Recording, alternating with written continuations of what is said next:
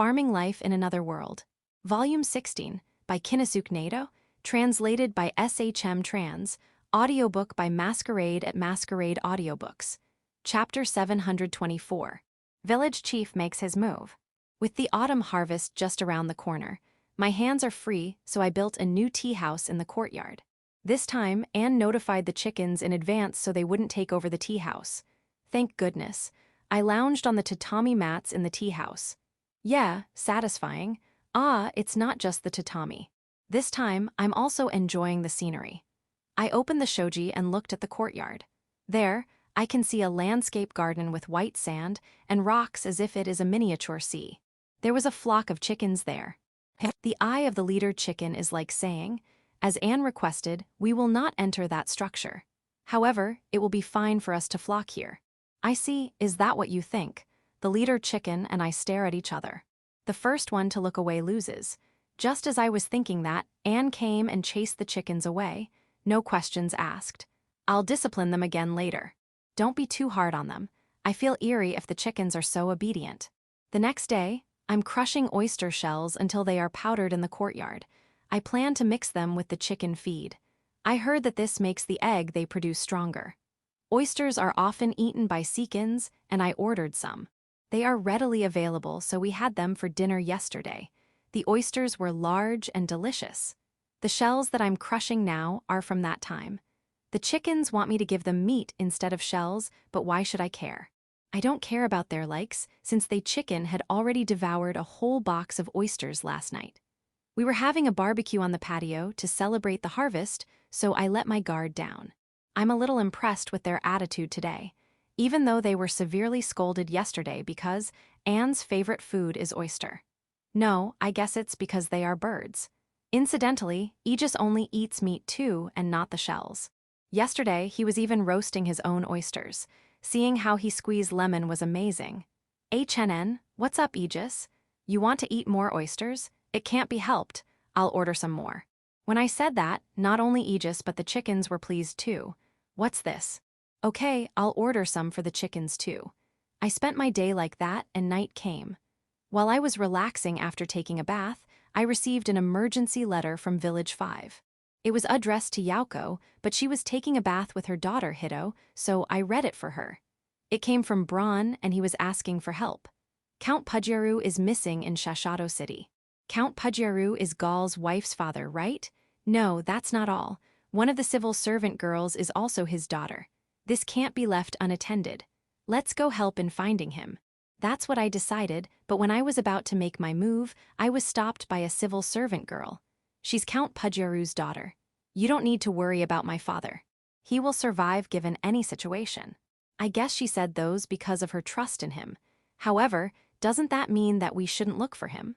I explained to her that I already knew the situation, so I had to go. It was night, but when I recruited comrades, the high elves and lizardmen agreed to join. Numbers are everything in terms of search. He'll be saved. HNN, Dorame and Doors too. I have to show my grandchildren and great-grandchildren my good points. It's a good opportunity to spread the taste of radish. No, what are you planning to do? We're going to leave because we're going to find a missing person. It's okay. If we come with you, things will be less troublesome. Is that so? Then, I ask for your help. Lou, Tyr, and Anne will help too, but it will take some time for them to prepare. That can't be helped because women need to be prepared when they go out. Let's go there first. Can I leave it to you to inform Yauko and gather information on the teleportation gate? Yes, please. When I left my mansion, the Kuros and the Spiderlings were already waiting for me. However, I can take you to Village 5, but I can't take you to Shashato City. If I do that, the Demon King and Beezle would be in trouble. No, wait. When it comes to searching for someone missing, the Kuros are necessary. They have good noses. Also, when it comes to searching the streets of Shashato City, the power of the Spiderlings can be relied on. Yeah, absolutely. They are helpers. I don't want to be too late because of hesitation. I'll apologize to the Demon King and Beezle later. I'm going to take the Kuros and the Spiderlings with me, but I'll do my best for them to not be seen by the residents. We arrived in Village 5 with no problem. It was out of my expectation when Fuda, who was in charge of the teleportation gate, asked me, where are you going to attack? As we approached the teleportation gate to Shashato City at the foot of Village 5, Gucci joined us. Gucci's first question was, where are you going to attack? I wondered if he discussed that joke with Fuda. Maybe they are making me feel better because I was looking more serious than usual. When I heard that someone was missing, I couldn't help but imagine something bad like a kidnapping or an accident. I only think of bad things. Let's try to be calmer. It's possible that he just went shopping nearby. Yeah. Gucci also said that he would help us and joined us. We encountered a problem at the teleportation gate at the foot of Village 5 and the teleportation gate in Shashato City. The Kuros and the Spiderlings were able to hide behind roofs and shadows in the city, but they couldn't hide when they had to go through the teleportation gate. Therefore, those guarding the teleportation gates and the users who saw the Kuros and the Spiderlings passed out. They're not that scary. I wish they wouldn't faint instantly. They'll definitely get angry later. It was a good thing that almost everyone fainted so there's no commotion, but it can still be considered a failure, so I had some of the high elves and lizardmen take care of the fainted ones. There's no time to reflect. We have to find Count Pudyaru. HNN? The Kuros and the Spiderlings asked to act independently. I don't mind, but do you know how Count Pudyaru looks or smells? You saw him in the movie before? Yeah, he was in that movie. As for smell, you're going to look for unusual or suspicious smells. Can you identify malicious smells? I see. All right then. I'll leave it for you to decide on your own in case of emergency. I will allow you to attack. The Kuros and Spiderlings won't run amok for no reason. I have that much trust in them. However, if you find the situation dangerous, don't hesitate to run away. If there's a chance that you'll get injured, don't push yourself too hard. I'm worried that you'll push yourselves too hard and get injured. It's important to find Count Pudyaru, but it's also important not to get hurt. The Kuros and Spiderlings nodded and started to move. They're fast. They seem to disappear into the darkness of the night. Ah, I have to move too.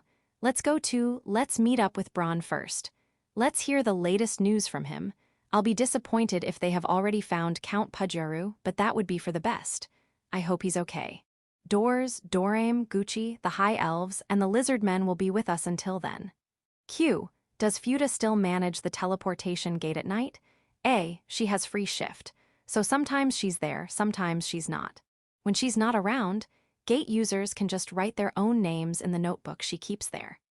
There's no need to worry about security even if she's not there because the Arachne Arako is on Big Tree Dungeon on Village 5 side. There are silver coins and other things on site. By the way, Fuda is helping the civil servants of Village 5 while managing the teleportation gate. Therefore, only those who know the existence of the teleportation gate can ask Fuda's help. Chapter 725. Found him right away. I was able to meet up with Braun immediately. Count Pudyaru's butler was with him, so he told me the latest information. Unfortunately, I didn't have to shrug my shoulders because he had been discovered, and there were too few clues. On top of that, it is possible that they have been moved to another place, using the teleportation gate. We have to expect the worst, but the Patriarch is not incompetent either. Especially when it comes to self-preservation, you can trust him in that aspect. He said he can be trusted in self-preservation. Even if it is kidnapping, he can negotiate with the kidnappers and stay safe. So that's what you mean. The others are already taking care of the other ends of the teleportation gates, so we only need to search around the city of Shashato. Thank you very much for your cooperation. Okay then, let's move now. Also, I don't think there's a point in acting together.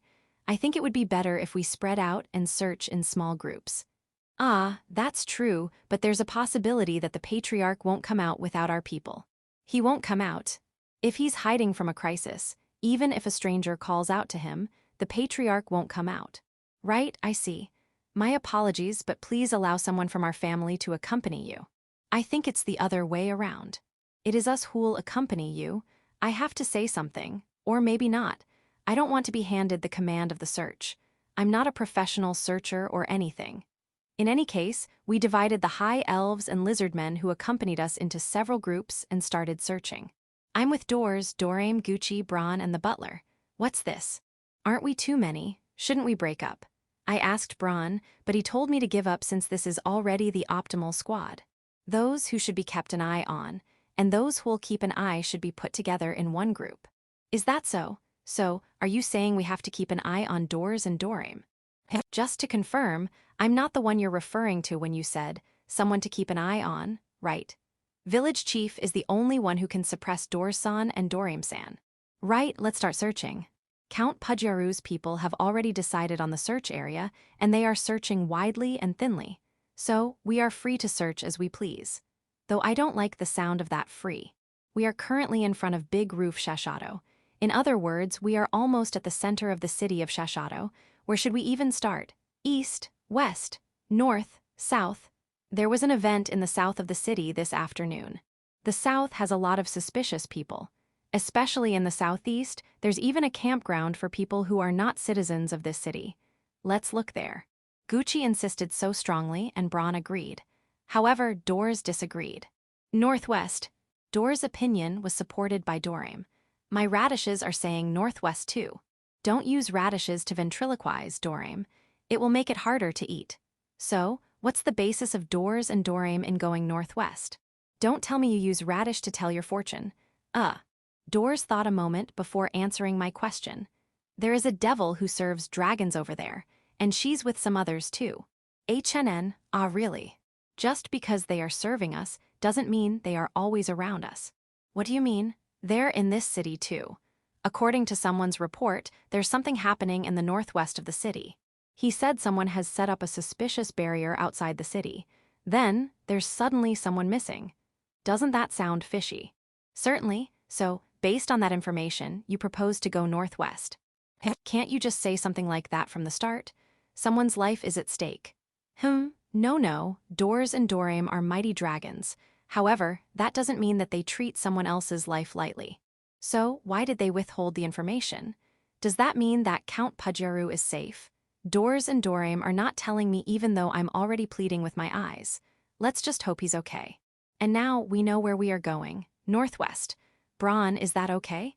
Good. Butler-san? Good. Gucci, why do you have the "it's the end of the world" look?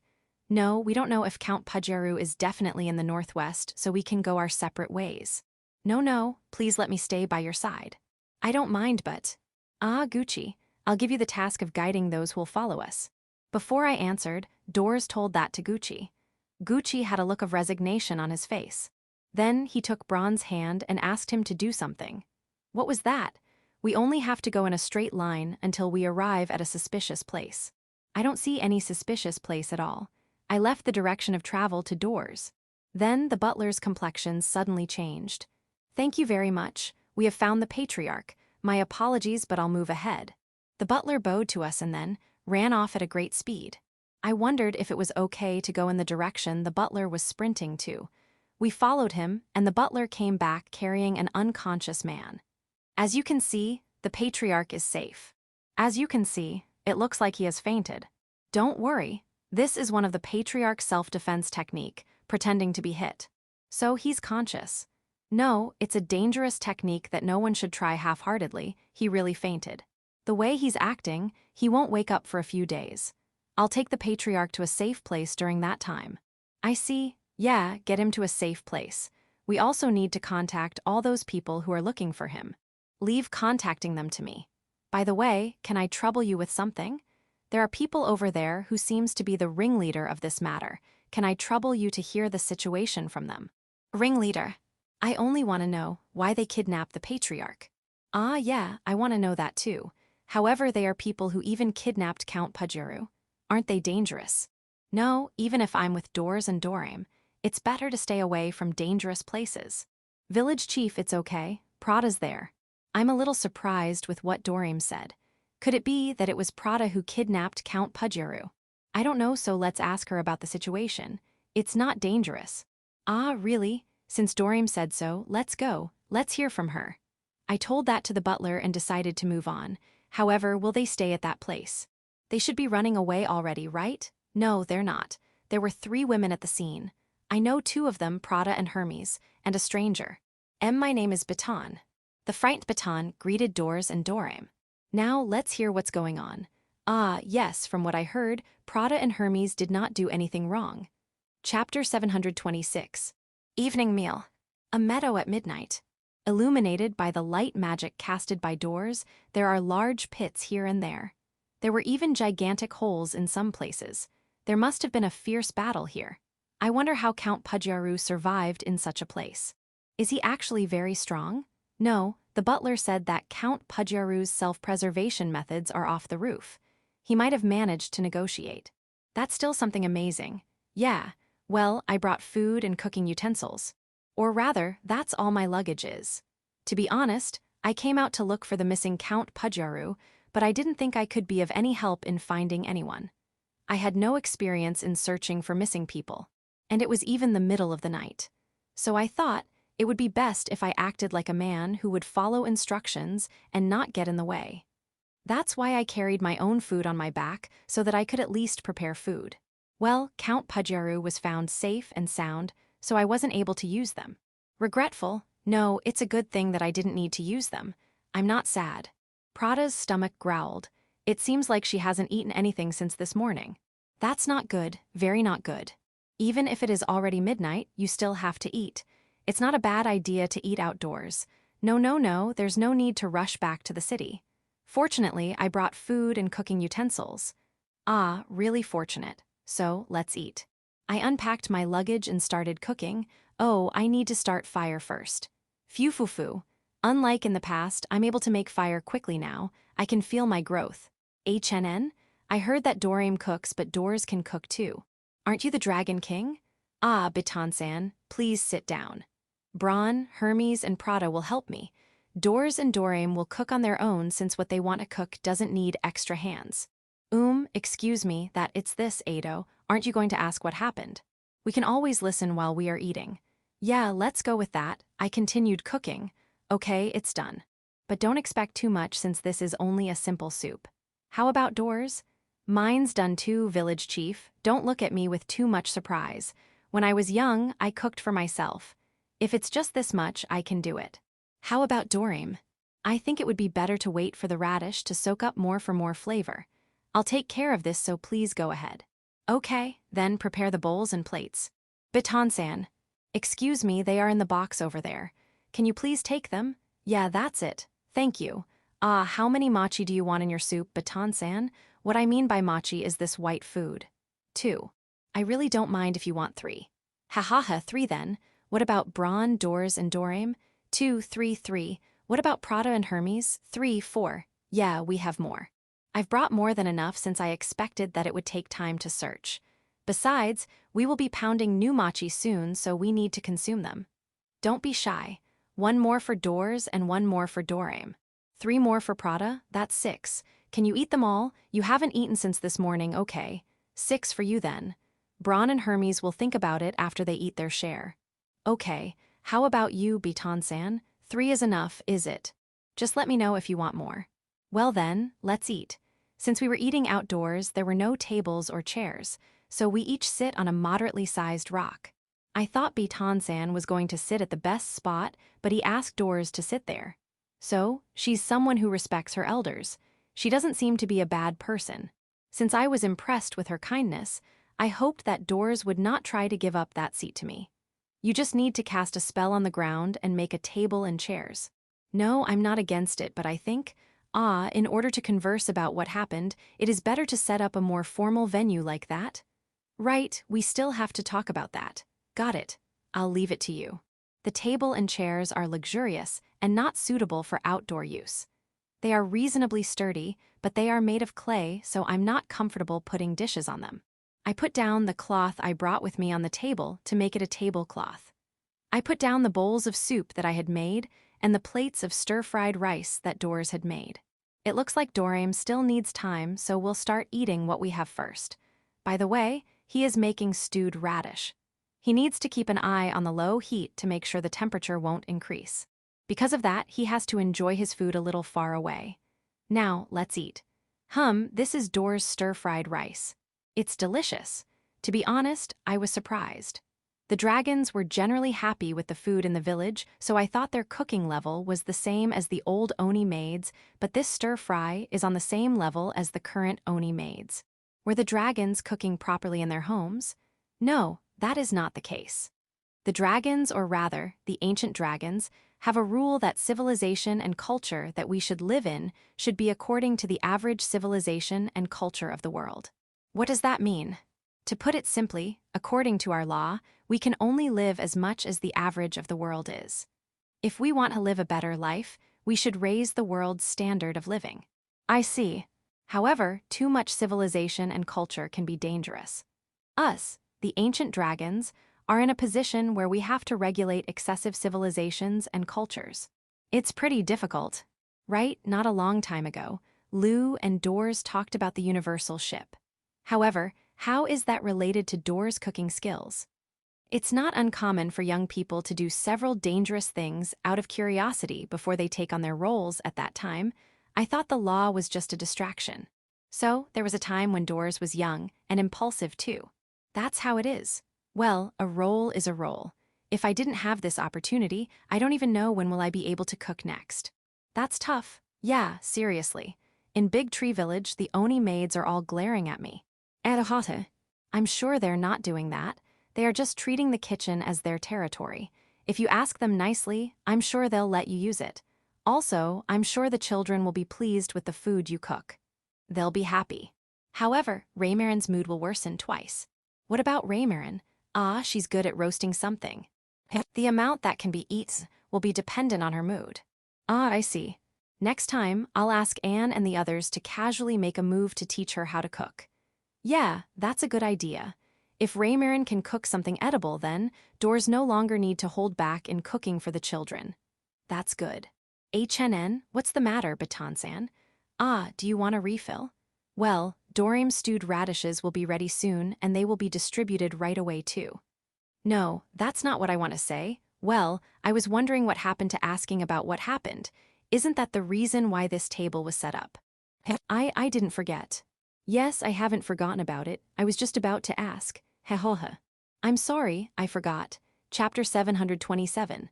She's the one who'll be hanged. While eating the stew radish, I asked Prada, Hermes, and Baton-san what had happened.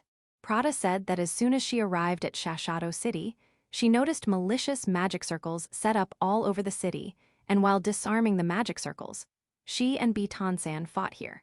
It was Baton who created those magic circles, Desu. Also, I reported this to Gucci-sama and even asked him for reinforcements. I think it was negligence on Gucci-sama's part that the reinforcements didn't arrive. All right. I'll talk to Gucci later. Thank you very much. Hermes came here to check the suspicious barrier here and found Prada and Baton-san fighting. She said that for some reason, she can't participate in the battle, so she brought Count Pudjaru as reinforcement to Prada. He was the closest one that seemed to be able to fight. I see. What prevented you from participating in the battle? It's a condition to be able to work for Versasama Desu. I see. Baton-san said that the magic circles she had set up in the city had been destroyed, so she fought with Prada because she's the one who destroyed them. When we were fighting here, one of them had brought a demon who introduced himself as Wadagang, so the battle was prolonged. I apologized if my clumsy barrier dirtied your eyes. Baton-san said that and bowed to Doors. For some reason, she's explaining to Doors while I'm the one who's asking questions. Well, Doors is the Dragon King. I guess Baton-san knows that. I don't really mind. However, why do Doors have to pass that to me? That's her testimony. And he also said that politely. Can you stop that? Look, Baton-san is looking at me with strange eyes. Now, to summarize the story. First of all, everything happened because of the magic circles in the city. In other words, it is Baton-san's fault. Yes, I think that's the correct judgment. Me too, Desu. Prada and Hermes raised their hands to agree. If someone is going to be hanged for this incident, it will be her. But this is not a majority vote situation. Doors asked Baton-san why she had set up the magic circles. For self-defense, more specifically to be able to protect my companions Desu. Prada strongly disagreed with Baton-san's testimony. She's lying. Those magic circles are very dangerous and will definitely harm others. They are certainly not for self-defense. Is that true, Baton-san? It is true that the life force of the person who stepped into the magic circle will be sucked, but at worst, that person will only feel fatigued. It is certainly dangerous if you stay on it for a long time. That's why I put a preventive measure for safety. It is not dangerous. She said it's not dangerous. There's no way that's true. If there was a safety measure, I would have noticed it. Theirs was no such thing in those magic circles. There's a discrepancy of testimonies here. I'm sure we will be able to find out the truth if we check out the magic circles. All the magic circles in Shashato City has been destroyed. Beitan-san seems to be able to sense if the magic circles still exist. In the absence of evidence, the two sides' claims remain contradictory. Well, personally speaking, you are already out of the game once you set up a dangerous magic circle, whether it has safety measures or not. How do those magic circles lead to self-defense or protecting your companions? From what I heard, they sound like offensive-type magic circles. The life force taken by those magic circles will be absorbed by me. I can use them as magical power. In other words, to power up yourself, yes. If I don't do that, I won't be able to beat them. Who are you going to fight? It's a bit long to explain. Summarize it as short as possible. I used to live in a human country and came to Shashato City with my friends. I, along with my companions, thought of living in Shashato City permanently, but we found out that the human county sent assassins to go after us. You are going to fight against assassins? Yes. I see, so that's your reason. However, I don't think that would justify setting up magic circles that would cause harm to others. By the way, although it was summarized, it was still troublesome because my conversation with Beitan-san is being mediated by doors. Fumu, by the way, Hermes. Yes, Hermes, you. While Beitan-san and I were talking, you seemed to want to say something, didn't you? Say it. And no, there's no way I do. I won't get angry, so go ahead and say it. The magic circles set up in Shashato City were incomplete, so I made some changes to them. I have a bad feeling about this. No, wait, it's still too early to panic. Trust Hermes, trust Hermes. So, what kind of changes did you make? There was something that blocks the circle's full strength, so I removed the blockage. My trust crumbles. So, this is what happened. Beitan-san set up magic circles with safety measures. The safety measures of those magic circles were deactivated by Hermes. Prada found the magic circles with the safety measures removed and panicked. This is how it happened. Neither Prada nor Beitan-san was wrong. Hey Hermes, Seiza. Seiza means sitting with your legs together? Yes, that's what Seiza is. Ado, so why did Hermes tamper with the magic circles? If you see something wrong and you can correct it with little effort, wouldn't you do it? I know how you feel, I know, but think a little before you act. Versa-sama often tells me that. Then start thinking, this case is terrible. I'll tell Versa so she can scold you properly. When I told that to Hermes, she looked so shocked. I feel sorry for her, but there's nothing I could do. Ah, she has taken Count Pajero out too. I will tell her that too.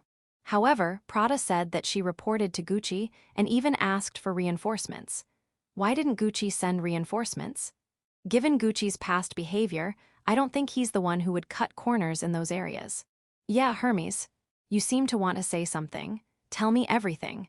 I think it will be more difficult if it is found out later. Yes, I'll cover up for you if I can. Aid, while I was fixing the magic circles, I encountered the people who seemed to be Gucci-san's subordinates. Don't tell me you kicked them out. No, they told me to back off, so I did. And you didn't even fight? Yes, fighting is forbidden. I see, so Gucci's reinforcements had come to Shashato City. However, if they haven't met Prada, shouldn't they search for her? Ano, may I give my opinion? Prada raised her hand with a reluctant look on her face. What is it? I think Gucci-sama's reinforcements thought that Hermes-san was the one who set up the magic circles. However, since Hermes-san backed down, they decided that she had no intention to fight, so they just destroyed the remaining magic circles, went home, and treated it as case closed. Okay, let's summarize it. Beitan-san set up a number of magic circles. Hermes fixes those circles and Prada went around to destroy them. When Beitan-san noticed that the magic circles were being broken one after another, she took out Prada to fight. Hermes continues to fix magic circles. Gucci's reinforcements stop Hermes and destroy all the magic circles. Gucci's reinforcements leave, but the battle between Beitan-san and Prada is still ongoing. After that, Hermes noticed the battle between Beitan-san and Prada and took Count Pajero out to join the battle. Is this how it went? Yeah, it seems to be consistent now. Good, good, good. By the way, Hermes, could you hold up a stone about the size of a rice bale? Yes, while in Seiza. Don't worry, I'm not mad. Chapter 728. Conquer Ploy. After hearing what happened and punishing Hermes, we shouldn't think that this is the end of it. First, what happened to the dangerous circles in the city? All have been destroyed. According to Batansan, I don't think she would dare lie to Doors, so it's safe to believe her. The question that remains is the cause of Batansan's desire for power. Assassins dispatched by a human country. They are likely to target Batansan and her friends, so we need to deal with this issue as soon as possible. Ado, what should we do? Talk to the police. Is there a police force or similar organization in Shashato City? I don't remember hearing about it. And if there were such an organization, it would have been in action when Count Pudjaru went missing. I didn't see any sign of such an organization. In other words, there's no such organization. I'm sure of that, but let's ask Braun to make sure. Aid, the regular army of the kingdom is in charge of things like that. I see. As expected of Braun. It's good that they taught you well in the academy, no? You didn't learn that from the academy since you started teaching soon after you enrolled. Okay. However, the regular army stationed in Shashato City were all dispatched to stand as guards during the event this morning, so it is impossible for them to move right now. By the way, there are around 500 of them. I don't know if 500 is a lot or too little for an army, but considering the size of this city, it should be too little. What would they do if monsters or demon beasts attack the city? The city's defense doesn't only rely on the army, but also on the city's merchant guild and adventurers guild. With their help, there should be around 5,000 defenders. I see. And if the enemy comes from the sea? Since it's a commercial area with humans, it is unlikely to be directly attacked. In the event of an invasion from another country, most of the city would be vacated and most would be holed up at the edge of the port. In an event like that, the city's merchant guild and adventurers guild won't get involved, but the Seekins will cooperate. Then, we will wait for the reinforcements that will come from the royal capital. Since the teleportation gates have been built, that plan should be undergoing a revision. I will look into it. No, it's just a small question. You don't have to look into it. However, I didn't know that there was a fort in the city of Shashato. It's part of the harbor, but it's at the place furthest from the center of the city. Why build in such a place? If it were closer to the city, civilians might get involved in the battle. Ah, so you mean it's a place far from any dangerous facility. That's good, but I digress. Let's get back to the topic. Even if the army can't move immediately, we should consult them. Fortunately, I have connection with Governor Ifris of Shashato City. Thanks to Mio. Ah no, there's something fast coming that way. HNN. Braun says as he points in the direction of the city. I looked in the direction Braun was looking. It was night, so we could only see light from the city in the distance. Is there something there? Oh, the city light is flashing on and off. Or not. The city light is not flashing, but something crossed in front of the city lights. What was it? It's getting closer to us. Something entered the range of Door's magic light, and I finally saw what it was. It was the Demon King's group riding a flying carpet. I was surprised as to why the Demon King has come here, but I have to confirm something first. That flying carpet belongs to our village, right? After it dropped off the Demon King's group, it tackled and curled up to me. Well, even if it did not, I could tell given the pattern of the carpet. What, are you mad at me? No, it's true that I left you behind. However, you were working as a rocking carpet for the little kids. I can't ask you to throw them out and come with me. Besides, you couldn't throw them out either, could you? Yeah, you understand? Good. All right, let's make up. Now then, the Demon King's group. Riding the flying carpet were the Demon King, Beazle, Glatz, and who? The Demon King and the 4 Heavenly Kings all came together. No, ha. The information we got is kind of complicated, so we judged that it would be faster if we come to the place ourselves. According to the Demon King, Glatz, who was in the village, found out what I did and rushed to report to the Demon King. I wonder why he went to report. Perhaps the disappearance of Count Pudjaru was a bigger deal for the kingdom than I expected. To think that it must be reported to the Demon King as soon as he heard it. Well, it is certainly so. It's a missing person after all. It can't be helped. After receiving the report, the Demon King tried to confirm the situation, but the information was so mixed up that he decided to go himself. He brought the 4 Heavenly Kings with him and came here, so that's how it was. As you probably know, Count Pudyaru has already been found. The butler said he was safe and sound, but you better check later just to make sure. Yeah, of course. And you came at a good time. Actually, there's something I wanted to discuss with you. Oh, you don't have to be so defensive. In fact, there are people who are being targeted by assassins from human kingdoms here. I think it would be better if Baton-san explained this to you rather than me. Would you please listen to what she has to say? Yeah, her. Not the one on Seiza while holding a stone, but the one near doors. So, Beazle, you got a minute? Yeah. No, I just wanted to ask you something that's been bothering me personally, so please refrain from getting down on your knees. And why are you even acting like that? There's no need to. Stand up, stand up. I was wondering about something you guys have. Everyone who came with the Demon King on the flying carpet was carrying banners. Those are the flags of Big Tree Village, right? The ones we used during the parade. Why do you have those? To be identified as allies. Identified? We were told you led a pack of inferno wolves. So, it was for the Kuros and the Spiderlings. You don't need to bring those since I'm sure everyone recognizes you. Ha ha ha, just in case. I see, this cautiousness must be a quality of those who stand at the top. I must learn from them. HNN? Following the Demon King's group, another group seems to have arrived. Who could they be? It's Alfred. Ah, it's been a while. How are you, Ursa too?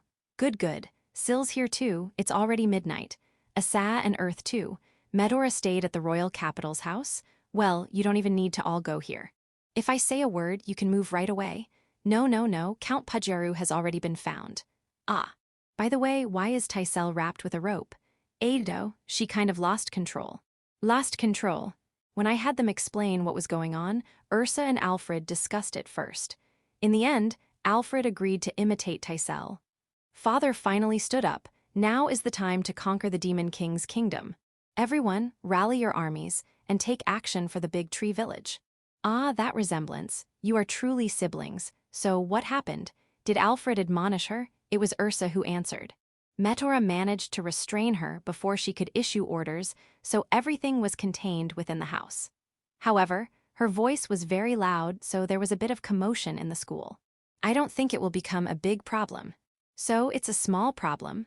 Well, I don't think we should joke around about conquering the kingdom within the Demon King's kingdom. I'll scold her. Also, I should apologize to the Demon King and the principal. I don't want Tysell to be bullied because of this. Yeah, Tysell, is there something you want to say? I was working with the Conquer ploy with Uncle Beazle, Uncle Glatz, Uncle Randon, and Huonison. We even had the approval of Uncle Demon King. Metora told me to never make a move until I had a direct order from you. I'll tell the Demon King that if they're going to play along with children's games, they should make sure that they'll notice that it's only a joke. Yeah, let's give Metora something. Sorry for the trouble. Chapter 729. Attire. The conversation between the Demon King and Baton-san is over. When I asked what had been done to counter the assassins who were targeting Baton-san and her friends, I was informed that it had already been taken care of. Done already? The secret information about the spies brought to us by Village Chief was helpful. Secret information from me. Ah, the information that Claudine, who loves ramen, gave to the Ramen Queen. The Ramen Queen gave that information to me, but I'm not the one who should handle it, so I gave it to Beazle. It must have been by Beazle to the Demon King. Incidentally, Beazle refused to receive that information first. So I had no choice but to ask my daughter and Beazle's granddaughter, Freysia, to give it to him for me. Beazle, who had clearly refused me, wasn't able to refuse his granddaughter. Well, Frau scolded me for being too harsh, but that's another story. There's a lot of information there that we didn't know about, so we immediately investigate. Since the main purpose of the spies is to gather information, the Demon King's kingdom did not immediately arrest them even if they were found to be spies, but let them swim around instead. This was done to inform the human countries about the situation of the kingdom and to deepen their understanding about them. It's better to have a certain amount of information than to be totally hidden so it's understandable. So there was no need to be upset if there were spies who they weren't able to find out. However, there was a problem, or rather, a reason why Beazle refused to receive it. The information contained the name of a person of a certain rank in the Demon King's kingdom. Even if it was for the purpose of gaining a better understanding of the situation of the kingdom, they shouldn't give them information on everything. For example, the exact size and deployment of the army and the amount of food produced and stockpiled in each city. Information that could affect the war situation must be hidden. Therefore, they rush to arrest the spy after a proper investigation and evidence has been gathered to confirm that the person is indeed a spy. The Demon King's kingdom is very thorough in this regard. I'm impressed. The problem is what happens after a person of a certain rank is arrested. The absence of a person of a certain rank due to arrest is not without problems. A substitute must be chosen immediately. However, a good position requires competence, and there are benefits and honors associated with it. The factions and turf of the nobles are also involved, and the selection of a substitute will take time. And since the work can't be stopped while there's no substitute yet, talents are dispatched from the royal capital. It would be meaningless if the people dispatched caused problems, so only the best are selected and dispatched. This means that the number of talented people in the royal capital will temporarily decrease. In addition, factional strife among nobles will intensify. The Demon King, the 4 heavenly kings, and the other ministers would be the ones to suffer because of that. Beazle wanted no part of it, so he pretended to have never seen that information. Is that attitude okay for a member of the 4 heavenly kings? The information you brought us was mainly about Village 5 and Shashado City, but there was also information about those who are spying in a wide area. It temporarily affected the operation of the state, but it was manageable. So you overcame it. Yes, we did. However, it was thanks to Tysel, Gaul, Syl, and Bron. Issa and Earth were good help too. Is that why they went along with Tysel's play? Yeah, you can say that. When we caught up with some of the spies we didn't know of, we were able to get some new information. Among them was information about assassins sent from a human country. And as expected, we secured them even before we could get any proof, so there shouldn't be any problem now. I see. So that means we don't have to worry about Bitan-san and her friends. Good. Well, that also means that what Bitan-san did was a total waste of time. If she doesn't mind, then it's good. By the way, is Village Chief not interested in the position of Demon King? What's the matter with you? No, I'm not interested. That sounds like a lot of work. I think you're doing a good job. I praised, but for some reason, he looked lonely. Why? In any case, the missing Count Pudjaru has caused a stir in the kingdom due to the information from a spy they don't know of. Once again, the Demon King will be swimming in a sea of troubles. There's some leftover food. Dorim's radish is delicious. Thanks for that, but before that, if you could. What? Could you do something about that? Are. The Demon King looks at Shashado City. Is someone coming? The Kuros and Spiderlings. The Kuros and Spiderlings are running towards us. I recognize them in the dark, even from a distance, because the Kuros are in their 3 meters form. I wonder why they made themselves big like that. Then, I found out why. The Kuros had someone on their backs. The Kuros caught some people. They must transform to that size to be able to carry someone as big as a human. It's great that they were tied by the Spiderlings and didn't drag them along. So, who are those people? They all look like they passed out, don't they? Fumu. They were people who were rampaging or acting suspiciously in Shashado City. So you caught them, I see. Well done. Let's pat them on their heads. Release them. Let's hand them over to the Demon King. Good. Given your tone, it means you're going to let them go right away, right? HNN. I think I heard Lu's voice, but where is she? Is she behind the Kuros?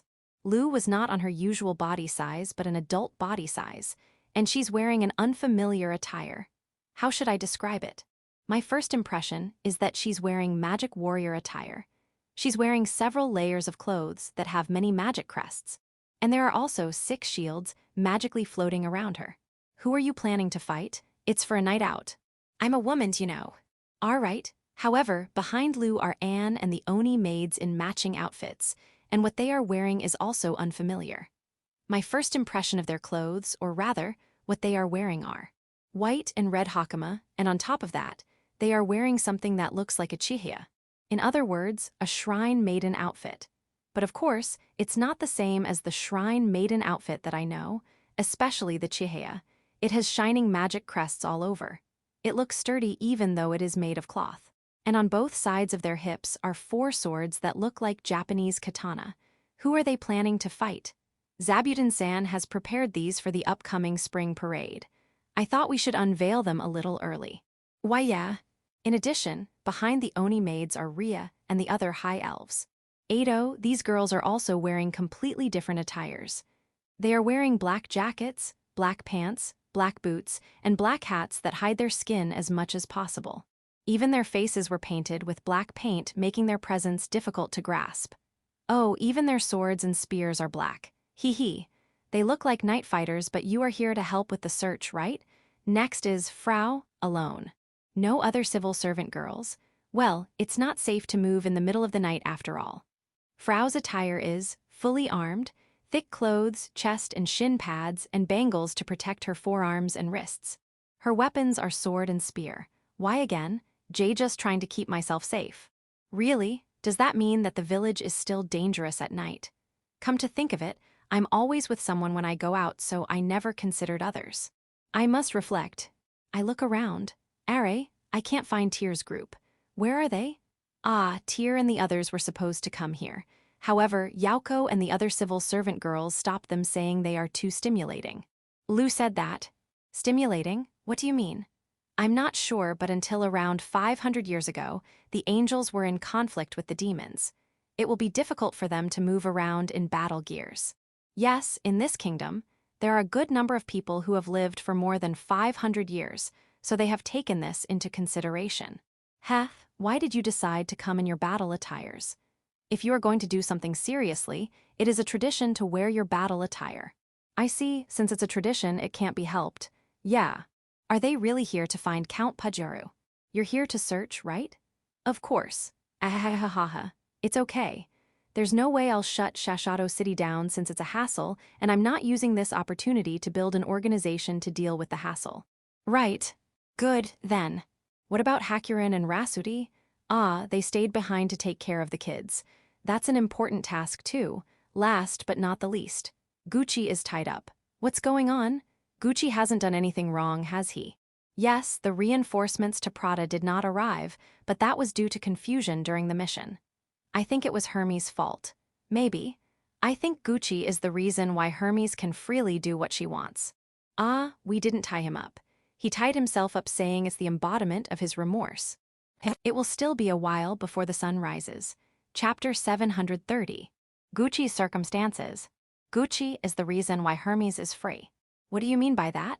It's true that Hermes is Versa's maid and is with her most of the time, but it's not like she can't leave Versa. After all, Versa is a hikikomori. Therefore, Hermes sometimes goes alone when shopping to replenish their daily necessities. This has not changed even after Versa came to live in Big Tree Village and Village 5. Is it possible that there was a contract between Versa and Hermes I don't know about and Gucci broke it? Ah, no, it's not that complicated. Gucci started his explanation. It all started with the ruins of a city north of Shashato City. It involved an explosion that occurred at the ruins of that city that they had previously tried to use for filming. Gucci had hidden a large number of books and videos in the ruins. There is no doubt that the contents of the books and videos are something that Versa would enjoy. Gucci hid them because of the mischievousness of his youth. To be exact, he wanted to keep them in the dark.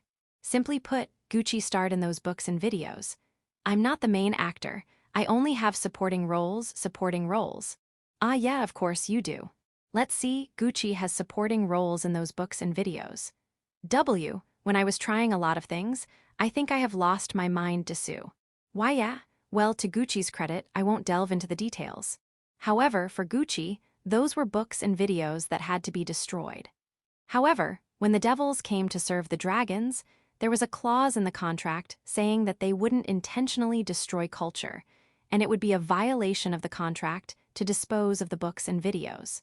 I asked them over and over again, but all they said is no. He said that the contract is quite important to the devils and they can't and won't break it. So, he has no choice but to hide the books and videos and forget about them. And then, boom, the explosion occurred. Most of the books and videos were burned in the explosion, but unfortunately, a good number of books and videos remained unburned. After retrieving them, Gucci tried to hide them again. However, he had no idea where to hide them. The safest place he could think of is Big Tree Village, but because of Versa, Such books and videos were forbidden to be brought in. Village 5 and Shashado City have high populations, so he would need to keep a watchful eye on them all the time to feel at ease. Dragon-related facilities are out of the question. They are full of people who have too much time on their hands. They will jump at anything new no matter what it is. Furthermore, there are also devils who are like-minded to Versa. It's not even worth considering. In the forest and in the dungeon, adventurers may come. Adventurers are nuisances who will come to any dangerous place, even thinking that every dangerous place has treasures hidden. Threatening them will have the opposite effect, and only in 100 years will their threat be forgotten. Where should he hide it then? The best place to hide a tree is in the forest. Then, if you want to hide such books and videos, put them in a place that keeps them. There's no place like that. No, wait, there is, right, Versa's house. I've never been there, but village chief told me what the house looked like. If he throws it in there, no one will find them. The question now is, will the owner Versa notice them? He changed the way he thinks. His purpose is to keep those books and videos from being seen by an unspecified number of people. As distasteful as it is, he had already assumed that Versa would find them. No, if they are with Versa, those things will be never seen by the public again. If he finds something similar in the future, he can rest easy knowing that everything he needs to hide is in Versa's repository. With these conditions, Gucci handed the books and videos to Versa. This should have been the end of the story, but Gucci had overlooked something. He had overlooked the existence of a maid named Hermes. Hermes is Versa's maid. Is it out of loyalty? No, it is because they are like-minded people who are in love with Versa's works. In other words, Hermes was also interested in the books and images that Gucci gave Versa. However, Versa must fulfill the condition Gucci had set. Versa and Hermes quarreled because of that. Result: Hermes left Versa's side and went to Shashado City to play. Gucci was pleased when he heard it from Versa. He thought he made the right decision. As for the fight between Versa and Hermes, he can only feel sorry for them. However, he planned to intervene when the time was right. According to Versa, fights between her and Hermes were not uncommon. They fight about once every 100 years or so. Sometimes, they make up in half a day, other times, they won't be seeing each other for several years. There is a little chance that they will continue to quarrel. Versa was confident that she would come back once her new work was completed.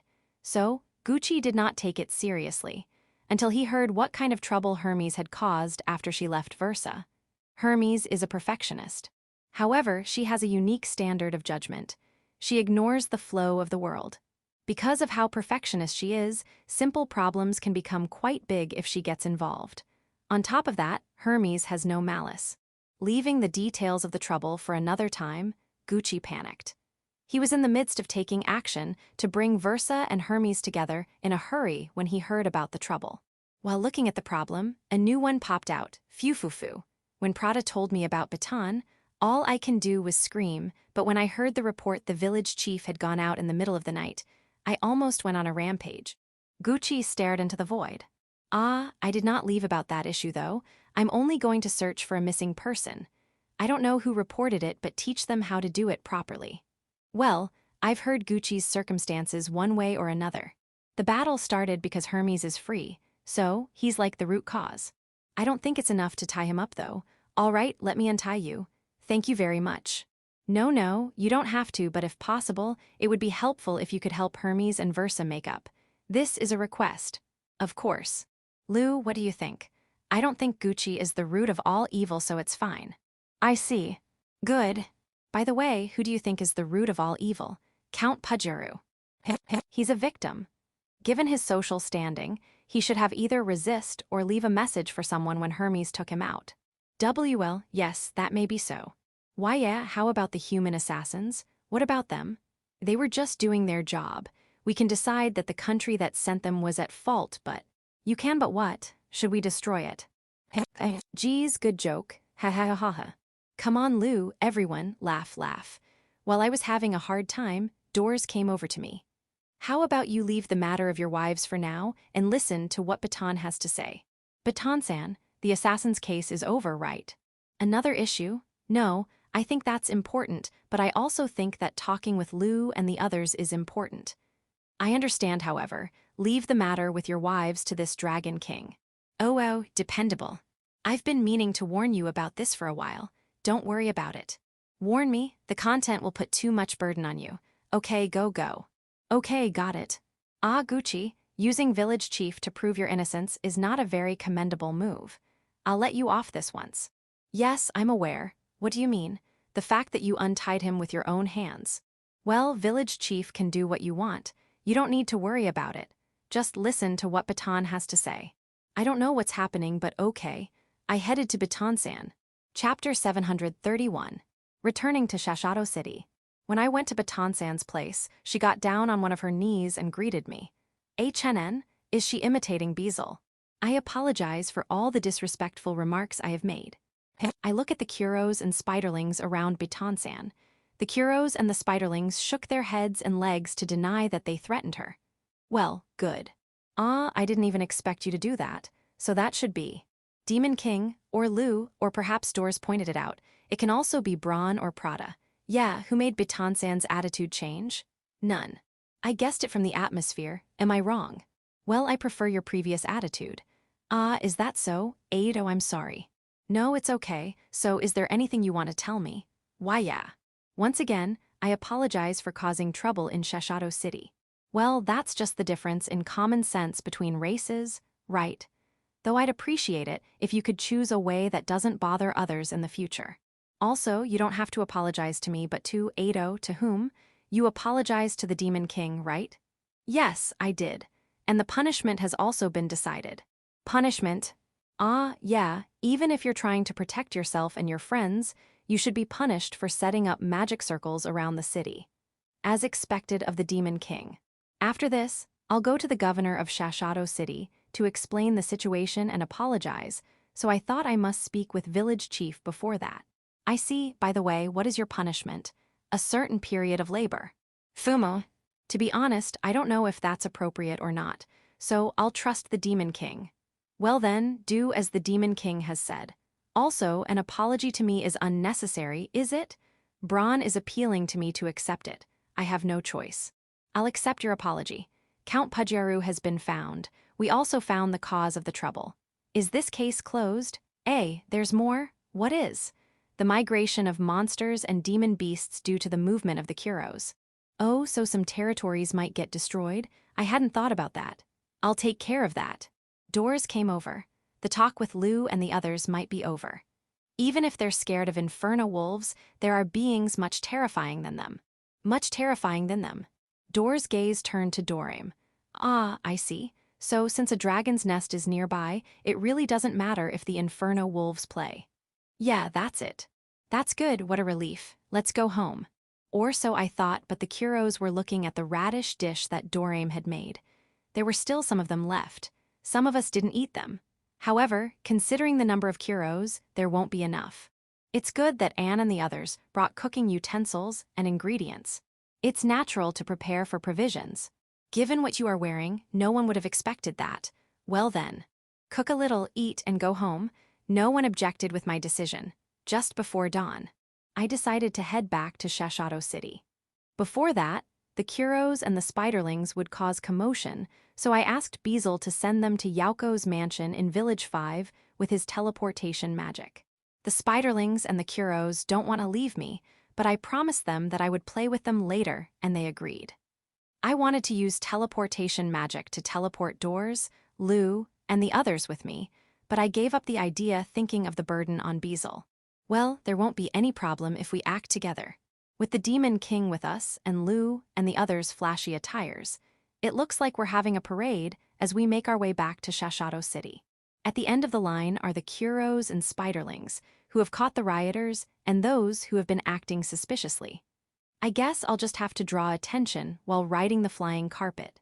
But the Demon King is with us, which means no one should even bother looking at us, right? I believe in you. Then, there was Mio and Governor Ifris, who were waiting for us at a place where they decide if a visitor may or may not enter Shashato City even though it was not even dawn. When Mio saw us, for some reason, she started exchanging signs with the Demon King. What's that? Baseball sign? I don't think we need a send-off bunt or something like that given our situation. the Demon King is also refusing to know. Is that a sign for a no-no? Even an amateur like me can read signs, you know. It was a confirmation of what Governor Ifris must do. It's not a send-off bunt. Mio told me so. Was it related to the words and behavior of Governor Ifris? Can't he just act the usual? Ah, the way he behaves before the Demon King is different. You don't need to mind them. Let's just follow what Mio said and not mind them. The Demon King talked with Governor Ifris along with Bitan-san. Randon and Glatz are taking care of the delivery of those who were acting suspiciously, and those who were causing commotion that were caught by the Kuros and Spiderlings. Mio seems to be scolding Taisel. Did Taisel do something wrong? The information is accurate. Be cautious with your action. I understand what Mio is saying. That's why it hits me too. I started acting immediately because life was at stake. I'll try to be more careful. In this case, what should I have done? When I was distressed, I was consoled by Dorame. Village chief doesn't need to be troubled. You should do as you please. If it becomes a problem, those around you just need to work a little harder. I tried to imitate the words of that angel Ruintia. Did I do a good job? Kind of similar, but thanks. What's that? That's not a bunch of strangers. They are familiar faces. They are members of a merchant group. Jaro, the leader of the merchant group, is there too. Yeah, it's them. They are members of the Jaro merchant group. Since they are here, were they helping in finding Count Pajaro? You were looking for someone but not Count Pajaro? Then, who? Their objective was Bitan-san. We were looking for her because she didn't come back last night. She's a member of our group after all. I see. Bitan-san is a member of the Joro merchant group. That means the people Bitan-san wanted to protect were the Joro merchant group? I didn't know. Ah, Bitan-san starts to panic when she sees the members of the merchant group. Did she not tell them that she's a devil? Looks like it, I understand. I won't say anything strange, even about this commotion. I'll check later to see how much I can tell them. Chapter 732. Degrouping in Marla 1. The night dawned. I've been up all night. However, the discussion between the Demon King, Mio, and Governor Ifris, which is taking place at Marla in Big Roof Shashato, is yet to end. I thought of going home first, but I'll just receive a report about this later, so I'd rather wait. I have some questions to ask too. However, not all of us want to see the conclusion. Like Gucci, Prada, and Hermes, they left immediately saying they had their own things they had to attend to. They told me that I'm free to call them whenever I need them. And how do I call them up? Do I call them by making a Guerande scale mirror like what I did some time ago? No, Gucci strongly prohibited me from doing it again. Well, I'll leave the calling them to Doors and Dorame. Bitan-san, together with the members of the Joro merchant group, who came to pick her up, went to the administrative building of Shashato City for explanation, and it will be before Governor Ifris himself. Governor Ifris is here, though. Why do they even need to go there? After explaining the situation, they would apologize to Governor Ifris there. Oh, so there's a person who's in charge of formality there, and they'll meet him first. However, is that person in charge of formality working at this hour? Already waiting at the entrance. Well, I guess that you have to explain your circumstances as soon as possible to make a good impression, but if you overdo it, it will have the opposite effect. Don't overdo it. Governor Ifris and Mio wrote something on a wooden board and handed it to Bitan-san. I hope it won't be something harsher than the Demon King's punishment. Alfred, Ursa, and Taisel returned to the academy. They still have to attend classes. Naturally, they are scheduled to return to the village during school vacation, so let's talk again when the time comes. Beazle sent the children back using his teleportation magic. I apologize even though you're already tired. And thank you. When Beazle came back using his teleportation magic, he returned to the royal castle in the royal capital together with Randon, Glatz, and Hu. Of course, he used his teleportation magic again. Good luck with your work. However, is it okay for you to leave the Demon King behind? Well, there are teleportation gates, so I guess he can go back alone. Next, Braun. It seems like he has a job of picking up someone after this, so he decides to head to the inn to get some sleep. Sorry for keeping you until morning. Also, half of the high elves and all of the lizard men had returned to the village using the teleportation gate. A good number of people have come out of the village. Considering the work we have to do today, I hope everyone can go back early and get some rest. You need to rest, you can work later. Like me, Doors and Dorame, Anne and the Oni maids, did not return to the village and started doing their thing. They are now equipped with aprons and are using Marla's equipment to cook. What they are cooking is not breakfast. We already ate before coming to Shashado City. It must be some kind of nuisance fee for renting this place. Ah, of course, we got permission from Marcos, the acting manager, before renting this place. I mean, Marcos is cooking with us, but is this okay? It's a study session. Ah, so what they are making is your new curry. I see. By the way, the new curry they are making is a radish curry with radish as the main ingredient. Oh, it's not just a curry with radish. It's a dry curry, which means it is cooked without water. Since no water is used, all its liquid comes from the vegetables, but this causes the main ingredient, radish, to fall apart. However, if you cook radish separately, the radish will not soak up and won't have that much flavor. This is a dish that takes a lot of skill, which Anne and her team can do. Dorame, why are you calling Anne teacher? Door's expression looks kind of funny. Also, it takes time to cook waterless, right? No, I don't mind, but you guys are up all night too. Doors and Dorame are dragons, so they can probably handle staying up all night for a day or two, but Anne and the other Oni maids are, you're fine too. You can even go 7 days straight if necessary. Oh, don't work too hard, though I'm not the one to say that since I stayed up all night too. Let's get a good night's sleep later. The rest stayed around as my guards. The high elves are hiding, so it looks like there's only me and Lou here. It's like we're on a date. What is it, flying carpet? Why are you between me and Lou? I can't see Lou's face. You shouldn't interrupt our date. It doesn't look like a date because Lou is armed. It looks like I'm being interrogated. Ha ha ha ha ha. Lou, go borrow the employees' waiting room and get changed. Also, the katana-like swords of the Oni maids with you. They put them on the desk because it's in the way of cooking, but that's dangerous. Chapter 733. Degrouping in Marla 2. Late afternoon, the dry radish curry is ready, delicious. However, considering the production time and material cost, it seems difficult to sell them to the general public regular customers. It will take time and effort in cutting the ingredients, but cooking itself is not difficult. Marcos looks disappointed. You can just make it a special pre-order curry. A plate of curry can be sold for 20 big copper coins or even a silver coin. You'll profit with that, right?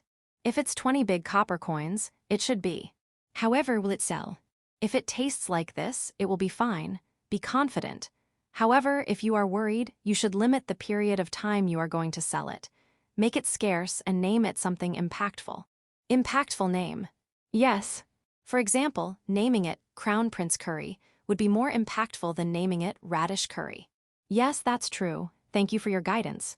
Doors was surprised with what Dorame said to Marcos. Dorame, how did you know the prices? No, how did you even become familiar with business? Father, I won't stay a child forever. I know how. He studied because he wanted to talk about the sales and prices of radish.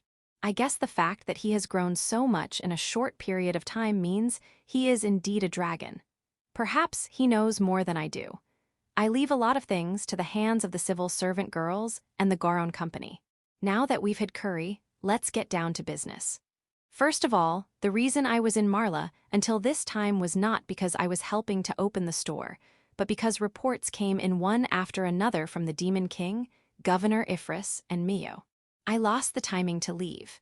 It was long past the opening time, and Marla's customers were arriving one after another, but we were in an isolated area for nobles and other important people, so there was no problem.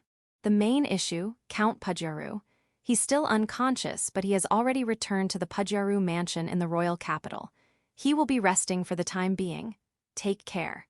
According to Beton, Prada, and Hermes, Count Pudjaru was able to fight quite well. I can't imagine it given how he looks, but from what I've heard, he doesn't seem to be the type of person who would willingly put himself in a fight. I wanted to ask him why did he accompanied Hermes to fight, but it would take time before he could answer. That's because it's like a noble's mission, or rather, demon's instinct. However, the Demon King answered my question. The current nobles of the kingdom are mostly blood relatives of those who played an active role in the war against devils a long time ago. The long time ago he was talking about is 2,000 years ago. There are many citizens who say that the nobles of the Demon King's kingdom exist to prevent the tyranny of devils. Count Pudjaru is one of them. Once you tell him the opponent is a devil, he will not hesitate to go to battle. Is that so? Yes, well, there are some who don't care. Also, Count Pudjaru can fight reasonably well in an individual battle. I had a chance to fight him once before I became the Demon King, and I admire his fighting skills. Hehe. Of course I won. I don't doubt that. However, is it all right to just jump out to battle even though he was invited by a devil Hermes? Of course, he knows that the devils today are mostly quiet. Perhaps she said that there was a dangerous devil when she called him. I see. The second main issue is Baitan-san's punishment. The punishment that the Demon King will give Baitan-san is labor. I wondered what kind of labor it would be, but it seems like she will be a vendor in the bleachers at a baseball game in Shashato City. Won't she feel offended with just doing that kind of labor? It's okay. Why? She's been a regular vendor. The Joro Merchant Group allowed its members to earn individual funds for their stay in Shashato City. The merchant group would pay for lodging and food, but if they want luxury items like alcohol and others, they are on their own. Also, the cost of their food is minimal, so it's impossible for them to eat at Marla every meal. If they go to Village 5, they will surely visit Ramen Street too. It costs a lot of money to have fun in both Shashato City and Village 5. Because of that, their members work in various places, and Baitan-san has always been working as a vendor at baseball games. For now, we decided to pay her half her regular wage. If it's free, her willingness to work will decrease, and that's not a good thing. She'll also be troubled in her daily life. Her deducted wage will be paid to Shashato City. The Demon King consulted with Governor Ifris about until when her punishment would end. If the frequency of baseball games remains the same, she will have to do it for the next 5 years. 5 years? Isn't that too long? Well, it's not like there's a baseball game every day. It is only held every 5 days, so I think that's a very reasonable period of time. If you put it that way, I guess so. As I agreed, Mio joined in. However, if it's only that, I think the punishment is too lenient. It's too lenient? Yeah, so I came up with an additional punishment. Mio was carrying a vendor's costume. It has a pretty cute design. Vendor's costume has been under consideration for some time, and this is a prototype from the clothing store we commissioned in Shashato City. It wasn't bad, but some of the older people think this is too much, which put an end to it. However, it would be a waste to just dispose of them. In other words, you want Baitan-san to be the model as you sell it. If that would satisfy the Punisher, there shouldn't be any problem. Probably. Main subject number 3, Gucci and Baitan-san's relationship. I asked Prada, who had finished her business and returned to eat. They were fighting over a difference in policy. Policy? The dragons asked us to be their vassals, and we were trying to decide to follow or oppose them. Gucci-sama was the representative of those who were in favor of being their vassals, and Baitan was the representative of the opposition. Since the vassalage proposal was made out of concern of the future of the whole devil race, Gucci-sama's faction is on the right side. In other words, Gucci, along with those in favor, fights against Baitan-san, along with those who oppose. Well, that's not quite right. Gucci-sama and his men formed a group and beat up the opposing devils one by one. Those who oppose are basically the type of people who don't want to follow anyone or be told what to do, so they're not a group of people. I also thought it was the most rational thing to do. You are worthy of being called devils. However, Baitan was tough, and she and Gucci-sama's group fought in a fierce battle, but I came along to her side. Aren't you part of the group? At that time, I didn't really care whether we became the dragon's vassals or not. Baitan was saying something a little extreme, so I backstabbed her. I thought I couldn't just leave her be. And thanks to me, Gucci-sama was not only able to stop Baitan, he also sealed her. I think this is something that they should be grateful to me for. You can discuss that matter among yourselves. Doesn't that mean that Baitan-san has more grudge against Prada than Gucci? I'm sure she does. However, the other party doesn't seem to want revenge. I guess she has more important things in the present that weigh more than her old grudge. I envy her a little. Baitan-san's important thing, the Joro Merchant Group. I don't know when she had escaped from her seal, but she hasn't regained her power yet. I also don't know why she would use magic circles to get a part of her power back, but I guess she felt desperate.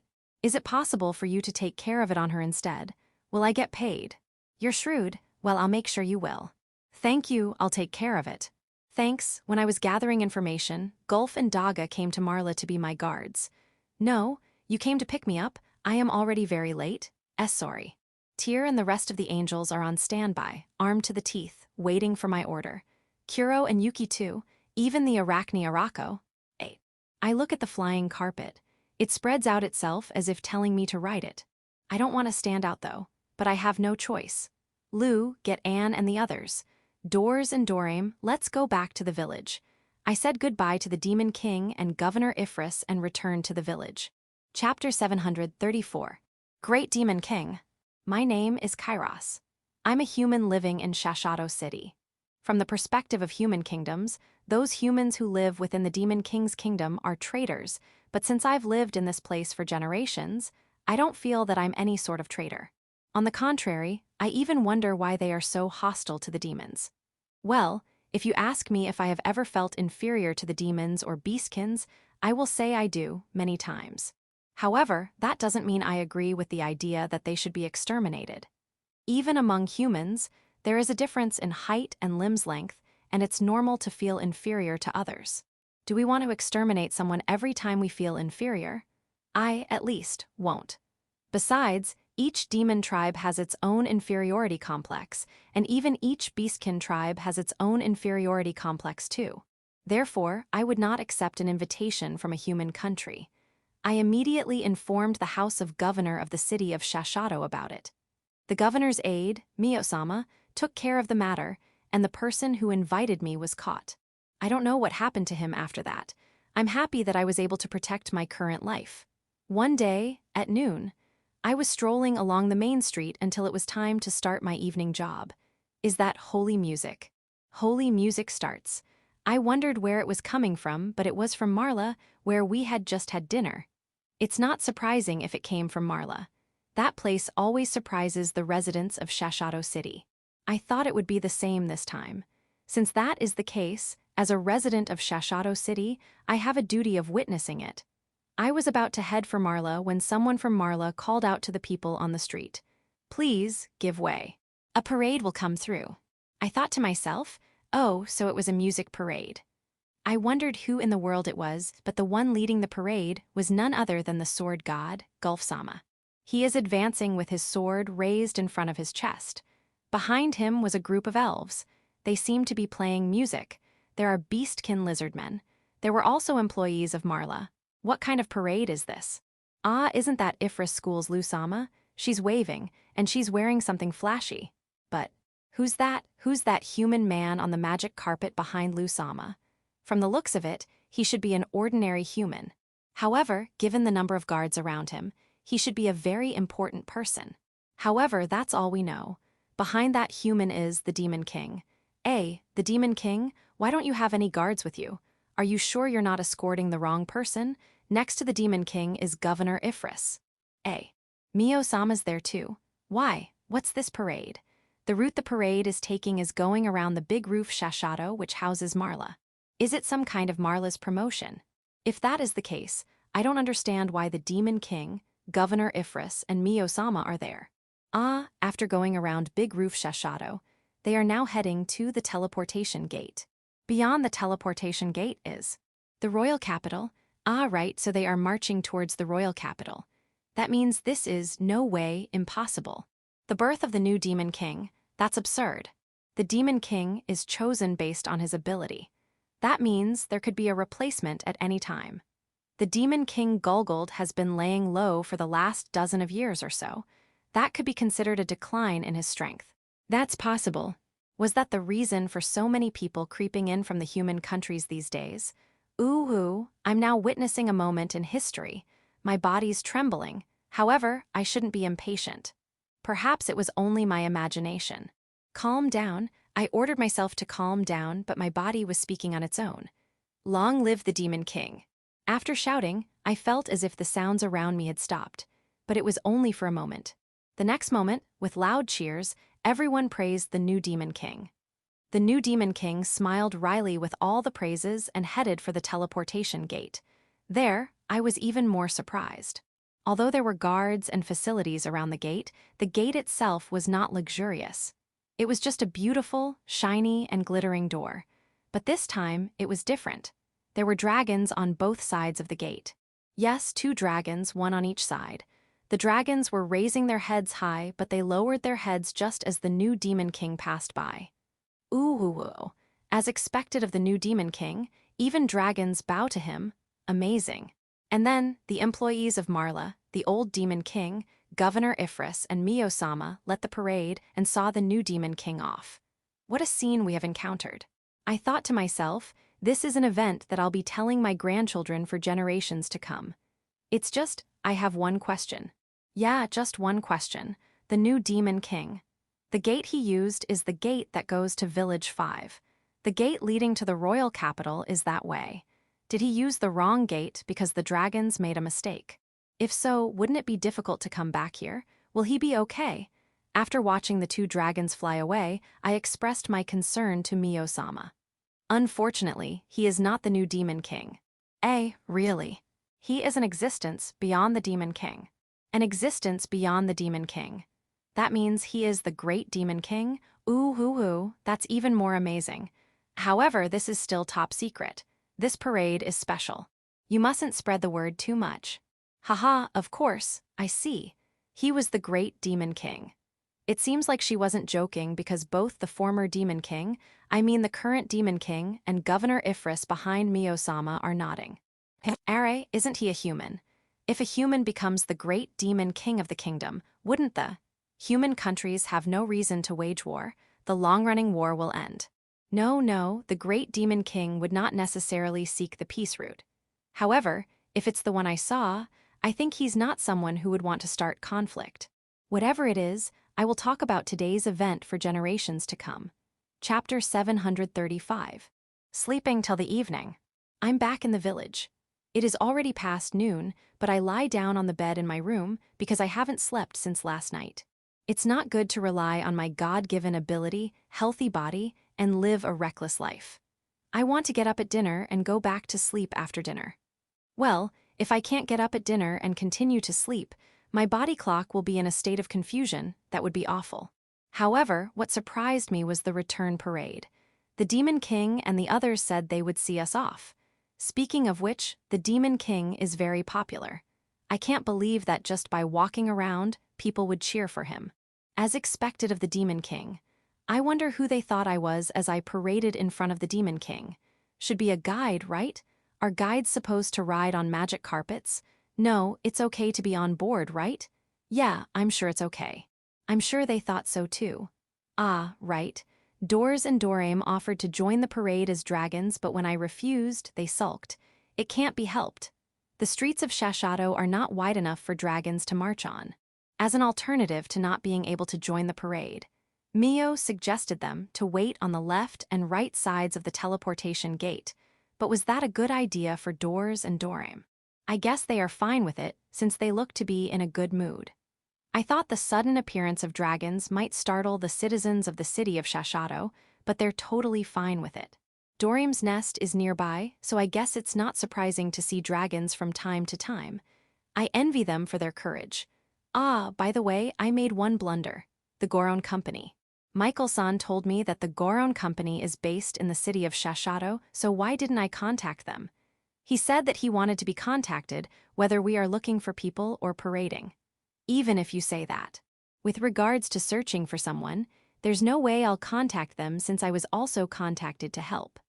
Contacts and requests to help to look for Count Pudjaru should either come from House Pudjaru or from Governor Ifris. As for the parade, I had no intention of doing it in the first place. It was spontaneous. I don't even have to tell anyone anything. Well, since I showed up in Shashado City, I guess I should have informed Michael-san. It was lunchtime when Michael-san found out that I was there, so we weren't able to talk much. However, he insisted on participating in the parade back home. He said he would be in danger if he won't be able to participate. What the heck does he even mean? I don't think anyone would be in danger just because he didn't participate, right? When I returned to the village, I saw the angels fully armed. It was impossible not to notice them. All the angels were elated and wanted to rush for the city of Shashato while fully armed, but they were stopped in consideration of the resentment against them of the whole Demon King's kingdom. I heard they used to wage war against each other like normal until a few hundred years ago, but many of those demons who fought with them are still alive. It was a good call to stop them. Just by looking at them, I could feel that they were prepared to kill. I don't want to invite any unnecessary trouble. Then, I thought of their outfits again. Grandmaria, Kudel, and Karon were fully armed but quite mild. Mild because their equipment was all made of gold. Gold is a weak metal by nature, but they are enchanted so they shouldn't be. They said that they were made when the angels still call themselves godkins. Looking at them closely, you can see that even the accessories on their wings were also made of gold. They are not only for aesthetics, for practical use too. They increase magical defense. Their clothes were also different from usual. They are wearing black and white to complement their golden equipment. They have magic crests in them, and those dresses alone seem to boast a decent defensive power. It's a quite terrifying thought that an angel armed like this will come flying through the enemy's sky. Though if they were allies, they would be something to count on. However, my only question is that, why is Aurora, my second daughter with Tyr, fully armed too? And they are also a perfect fit for her. When did you make it? No, it looks good on her. Ah, you didn't make it, but they were Tyr's when she was still a child. I see. Isn't it heavy? Then I guess it's okay. It looks great on you. It's an official wear for a coming-of-age ceremony. That means we must prepare for Tysel too, right? There's no way I can object since it's the traditional equipment of the angels. Of course, I don't mind making one each for Rose Maria, my daughter with Gran Maria, Laridal, my daughter with Kudel, and Tormin, my daughter with Karon too. Right. If a race needs something, we should prepare it for them. I had left things relating to that matter to Lou and the others. Reflect me. I was able to get up before dinner. I was supposed to sleep alone, but Kuro and Yuki went to bed with me. Both Kuro and Yuki are lying on their backs. They're not wary at all. The horns on Kuro and Yuki's foreheads are neatly covered. I guess someone covered it for them before they crawled into my bed, but who?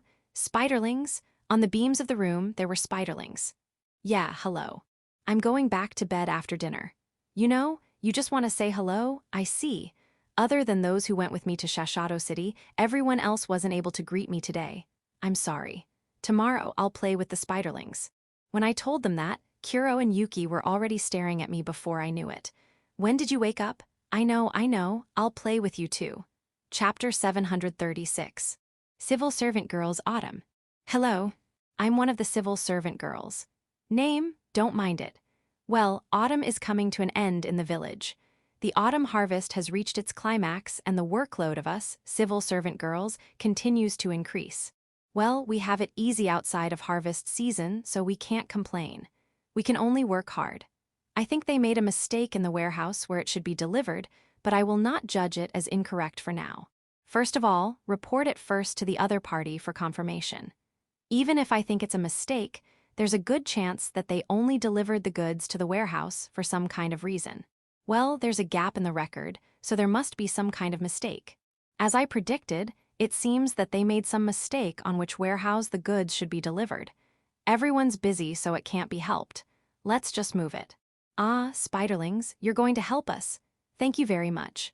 However, don't push yourself too hard. Don't try to carry a box alone. I know you're strong enough to even carry us with your little bodies, but it's a bit scary to watch.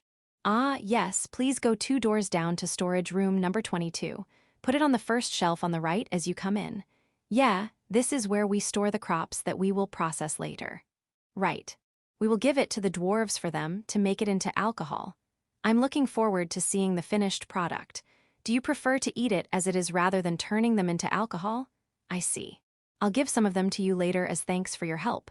Don't worry, we have stock for adjustment. It's always about a box more, so it's okay to give them to you. Yeah, we have that much discretion. Now, please move the boxes. I'll check for any other mistakes. Phew, I have checked all the warehouses in the village and finished checking the number of harvests. There was only one major mistake, a storage error. I'm thankful for that. However, in order to prevent that storage mistake from recurring, it is necessary to verify why the mistake was made. There are mistakes committed by accident, but if you don't think about why you did it inadvertently, you won't grow.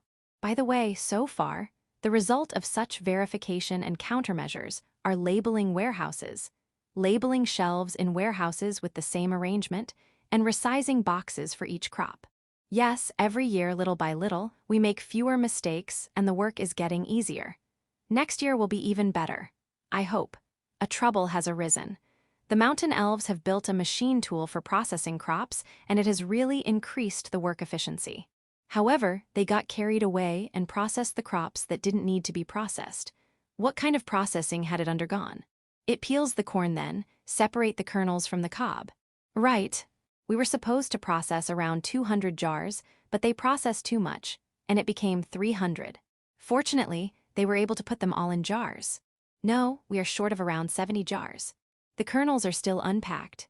What, then, what are we going to do with those? It's still okay to let corn kernels unpacked. However, we can never be too sure, so I think we have to give them to the dwarves. Right. If you want to turn corn into alcohol, you have to remove the kernels from the cob. I think it's a good idea. Also, aren't the dwarves asking to increase the amount of corns they can process? That would be good if that's all. However, what are we going to do to the unprocessed corns that we're supposed to sell outside? So, a jar of corn will take around 10 corns to fill, right? That means they are 70 without containers. We are short of 700 pieces of corn. Yes. Even though they are marked as low priority, we won't be able to give corns to them now. I guess it's okay since they are only low priority. Who are those low priority people? The dragons. Those corns were supposed to be offerings for the dragons. Ado. The priorities are set by village chief. I see. Okay. Are we really okay? We're still okay. However, I want to know what should we do with the mountain elves who caused this. How about punishing them? However, is that mistake hard enough to get punished? It's a mistake that will damage the reputation of the village, so being punished is justified. Since it's a mistake caused by fulfilling their duties, shouldn't a stern warning enough? That's too lenient. However, think about what would happen if it is reported to village chief. Right. Village chief will certainly just laugh and forgive them. That's right, that's one of the good points of village chief. Okay. After reporting this matter to village chief, we will issue a stern warning to the mountain elves involved in this matter. Let's do that. I'm glad to hear that it seems to be a manageable problem. And there seems to be a demand for the corn processing machine. Let's ask the mountain elves to prepare a few of them. Ah, right. They made a mistake because of getting carried away, but we have to think about what should be done in order to avoid getting carried away. Failure is acceptable, but we should avoid making the same mistake. A colleague reported the corn incident to village chief, and as expected, he laughed and forgave them. I will report to village chief the measures to prevent from making the same mistake. The plan is to place an overseer near the mountain elves, but... Hold on, wait a minute. It is true that the mountain elves got carried away, but the actual cause was that they put the supposed to be unprocessed corn near the corn that needs to be processed, right? Or did the mountain elves go out of their way to transport the corns from another location to process all of them? I don't think they did. I think it would be more effective to take measures to make sure that everyone knows which corn is for processing and which corn should stay unprocessed. I see. I understand. Then I will take measures in that way. For now, shall we make signs for corn to be processed and not? I agree with that measure. Can I leave it to you? Yes, please leave it to me. Village chief nodded in satisfaction at my reply. Then, Kuro and Yuki, who were waiting on both sides of village chief, barked and called for him. Village chief was taking a walk with Kuro and Yuki. I'm sorry for disturbing you. No, work comes first. We're just taking it easy because our work is done. Ahahaha. Actually, a little while ago, village chief had offered to help us because he had finished his own work. However, this is our job. There is no way we'll let village chief help us when he's busy, so we declined his offer to help, saying that this is our time to be active. And yet, I consulted him like this. Well, it is outrageous for me to decide it on my own without informing him.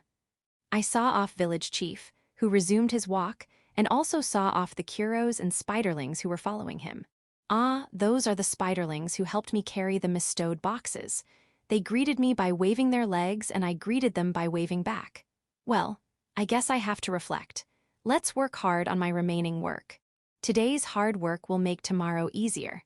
Ma, once the harvest-related work is done, it will be the martial arts tournament. After those are over, we can relax. I'll do my best with hope. Hopefully there will be no trouble that will burden village chief. Rasudi, Are, no corn, I'm looking forward to them. Hakuren Oni-sama, Hakuren, what? I didn't eat them all. Mountain elves, we're sorry, village chief.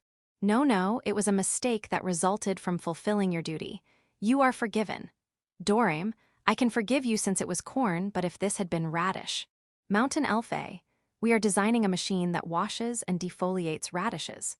Mountain elf B, we are also planning to add a function to automatically peel and cut them into fixed sizes. Dorame, I'll give you all the budget you need. Hurry up and bring me that finished product.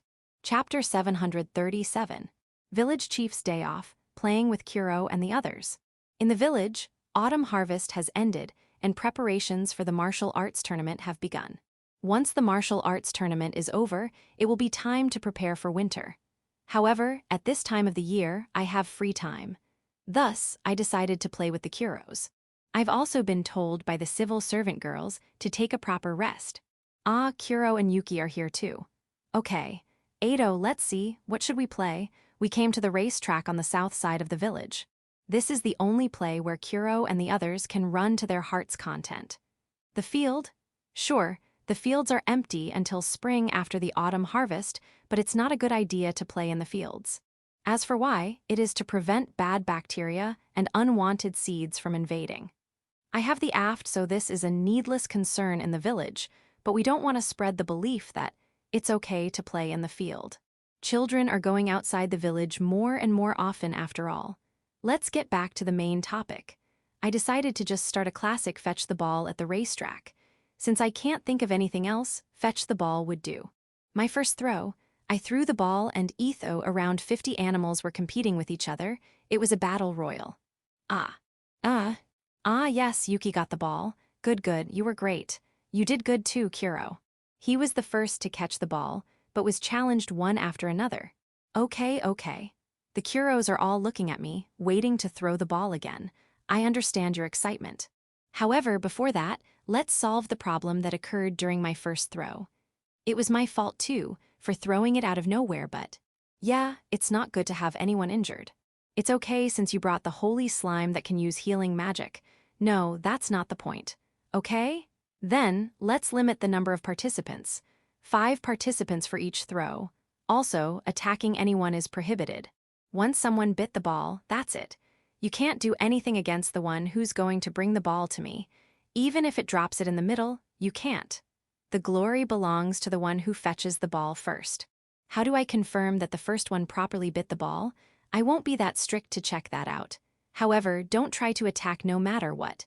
Since you know the rules, form 5 lines. Are you ready? Throw. Counting all the Kuros here, there should be 80, so I had to throw at least 16 times per round. However, it's currently the 7th round now, so that means I've thrown at least 100 times. Am I a pitcher of some baseball team? It's even harder because while I'm pitching, I have to deal with something that was bitten a lot. Well, the mountain elves had made a device that can throw balls. Where did they store that thing? If I remember correctly, it was put in a warehouse because it was not well received by the Kuros.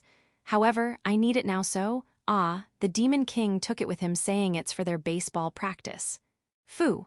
Okay, end of the 7th round. Next round will be the last. Too soon? I should make it 10 rounds? Ha, I did my best. After 10 rounds of throwing balls, we went running together. Then, we went to the forest and hunted. The Kuros, who couldn't make it in the fetch the ball, were trying their best to show off to me, so I had no choice. Holy slime. Thanks for hanging out with us. Aren't you tired? Well, that's good to know. I'm heading back to the mansion. How about you? All right, I'll give you a lift. Get on my head. All right, Kuro and the others are going home too. In the end, I regret that we only played fetch the ball during the first half. First, I had an idea of a treasure hunt in which the Kuros would search for tools items I buried. However, the problem with that is it's too much work. Also, I'm not confident in remembering where I buried them, so I decided to give that idea up. Let's do the treasure hunt some other time. HNN, Kuro and Yuki, what's wrong? It was fun, so let's do it again? Yeah, of course. When I returned to the mansion, the wine slime came to pick up the holy slime. They seem to be getting along well. And it seems like an Oni maid is having a rough time. Did you steal alcohol again, wine slime? No, you just drink what the Oni maid has spilled. If that is the case, I guess it can't be helped. Unfortunately, putting alcohol in a pot can't be considered as spilling it. The Oni maid said, with a frightening look on her face. Yeah, I don't think that's spilling too. When I tried to scold the wine slime, it disappeared along with the holy slime. That was fast. The Oni maid disappeared too. She immediately went after the holy slime. Ah. In any case, this is where I part with the Kuros. All right, all right. Let's play again later. Kuro and Yuki followed me to my room. You escaped to my room, wine slime. No, you've been hiding behind me. Really? But you left before I entered the room and got ahead. Amazing. By the way, are you saying that the holy slime is also behind me? Really? I didn't notice. Kuro and Yuki knew? I see. Tell me next time. Also, wine slime. The Oni maid probably plans to use it for cooking since she put it in a pot. In other words, the pot is likely to be put on fire. If you're not careful, you'll be boiled. Ma, I wish that won't ever happen. So the wine slime followed me to my room. Its goal is the kotatsu. It's still a little early to bring out the kotatsu, but my room is kind of special. Once we start preparing for winter, we'll be busy and won't have time to set it up. That's why I already have it set up. I haven't set up heat insulation stone, hot stones in it so it's not warm. Do you mind it? Well, that's good. Kuro and Yuki, they sneaked into the kotatsu too. Would the holy slime join in? Okay then, next to the wine slime. I prepared my own drinks. It's not alcohol, wine slime. I put the drinks on top of the kotatsu. Kuro, move a little more to the right. Ah, sorry. I put my feet in the kotatsu, put a cushion on my back, and lay down. Phew, there's still time before dinner. I think I'll just relax. Yes, a day like this is not so bad. Zabuton and the Spiderlings, how about us? Village Chief. I'll play with you next. Chapter 738. Village Chief's Day Off, working hard with Zabuton and the others. There is a clothing room in the mansion. It's not only used to arrange clothing, but also to make them. The room was not built for that purpose, but Zabuton and the Spiderlings weaved clothes there. Incidentally, the number of rooms and warehouses for storing clothes exceeded 10 last year, so I stopped counting. I wonder what is happening now. Back to the clothing room. In the clothing room, the Spiderlings, which are around half tatami mat size, are weaving clothes. I guess they are making new costumes for winter and for next year's parade. I see many of the mannequins being dressed up, taken off, and dressed up again. Next to them are me and Zabuton as I'm being measured by Zabuton. I don't think my body shape has changed, but apparently there are subtle changes. Thus, she takes my measurements every season. Ma, it's not a hassle because Zabuton is very skillful. It is no different from going here to say hello to them. HNN? Something I like. As usual, I want something simple. Focus on functionality. I don't need to say to make it flashy because Zabuton will surely make it so. I know. I'll make sure to wear something flashy when I leave the village. When I went out to look for Count Pajuru, I was in a hurry so I went out in plain clothes. Create a fashion squad so that I can change clothes anytime. I don't think that's necessary. What kind of squad will it be in the first place? The Spiderlings as big as you will carry tool rack and wardrobes on their backs. No, I don't doubt their strength, so I'm sure they would be able to carry them with no problem. In addition, Spiderlings who make clothes will accompany me in order to cope with any situation. In any situation? Like a wedding or funeral. Yeah, those are certainly situations. It is also necessary to make sure that the basic colors of the host and clothes match. You also want them to accompany me while I'm working. No, I don't think I'll need to change my clothes while working. Just taking my clothes off would require. You're going to cut off the clothes I'm wearing. And then, you're going to tear up the completed clothes and put them on me?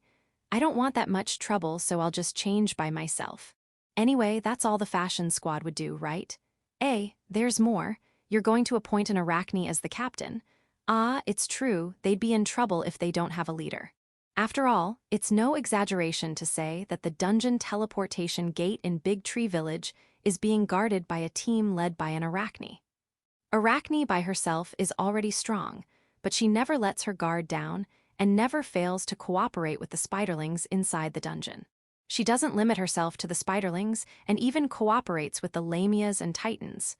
At those times, the Arachne is the one in command. Well, the only one they can communicate with is the Arachne after all. At least she can take command better than I can. That's the Arachne Araco for you. HNN? However, I don't remember any Arachne that can take command of the fashion squad. Ah, right, the Arachnes are combat-oriented. I have high hopes for their future growth. The fashion squad, too. We'll have to wait until there's an Arachne who can command them evolve. I know, I'll wear the clothes that have been prepared for me. Yeah, I'm not lying, I'll wear them properly. These days, even if it is an over-the-top fancy clothes, I'll wear it. Did I just get used to it? Emma, fancy clothes are not that bad. And Zabutin and the others did a great job making them. I left the clothing room and headed to the next room. In the center of the room, fist-sized spiderlings were lined up on a long board.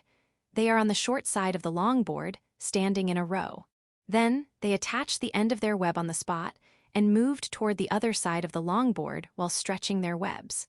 The web of the fist-sized spiderling formed a neat line on the long board. Then, the fist-sized spiderlings jumped up and down while still spreading their webs. Not all of them at the same time, but half of them. Every other one. I guess they numbered themselves from the start and divided themselves into odd and even numbers. And a fist-sized spiderling moves quickly between the flying webs. This spiderling is also spreading its web. So, what in the world are they doing in this room? Yeah, they are weaving.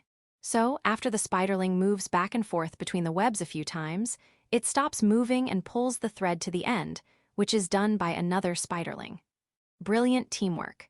A cloth is woven all over the longboard at an amazingly fast pace. Then, a half-tatami mat-sized spiderling turns the longboard over. This time, it's the reverse side. The fist-sized spiderlings, who had been standing in a row, stretch web again. This move is repeated to weave a long piece of cloth. Now, they are weaving the cloth with their web, but sometimes they use threads purchased from Village 5 or Shashato City. And of course, they use the same technique. However, during that time, the fist-sized spiderlings are just holding pincushions. Ah, I shouldn't have been so fascinated by their work. I came to this room to help them with weaving. However, the weaving done in the center of the room doesn't need my help. What needs my help are the spiderlings who are practicing weaving in the corner of the room. The spiderlings are generally dexterous, but not without effort. They practice a lot, especially when it comes to cooperating with their peers. Good, you're doing great. Still can't get it right? No, you'll get better. You probably don't need my help, but let me help you. Yeah, jump to the sound of each beat of the drum. Ah, you know you can't all jump at the same time, right? Divide into two groups. One group will jump when I hit the middle of the drum and the other will jump when I hit the edge. You don't have to line up yet. Right. Okay, here we go. Tun tack tun tack tun tack tun tack tun tack. Good work. Now, let's try it again, but this time, you'll line up in a row. First group jumping after a tun, the alternate group jumping after a tack. Yeah, jump without minding your surroundings. All right, go on. I practiced weaving with the spiderlings. Mountain elves. You do realize that no one should bring a loom here, right? It's not about the new features or anything like that. Look at the spiderlings who are working hard. If you bring something like that here, what will happen to them? Yeah, I'm glad you understand. Bring that loom to the Garon company. Break. Zabutin and the spiderlings can't infinitely produce web. If they are not properly nourished, they will not be able to produce strong web. All right, I know what you want. I'll steam potatoes. Ah, and let's bake some potatoes too. Raw potatoes are good too. Some of the spiderlings, who usually make clothes while nibbling on potatoes, will rest and eat if I'm around. Since that is the case, I have to prepare something good for them. Shall I cook boiled potatoes too? As expected, it will be hard for me to cook all of those alone, so I asked the Oni maid's help. Let's make a lot. If I cook, the spiderlings who are not here will probably come too. Not only the spiderlings, but the Kuros might also come. Village chief. An Oni maid called out to me and moved her gaze to the side. I followed her gaze and saw my children. Apparently, today's study time is over. Zabutin, can I let the kids join in? Zabutin made a their welcome pose. Ha ha ha ha, thank you. Let's make a lot of food. Excuse me, mountain elves, could you get more potatoes from the kitchen? I'm afraid we don't have enough here. Yeah, no problem. You've been included in the count since the start. Bringing the loom here is kind of a mess, but you guys are doing a great job. I won't leave you out. No need to praise me, just get them. Chapter 739. Looking for companions. Morning, I wash my face and get dressed. I think I've made a fair amount of noise since I woke up, but even so, Kuro and Yuki are still sleeping. Well, I won't bother them and wake them up. In the kotatsu of my room are a dozen or so spiderlings. These guys are already awake and are warming up before starting their tasks. Ah, don't overdo it. You can just stay there and warm yourselves. Me, I'm going to do my usual round in the mansion. Thanks, I'll work hard. The tour around my mansion ended without a problem. Well, it never had a problem. However, we can never be too careful. Besides, if I don't make my rounds like this, I won't be able to greet some people. There are more and more people living in my mansion. When I returned to my room, I found the disgruntled Kuro and Yuki in front of my room.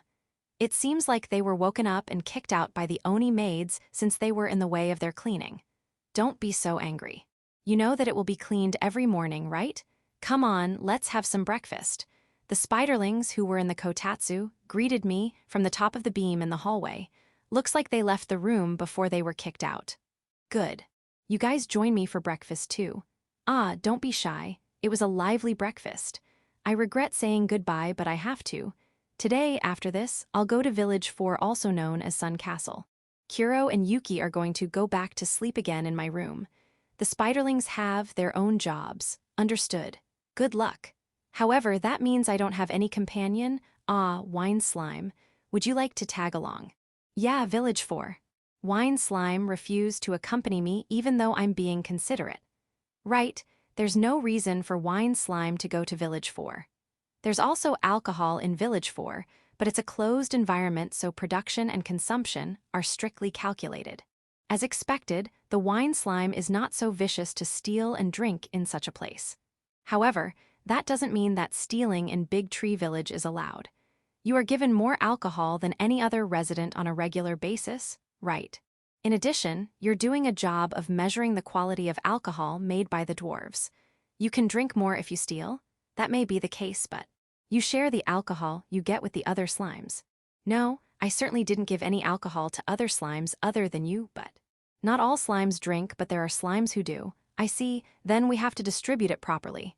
HNN. You'll take care of the alcohol that will be distributed to the slimes, so I should leave it to you? Okay, understood. Then I'll leave it to you. If you need more, just let me know. The slimes are working behind the scenes to ensure the sanitation of the village. If they want their share of alcohol, they deserve to be given. However, as I have said many times, that's not an excuse for stealing. Even if I forgive you, Anne and the Oni maids will not. Yeah, be afraid. Do it in moderation. As I watched the Wine Slime leave, I wondered what I should do with my companion. There's only one person, or rather, a sailor on the Universal ship, and the destination is Village 4, which is not a place with a lot of people. If I were asked if I needed companions, my answer would be I don't. However, my wives don't like the idea of me going alone. Doors and others say that I should not be afraid of my wives, but given that it was Doors who said it, it doesn't have any persuasive power. Besides, for me, it's not like I'm following my wives' orders, I just don't want them to worry. Thus, I concluded that I need companions. HNN, the flying carpet was fluttering around. And Himiko, me and Hakuren's daughter, was riding it. What's going on? Himiko has been holding you for a while. You left her when she fell asleep, but before you knew it, she's already there. The flying carpet slowly lowers Himiko to the floor and tries to distance itself from her, but she grabbed it immediately. She's not even a year old, but her grip seems to be pretty strong. I guess it's because she's a dragon. The flying carpet tried to shake her loose, but it didn't work. Well, the flying carpet is not using much power since it doesn't want Himiko to get injured. I finally found you. Hakuren came in with Hikaru in her arms. Hikaru looks like it wants to get to the flying carpet too. Hikaru and Himiko are twins. When they were born, Hikaru was so bright that I couldn't open my eyes to him, and Himiko was so dark that I couldn't see anything. I thought they had learned to control it, but I guess they're still in their infancy. So, when I approach, Hikaru glows while Himiko is enveloped in darkness. Yes, it's because they are still infants. It's not because they hate me. I think I should increase the communication time between parent and children. Don't mind it, they're just embarrassed. Himiko, come with me. Hakurin took her in her arms and went back to her room. The flying carpet is already a very important part of our family's life. The flying carpet apologized for not being able to accompany me. No, there's no need for you to apologize. It's the thought that counts. However, as a father, I can say that I'm jealous of the flying carpet that my daughter, Himiko, likes. I wonder if Himiko would like me if I could fly too? I'll do my best to learn magic. Anyway, back to searching for companions. It's just after the harvest, and before the martial arts tournament, so everyone's busy with various things. Everyone aside from me. Kuro and Yuki are currently sleeping, but when noon comes, they will be hunting with their children in tow to secure food for winter. While I was wondering what I should do, an unexpected group volunteered to run for the position. The Fenriers. The first Fenrir was picked up from somewhere by a Kuro. When he picked her up, she was still a cute puppy. The Kuro took care of the Fenrir, and before long, the Fenrir and the Kuro became partners and had a lot of pups. Now, the Fenrir and her pups are the cornerstones of our winter defense. Good. Let's go together. Or so I'd like to say, but we can't take them all. You'll have to narrow down your number. Yeah, you're a little too many. The Fenriers are big after all. You lot want to try boarding the universal ship. Got it. Let's all go together then. However, we're going to limit the number of those who'll accompany me in Village 4. Okay, what do you think? Good reply. Chapter 740. Village 4's expansion. It's past noon. I board the universal ship and head for Village 4 in the sky. Just before I leave my mansion, my children, who have finished their studies, see me off, which made me more motivated. I thought about taking them with me, but they have things to do on their own too. They had to prepare and practice for the play they were going to perform after the martial arts tournament. Apparently, it was their own idea, and they'll be dedicating it to Hakurin, who's taking her time off from teaching because she's taking care of our children. Basically, it's just the children with Gurond and the ghost sorceress supervising them. By the way, big tools and props were made secretly with the cooperation of the High Elves and Mountain Elves. There is no way I'll get on their way. I have to mind my own business. Accompanying me to Village 4 are the Fenrir, its Kuro partner, and their children. There are around 40 of them. Thus, the deck of the universal ship is cramped. Don't push each other around or you'll fall. As I was observing them, too, the captain of the universal ship asked me if it was okay for us to leave. No problem. Please take us to Village 4. Ayo, leave it to me, you bastards. Set sail. The other sailors responded to Tu's order with enthusiasm, and the universal ship began to float. Feeling floating for the first time, the Fenrir and Kuro's pups, who boarded the universal ship for the first time, made a worried cry. Then, as the universal ship gained altitude, several Fenriers headed for the cabin. Looking at them closely, you can see that their legs are trembling. They must be afraid of heights. I know how they feel. It's scary to do things you're not familiar with. However, the cabin is already full of luggage. My apologies, but please, don't try to force your way in. Also, the Fenrir that's on the bow of the ship, I know you are quite tense, but can you please stop howling? That's super loud too. Look, there's already a commotion in the forest. It seems to be heading in the opposite direction of the village, which is good, but when you return to the village, apologize to the Kuros and the angels who were currently on duty. You might have startled them. Good, there you go, calm down. It was a bit noisy until we arrived at Village 4. We arrived at Village 4. Fenriers.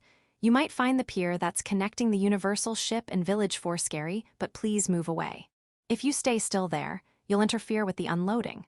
Don't worry, it was designed to make anyone unharmed even if you fall. There's magic in it. I don't really know the principle either. We already arrived at Village 4, and it was a little noisy again. The person who greeted me in Village 4 was Kyuzuden, the acting village chief of Village 4, a devil. There's also the Mercury's Bell and Goo. Thanks for your warm welcome. Apologies for the wait. The Fenriers were able to disembark without any incident. The universal ship held up the pier from below. Yeah, it used its arms. The arms of the universal ship are very useful for loading and unloading cargo. I think it would be a good idea to equip all of my ships with them, but I only have the universal ship. Ah, no, we also have the Elven Empire ship, right? A ship that can move without sails but was modified with sails on it. However, technically speaking, it's not my ship but Hyakaru's. And I left its operation in the hands of Michael-san. I wonder how it is now. I'll ask him next time. For now, I'll have to discuss things with Kyuzuden, Bell, and Gu. Thanks for your time today. Ah, by the way, I'm being accompanied by 2 Fenrirs. They are still considered young, but I chose them because they were quiet on the Universal ship. They were the earliest ones to get off the Universal ship too. The other Fenrirs are complaining, but the place where we are going is at the edge of Village 4. In other words, when I told them we were going to a place that is quite scenic, they became quiet. I'm sorry, but please wait around there until I get back. It won't take long. Now, there's a reason I'm here in Village 4. I'm here to discuss the expansion of Village 4. For some time now, there has been a problem with the amount of spices harvested in Village 4. The supply is low compared to the demand. It would be better to increase the amount of spices grown, but that would be difficult to do so in Village 4, where land is limited. The situation has even gotten worse now that all the places that can be turned into fields have already been turned into fields. Therefore, Village 4 submitted a proposal to expand. To explain it in simple words, we just want to make the current Village 4 bigger. We thought we must obtain Village Chief's permission first, so I passed it as a proposal. I nod to Bell's explanation, but I had heard about the project in Big Tree Village beforehand. It seems that the safety of the expansion is ensured. There will be no problem in the operation of Village 4 after the expansion. All they need is my permission. I thought it would be a problem to issue permission without seeing the site first, so I came here. A small mound of dirt had formed at the edge of Village 4. May I demonstrate how it works? Belle asked and I gave her my permission. Do it. Thank you very much. Belle bowed to me and then casted magic towards the small mound of dirt. The small mound of dirt crumbled and began moving on its own.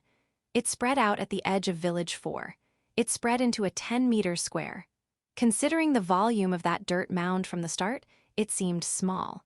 I guess there are certain parts that need to be compressed. As expected, this is not the end of the expansion process. This will be repeated many times. The goal is to double the current field area. However, considering the recovery of Belle's magical power and the preparation of soil for expansion, the work will not be completed until next spring. According to Belle's plan, she intends to complete it this winter. Don't overdo it. Understood. By the way, Gu has a few suggestions. Gu, it looks like you never told me everything before. We're sorry. It took a lot of time to calculate the expenses, and we haven't prepared the materials yet. But if you take a look at them, you'll understand what we mean. Gu led us to the center of Village 4. There he took out. 2 discs are about 10 meters in diameter and 1 meter thick. One disc is on the ground. The other was floating around 15 meters above the other. What are those? The one below floats too. Gu snapped his fingers and the disc on the ground floated 1 meter above the ground. Are the upper and lower discs linked? However, how can the one below float too? These are supposed to be detached residences to the Sun Castle. Detached residence? Ah, I see. You can build a building on top of those discs, is that what you were trying to say? Yes, and if you fill them with soil, they can be used a field too. I see. Belle's expansion plan was to expand Village 4 themselves, but Gu's was to use those to prepare a new floating land? Yes. In addition, it is possible to create a multi-layered structure by adding a lid on the top, and although it is difficult to fully use it, there's no problem building a huge reservoir if we fill it with water. Oh, my apologies, Belle, but couldn't we just use this method? Unfortunately, the budget is going to be a huge problem. We are still in the middle of calculations, but even if we cut down the parts that can be cut down, we still came out with this much. The paper that Gu showed me had an amount of money on it that was close to the amount of sales for a year of Big Tree Village. I suddenly became repulsive. The spice harvest will increase, however, given that the demand will be met, it will affect the trading price. No, the demand for spices is great. The trading price will not change even if the production is doubled. In fact, the only demand we currently meet is the demand of Marla and the Goron Company in Shashato City, and Niz's Alchemy and Noodle Shop Bratoa of Village 5. Considering the spice inquiries of the Goron Company, I don't think the price will decrease even if we produce 10 times our current production. Considering the profit that Village 4 makes from spices, this budget is feasible. We can afford it, then there's no need to hesitate. Let's do it. Are you really okay with it? I am, do it. I'm already looking forward to seeing it complete. Yes, leave it to us. Gu bowed his head vigorously. Then he stared at me. What? What we have here is only a sample. The real one is around 100 meters in diameter. Ah, I see. I guess the detached residence will be for villas of guests who will come to the Sun Castle. We plan on making 4 floating units, considering there will be 3 or 4 layers each. One layer is 100 meters in diameter. Ado, the area of the circle was radius x pi, right? Well, if we're going to use the square in it, that should be 70 to 80% of its area. Still, given that there will be more than 10 of them, it will be exceedingly helpful. Will the necessary expenses increase then? No. We'll make sure to do everything within the budget we showed. Good HNN, so what exactly do you want to ask me? Well, it's like this, since we can expand the field quite a bit. Gu hesitated for a moment then said, will you permit us to move the field inside the castle over there? Gu is probably not that comfortable seeing that the castle has become a field. My apologies, I should be more considerate. And no, I'm already used to seeing it with fields, but it's not really the reason. Kyuzuden stopped Gu from saying things that sound like excuses. The number of devil and dream demon children has increased. We thought we should improve the living environment. Initially, there was a plan to move to these detached residences, but it will not be the home everyone has grown up to. Please forgive us for this foolish idea of moving the important field of village chief. Foolish idea? Wait. Even for me, I would choose a better living environment than a field, especially when children are involved. When I said that, they were surprised. What did you think of me? Protector of the field. Belgu Kyuzuden. Don't say that in unison. 2 Fenriers who are accompanying me, why are you nodding? No, I certainly don't tolerate anyone who ravages the fields. Anyway, prioritize improving your living environment. Worst case scenario will be a decrease in spice harvest. As for the expansion plan of Village 4, let's use both Bell and Gu's ideas at the same time.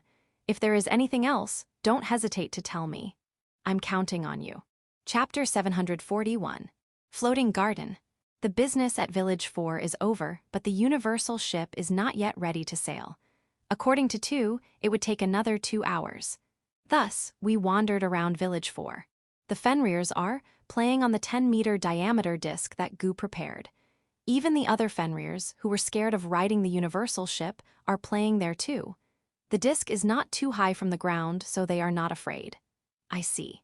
The ground you're looking at is the Flying Village 4, so it's actually quite high. Well, if you don't notice, I guess it's fine. I understand. Yeah, but that doesn't mean you can break it, so don't play violently, okay? What they are doing is still fine. Well, it will go down a little right after you get on, and it gets up when you get off, so it will return to its original height soon. Gu and Kyuzuden returned to the castle to finalize the plan to improve the living environment, and Bell, who remained behind, explained the situation. It is true that that thing goes down little by little the more Fenrir get on, and rise up little by little as they get off. However, it returns to its original position fast. If something heavy goes on or off, it will react accordingly. The Fenriers are reasonably heavy even if it's only one of them. It can't be helped. However, is the same true with the wider disc? No, as its size increases, the tolerance for weight fluctuation increases, so it's okay. It wouldn't budge with only a person's weight. By the way, this disc is probably floating on its own, but how do you fix it in place? Won't it be left behind as Village 4 moves? There is a force field that surrounds Village 4. Otherwise, the air and wind pressure would make life very difficult. Indeed. However, according to Gu's plan, there will be a lot of these around, right? Will the force field surrounding Village 5 be strong enough? We already have a plan on strengthening it, that's why we were bold enough to move this proposal forward. It seems that the functions of Village 4 are almost back in its heyday, aside from the armament, of course. However, there's also a problem: the dragons. Dragons? Yes. I heard that when the Universal ship was made, the dragons audited it. That disc, it's officially called Floating Garden, but in a sense, it has a similar feature to the Universal ship. Similar feature? You mean it also has arms? Should it have arms? No, it's okay if it doesn't. I'll tell Gu to consider putting arms on them. It seems convenient, but Gu doesn't seem to like it that much, does he? He won't like it, phew. Since you know you don't need to tell him. Well, I'm the one who suggested it though. Let's get back to the topic. When Lu built the Universal ship, she and Doors discussed a lot about the future production. I'm sure that Doors doesn't mean to harass her or anything. It's just that the dragons oversee the evolution speed of magic tools.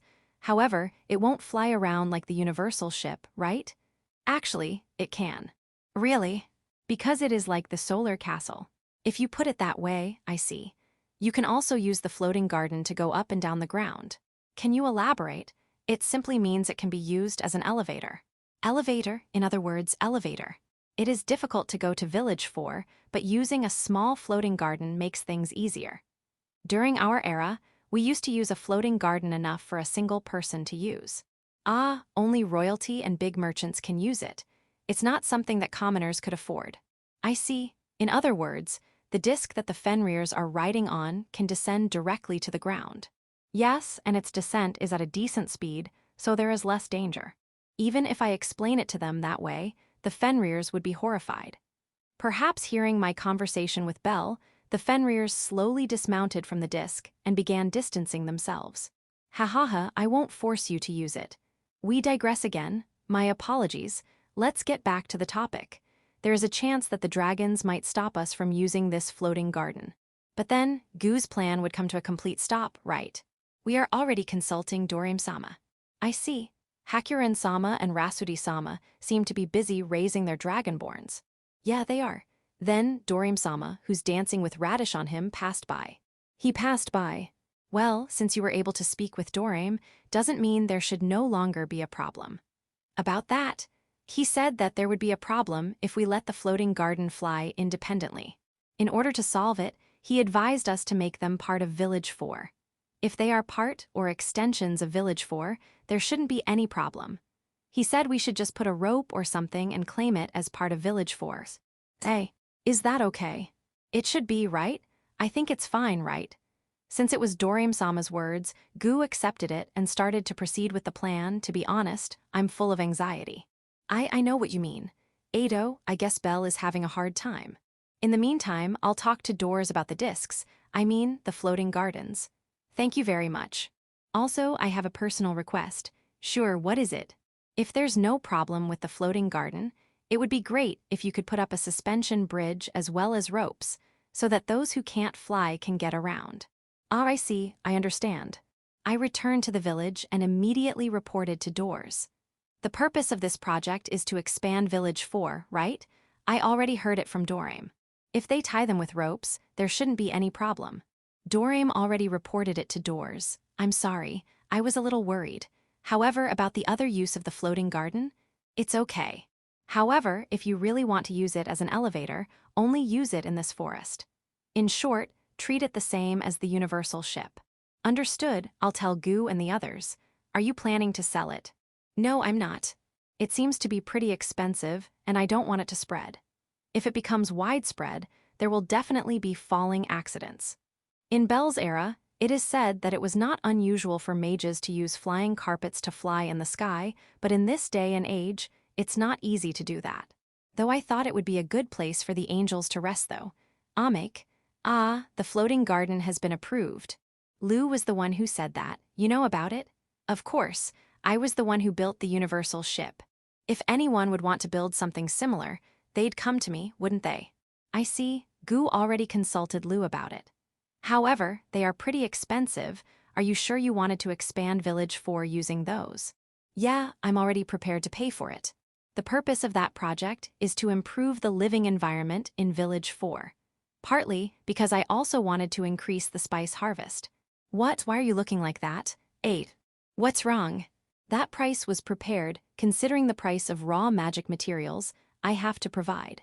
What are you saying? Most of those magic materials and ores can be obtained from the herb field and hot spring of the village. What do you mean? I was the one who put the price on them, and I thought it would be Village 4 who would pay for them. However, since you said you, the chief, would pay for it, it will just go back to you. Ado, how about buying from outside sources? We could ask the Garon Company or the Dalfun Company, but they could only find one supplier, this village. Only this village can supply them in large quantities. Do you just want to see the money move on records? Unnecessary.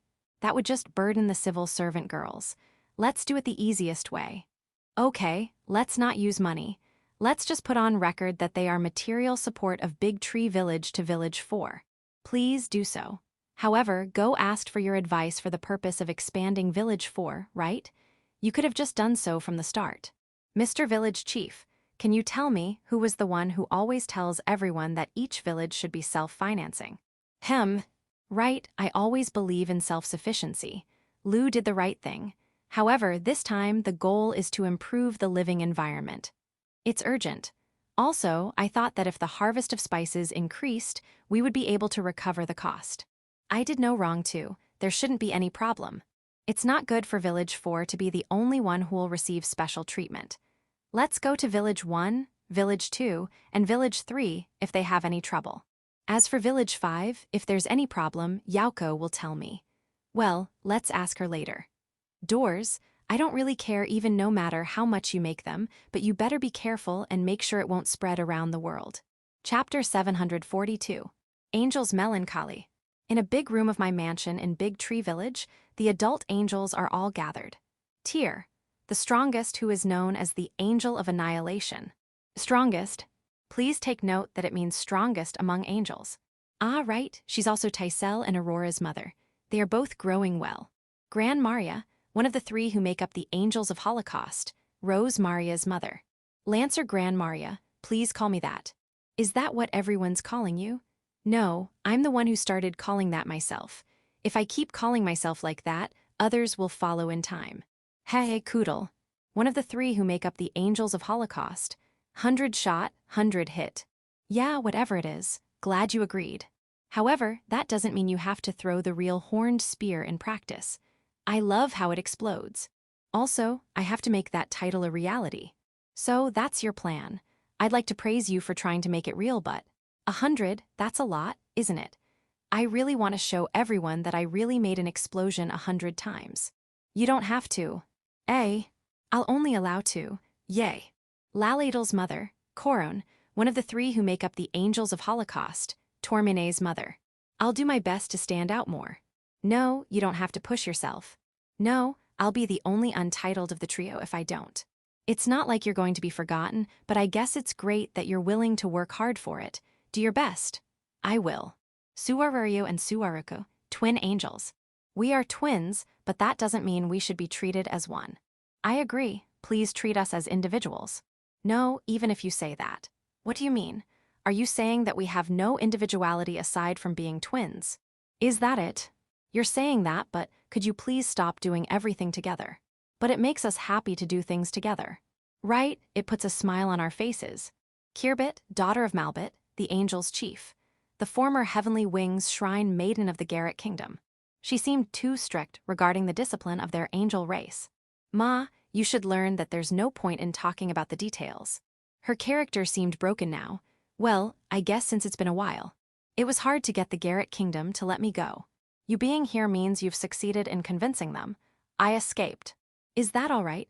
There's no point in talking about the details. Is that really all right, Malbit? Kirbit's mother and the current chief of the angels. She looks calm on the outside, but she's also a schemer, so you should never let your guard down on her. When Kirbit relinquished her role as the Heavenly Wings Shrine Maiden, she made another identity called Gobbit to take Kirbit's role. I'm also the chess champion of Big Tree Village. She proudly puffed her chest out, but it was because Curian was waiting for her outside the room. Curian is evenly matched with Malbit in chess. Malbit is the current champion, but there was a time when Curian was the champion.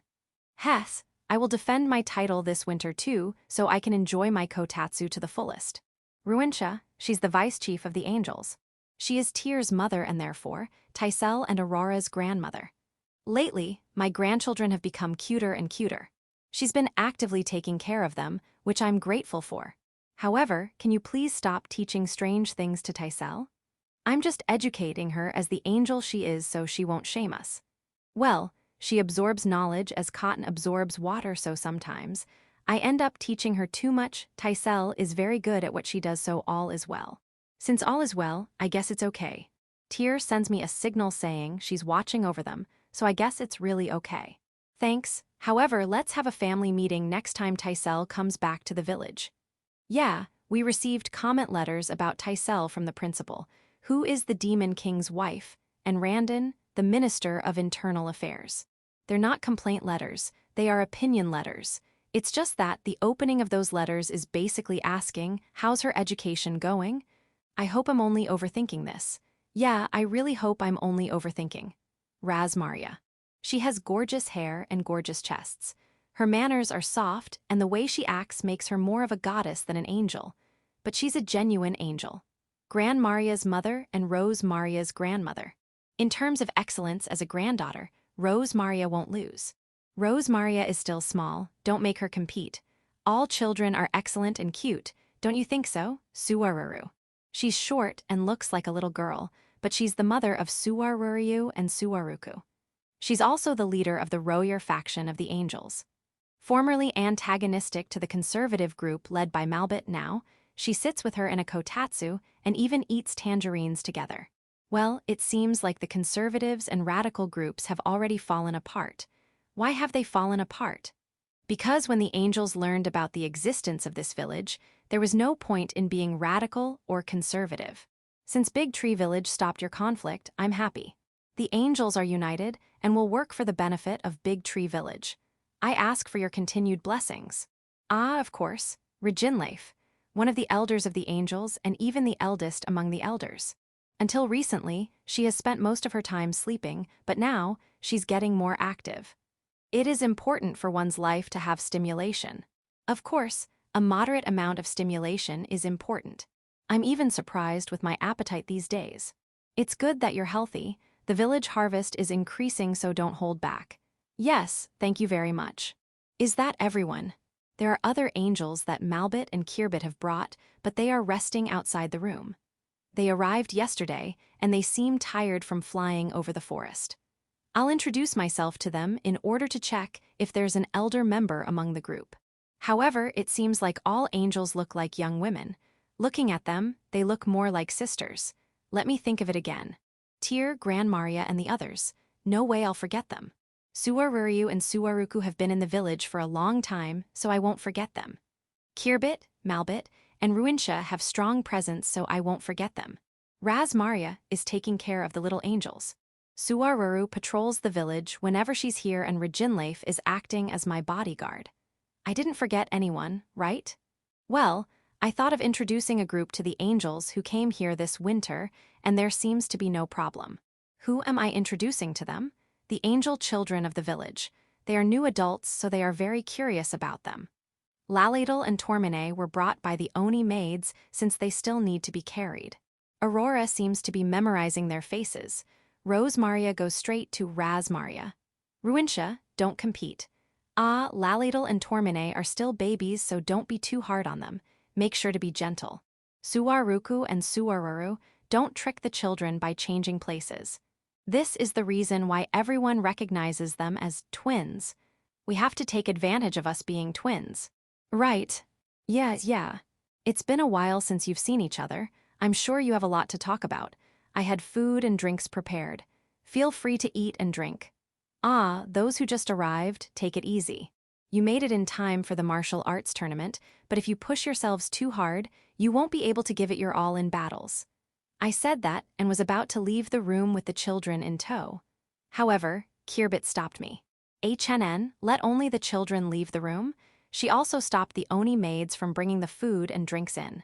Kurian was prohibited from going in too. What's the matter? We need to discuss something serious. What is it? Not only Kirbit, but everyone looks serious.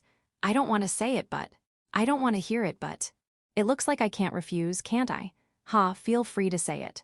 Ado, it's about the country we were living. Garrett Kingdom, it's split up. A tier strongest. Gran Maria Vice General Dessous. Kudal dive bombing. Koron, remembering my name is enough. Suraryu Suwaruku, astral projection. Kirbit, it's time to celebrate, I'm back. Malbit, lying on the kotatsu. Ruinsha, my grandchildren are so cute, so cute. Raz Maria, right, my granddaughter, right. Suwaruru, Suwaruku, grandchildren. This way, please. Rijinleif. Delicious. Children, they are all the same. Chapter 743. Story of the Other Country. From what I heard from Kirbit, Garrett Kingdom is now divided. She said that the kingdom was divided into 4 factions. The obedient faction, that follows the will of the angels. The breakaway faction, that wishes to be free from the will of the angels. The hostile faction, that concluded that the angels who abandoned Garrett Kingdom were enemies. The independent faction, that doesn't care about the angels at all and only focuses on becoming a powerful country, or at least that's how Kirbit describes it. Aito. So the obedient faction, the one who's maintaining the status quo, are gentle people. They are even thinking of following us to the Demon King's kingdom and founding their own independent state. They're not, they were radicals. By the way, they are the largest group. That makes things worse. I don't know how big Garrett Kingdom is, so I don't know how many the largest group is, but I'm sure it's not 100 or 2. Even though the country was divided, it is still a county, so there should be in tens of thousands. Anyone with eyes can see that migrating that many people would cause problems. Even I can see that. Village 5 alone is very heavy to deal with when it was established. People who wanted to migrate moved there from all over the country, and problems, due to differences in race and culture, popped out one after another. Thanks to Yaoko's efforts, the problem in Village 5 did not escalate. Would the Demon King's kingdom be able to accept the emigration or immigration of that level? Well, given the Demon King's kingdom's past actions, they will accept emigration as long as it was done according to the kingdom's will, even if it would be hard for them. However, since they are thinking of founding their own independent nation after emigrating, the kingdom would not accept them. That's just a rebel force in the making. Let's contact the Demon King. No, before that, check the situation first. What exactly is happening? Have they already started moving? The angels related to the obedient faction are trying to stop them. Good, but what do you mean by related? They are the ones who voluntarily become related to them, so you shouldn't worry about them. I didn't get what Kirbit had said, so I looked at Tyr. She told me that the ones she was talking about were the angels who are in a romantic relationship with them. Ruinsha, who was standing beside me, told me that they were the ones who stayed behind. They were not able to get married due to the strict trial, but they'll be separated after 80 years of being together. The males are humans, so you can think of it as their life expectancy. Given that reason, they can't leave them behind. I see. My apologies for interrupting. Kirbit-sama, please continue. Ruinsha urged Kirbit to continue. The man is the uncle of the current king of Garrett Kingdom. He is the younger brother of the previous king. He has a decent voice in Garrett Kingdom, and he's basically the one who stops the obedient faction. He's the one who's stopping them. Us angels are basically advisors. So, the one in charge is actually the younger brother of the previous king. HNN, wait a minute. Does that mean that when the younger brother of the previous king reaches the end of his lifespan, the obedient faction will start immigrating? I guess so. Should we supply him with leaves of the world tree? Thanks for your concern, but the person in question only wants to live his normal lifespan. The angel partner has agreed to it, and we can't just do something to him because it would be more convenient for us, right? You are absolutely right. Reflect me. Well, there is a more urgent problem than that. Urgent problem? The obedient faction has already started moving to the sea area in preparation for immigrating. They were stopped, so they haven't left the country yet, but they are all on the east side of the country. The east side is already under the control of the obedient faction. That's expected. So, the urgent problem is getting in conflict with the natives in that area who were not part of their faction. There's also that, but 8. Kirbit is reluctant to say it and starts looking around for help. Unfortunately, the other angels around all turn their gazes away. It seems like it will be Kirbit's job to say it. Kirbit seems to have given up. The place, or rather, the force that the obedient faction control. What? they've renamed themselves as Village 6 Kingdom. That's not a very kingdom-like name. I know, right? Change it now, as expected. Of course. To those who know, they'll think that Big Tree Village is involved. But those who don't will think that it's a kingdom that started with 6 villages. That may be so, but I don't want to cause unnecessary trouble. This might be presumptuous for me to say since we're talking about a country name, but Kirbit or Malbit has the power to change it, right? I don't want a country named Village 6 Kingdom. Have them change it. That's why we have a favor to ask you. HNN, a favor. As a matter of fact, we also thought that a country with that name reeks of trouble, so we tried to order them to change it. You tried, you mean you did not succeed. For example, just an example, what do you think about calling that country Big Tree Village Kingdom? We're talking about that part of Garrett Kingdom, which is under the control of the obedient faction, right? I will not allow it. It would be strange if I don't say no. Big Tree Village is important because it's the name of this village. Don't use it like that. Of course. And that leads us to the request, can you think of a name for that country? Me? You mean I'll name the new country that is founded by the obedient faction? Since you're the one who ordered to change it, you should be the one to name it, right? Seriously, given how the other party acts, I think there's a high possibility that there will be dissatisfaction if they will be the ones who'll name the country. Thus, I thought maybe we could impose the name of the country from here. However, it still depends on village chiefs, so I'll leave it all to you. I see, I understand your request. However, how can you just throw me the job of naming a country? Do you angels have thought of something? Let me choose it from what you thought. We do, here's the list. A, we've already prepared it. The list of names for the country is written in small letters on several thin boards. Just a glance, I know that it's more than 100. And just a glance, I've already concluded that there's no way those are names of a country. Next to the names on the list are the origin of the names. Should I choose from here? When I asked that, Ruinsha nodded and the angels began moving. Then they brought out a big board. The board had the names of the countries on the list, but they are written around. The board is then attached to the wall, and I was handed with a knife by Ruinsha. In other words, throw it and whatever you hit will be the name of the country. By the way, if it fell off the board, it will be Allah Kingdom. The angels are getting excited, but I think this is a terrible way to decide. Also, what's with the all in the middle? Are you going to combine all the names to form one name for the country? That's not it, right? I resisted, but in the end, I threw the knife and it became Legitimate Garrett Kingdom. Ruinsha clicked her tongue with all her might.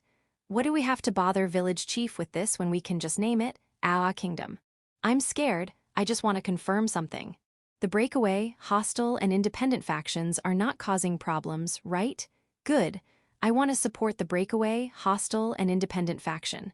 I'm talking about other countries. Kirbit. I don't know what village chief prefers. Suwaruru darts, Suwaruru, mother's saying all a lot these days. Let's add all. Suwaruku all like Jujum, Razmaria. With regards to diplomacy, it's taboo to get a country's name wrong, so this will be a good way to harass them. Malbit. That would mean that every time we'll do paperwork we'll have to use that long name. I'll go with Allah Kingdom. Ruinsha. It's a hassle to write 6 letters for Allah. How about we just use Ah Kingdom? Right, Ah Kingdom would be great. Chapter 744. Angel Things. With tangerines. The story of how the Garrett Kingdom was divided was a surprise, but not something that would have an immediate effect on the village, since there's no emigration faction. As for the obedient faction, it was decided that the angels would take turns supervising them. The first one that will be in charge of supervision is Razmaria. She lost in the draw lots. Gran Maria, it's quite unfortunate, but I can only leave this job to you. Please take good care of Rose Maria for me. Mother, Rose Maria is my daughter. You don't even have to ask me to take care of her. Razmaria smiled at Gran Maria, and then left for Garrett Kingdom, along with 10 other angels. She'll be the one to tell the name of the new country and the place controlled by the obedient faction. Thank you in advance. Razmaria will be back next spring. That's pretty soon if you ask me. Winter makes it difficult for anyone to travel between cities, which nurtures evil deeds. A supervisor is necessary in order to crush anything like that. That means we'll have to send a supervisor every winter. Gran Maria explained, which made me realize what it is for. Incidentally, before the draw lots, someone actually volunteered to be a supervisor. I'm very dissatisfied to leave village chief's side as his guard, but I don't want anything to trouble him.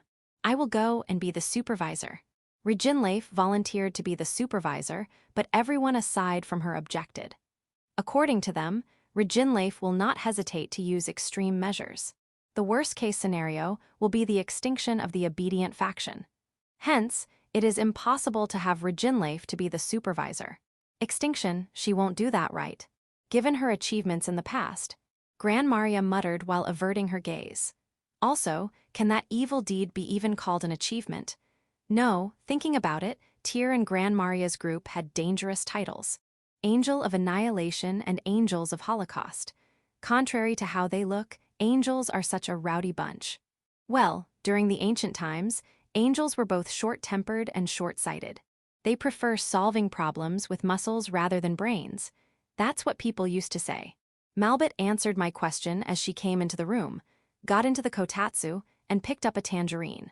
Ancient angels. It's from the time when they were wearing something resembling those golden equipment.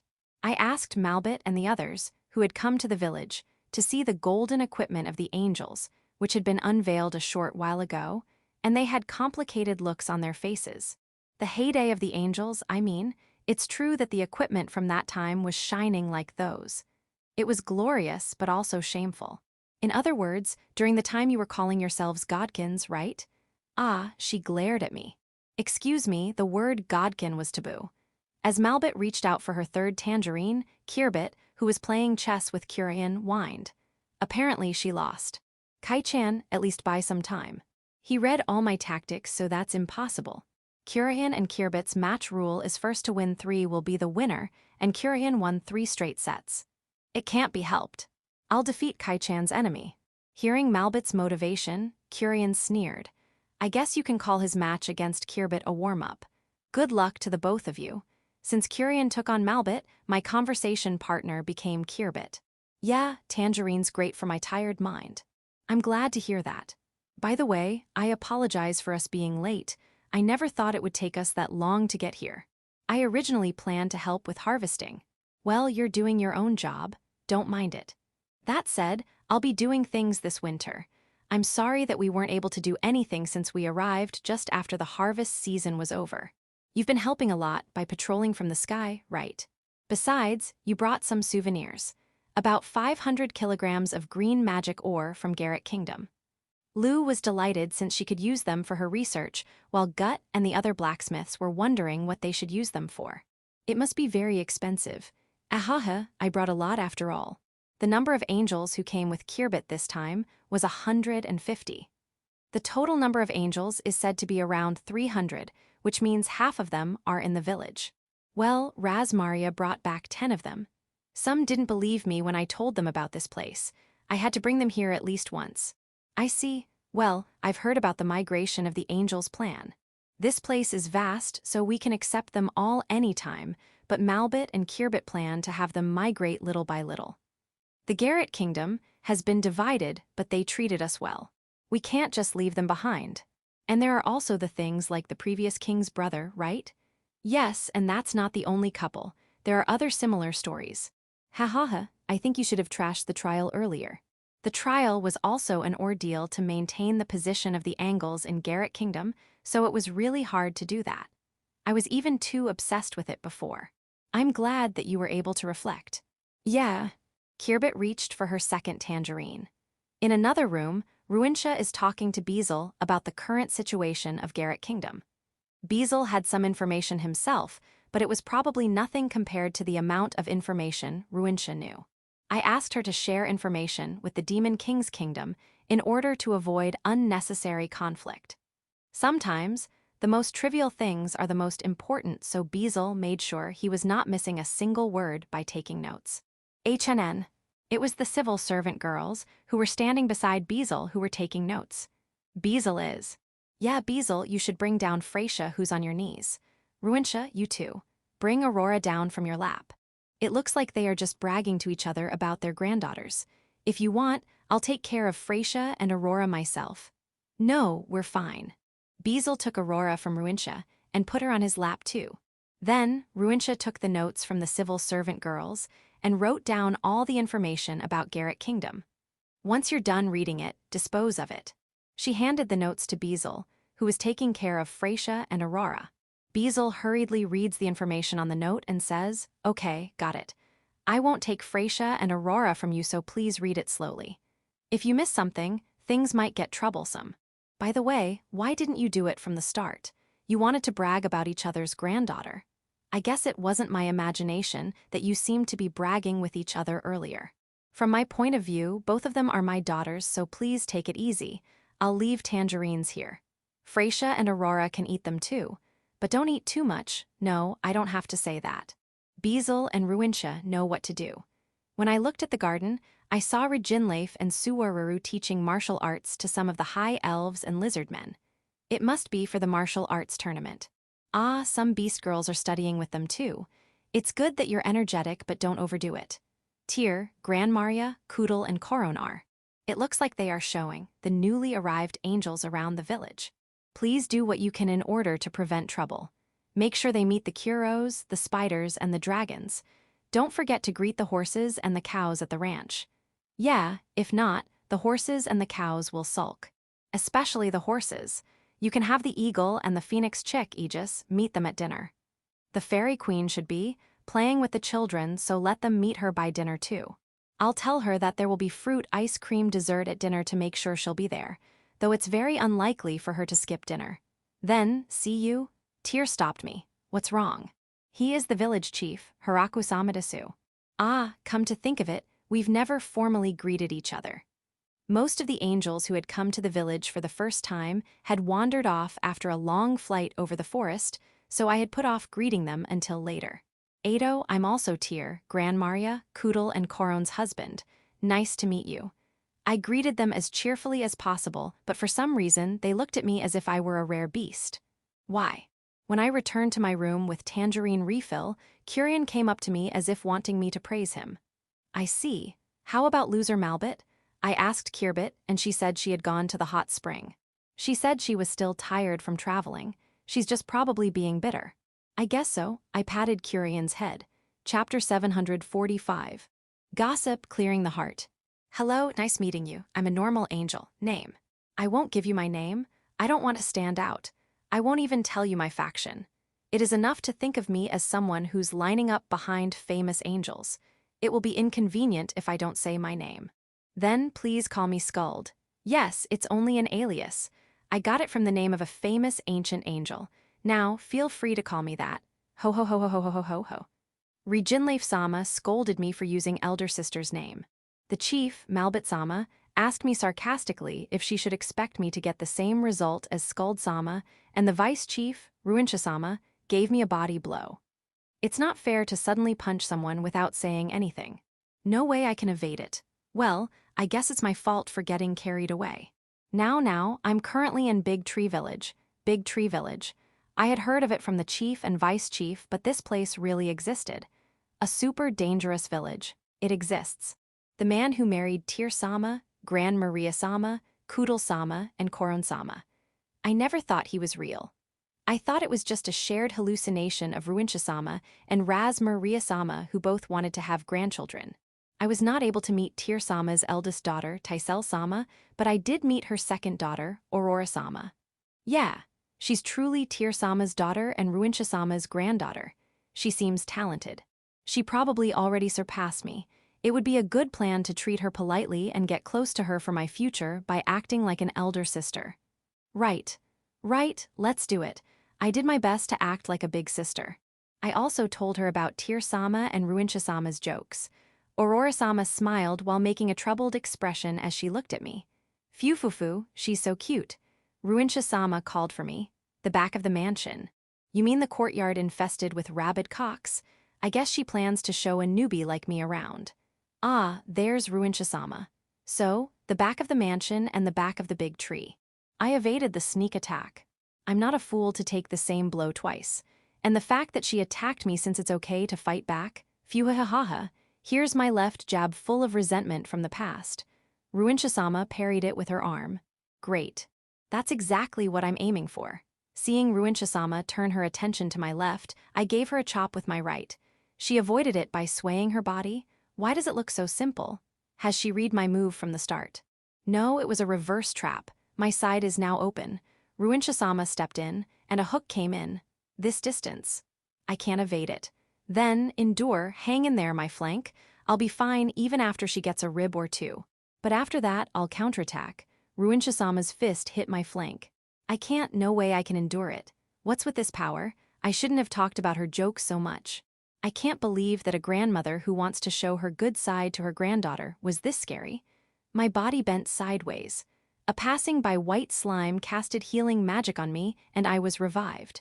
That was a close call. If I hadn't immediately spread my wings and flown, I would have died. However, since I fly, I was sent flying far.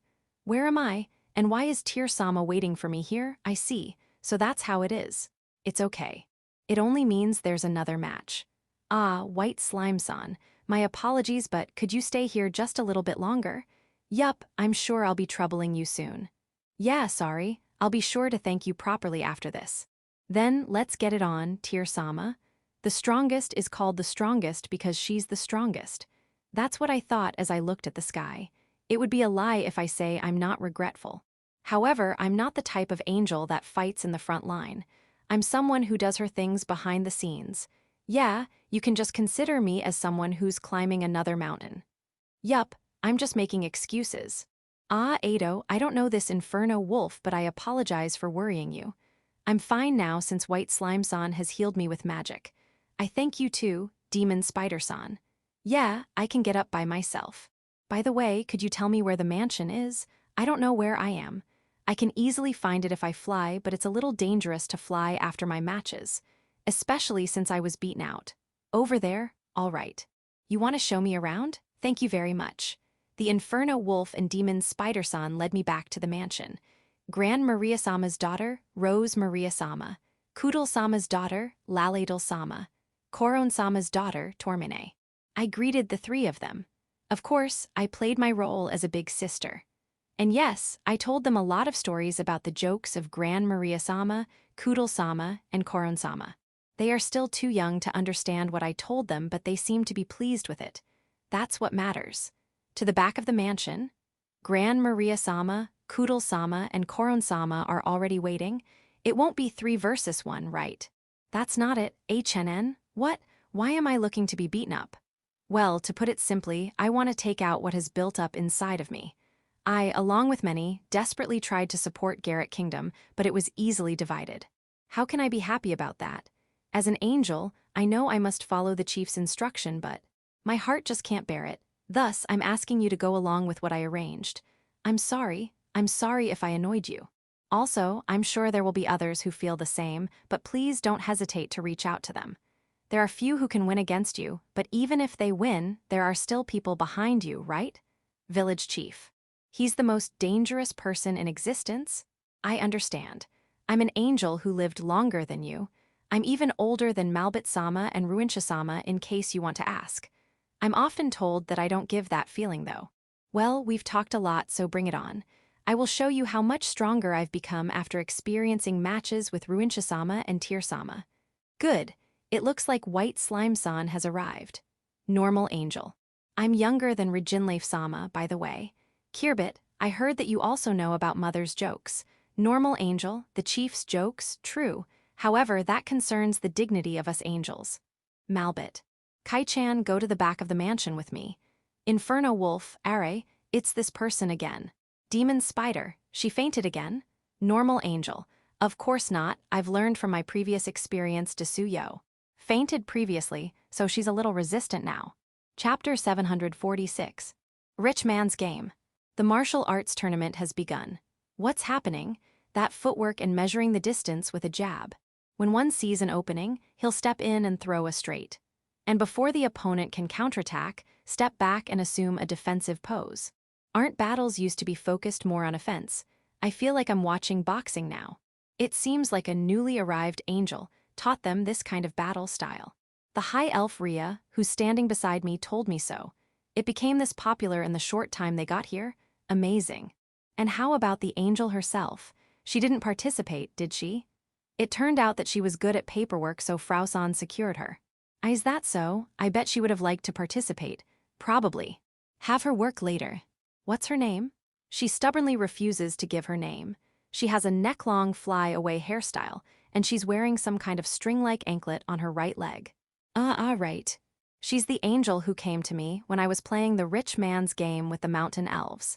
She was a cheerful, good-natured, and easy-to-talk-to angel, but she never gave her name. It's probably her. I guess we can only ask Malbit-sama or Ruincha-sama for her name. By the way, what's the rich man's game? HNN, rich man's game desu, what is that? Do you remember the green magic ores that Kirbit brought as souvenirs? Lu made the magic ores into small grains in order for them to be easier to use. I heard that it doesn't only involve the green magic ore but gold and silver as well. Is that the reason why it was called the rich man's game? No, that's not it. Lu told me that each small piece of the magic ore was worth about a gold coin. We had a fair amount of it, so I scooped up a handful and spilled it. I see, so that's how you play the rich man's game. No, of course not. I was scolded by Lu saying I shouldn't play with her valuables. The mountain elves saw that and built a hut in the courtyard.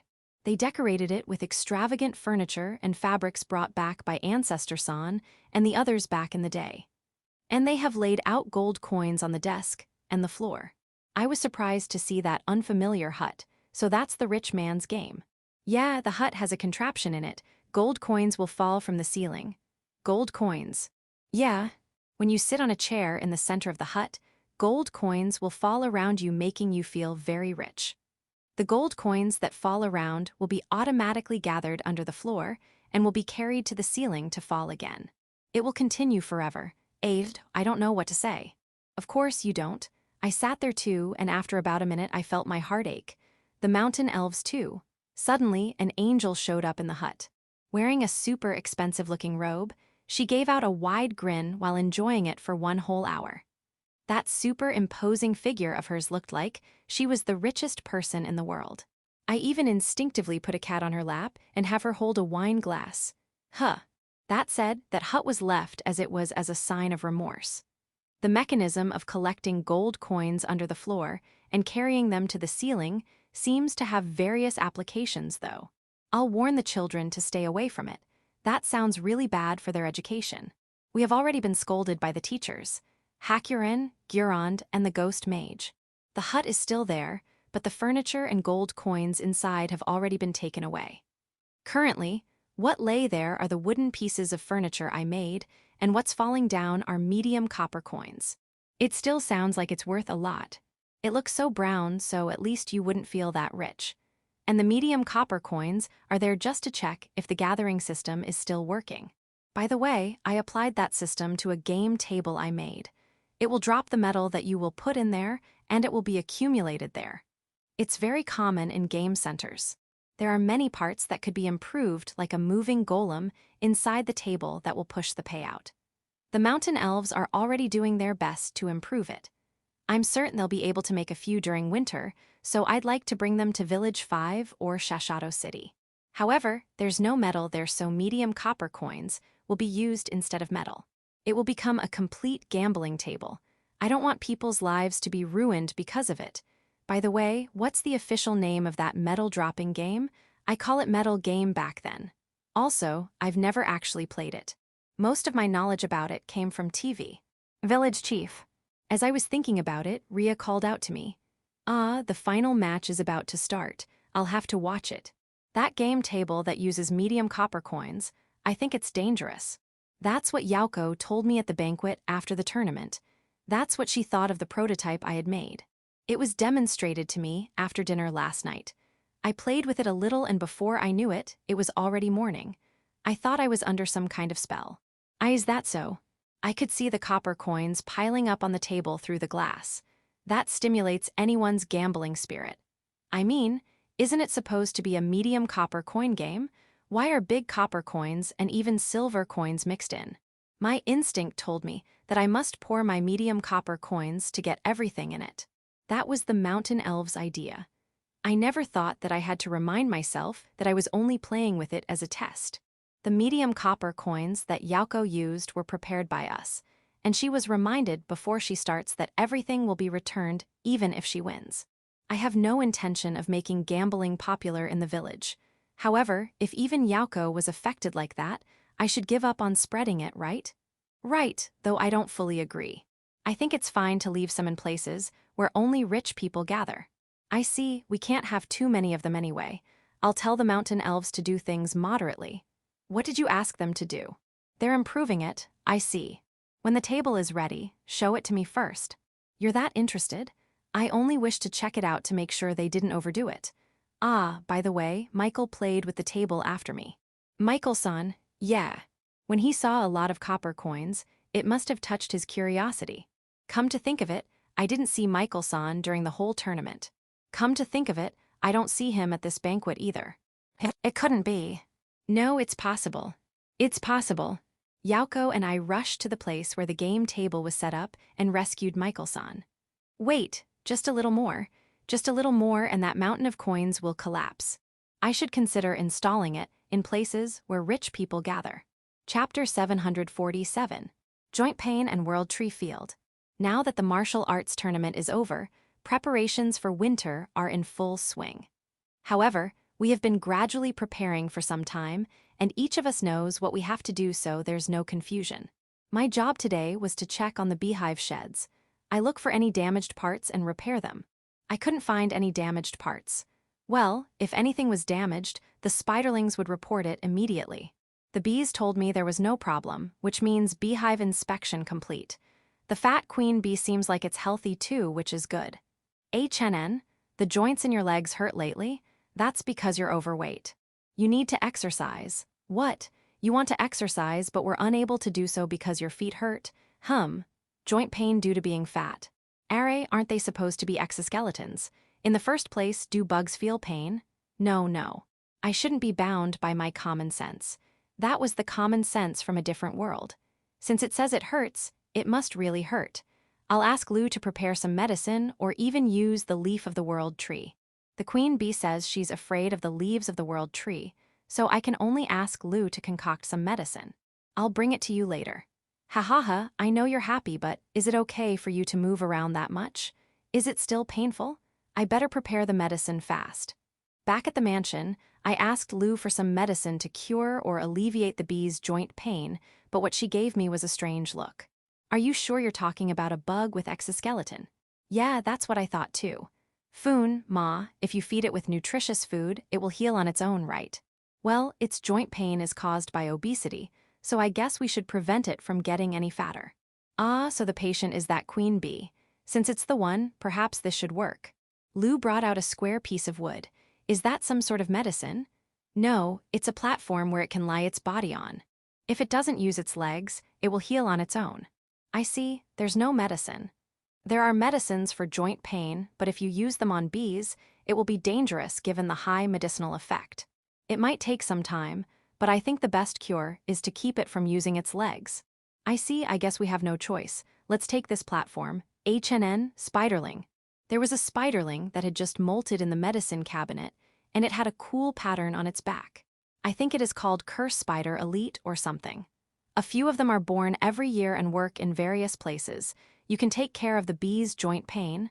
Can you use healing magic? Is that so? Then please take care of it. What's the matter, Lou? If it's just using magic, I'll do it. No, Lou still needs to do some things to prepare for winter, right? If it's just using magic, I'll do it. As a result, Lou, and the Curse Spider Elite went back to the bee.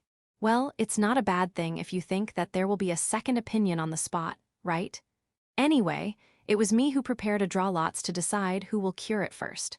About 30 of the newly arrived angels were praying around the world tree. I heard that the world tree is very important for the angels. Some of them got too close to the tree and were attacked by the giant silkworms that live in the tree. Wait, both sides, don't get too excited. Don't fight with each other. Silkworms, stop using string shot to the tied-up angel on the ground. Well, I guess they would really be shocked if someone tried to rub her cheek on the world tree while looking ecstatic. Angel, you have to calm down. Take a deep breath. Yeah, slowly. The silkworms let the angel they caught go. Yeah, I'll take care of it. Village chief, please let us take care of the world tree. Don't be too excited, don't be too excited. And how are you planning to take care of it? Water it. We will surround the world tree and pray and dance around it every day. We will surround the world tree and pray and dance around it every day. I heard you the first time. I just didn't get it, eh? In any case, watch over the world tree peacefully. Praying and dancing around it is a nuisance to both the world tree and the silkworms. That can't be. No, it can be. What's this? Why are these angels so enthusiastic? I heard that they cherish the world tree, but I never thought it would be this much. Tyr, Gran Maria, and the others were not like this. Kirbit, Malbit, and the others are not like this too. That means only these few of them, right? Gran Maria, who got here before I knew it, nodded. It's because of the religion of the angels. I see. Then, it would offend others if we leave them alone. However, it would be dangerous if we prohibit them. Even so, leaving them to pray and dance around it is a nuisance. All right, I've decided. Let's give these angels the important job of taking care of the world tree. Job, is it? Yeah, I don't think it's a bad idea. I led the angels to the flower garden north of the village. We stopped at the world tree field. The world trees here are growing slowly and have only grown as little bigger saplings. However, there are a lot of them.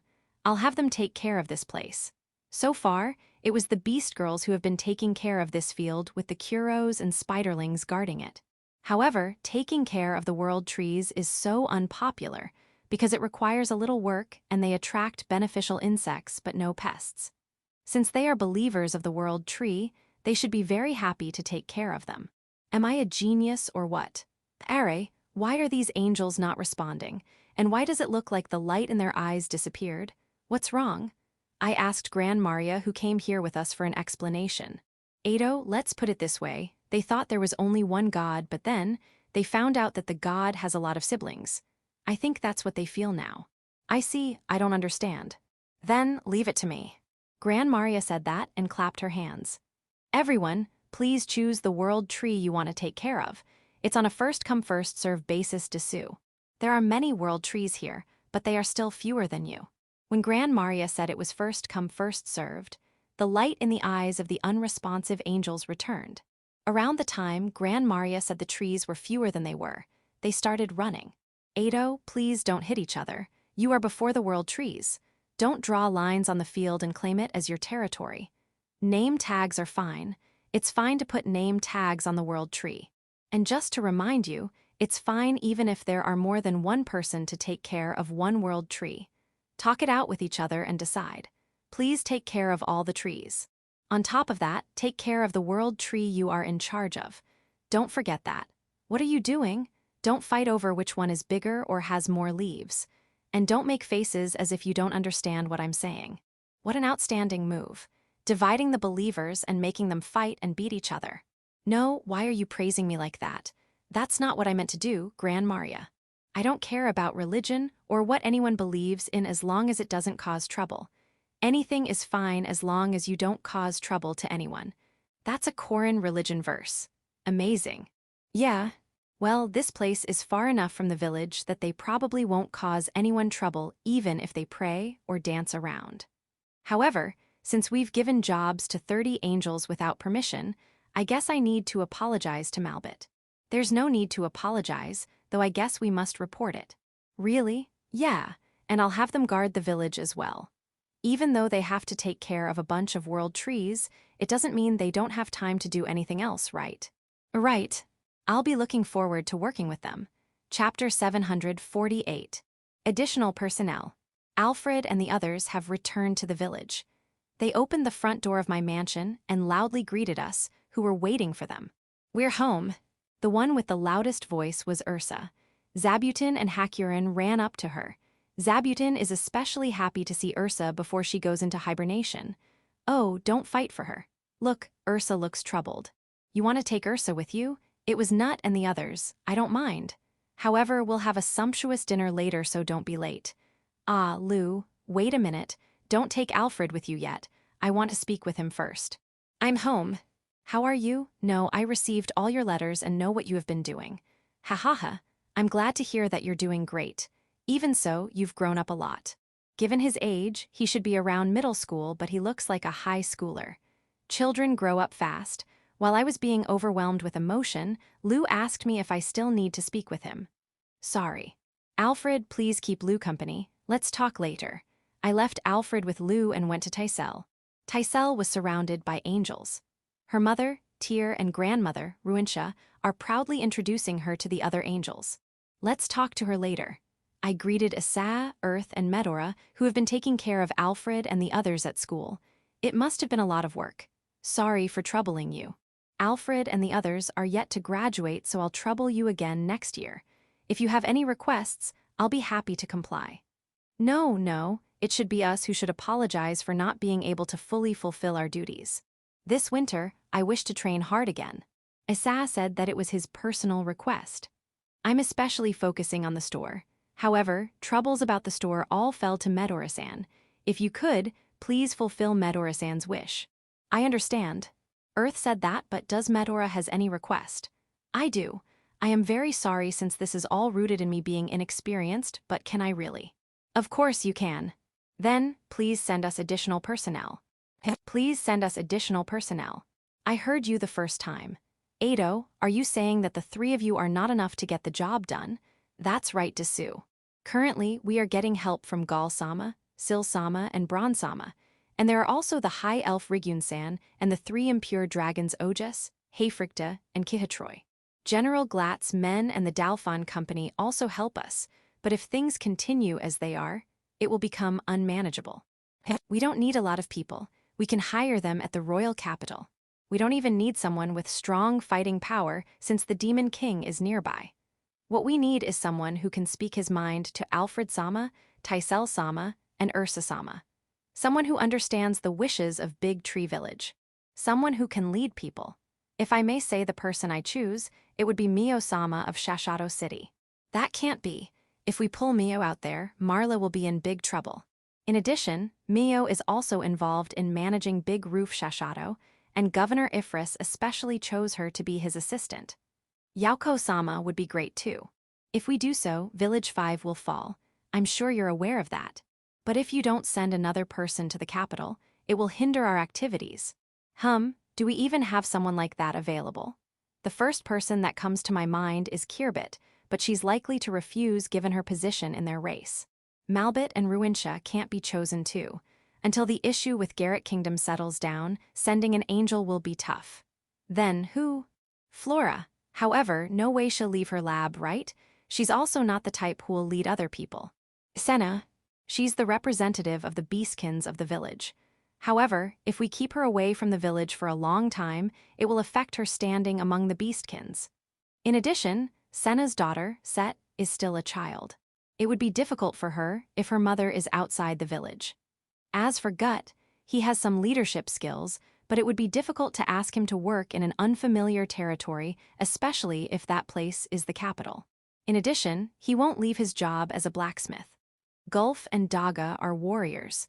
They may be able to command battles and even implement complicated tactics, but I'm doubtful if they can do the same about office work. No, I shouldn't stay away from what was needed.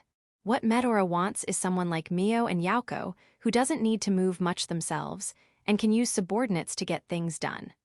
I think the perfect person for the job is Tysel when she grows up. The person I want is someone who can fill in for Tysel-sama. Is that, by the way, why do you even need additional personnel? Is it that hard to take care of children that are going to school? When the three Beast Boys were there? Well, yeah, they graduated right away and became teachers, so I guess their situation is completely different. No, not really. To put it bluntly, every time Alfred-sama, Tysel-sama, or Ursa-sama face and solve a problem, the faction will grow. Faction, please think of it as a faction within the Nobles Academy. Originally, it was Tysel-sama, who's managing the faction, until she was taken to the royal castle. Issa followed Tysel to act as her bodyguard, and Earth is in charge of the store. Medora is taking care of Alfred and Ursa alone while managing the faction on their behalf. We have some excellent students in the faction, so we leave some things to them, but there are some situations where we need someone with proper position to take charge. Gal-sama, Sil-sama, and Bron-sama can do it, but they're not always in the royal capital. I see. Then who can I send? If I take someone from outside the village, it will be Pirika of Village 5. But does Pirika have the power to make Alfred and Ursa listen? And what will happen to the guards of Village 5 if she leaves? Is there anyone who can replace Pirika's position? There's no point in thinking about it alone.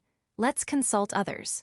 Medora, my apologies, but I can't give you an answer yet, though I assure you I'll do what I can. Thank you very much. Well, it looks like Tysel can't leave yet. I guess I'll array. I think I saw Ursa's friend E3 there. Where have you gone to? Doors and the others took you with them? Ah, Mahjong. I hope the stakes won't pile up again. I'll check on them later. In the meantime, let's help prepare for tonight's dinner. Ah, Tyr, when Tysel is free, could you call her for me? Thanks. After dinner. Village Chief, I wish to speak with you about Medora-sama's request. Anne, who brought me the after-dinner tea, asked me that. I have someone I would like to recommend. Ace who? You're not talking about Remuria, right? If Anne or Remuria's leave for a long time, the mansion will have a lot of trouble. Thank you for listening. It's not her. I would like to recommend someone else. My son, that is Dessou. Anne's son. Torin. He's not even 10 yet, right? He should have been born 9 years ago. Right, and he's amazing, Dessou. I know, Lou and Hakurin praised him too. However, he's just a child. He has grown horns. I see, so he has grown horns. No, his horns grew some time ago, right? In addition, that's not a good reason. Even if we send him to the academy, he would only be a junior student of Alfred and the others, and not the additional personnel that Metora was asking for. It wouldn't matter if they make him a student of the academy. That much is expected. However, he still can't do much given that he's still so small, so I would like one of the mountain elves to assist him. One of the mountain elves? Ah, that one. The mountain elf who often hangs out with Torin. To be more specific, she's the mountain elf who gives shape to Torin's ideas. She's like Torin's personal engineer. Yes, I'm talking about her. I think the two of them could do it together. Can they really do it? They can. He's mine and village chief's son after all. I'm not convinced. In addition, one more person will automatically follow them. I originally thought that things should be left to that person and the problem will be solved. What are you talking about? Someone will follow Torin? Automatically. One of the Oni maids. No, it's her. Anne said that and moved her gaze to Kirbit. The person in question is looking at Torin. Torin was distributing tea just like Anne. He's helping the Oni maids. Impressive. Kirbit is looking at Torin with a smile. It's unofficial, but she asked me what plans I have about Torin's wife. Of course, we'll have to wait until Torin's a little older.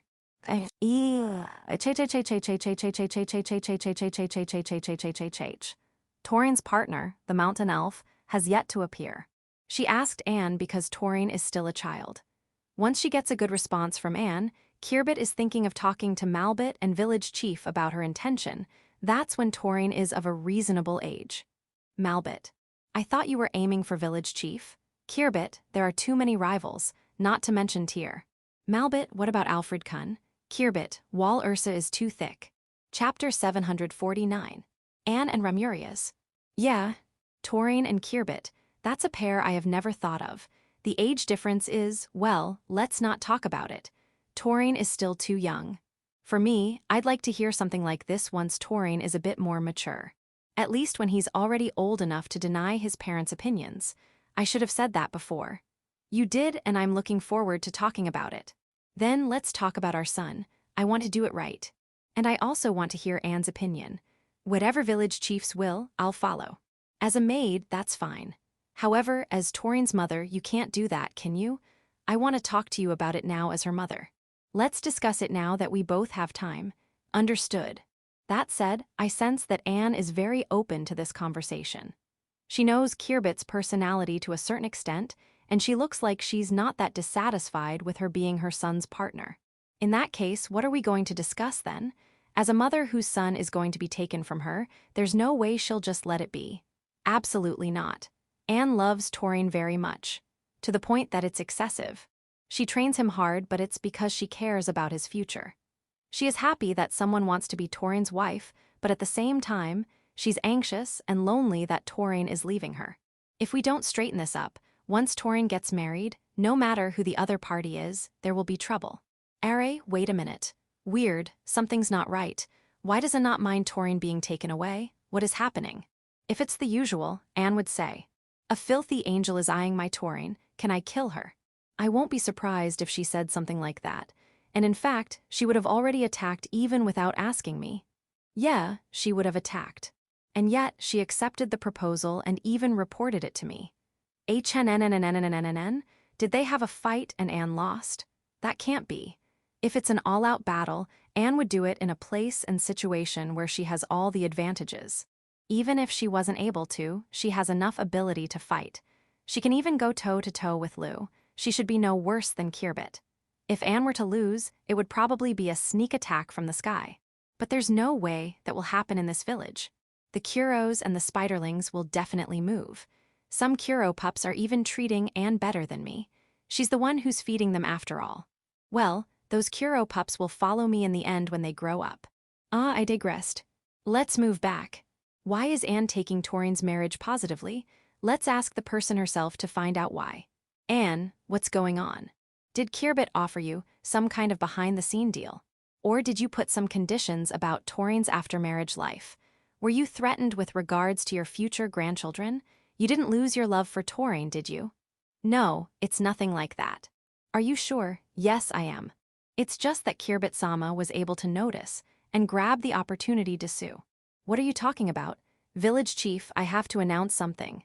HNN, what is it? What's so sudden? I'm conceiving a child. You're conceiving a child. That means she's pregnant, right? Who, Anne? Yeah, I know.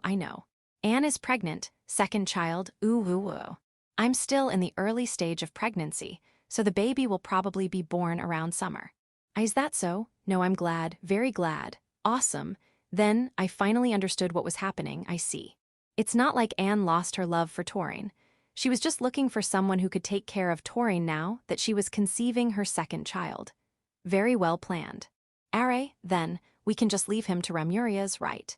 Village chief, I have one more thing to announce. What you mean? Yeah. Anne signaled to her and Ramuria's, who was nearby, came up to her. Me too. Ramuria's too. Ooh. Yeah, I guess we seem to be spending a lot of time together lately, I see. Congratulations. Thank you. I think I'm going to give birth next summer too. Okay. As for work, consult Anne to make some adjustments. If you want to, you can take leave of absence until you give birth. That applies to you too, Anne. Are, wait a minute. Anne and Ramuria's are going to be on leave due to pregnancy, right? In that case, who's going to manage the mansion? Until now, the management of the mansion has heavily relied on Anne. No, it was all left to her. Ramuria's can be considered as Anne's arm. If the two of them are absent, can the remaining Oni maids handle it? Even if they could cover their shifts, would there be someone like Anne who could lead the operation? This is something I can't do. I can't take command of the maids as good as Anne and Ramuria's. All I can do is help with cooking. And it is limited to cooking for a few number of people. Cooking for dozens of people is tough. No, I'm willing to do what I can for Anne and Ramuria's, but my original plan was to have Taurine lead the maids, but it's still too early for him, so Taurine will go to the academy instead. Since it's Taurine, I'm sure he'll do well in school. Ramuria's backed up Anne's statement. I want to nod too, but I'm worried. Village chief, you don't have to worry about the mansion. We have prepared for something like this. Anne's reassuring me. That's right, Dessou. The maid's operation won't be hindered just by losing too. Ramuria's reassured me too. However, the lack of manpower is indeed a problem that had to be addressed. Anne glanced to the side as she said those. We're lucky. Ramuria's glanced at the same place. The two of them were looking at the group of angels who were enjoying after-dinner tea. They are the newcomers. The qualified must be caught. How impolite of me. Let's recruit and train them. Anne, I understand your enthusiasm, but recruit only those who are willing to settle down. You're already thinking about the future, I understand, Dessou. If they won't settle down, we won't train them. Ramuria's, don't do anything dangerous since you're pregnant. I hope you understand. Ma, the two of them don't look like they'll go on vacation anytime soon. However, it looks like they want to settle everything down while they can still do what they want. Just don't overdo it. If there's anything you need, just let me know. It was Ramuria's who responded to what I said. Then I won't hesitate. What do you need? Sour fruit. Ramuria's smiled as she said that. She was longing to say something like that after seeing it from the previous pregnant ladies. I guess she has this side too. You're free to eat lemons, oranges, and tangerines as long as they're reserved for me. If there's not enough, I'll go to Village 5 or Shashato City to buy some. You too, Anne. Don't hesitate to ask me something. And don't let your guard down just because it's already your second child. When you think you are already used to something, that's when things go haywire. You've experienced something similar when cooking before, right? Me too. You can never be too careful. By the way, who else knows you two are pregnant? We have to inform everyone in the village. Yeah, we should. Let's announce it tomorrow. However, before we do that, there's someone who needs to hear about it, right, Anne? Yeah, Taurine, don't be shy. Let's tell him together, and let's celebrate. Chapter 750. Father Who Wants a Parent and Child Talk. Zabuton and the Spiderlings began preparing for their hibernation. This happens every year, but this year, things are a little different. If you want to know what, it's that they prepared futons. They are even very particular about the weight of their futons.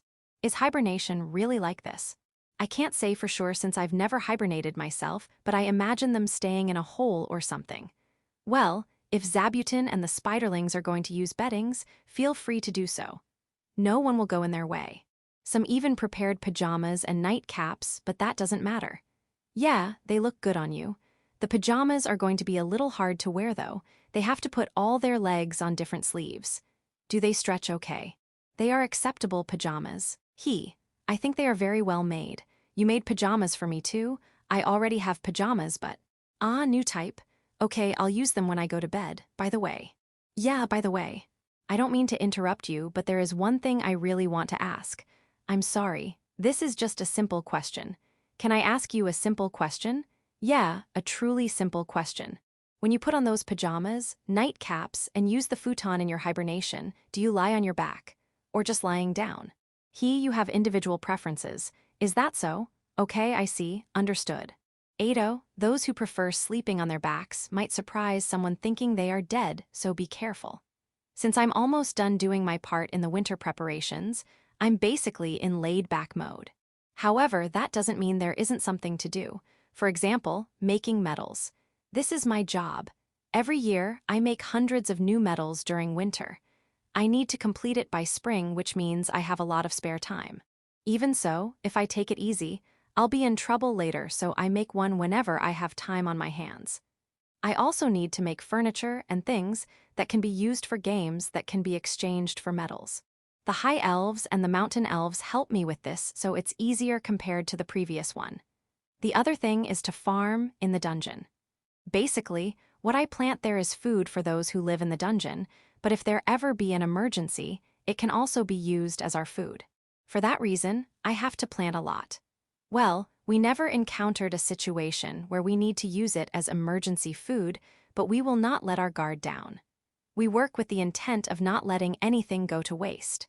Of course, there are other things to do aside from working, like parent and child talk, especially since I haven't seen Alfred, Tysel, and Ursa for some time. I met them in Shashato City a while ago. Ma, I don't care. If I say it's been a while, it's been a while. I don't know what I should talk about with them again, but what matters is that I talk with them. Yep, that's what matters. So, why am I playing Mahjong with Ursa's friend, E3, now? Mahjong is a game played by 4 individuals. Demame, who was playing with them, lost too much and suffered mental damage, so he was forced to take a break. Because of that, there aren't enough players. So around the Mahjong table are me, E3, Doors, and Dorame. Ma, I can hear from E3 how Alfred and the others are doing at school, so I guess I don't mind. Since I said I don't mind, I don't really mind. Hey Dorame, what do you got? Do you have any Suzu? Father, just because you are losing doesn't mean you have to cheat. This is not cheating, we're just having a chat. As proof, I no longer want my Suzu. You have already been warned that such tactic is not allowed. Also, don't get me involved. Dorame, father is sad. Isn't it just choosing the means to win? Only by following rules would one's victory shine. HMPH Dorame, you've grown up. HNN, it's your turn. Oh, excuse me, I don't think I'll be needing this. Whoa, 3 rons, 11,600. Father, I told you I don't need Suzu. A ruthless battle. It's nice that you father and son can have a bonding like this. Me and Doors and me and Dorame are father-in-law and son-in-law, not the father and son I've been talking about. By the way, in Mahjong, there is a rule called Hakakarako, or Hakashita, in which the game will end when you lose all the points you have from the start, but this village doesn't use it. As for why, everyone said that ending it too quickly is boring. Because of that, the game continues until everyone finishes their 2 Oya. As a result, even though there is an exchange of 10,000 points between Doors and Dorame, E3 is still out of reach. Of course, she's far beyond me too. I was reminded once again that Hakoriko rule is a way of helping the weak. This game won't seem to be over soon. In other words, it looks like I won't be able to talk with Alfred and the others. Perhaps sensing what I wish to do, E3 was very considerate of me. "Ano, if you want, I'll entertain you." "Ha ha ha ha, thank you. However, that's a bad idea, E3-kun. I'm fine with it, but for losers, what you did is an act of provocation to them. And the dragon is a race that's not very tolerant to provocation, according to my research. Since they are the top of the food chain, they won't let anyone provoke them. Ho ho ho, my apologies if what I did bore you." "Not at all, father. I guess things will take a turn now." And just like that, Doors and Dorame snapped. Even so, that doesn't mean they're going to win. Tsumo, 8,000, 16,000. Ron, 32,000. Tsumo, 16,000 all. And E3's consecutive advancements keep the game going. I've been caught up, so I'm losing points. Please, stop this futile fight, and let's cooperate to end E3's Oya. Cooperation is not something that can be considered cheating. We're just going to support the fastest player in the game while each of us aims for an easy win. Can we do something like that? Of course, we can. I'm sure we can do it. Doors and Dorame responded to my eye contact with eye contact. "So how are your hands?" "Can't, heavy." Meaning, it will take time to agari. Doors can't to heavy, meaning, it's too hard to advance by only pawn or kai. I can't do anything either, heavy. Meaning, it is impossible for me to move, I can only discard. I see that means. Tsumo, 16,000 all. It means it's all E3. Well, let's not be discouraged and do our best. Stay positive. It was an hour later that I was released from the Mahjong table. The Mahjong is still ongoing. The players now are E3, Hakuren, Ursa, and Hikaru and Raymarin. I would have stayed since Ursa had joined, but the damage to my spirit from continuous defeat was too severe. Let's talk to Ursa later. Alfred is at. He's talking with Lou about something. I don't know what they were talking about, but it should be about magic. I want to join in, but I can't. Let's talk to Alfred later. That means the only one left is Taisel. When she came back, the angels took her, but I guess she's free now. I found Taisel drinking tea in the living room. Let's have a father and child talk. "Father, there's something I would like to speak with you." "Ooh," as expected of Taisel. "Ask me anything. Is it all right for me to talk to you?" "Of course, the reason why I'm here is to speak with you in the first place."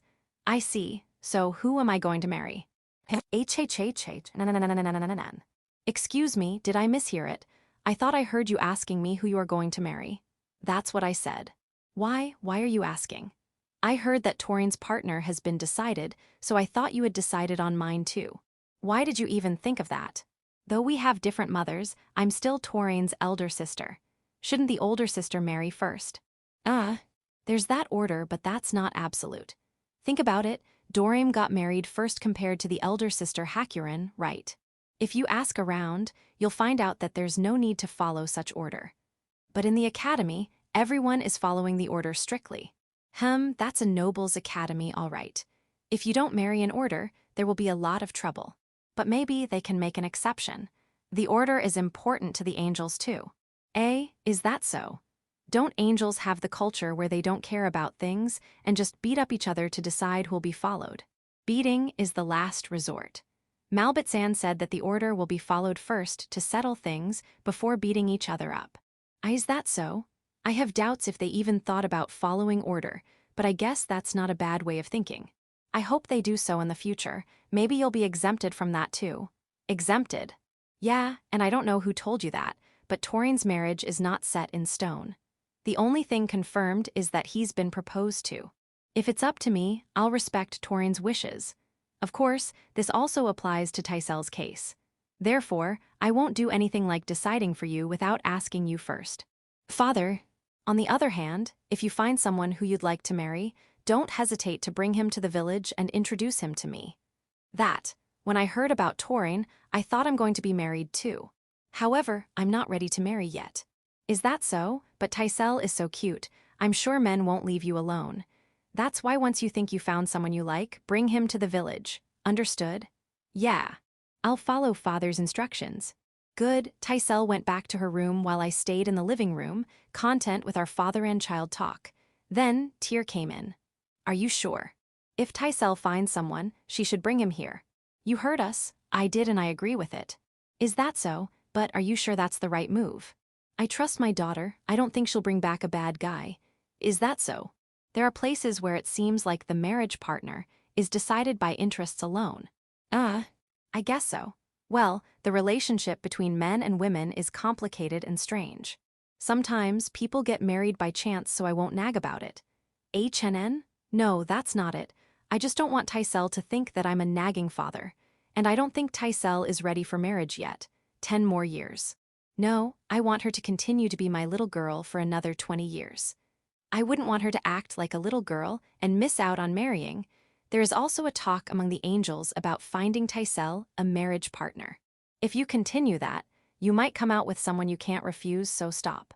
I think so too, so I'll have them do that. Ma, no one will be happy if it is forced. I agree. In addition, I don't want anyone to think that they can easily become Taisel's husband. Even if not as harsh as the angel's trial, please forgive me for preparing and welcoming the other party with some kind of trial. It's just a sideshow. We'll just have him fight against a dragon. In dragon form, of course. Their power is quite limited in their human form.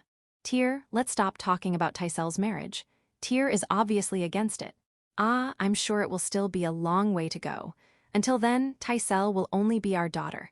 Angel A, there's no sister better than my elder sister. Angle B, you say that but you treat your sister like a cat at home. Angel A. And no, I don't love her that much. Village Chief, by the way, I told Taisel how you and I got to know each other. Tyr, that's a wonderful story. Village Chief. Tyr, it's a wonderful story, right? Village Chief. Yes, it was. A wonderful story, that's what happened. Chapter 751. Winter starts. Zabutin and the spiderlings hibernated. We can only meet them until spring. The non-hibernating spiderlings, who are resistant to cold, are all fired up. Take it easy. Of course, we're counting on you. However, each of you must have a hot stone, thermal insulation stone. Also, even if you are holding onto a hot stone, you shouldn't let your guard down. It's cold. You wouldn't want to stay frozen outside like the slimes until spring, do you? When I said that, the slimes got angry at me. But it's true that those who are outside are frozen, right? Look at how few you are now. Before you get mad at me, make sure your whole race pays attention to it. And following Zabutin's group, the pond turtles in the reservoir went into hibernation too. See you in spring. Lu, we're actually saying goodbye. Can you please stop dancing around while holding a pond turtle shell in your arms? Besides, we receive a good amount of them every year. They are not too rare for you to dance, right? Even so, this is precious. It's a phantom material. There are so many uses for it, so you can never have too many. She stopped dancing, but she's now skipping. She must be very happy. Ma, the shell of pond turtles can be used not only as medicinal material, but also as magic catalyst or magic component for magic tools. For Lu, it was as if she had fresh material to use for her research this winter. However, that doesn't mean you can monopolize it. If Flora or Tyr want some, give them too. I know. If they ask, I'll give some. Good. By the way, dragon scales are also precious. Why aren't you as happy? They are indeed rare, but they take a lot of work to process. It seems like it's really troublesome to use, since you have to use other precious materials just to process it. In addition, we have too many of them that no one would mind if you throw them away. If you really try throwing one, the people around will desperately stop you. Next year, we'll have to build more warehouses for the scales. And so, winter came. It suddenly started with a blizzard. I was surprised. However, we are well prepared. There's nothing to worry about. Phew. This level of blizzard won't scare anyone. That's what I thought. The next day, when the blizzard subsided, We checked the village and found that a part of the wall of the cow barn broke. Impossible. The cow barn had never been broken before, and it has always been taken care of. There's no way it would break with just a blizzard like that. Apparently, it was a cow who broke it. It seems like a young calf was startled by the sound of the blizzard and went berserk. If that is the case, it can't be helped. Fortunately, the only one that was damaged was the wall of the barn, and no cow was harmed. Weren't they cold? I was worried since there are a lot of cows in the barn that would be directly impacted by what happened, but the spiderlings with hot stones appeared and warmed the cows. Ah, so they kept the cows warm with their hot stones? Thank you very much. That's a big help. HNN, you are apologizing because you weren't able to call us. No, there was a blizzard. You did the right thing by not forcing yourself to go out. You did well by staying. However, there are a lot of spiderlings. I knew there were a few of them are going in and out of here in shifts to protect the barn, but I'm sure it shouldn't be this many. They didn't move here because of the blizzard, right? No, they said the cows sometimes suddenly travel to the hot spring, so they had to increase their number just in case. I see. And because you had increased your numbers, you were able to keep the cows warm. Lucky. Yeah, me and the cows are lucky. The spiderlings were prepared and that gave me luck. Again, thank you. You saved us. Now, the cow that destroyed the barn seemed to be sorry. As long as you don't make the same mistake, there shouldn't be a problem. Other than the barn, there was no other place that was damaged. Since that is the case, we must hurry and repair the barn. First of all, we clean off all the snow inside the barn and thoroughly check the damage. There seemed to be no damage on the foundation or any of the pillars. It looks like only that particular part of the wall was damaged. Can this be repaired immediately? Just when I was getting a little worried, the high elves, mountain elves, and beast girls came to help. Thank goodness. Ah, the spiderlings will help too? Thanks, I'll leave the high places to you. All right, let's get this done before another blizzard comes. After 4 hours of work, the barn was repaired. After watching over it, the cows started to prepare to go out. Where are you going? Hot spring? If so, why didn't you just go immediately instead of leaving after the repair? It's not like we're not going to do it if you are not watching. That's not it. You can't relax in the hot spring while we're working here. Is that so? Thanks for your concern then. All right. You can go and relax in the hot spring. I already knew about it, but seeing how these clever cows open and close the door themselves is really impressive. We had to improve the lock on the door many times to make sure they wouldn't be able to open it. By the way, the horses and the goats can also open and close doors. The animals here are generally smart. Unless they are trying to go somewhere dangerous, the spiderlings are the ones who open and close the door for them. The spiderlings accompanied the cows. They go with them in case something happens on the way. Please take care of them. Also, give my regards to the ghost knights at the hot spring. I visit the hot springs a few times every winter. Hot springs during winter feel great. When I returned to my mansion, it was already dark. However, it would still take some time before dinner. This doesn't mean that Anne and other Oni maids are slacking off. It's just that the sun is setting earlier. I offered my help in cooking dinner, but they declined, so I'll just relax and wait in my room. In my room, Kuro's group was relaxing in the kotatsu. Kuro and Yuki, Kuroichi and Alice, Kuroni and Iris, Uno and Kurasan, and Kurian and Eris. The first generation of the Kuro family is all here. Well, the Fenrirs are the mainstay of the village security during winter. So, it's okay for them to stay here. By the way, why didn't any of you accompany me today? I saw a few of them when they saw me off as I left the compound. Kuro and the others thought for a moment in response to my question, then hid in the kotatsu, all in together. Well, it's cold. Also, I'm not mad. I'm going to use the kotatsu too, so make some space for me. Fu, it's warm. I'm going to make a potato dish tomorrow for the spiderlings as a reward for a job well done. What would be good? Mashed potato. It's winter, so the warmer the better, right? Steamed potato. Steamed potato with lots of butter. Not bad. No, maybe they would be more pleased if it's something unusual. I thought about it while waiting for dinner. Chapter 752. Snow Trail. Morning. After eating breakfast, I relaxed a little bit. It's winter, so there's nothing big to do. Relaxing. However, there are still some small things to do. Let's check the weather outside first. Yeah, it's sunny. The snow, that's around 30 cm deep, looks great. However, it has already been trashed. Given the footprint on it, it should be the younger generation Kuros. The older generation Kuros won't walk around in snow if not necessary. Looking at the trails, there were also traces of skis. Given the width of the trails, it should be the children's ski boards. Several of them. Perhaps the children went out to ski and they were accompanied by the Kuros as guards. That's not a problem, however. The children might have gone out without telling anyone. I asked the Oni maids and they said it was Alfred, Ririus, Riguru, and Rat who went out. They told them they're going out and they also said that they were going to play. Good kids. In addition, they are being accompanied by 2 more guards. I didn't find any trace of them. I heard that the guards were high elves, so perhaps they used magic or something. I'll ask them later. The kids will be fine, so I went outside too. Yeah, cold. However, the sun was shining, so it was not freezing cold. I'm wearing clothes that can keep me warm too. My destination is the ranch. I'm going to check the horses, cows, goats, sheeps, and pigs' condition. I also plan to check the entire place. We don't want any broken things like what happened to the barn. HNN? A trail of big shoe prints on the snow. Given what they look like, they should be traces from the boots used by the high elves and beast girls. However, they have spikes, so it should be the beast girls. The shoe prints are heading towards the ranch too, so I'm certain it's them. When I arrived at the ranch, I found the beast girls as expected. Apparently, they were checking the barns too. Taking care of the animals is essential even if it's raining or snowing. Someone must look at the barn every day no matter what.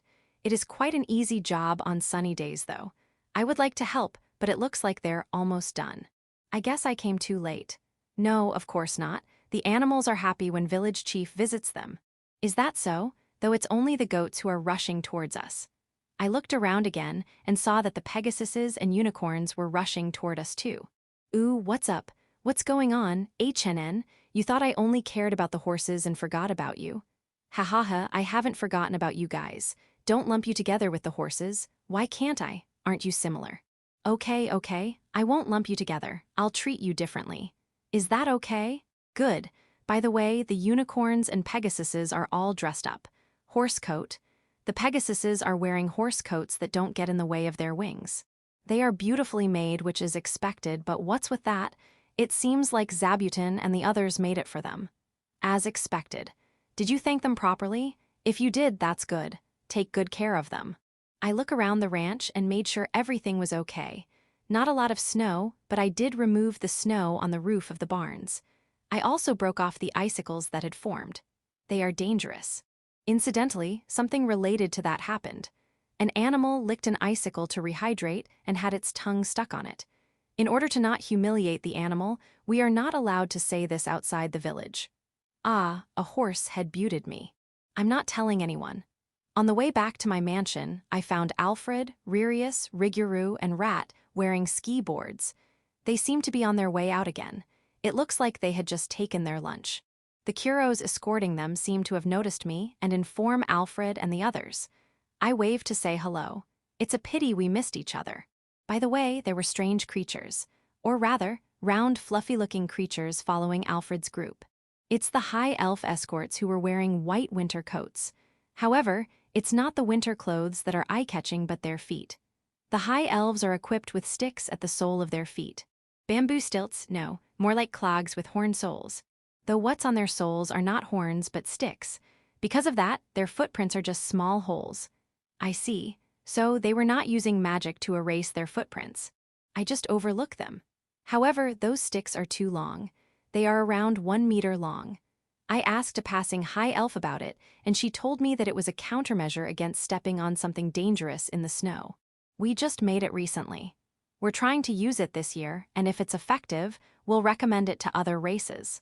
I see. At first glance, it looks like a pain in the ankle. However, the sticks are fixed as if a part of the shin, so it can be removed with one touch in case of emergency. The disadvantage is that it takes time to learn how to use it. Another disadvantage is that it looks funny. Well, I admit it looks interesting, but given that every high elf is using it, it should be pretty useful. Monsters and demon beasts sometimes hide in the snow. I guess it's an important safety measure. Yes. Well, the Kuros exterminate them before we can get close to them, so we never really stepped on something strange. HNN, during winter the number of active Kuros should be low, right? Won't that be a problem then? No. If you tell them you're going into the forest, they will come with you with their usual numbers as guards. Is that so? During winter, we go into the forest less often, so it seems like the number of Kuros, who were our escorts, are low. When you put it that way, I see. Fumu, I'll have to take a fresh look at Kuro and the others. When I returned to my mansion with that thought in mind, I found Kuro snoring while lying on his back in my room. Around him are Yuki and the others sleeping quietly. I quietly lifted the sleeping Kuro in my arms, and he was quite heavy. However, I'll do my best and bring him out of the mansion. On our way out, Kuro wakes up, our eyes met. And he ran away. Father, you shouldn't torture Kuro. I was scolded by Freysha, who had been watching us. Freysha is kind. However, I'm not torturing him. I only wanted to let him play in the snow a little. If Kuro doesn't want to, don't force him. Well, she's right, it's just a little prank. No pranks. Okay, as you wish. Reflect me. Before I knew it, Kuro, who had run away, was already behind Freysha. He looked at Freysha with satisfaction. I had to apologize and make up with him. Yeah. You can use the kotatsu freely for a while. You use it even without my permission, though. Spiderlings, horse coats, we made them. Pegasus. Horse coats, it keeps the cold and insects away. Unicorn, it's an insect repellent too. Wait, what?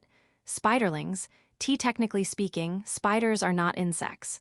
Horse, don't be so nitpicky in a fantasy world. Chapter 753. A certain winter day. Alfred looks like he'll go with Ririus, Riguru, and Ratigan. They are planning to go to Village 1 today, and there will be escorted by the Kuros, a lot of them. Don't fall in the river on your way there.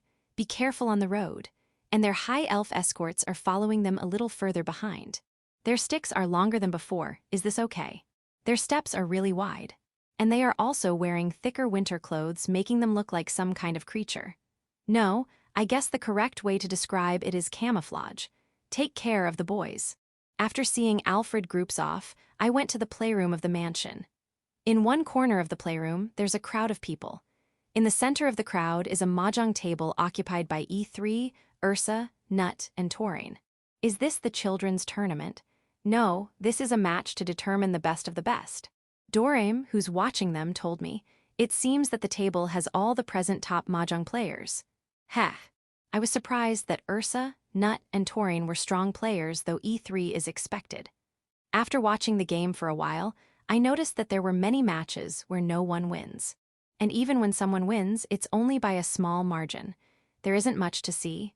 What are you talking about? Those are basically high-level battles. Look, once someone gets something, the other three will crush it. This time, it was Ursa. Sensing that, Nut and Taurine immediately made their move to attack Ursa, while E3 is trying to take advantage of it. Wouldn't that make E3 win in the end? If E3 makes a big move while Nut and Taurine are on a fence, E3 will be targeted by the three starting there. And as expected, E3 would refrain from doing so. She's doing the cheap tactic of deliberately destroying everyone slowly in order to go up. Then how will this tournament be settled? Now way it can. At some point, they'll get tired of it. Those around them are watching to see when it will be. It looks like it needs skill to watch them. I don't even know what's happening. By the way, Dorame, what's with the table over there? Doors and Jurar, Domain and Quaran, are they teaching each other mahjong? That's the weakest king tournament. Father was chosen as the weakest king, but he resisted. He brought in those who were not that familiar with mahjong to transfer the title. Yeah, okay, so I guess Dorame doesn't deserve to sit there. I've been in this village for the longest time. I have played more mahjong matches than any one of them. That's good to hear. By the way, I have a question. What are Alfred and the others trying to do? What are they trying to do? They're going around teaching the residents about life in the capital. Not all villagers live in the mansion after all. All that trouble just to talk about it. That's what he wants to do. Fumu, a king in the making. Do you think so? Yes, I'm happy for you. I will spare no effort in cooperating with you. Just tell me when you need it. I understand, and don't hold back, Thank you very much. I'll let Alfred know. I watched E3 and the others match a little longer. In one of the guest rooms of my mansion, there was a rare cat meeting. The father cat, Rachel, the mother cat, Jewel, the Nico's meal, Rail, Yule, Gal, and the amount Nico's ale, Hail, Zeal, and Sail. There was no sign of the tiger Saugetsu. Thus, this should be a cat-only meeting. This was not a meeting. It was just the mother cat, Jewel, scolding the Nikos and amount Nikos. The father cat, Rachel, seems to want to leave the scene, but stays put thinking that Jewel will scold him too once he shows any sign of leaving. Ah, he noticed me. Don't send me help signals. See, the Nikos and amount Nikos noticed me too, so they all ran and hid behind me, or not. They are pushing and offering me to Jewel. Don't drag me into this. So, why are you scolding them? Check outside the window. What should I check? The courtyard is full of snow. I don't think there's anything particularly noteworthy. The ground, there are lumps of snow. Ah, I see. Snowman. There must have been more than one snowman, but they were all destroyed. The cats destroyed them? They used them as magic targets? I don't know who made them, but they must have worked hard to do so.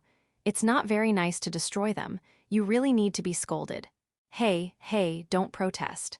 Just pose as if you're reflecting to Jewel. What's the matter, Rachel? It was the angels who made the snowmen. He said they worked really hard to show it off to the children in the village, especially Tysel, Aurora, Rose Maria, Laladel, and Tormine. They already showed them off to the children, but that doesn't mean it's okay to break them. Should I do something about it? Yes, of course. Fix them. I should fix those snowmen. I don't know what they looked like before, so I'll just have to talk to the angels. Ah, you're going with me to apologize? Okay. When I told her what happened to the snowmen, Tyr quickly fixed them with magic. Amazing. It's an application of golem control magic Dessous. Hey, but those cats can do it too. What do you mean? Those snowmen must have had defensive magic to prevent them from breaking. If it breaks, there are traces of mechanism to make it explode. The cats broke through the defensive magic and avoided the trap, so they should be aware of it. What the heck are you building in this village? Don't build something dangerous. No, they are just basic defensive magic so that the snowmen can last through the winter Dessous. What about the explosion? That's our policy. When you go, it must have an impact Dessous ni. Also, even if you're hugging it when it explodes, it won't kill you Dessous. Are you telling the truth? I won't lie to you. Also, there are chickens and children walking in the courtyard. I see. However, aside from that defensive magic, I forbid that explosion trap. Make sure everyone knows that. Okay. The circumstances around the Nikos and amount Nikos have changed. It is possible that they attack them in order to remove that strange trap. The Nikos and amount Nikos had attacked the snowmen for the safety of the village. While I was thinking so, Rachel, who was being held by me, shook his head saying, "No way that's true." Is that so? Shortly before sunset, Alfred's group returned. The high elf escorts are walking normally. Did something happen? The residents of Village 1 mistook the high elves as monsters and attacked them. Ah, they are guarding Alfred and the others, but from their perspective, they thought that they were chasing after Alfred's group. Is anyone injured? None. Alfred and the others stopped them immediately. Good. Let's apologize to Village 1 later. That must have startled them. Taurine, Sumo, 3600. Village Chief, that's a big gain. Do you think this match will go to Taurine? Dorim, no, that rude move won't go anywhere. Village Chief, what do you mean by rude? Dorim, it's like he's telling everyone his plan. Not good. Taurine's going haywire. Village Chief, what the? Ursa, you've been exposed. I'll take this one, Kai. Dorim, Ursa has started. This is a big move. Village Chief. So what's going on? Dorim, you'll know if you watch. Nut, it's time for me to join Pawn. I'll cut your cheap tiles starting now. E3, dare toss cheap tiles, Ron Dessous, 1300. Ursa, I'm crushed. Taurine. That was close, at least I did not go haywire. The matches continued like that. Angel A, so this is a snowman Dessous. Angel B, oh, awesome. Angel C, how about we make lots of big snowmen to show off to the children? Angel D, I agree, let's do it. Angel E, however, won't they be fragile since they are made of snow Dessous? Angel F, we can just use defensive magic, right? Angel G, right. Angel H, done, amazing. They are our masterpieces. Angel I, however, they will melt in spring, right? Angel J, they are snow after all Dessous. Angel K, it would be unbecoming of us if we leave it like that Dessous. Let's make it explode once it melts halfway. Angel L, agree Dessous ni, like this Dessous. Angel M, perfect dessous. Let's show it to Taisel-sama and the others. Rose Maria, Laladel, and Tormine. Kaya, overjoyed. Taisel, amazing, what beautiful defensive magic. Overjoyed. Aurora, there's even something complex inside. Overjoyed. Chapter 754. Snow and Fashionable Gyuraru. Snow is falling, and it's getting thicker. It becomes harder to shovel. Even so, it is not recommended to melt the snow using magic. The water from the melted snow will freeze, and it will cause danger to everyone. Why do I ask the Phoenix Chick Aegis to use flame to melt the snow off the roof? For some reason, the snow melted by its flame evaporates immediately from ice. That was an exception. Getting back to the topic, blasting snow with magic is not a good idea too. It will just blow the snow away, and the melted snow will freeze quickly, which is dangerous. And there's more. The vibration from the explosion might cause the snow on top of the buildings to fall off. That's dangerous, right? That's why there's no way I'll permit the use of Kuro Horn Spear. No matter how much Koodle asks, I won't give in. It's not fair to use your daughter Laladel. I ended up giving permission to use around 5 horns. I reflected on my weak will. Well, I told her not to do it near the village, but it wouldn't be shoveling the snow if it's far from the village. And she received them with a bright smile, so I guess she just want to dive bomb. As expected. As I was taunted with the use of Laladel, my only wish is that she won't grow up like her. Laladel started sleeping, so I went to her room and put her to bed. I thought I would be able to watch over her, but some angels volunteered to take care of her. They were newcomers and were getting along well with Laladel. Are you sure? Won't you find it boring? She's my daughter, so that doesn't apply to me. They take turns reading books and watching over Laladel. They also want to take care of the other angel children, since they won't be able to spend time with them a lot. I have no problem with that request, as both Tyr and Koodle have given their permission. I can entrust it to them. If anything goes wrong, just let the Oni maids or the spiderlings at the ceiling know. When I pointed upward, some of the spiderlings raised their legs. HNN? What's wrong? They said they were impressed with such perfect security. Ah, yeah, well, the spiderlings are awesome. Leaving Laladel to the hands of the angels, I wandered down the hallway and saw an unusual group making a snowman in the courtyard. Gyurond, the Orthros Oru, and Hyakairu.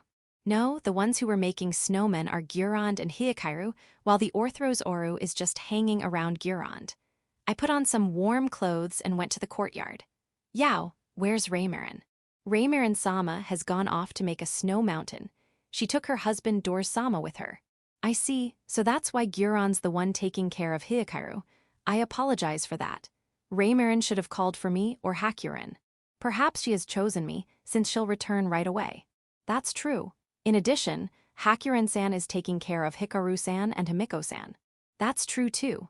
I want to take care of Hikaru and Himiko myself, but the two of them can't control their powers that well yet. They don't want me to get too close to them just in case. That's sad, but I can't risk traumatizing the kids. Ah, it doesn't mean that I'll ignore Hyakairu. How about we make a snowman together? Good. Are, where's Gyuraru? Gyuraru is usually with Hyakairu. Especially when Raymarin is not with him. Why isn't she here? She's dressing up. That's what Gyurond said. She asked Zabuton-san to make clothes for her before she hibernates. She went back to her house to wear them. I guess Gyuraru wants to show off to Hyakairu. Well, as long as they don't use force to pair them up or anything, there's no problem. I'm the one who made the snowman's head. The body was made by Hyakairu. As a father, I want to show off my strength to my son.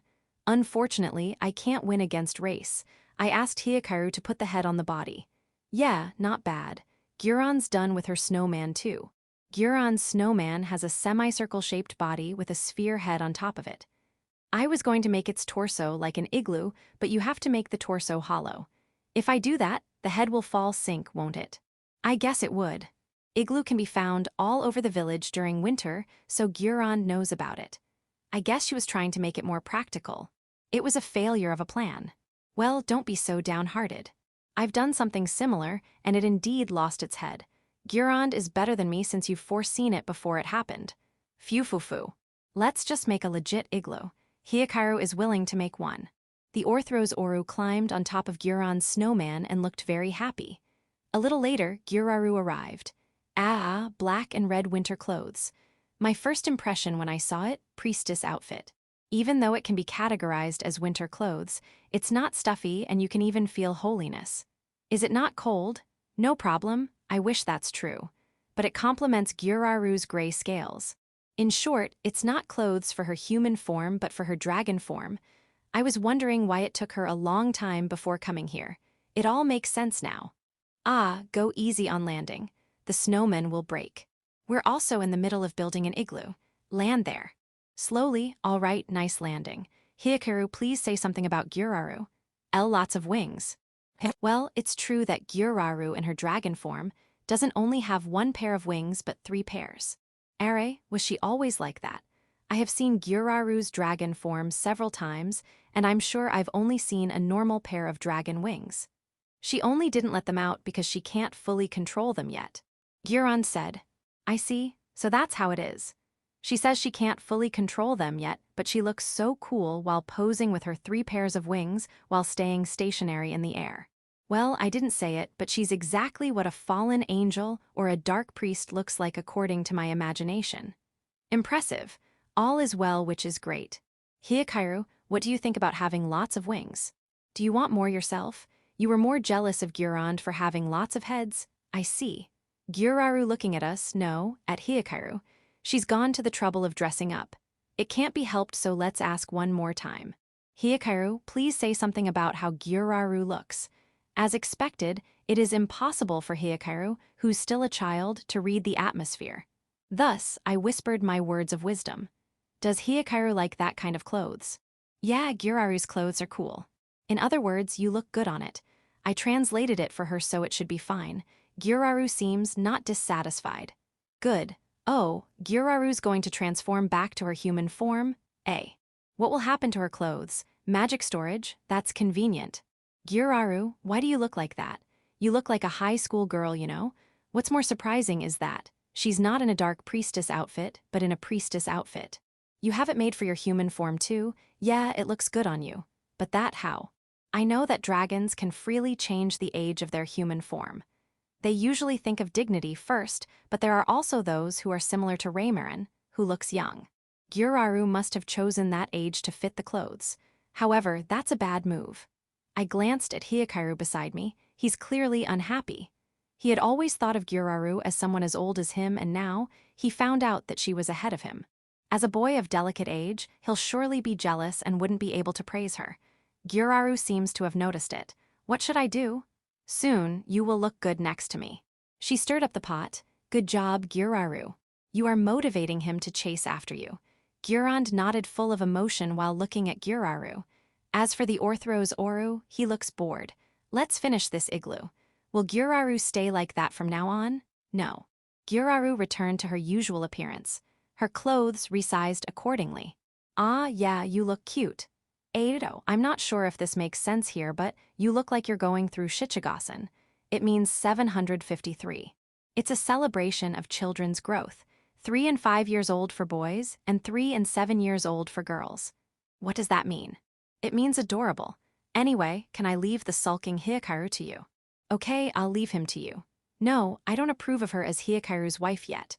As I've been saying for a while now, the two of them, well, Gyuraru's fine with it, so it will be up to Hikaru himself. After completing the igloo, we warmed up there with some soup. Hiraku, if you can magically store clothes, can't you also magically wear them? Gyurand, we have to wear them first. Hiraku, you mean Gyuraru wore clothes twice. In her dragon form and in her human form? Gyurand, yes, she did. Hiraku, that's a lot of work. Gyurand, that's fine, she's a girl after all. Lu, I'm the one who taught Village Chief his understanding about women. Chapter 755. Conversation about disaster prevention in the royal capital. Raymarin and the others made a snow mountain of around 30 meters high on the south side of the village. The children were very excited seeing the yearly snow mountain they can play at. Hey, children, before you go to the snow mountain, you should thank Raymarin and the others for building it. Also, did you already have breakfast? Don't wear light clothes. Wear something warm. If you sweat, you can just, the Oni maids who will be accompanying you will give you further instructions. The children took their skis and sleds and headed for the snow mountain. I'll be there later too. Incidentally, the children knew why Raymarin and the others built the snow mountain, so they thought of making Hyakaru and Gyuraru use it first. However, Hyakaru said that they should all play together. Raymarin was in tears saying Hyakaru had grown up to be a good boy, but I think he had always been a good boy. Or maybe I thought so since I'm the father. After breakfast, Yauko did not go to Village 5 but stayed in the village. There is a meeting with the Demon King, Beezle, and Randon. The topic of the meeting is to recheck and reconfirm the economic relationship between the kingdom and Village 5. Well, these matters had been discussed several times beforehand, so there shouldn't be any major issue. In fact, the talk about it was over within 5 minutes after the Demon King arrived. It was over, but why am I reading the report about it? Village 5 aside, why do I have to know what's happening to the Demon King's kingdom? HNN? Chat. Yeah, I don't mind, but what are we going to talk about? Randon took out a document and put it on the board. Actually, the number of fires in the royal capital has become alarming. According to the data Randon showed me, 27 fires, big and small, occurred in the royal capital between spring and fall of this year. 27, that's a lot. If it were a full year, that means there would be at least 2 fires per month. It is increasing every year, Dessous.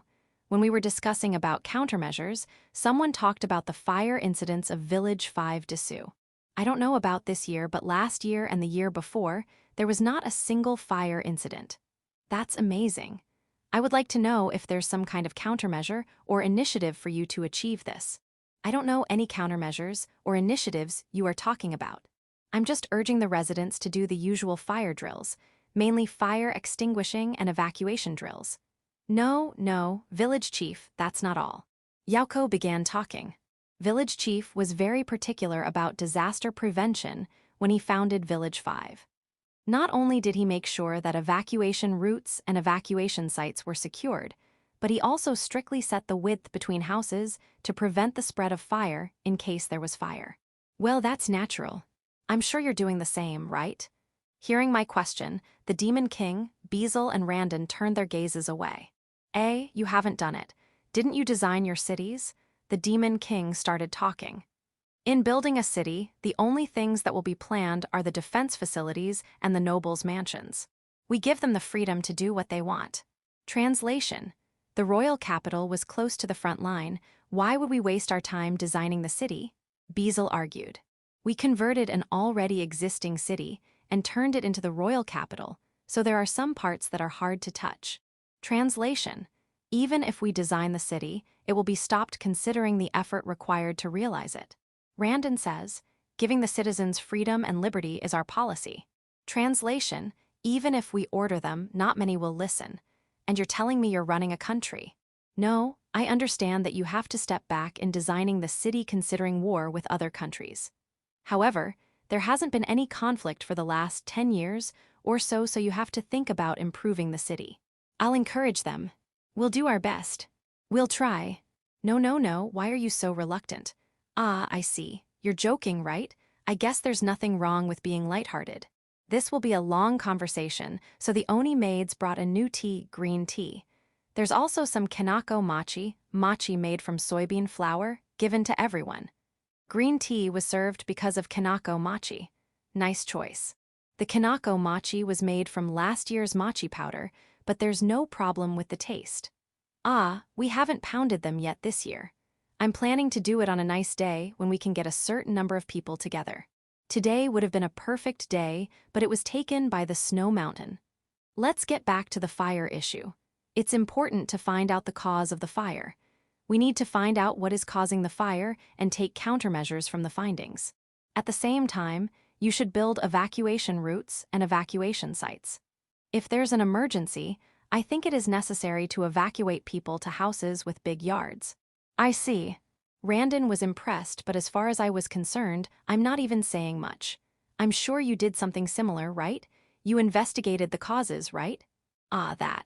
He seems reluctant. What's going on? Then, Randon began talking about it. When a fire breaks out, the area around it will become noisy, and our hands will be full for acting against thievery during fire once things settled down. Those who started the fire will either be driven out of the city or executed. In short, even if you wanted to find out, you couldn't. That's not a good practice to prevent fire from happening again. What about Village 5? When I asked Yauko, she puffed her chest out. In Village 5, the cause of the fire will be thoroughly investigated by the local security team. In the past, what caused fires were magic explosion, torch and bonfire mismanagement, and fires caused by cooking. Of course, countermeasures have been taken for each of these, so fires caused by the same cause are almost unheard of. Ah, that's expected. Yauko looked at Randon and continued. It is presumptuous of me to speak of the royal capital, but fire prevention is the result of an accumulation of information. It would be better to create a systematic investigation. I understand. I will inform the mayor and have him create a systematic investigation. There is a mayor in the royal capital. Isn't it under the Demon King? The Demon King is the overseer of the whole kingdom, not the royal capital. Of course, I'm also in charge of the internal affairs of the kingdom and not of the royal capital. He is one of my subordinates. Heh, I didn't know that. If it is necessary, do you want me to bring him to greet you? No need, no need. Ah, but could you tell him to hold fire drills? If the residents experience firefighting and evacuation, even if they don't want to, it will change their mindset about fires. That alone would reduce the number of fires. Understood. Yauko Dono, could you please give me some material about the fire drills conducted in Village 5 later? If the royal capital burns to the ground, it will be an economic disaster. There is no problem in submitting them. Ah, and don't make biff fires in fire drills. It will be confusing and may lead to a real fire. Start small and spread it. Okay, I understand. Also, participating should be voluntary. Don't make it mandatory. Is that so? However, wouldn't that make more people aware? Fire drill should be renamed as countermeasures when there's fire. You won't have any trouble of getting people participate if you use that name. Come to think of it, when I talked to Pirika about fire drills in Village 5 before, she asked me if I was talking about countermeasures when there's fire. I spoke about fire drills with Randon along with Yauko. The Demon King and Beezle listened quietly to our conversation, or not.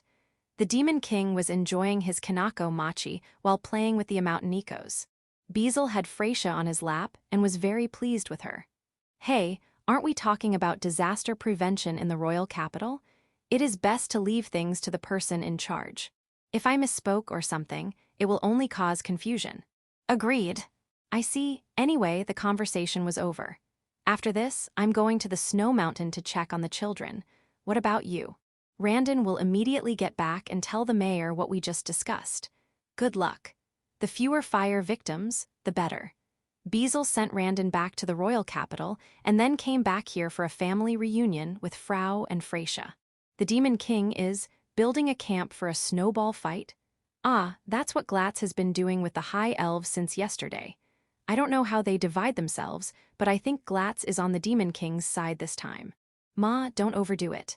After I go to the snow mountain, I'll get something warm. Yauko's not going to Village 5. She's going to hang out with Hito at the Kotatsu. Well, I don't mind. You've informed Village 5, right? Then there's no problem. Randon, let's compare the position of the mayor to a fleet. Demon King, I'm the admiral and I direct the movement of the entire fleet. Royal Capital Mayor. I'm the captain of the ship where the admiral is aboard and I direct the operation of the ship. Randon, as for me, I'm like the chief of staff of the admiral. Village chief, that made it harder for me to understand. Ridley. I can only converse with the mayor's subordinates, so there's no way I can reach the mayor's boss Randon-sama. At least that's how it was in the past. Now, if she wants to, she can easily meet Randon. What's the point of talking with the member of the city council if you can easily meet the internal affairs minister? Chapter 756. Dragon and Snow Mountain. Late afternoon, I headed for the Snow Mountain. I heard that the children had eaten at the Snow Mountain, so I thought it would be nice to bring them sweets. Strawberries? No, how about dried fruits? Dried fruits. It is made by drying fruits. Once the water content of the fruit is removed, its sweetness will be denser.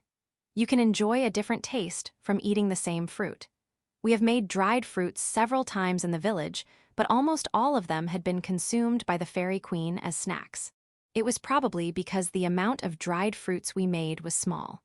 The villagers are fine with it, so it's not a problem, but the problem is that none of them goes to the mouth of the villagers. As a countermeasure, the fruit area was expanded in order to increase the production of fruits, which will also increase the production of dried fruits. Thanks to these changes, villagers can now eat dried fruits. It has a good reputation among villagers.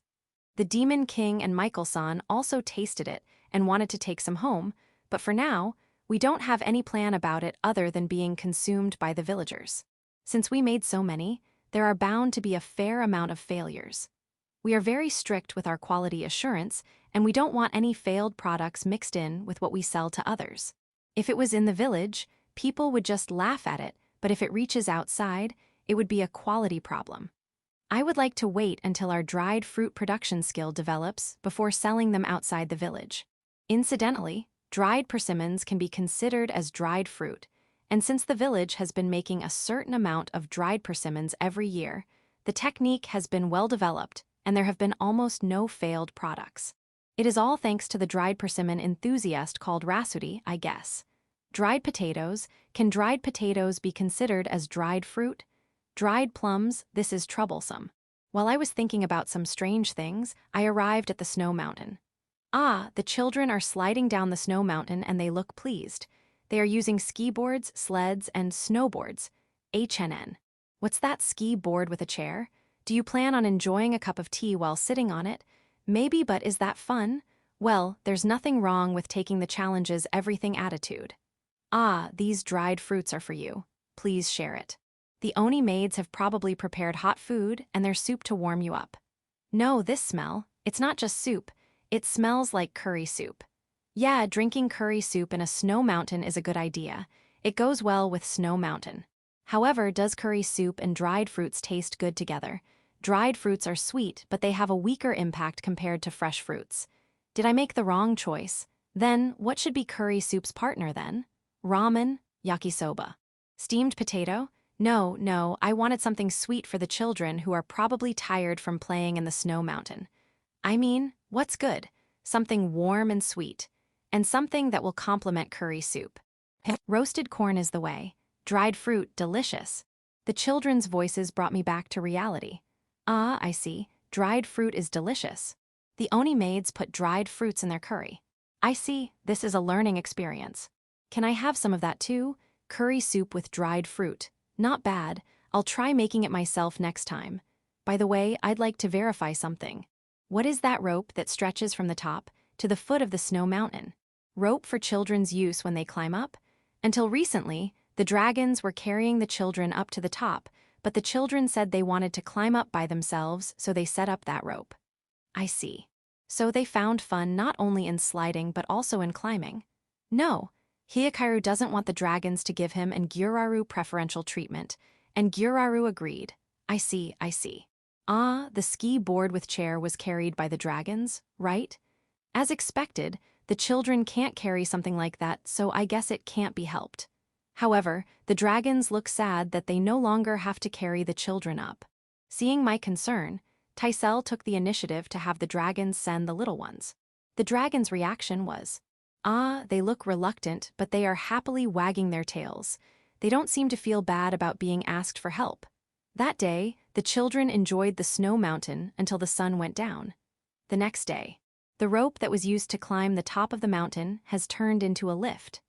The lift, however, was not the chairlift that can be found on ski resorts, but just a rope stretched out as it was yesterday. However, unlike yesterday, the rope is moving toward the summit. In other words, the children could climb to the summit just by holding on to the rope. The children are chuckling as they grab the rope and climb. It looks like the mountain elves did what they do best. The installation was done by the Titans and High Elves. Thank you. However, how is it powered? Golem? That's convenient. How about safety? You know that it will be the children who will use it, so you made sure to consider everything? Good. Excellent. What about the depressed dragons who no longer have any roles now that there's a lift? Jurar looks like it's the end of the world. Gyuraru is using the lift with Hikaru. Is that okay? What are you going to use those for? Ski boards? Sled? Boards? Those are not kid size, those are for adults. In short, you're going to ski with them in human form. So you're going to play with the children. I see. Not a bad idea. When Hikaru and Gyuraru come down, invite them to join us. No, I'll invite them. If it's me, there's no way Hikaru and Gyuraru would say no. That day, the dragons seemed to have enjoyed the snow mountain with the children. And me, of course. Yeah, skiing is difficult, sledding is better, and safer. Chapter 757. 40-year cycle. Reflect. I was a fool to think that sleds were safe. It is true that sled takes time to increase speed, and it is easy to slow down its speed by leaning backward. However, it doesn't mean that you won't go fast, nor you can stop anytime you want. Furthermore, unlike skiing, which is meandering while moving downhill, a sled takes a straight path downward. And going straight downhill makes it faster and faster. I'll say it one more time. Sledding is also dangerous if you go too fast. That's what I thought while riding a sled that went straight down the mountain and didn't stop even after traversing on the flat ground for some time. Late afternoon. I went into the big kotatsu set up in the guest receiving room. Sitting on the tatami feels good. On the kotatsu table is a basket of tangerines. Nice, looks great. I was served with black tea. I think green tea would be better for kotatsu, but there is a basket of tangerines. I guess it's personal preference, but I think black tea goes well with tangerine than green tea. Well, I guess it also depends on the type of green tea and black tea. Today, I enjoyed it with black tea. The Demon King came in and sat opposite of me. He is accompanied by the 4 Mountain Nikos. The Nikos were so attached to the tiger Saugetsu that they were no longer that attached to the Demon King. I rolled up the kotatsu a little and tapped my thigh to see if at least one of them would come this way. It was Kuro who came. Yeah, heavy, it's a pain to let him rest on me. He got off and put his chin on my thigh. Good. I put a cover on Kuro's horn so there's no danger, and I like the cover of his horn. He also no longer has to worry about damaging the kotatsu when he uses it. While I was petting Kuro's head, Yuki came over. She has a horn cover like Kuro. I guess she was delayed because she had to put on her horn cover. And as if to line up with Kuro, she put her chin on my shin because my thigh is already occupied. I know you too like to be pampered, but now I can't even put my legs on the kotatsu. Also, Yuki's head is too far and I'm having trouble petting your head.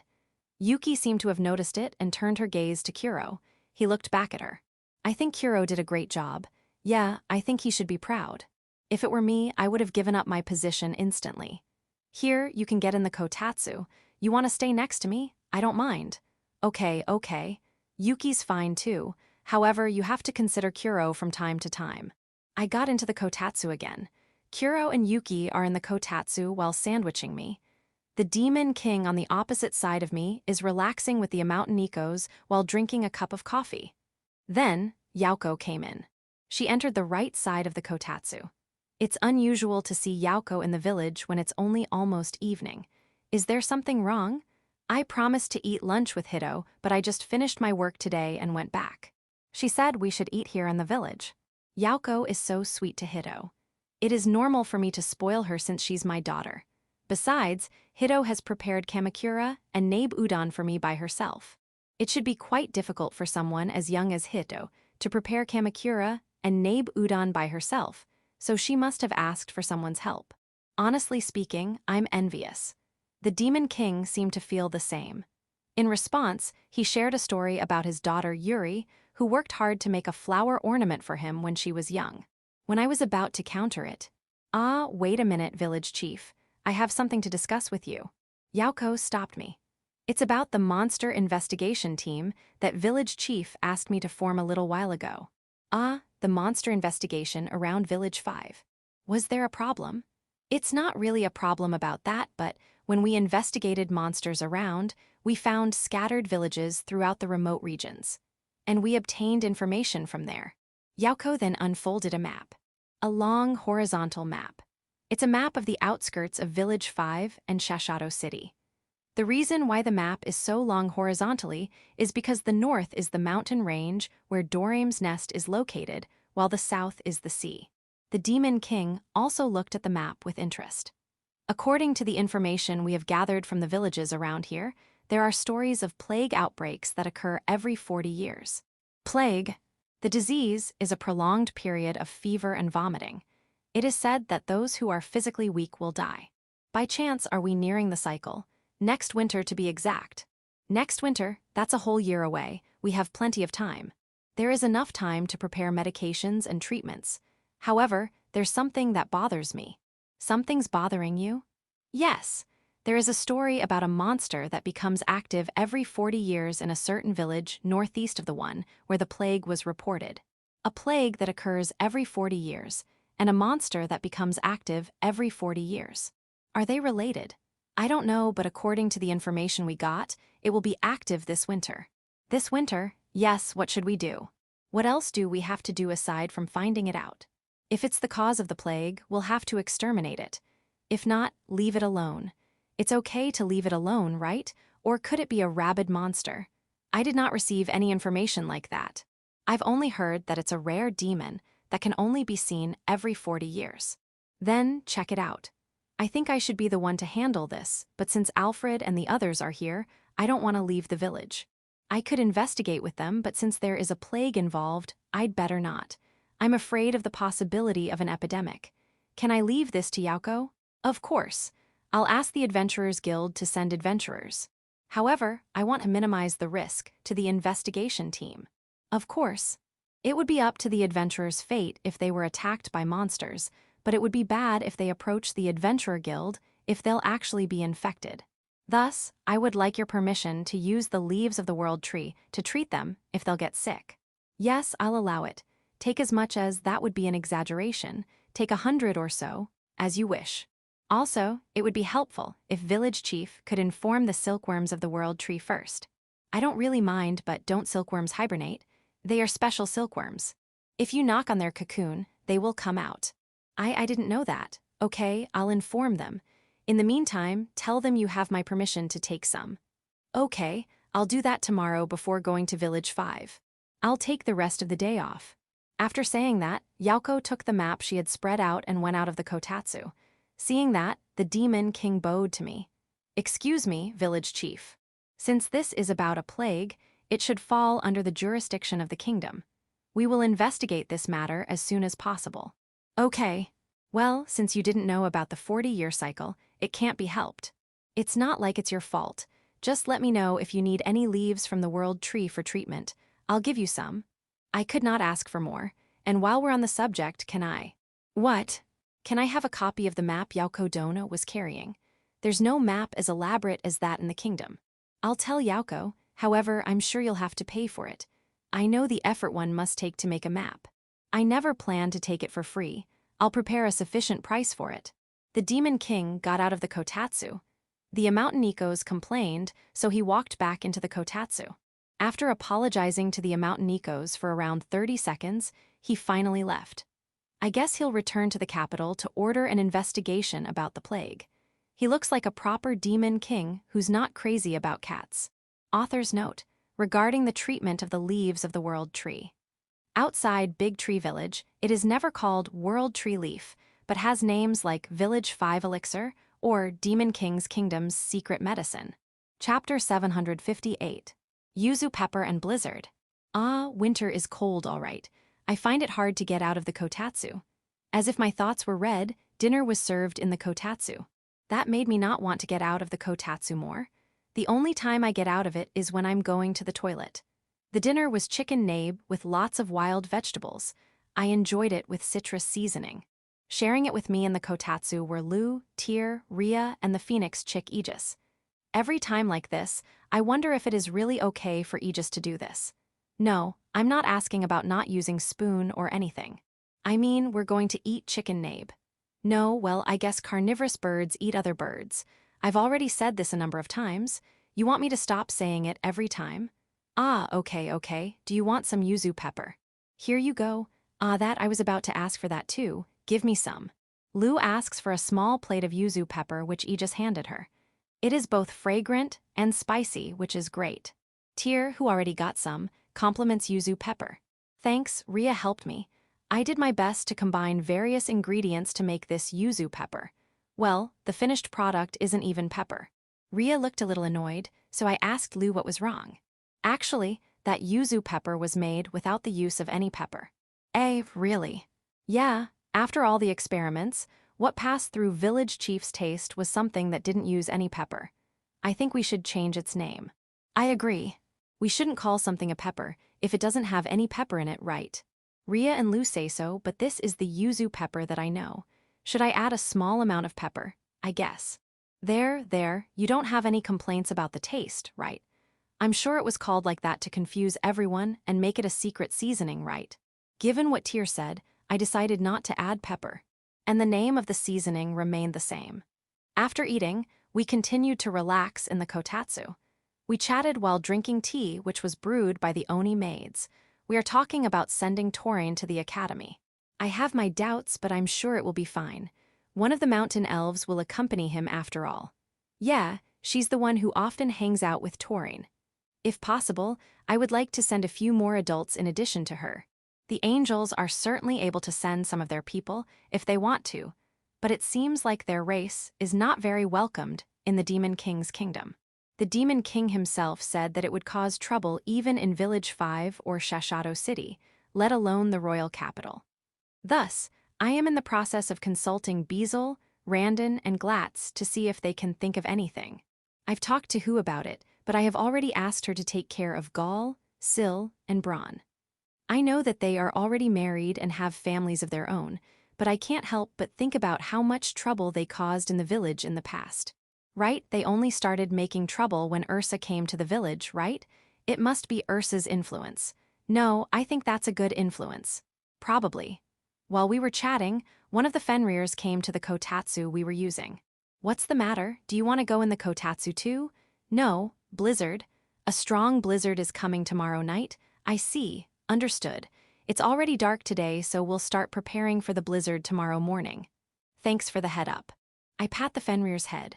Well, it has no horns, so it's easy to pet. I'm not going to tell that out loud or else Kuro and the others will get upset. Now, Lou, Tyr, and Ria, you heard that right. My apologies, but I need you to inform everyone. We're going to be busy tomorrow. Kay, I'll take care of that. Us, angels, will do our best. The high elves won't be outdone. I'm glad of your cheerful reply, but when do you plan to do it? I can't get out of the kotatsu. Just wait until it's a little warmer. I agree. I really don't mind, just don't forget about it. Okay. The next day, I look at the sky from the mansion. It's already dark. The Fenrir was right, there's going to be a blizzard tonight. Village Chief, I've checked the barns in the ranch area again and found no problem. We will gather the animals together early this day. A beast girl reported to me. Yeah, good. Gather all of them after noon. Village Chief, we re-inspected the buildings in the residential area and found no problem. However, we can never be too sure, so we plan to gather people in some of the bigger houses. A high elf reported to me. Understood, the inn will be open and you are free to use it. You are welcome to stay in my mansion too. Affirmative. The high elf said that and went to the residential area. After that, the centaurs came. It's time for their regular report. Village Chief, thank you for contacting us. Village 1, Village 2, and Village 3 began preparing for the blizzard. There are no food or fuel shortages. We can hold on even if the blizzard lasts until spring. That's very encouraging, but I don't want to experience a blizzard that will last until spring. You already know this, but please stop your regular contact report during blizzards. I don't want to put you in danger. Understood. We will wait for the weather to improve before resuming. Please. The centaurs saluted and left the mansion. After seeing them off, the next person to arrive was 2 from Village 4. Village Chief, the last flight to Village 4 will be in a few minutes. Do you have a few more words? Nothing. I don't think you'll be able to use the universal ship for some time, so do some maintenance in Village 4. Understood. However, if you need me, just say it and I'll be there as fast as I can. Of course, I'll count on you. Please? Right. I heard that the hot spring area is fine, but Yoru was lamenting the need for weapons that can be used when there's a blizzard. She's still the same? Yes, she's still her. Well, I guess that's what makes her special. Hahote. By the way, I'll just ask for the last time. Are you sure you won't let Anne Neeson and Ramuria's Neeson go to Village 4? I told the 2 pregnant Honest to evacuate to either Village 4 or Village 5, but they said they wouldn't. They said that the village was important and that they would never run away. Well, they can still freely move by themselves. If it had been just before they gave birth or something, I would have evacuated them with or without their consent. However, given they're still okay, I wouldn't be able to persuade them. So I asked them to stay in the safest place in my mansion. Yeah, my room, that's what happened. My apologies for the unnecessary confirmation. No, thank you for your concern. I looked up the sky as I saw 2 off. There was a proposal of evacuating the children to Village 5, along with the evacuation of Anne and Ramuria's, but that plan was also rejected. Of course, it was not because of the trouble that happened in Village 5 in the past when we evacuated them there before. The village structures have been proven to be sturdy, and it was also pointed to me, not only by Lou and Tyr, but also by Doors, that it was not a good idea to flee every time something happened. It is also important to make an effort to deal with disasters head-on, and I believe that's true. However, I was afraid that the children who remained in the village might get injured or even worse. According to Doors, you can even get killed while walking on a sunny day. Well, that's true. As a compromise, we set up a short-range teleportation gate made by Lou in the basement of my mansion. The destination is the Big Tree Dungeon. Once there, we can easily evacuate to Village 5. The gate was installed but not yet activated. It was a preparation for the worst-case scenario. Without it, I would have asked Anne, Ramuria's, and the children to evacuate at Village 5. No, would I be able to persuade them? We're talking about me. I shouldn't let my guard down. I still need to prepare for the blizzard. Chapter 759.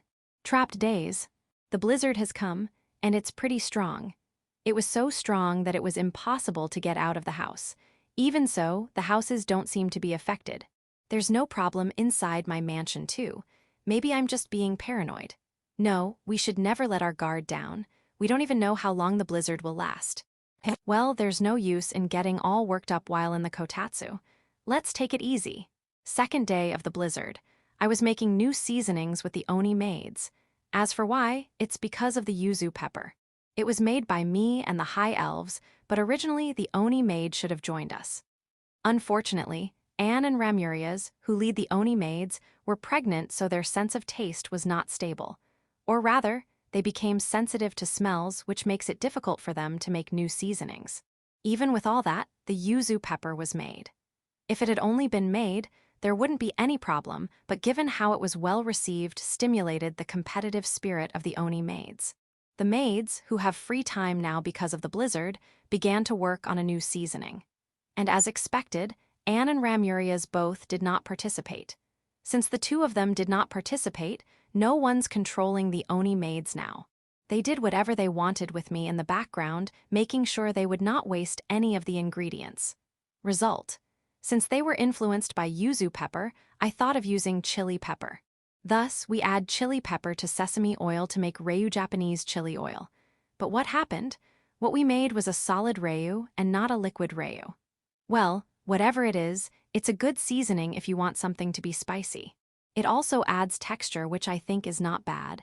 I would like to hear the review of the villagers during this winter and continue to improve this. Third day of the blizzard. In the corner of my mansion, adults with lots of free time are playing with the children. What are they playing? Some kind of board game. It seems to be a game in which players spread a map on the table, place their pieces on the map, and aim to expand their power by conquering different forces. No dice are used, and each force can move simultaneously. The forces may pass each other and can choose to fight each other or not. It is important for each force to decide what to do. Glatz is the referee of this game. It looks like a lot of work, given the number of participants. There should be around 40 of them. Can you take care of it alone? There are indeed a lot of participants, but it's a team game, so it's okay? I see. So each team is in charge of a force. The teams seem to be almost divided by race. That would seem to put the vampire team, led by Alfred, at a disadvantage because they have fewer people. No, there's a one-man team, Dorame's. Dorame has teammates, the Spiderlings. Sorry, this board game. It takes a lot of time just to decide what each force will do. The reason for this is that during the time a force will move, it can choose to negotiate with other forces. That means they can form an alliance, deal, or whatever they can think of, and they are free to keep or not keep them. Also, Each force can choose to keep what they negotiated with others or what they are planning to do. In addition, each force will have a room of its own which will make the other forces unaware of whom they negotiated with or what they are planning to do. In other words, when it is time to think of their next move, each faction will be locked in a room. However, some of the team members have been asked to keep an eye on the rooms of other forces in order to find out which force has made contact with which. Of course, that's not against the rule. Sounds like a difficult game. However, keeping an eye on each force is necessary, and the Angel team with a large number of participants and Doraem's team, which is full of spiderlings, seem to have an advantage. Well, I think this is not a game that can be settled with only that. I was also allowed to watch the game. It is the 4th day of the blizzard. Glatt's board game is still ongoing. He traitor. Ho ho ho. It's your fault for trusting too much. The First Legion of the Cabbage Kingdom will invade and occupy the royal capital of Tomato Theocracy. Surrender. If you do so, I will guarantee you to be treated generously. Sorry for interrupting your happy moment, but the Potato Knightdom is breaking its alliance with the Cabbage Kingdom. First and Second Legions march to the territory of the Cabbage Kingdom. Wait, why? Announcement: the Potato Knightdom, the Carrot House, and the Onion Union are in military alliance. We are now in control of the naval battle. The Radish Empire will be joining the battle. We will not let the sea be taken by your alliance. Thus, we will support the Cabbage Kingdom. The Radish Empire is on a rampage. We must stop it. The new Pumpkin Nation and us, the Onion Union, have no time to fight against each other. Let's build a joint defensive line. We will no longer be fooled by such sweet words. We, the new Pumpkin Nation, will move on our own. We will occupy the vacant city of the Carrot House. On the map board, the situation is quite chaotic. Since the children are participating, shouldn't they play mildly or something? Other forces are just food for their own force to feed. Diplomatic lies are not lies. If you show any weakness, you will be eaten. This is how the world works. See, I feel like they're educating them the wrong way. No, I know it's just a game, but... 5th day of the blizzard. An unfamiliar woman is standing before me. She has sheep horns on both sides of her head.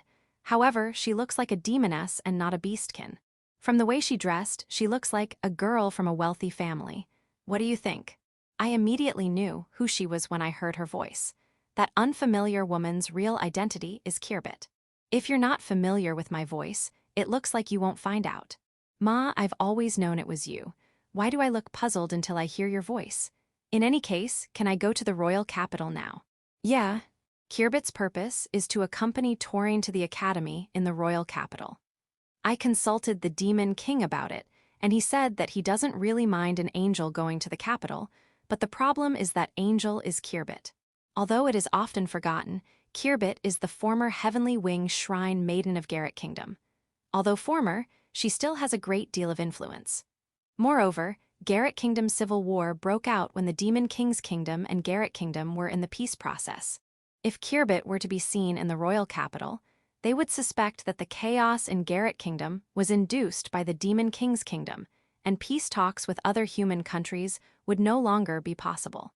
In short, the answer is it's all trouble, so give up. I talked about it to Kirbit, and this is her answer. Quite enthusiastic and speaks using action. Kind of scary. However, I shouldn't tell her that, right? Then I can go right. As long as you don't cause trouble. Of course, leave it to me. You sound dependable. I'll put my trust in you and tell the Demon King about it later. By the way, the Demon King, he's participating in Glatt's game. You ask us to surrender?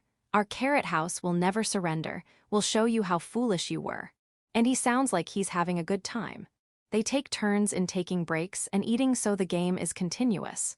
Well, the kids are happy, so it should be okay. But when will this game end? It can go on indefinitely, but this time, there's a time limit. The winner would be determined with the current affairs when they reach the time limit. It is supposed to end this evening. I see. Good luck. Which force am I rooting for? I'm rooting for Glatz. Yeah, it looks like he's the one who worked the hardest. He seems to be enjoying it, though. Morning of the 6th day, the blizzard finally stopped. Tomato Theocracy, team of vampires led by Alfred. Cabbage Kingdom, team of angels led by Tysel. Potato Knightdom, team of dragons, Hakurin, Rasudi, Hyakairu led by Ursa. Carrot House team of demons, Beazle Demon King. Civil Servant Girls, led by Fratia Bell. New Pumpkin Nation, team of Beastkins and Lizardmen led by Set and Cena. Onion Union team of Oni Maids led by Torin. Radish Empire team of Spiderlings, led by Dorame. Chapter 760. After the blizzard. The blizzard has stopped, and what awaits is a bright morning. When I opened the door, the world turned to silver. No, it was already silver even before the blizzard. The thickness of snow is amazing, more than 2 meters high. This looks like a shoveling problem. Thinking that the roof should have the same thickness of snow over it, we had to remove the snow fast. While I was thinking about it, the dragons, or rather, Raymarin, started working. She used magic to turn the snow solid and carried it all at once. Is that how she makes the snow mountain? Even if the reason why she's working for us is to show off to Hyakairu, as long as it's helpful, it's okay. Ah, wait a minute. Leave the snow on the square as it is. That place is going to be used for the snowball fight. The Demon King and Glatz decided on the location and shape and adjusted the snow around by using the thermal insulation stone to turn it into defensive terrain. It didn't work very well because of how heavy the blizzard was, but you can faintly see the shape of the encampment. Not bad and looks useful. Starting next winter, I guess we should start installing thermal insulation stones on the roads and roofs. Ah, right, we also need to think about where the melted snow from the thermal insulation stone will flow. If we don't design the right drainage, things will get dangerous.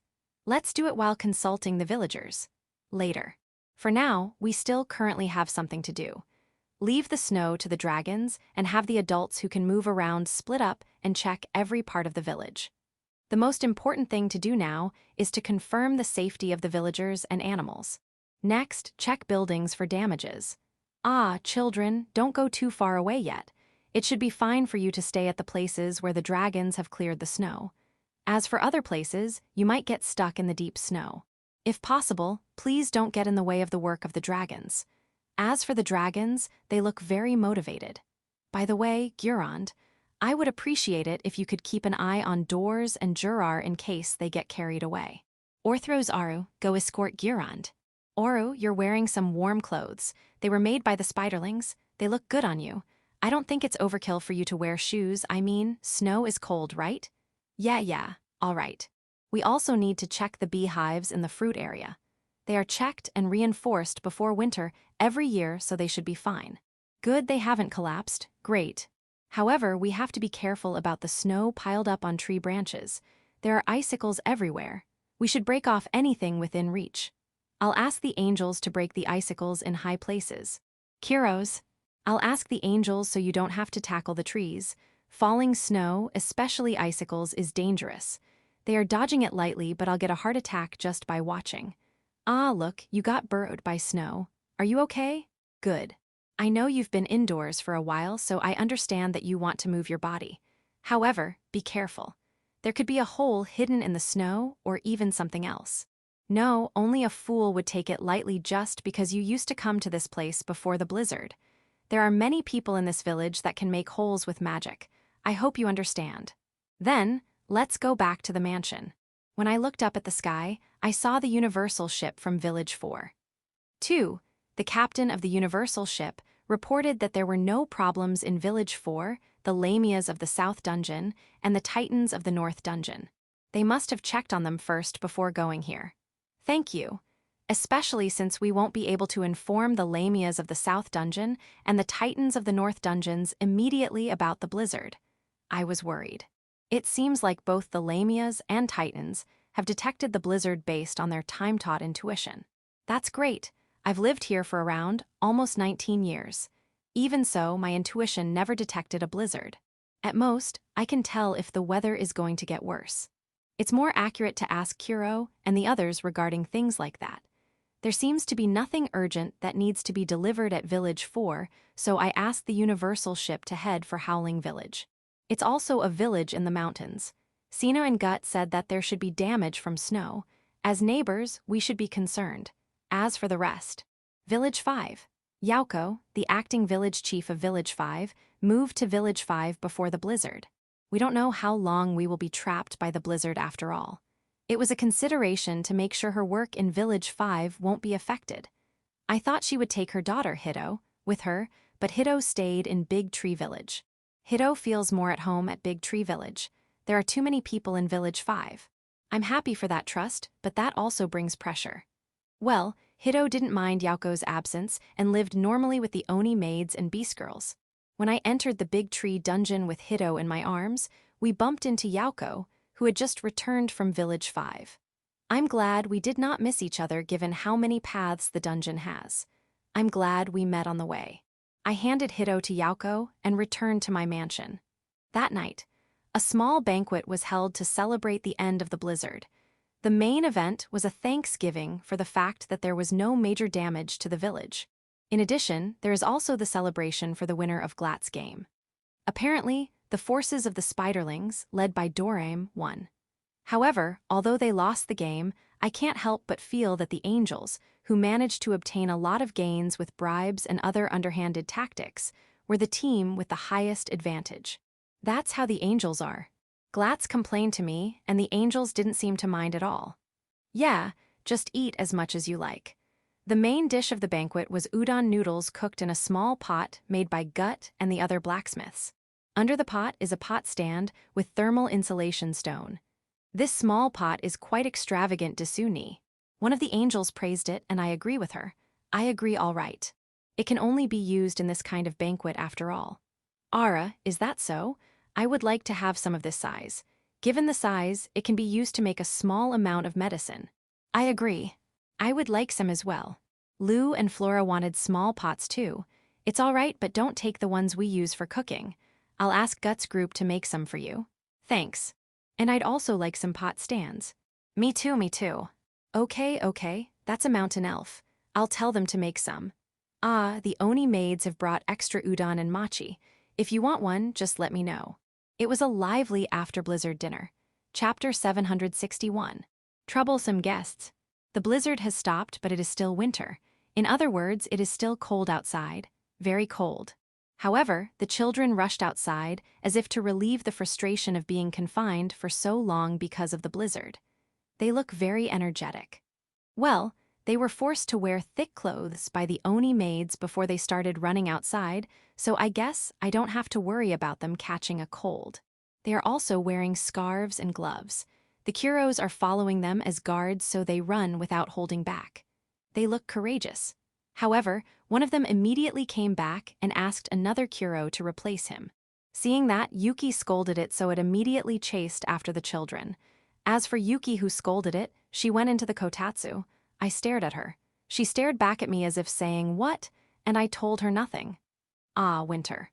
According to the spring forecast of the new Nudafn in Village 1, it will still be long before winter ends. Because of that, I changed my plan and put on my Hant. Hanton has always been a popular winter clothes, especially among the Angels. This year, many Angels have arrived, so there's not enough Hanton to be used. Some of the Spiderlings, who were still awake, have been working hard to make additional ones. It seems like they were having trouble finding cotton to put inside the Hanton, so we purchased from Village 5. Actually, Village 5 had ordered a lot of cotton some time ago, and that's what they're currently using. Not only cotton, but we also purchased wool, silk, and linen. Each of them is stored in its own big warehouse. Yaoko had arranged it that way in case Zabuton and the Spiderlings had an emergency request. Yaoko said that this is part of the financial management scheme of Village 5, but she looks like she's hiding her embarrassment. In any case, Village 5 has enough materials for making clothes for tens of thousands of people. There's no problem if we use some of it. Incidentally, a good number of Spiderlings are secretly stationed as guards in the special warehouses of those said materials. I told the Demon King about it, and he just laughed at me. Well, I'm afraid of fire, and those are highly flammable. I don't think it's a bad idea to put some guards.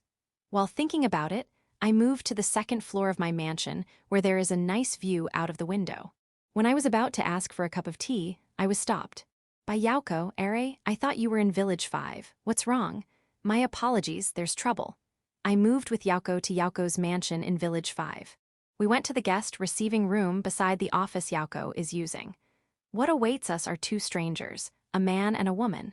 The man is small like a boy, but he has a beard, so he should be older than he looks.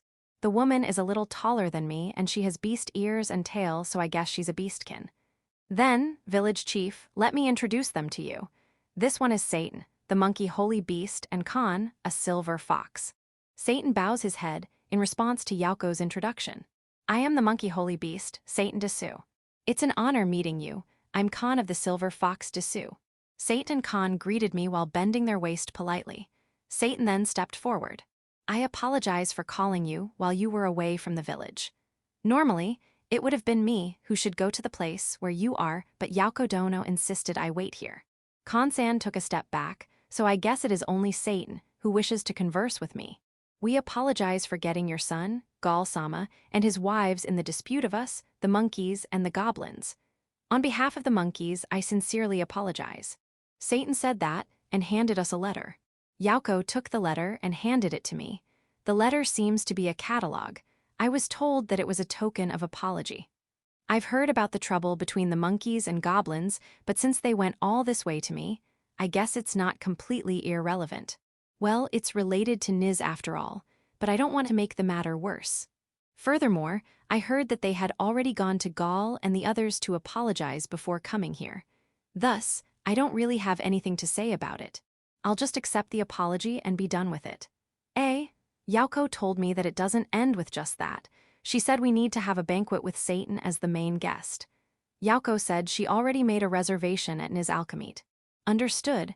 I thought we just needed to relax at the banquet next, but it looks like another thing needs to be discussed. However, it's no longer from Satan but from Khan-san. Because of that, Satan will go to Niz store first. You have to apologize to Niz too. When I told him he has it hard, he smiled with a tired face similar to an office guy. 8. Let's talk some more at the banquet. I'll have the best steak prepared for you. After saying that to him, Satan left. Now let's talk with Khan-san. Yes. Again, I'm Khan from the Silver Fox race. According to Yaoko's explanation, Silver Fox is a kind of fox and not a beastkin. It seems like foxes can transform to a humanoid form, and that's what Khan-san is currently doing. The silver fox is said to be living and hiding in various places. And the name Khan is the name of the chief of the silver fox race, similar to how the Demon King is named. So, the person in front of me is the current silver fox chief. Yes, I'm the current chief. So, what does the silver fox chief have to do with me? I asked fearfully. Yaoko called me saying that there's some trouble. Satan doesn't look like the trouble, although she really needed to call me to meet him. In other words, the trouble is Khan-san. I prepared myself. Before I say what I need to, there is something I would like to confirm. HNN, what is it? Is Village Chief Yaoko-sama's boss? Boss? I am the Village Chief of Village 5 and Yaoko is the acting Village Chief. In terms of job grade, yes. I see. Thank you for answering. Then, the reason I'm here today is to ask Hiraku-sama a favor. A favor, yes. There are a total of 92 silver foxes in existence, including me. Of these, only 23 can transform and work as a person, but if you turn blind eye to a few inconveniences, 84 can fully work. Would you please hire our whole race? HNN hire, yes. You're not requesting to relocate to Village 5.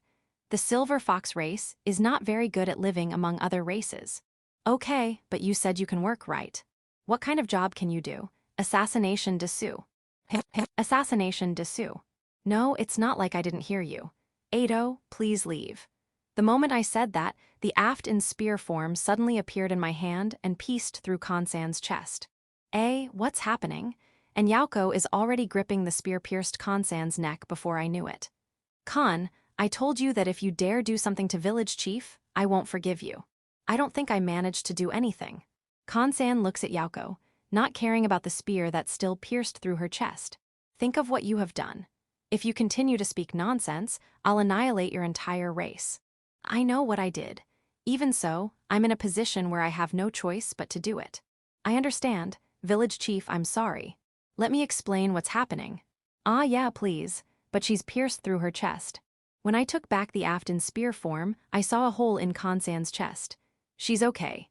This much damage isn't enough to kill her. I have to say something, Yaoko-sama. What is it? Actually, I received quite a lot of damage, and I'm already reaching my limit. Cough! Kansan fell down and turned into a big silver fox. Yauko panicked. She can't even maintain her form. Ah, village chief, may I use the big silkworm food leaves of the world tree? Use it. After all, I'm the one who stabbed her. I can't let her die like this. Why did it go from apology to banquet? Apology. Down arrow. Send an apology. Burden on the apologizer. Down arrow. Banquet will be hosted. Born by the victim. By inviting them to the banquet, the apologizer shows that they have no hard feelings, and by accepting the invitation, the victim will also show that they have no hard feelings.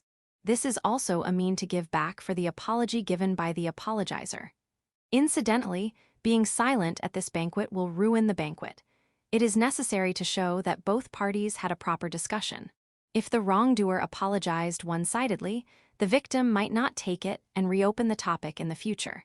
It can also be used by those who hate the wrongdoer. It is a troublesome culture where the victim has to bear some of the burdens to close the deal. This method is not used by individuals, but by organizations or forces. Chapter 762. Silver Fox Khan 1. My name is Khan. I used to be called Gyur, but when I became the matriarch, I inherited the name Khan. 60 years have passed since then. My race's, the silver fox, population has been gradually declining. This is because we live in hiding in the forest. It's never safe in the forest. There's always danger. Those who can transform into humanoids can blend in and live in cities or villages, but silver foxes don't like people or other races in general. We prefer to be with other fox species. As for those who can't yet, they have built relationships with other races of the forest, but the problem is it's not that friendly of a relationship. I know we can't continue like this. We know that if we don't seek a safe place to live in, we are doomed. However, what can we do? Even if we discuss it among our members, we can't find a solution. 10 years passed while we were struggling to find one.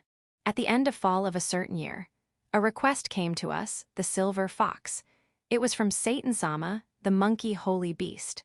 The monkeys had a dispute with the goblins, and it even involved nobles from the Demon King's kingdom. He said he is going to apologize, so he asked the silver fox to send some of us to escort him. Unusual desu ni. No, I'm not talking about the request. The silver fox has a decent number of foxes who can transform into humanoids. That includes me, so we are indeed suitable escorts. For those who can't transform yet, we sometimes let them pretend to be pets. In addition, the silver fox has its own channel to move into various places, and there are quite a number of requests to use them. We receive both kinds of requests at least once a year. It is a valuable means of obtaining funds for us. What I thought was unusual was that Satan-sama himself will travel in order to apologize. With all due respect, monkeys are a bunch of arrogant and mannerless buffoons. They behave in an orderly manner in their congress, but outside it, they are indifferent and wouldn't care about anything. And even if they had a dispute with others, I thought there was no way it would be Satan-sama's job to apologize. However, when I asked more about it, I found out that it involves Niz-sama, the apostle of the serpent god. Greater gods are also involved. Satan-sama has it hard desu ni.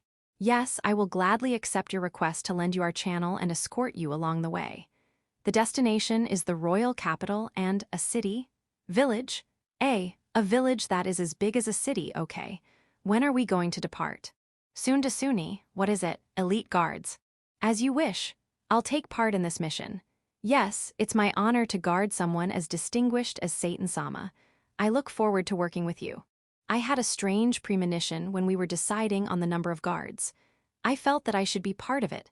I have never felt something like this before, and I don't want to go against it. I'll believe in this divine instinct and do my job as an escort well. Middle of winter. Satan-sama's apology in the royal capital ended quickly. It seemed that the other party had no intention of making a big deal out of it.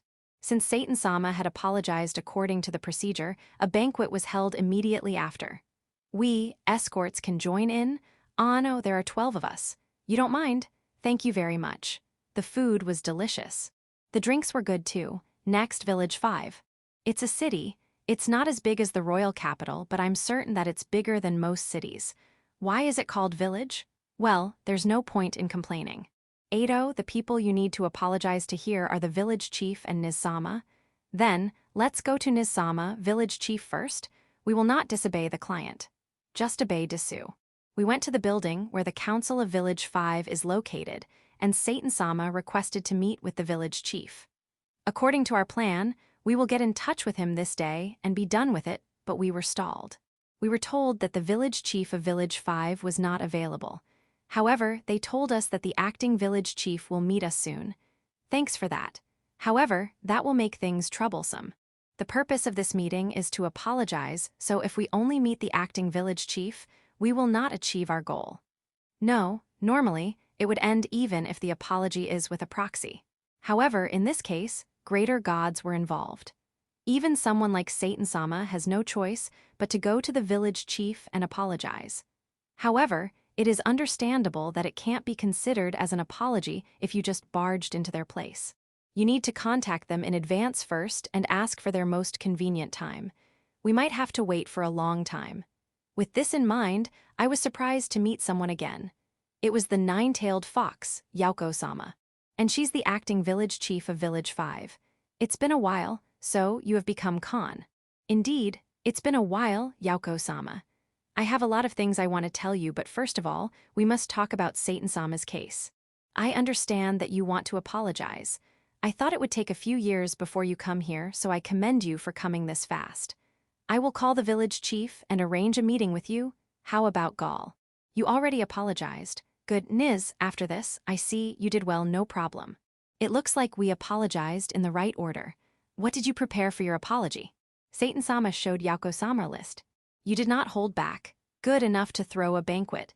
Niz is running a store in Village 5 this place. We can hold the banquet there. That would save you a lot of time. I know, I already spoke with Niz. It will be fine. Niz is someone who doesn't like trouble. She won't be mad at someone who comes to apologize. Yauko-sama then instructed some of her subordinates. The apology will take place at Yauko-sama's mansion. This is the city hall, so many unrelated people come and go. She's making sure that Satan-sama's apology won't be bothered. In addition, she said she would call the village chief. I know it's disrespectful to call someone to apologize, but I'm sure he'll understand. Rest assured, the village chief would prefer being called for this, and he won't be offended in any way. It's discourteous. That's what I would like to say, but it's true that it will save us a lot of trouble if we trouble him now. However, the village chief is still on his lunch break, and so am I. Wait a little. We already expected to wait for a while, so we don't mind waiting a little. However, what's lunch? 3 meals a day? The village chief and Yauko-sama seem to be living an enviable life. You'll feed us too. Thank you very much, there's no problem. Excuse me, but there are 12 escorts including me. Is that okay? Thank you very much. That rice dish called inari was superb. That pasta dish called udon is also delicious. Can I have another serving of inari? Excuse me, I mean 2, no, if I can have 3. Thank you very much. Oh, I shouldn't have done that. I was absorbed in eating. Let's talk with Yauko-sama while I still can. There are things I want to ask and discuss. Chapter 763. Silver Fox Con 2. Ito, let's start with. Yauko-sama, why are you working here? Why, it's so easy. The food is good and the drinks are better. We didn't serve them yet because there's still the apology, but you'll definitely like them once you tasted them at the banquet. You were lured by food. That's not all. There are many people in the village who are not afraid of me. Some are even stronger than me. No way, how could there be people stronger than Yauko-sama? Think about why I'm the acting village chief. The village chief is way stronger than me. I work here to be of use to the village chief. You have to keep that in mind. You understood. I know I don't have to tell you this, but if you dare touch the village chief, I won't forgive you. Don't act recklessly. Of course, there's no way I'll make an enemy out of Yauko-sama. However, what? Will it be all right if we serve the village chief too? HNN, what do you mean? Aren't you guys supposed to be hired but never become subordinates? We're in a situation where we can no longer do so. Is it already that bad? Compared to the last time Yauko-sama met us, things have become so much worse. The number of job offers suddenly decreased since a few years ago. Thus, you wish to be the village chiefs. Yauko-sama pretended to think for a moment. I know why she's doing that. I know that it's impossible to get a positive reply. We are the Silver Fox after all. We are infamous for being notorious. If we serve as a race, the village chief will bear that infamy. To put it simply, the village chief will be blamed as the one who manipulated the Silver Fox race. Even so, I can't let this opportunity go no matter how small the possibility is, or else our race will perish. Con, the village chief will gain nothing even if you serve him. On the contrary, he'll suffer big time. I won't even dare tell your request to the village chief. However, I'm indebted to Con, I mean the previous generation Con. That guy took care of me. I owe him, gender neutral, a debt of gratitude that cannot be repaid. Therefore, I can't refuse a request that involves the fate of your whole race. Then, I will let the village chief decide. However, I will not say anything to back you up that time. Is that all right? Yes, thank you very much. All I have to do now is to show my excellence.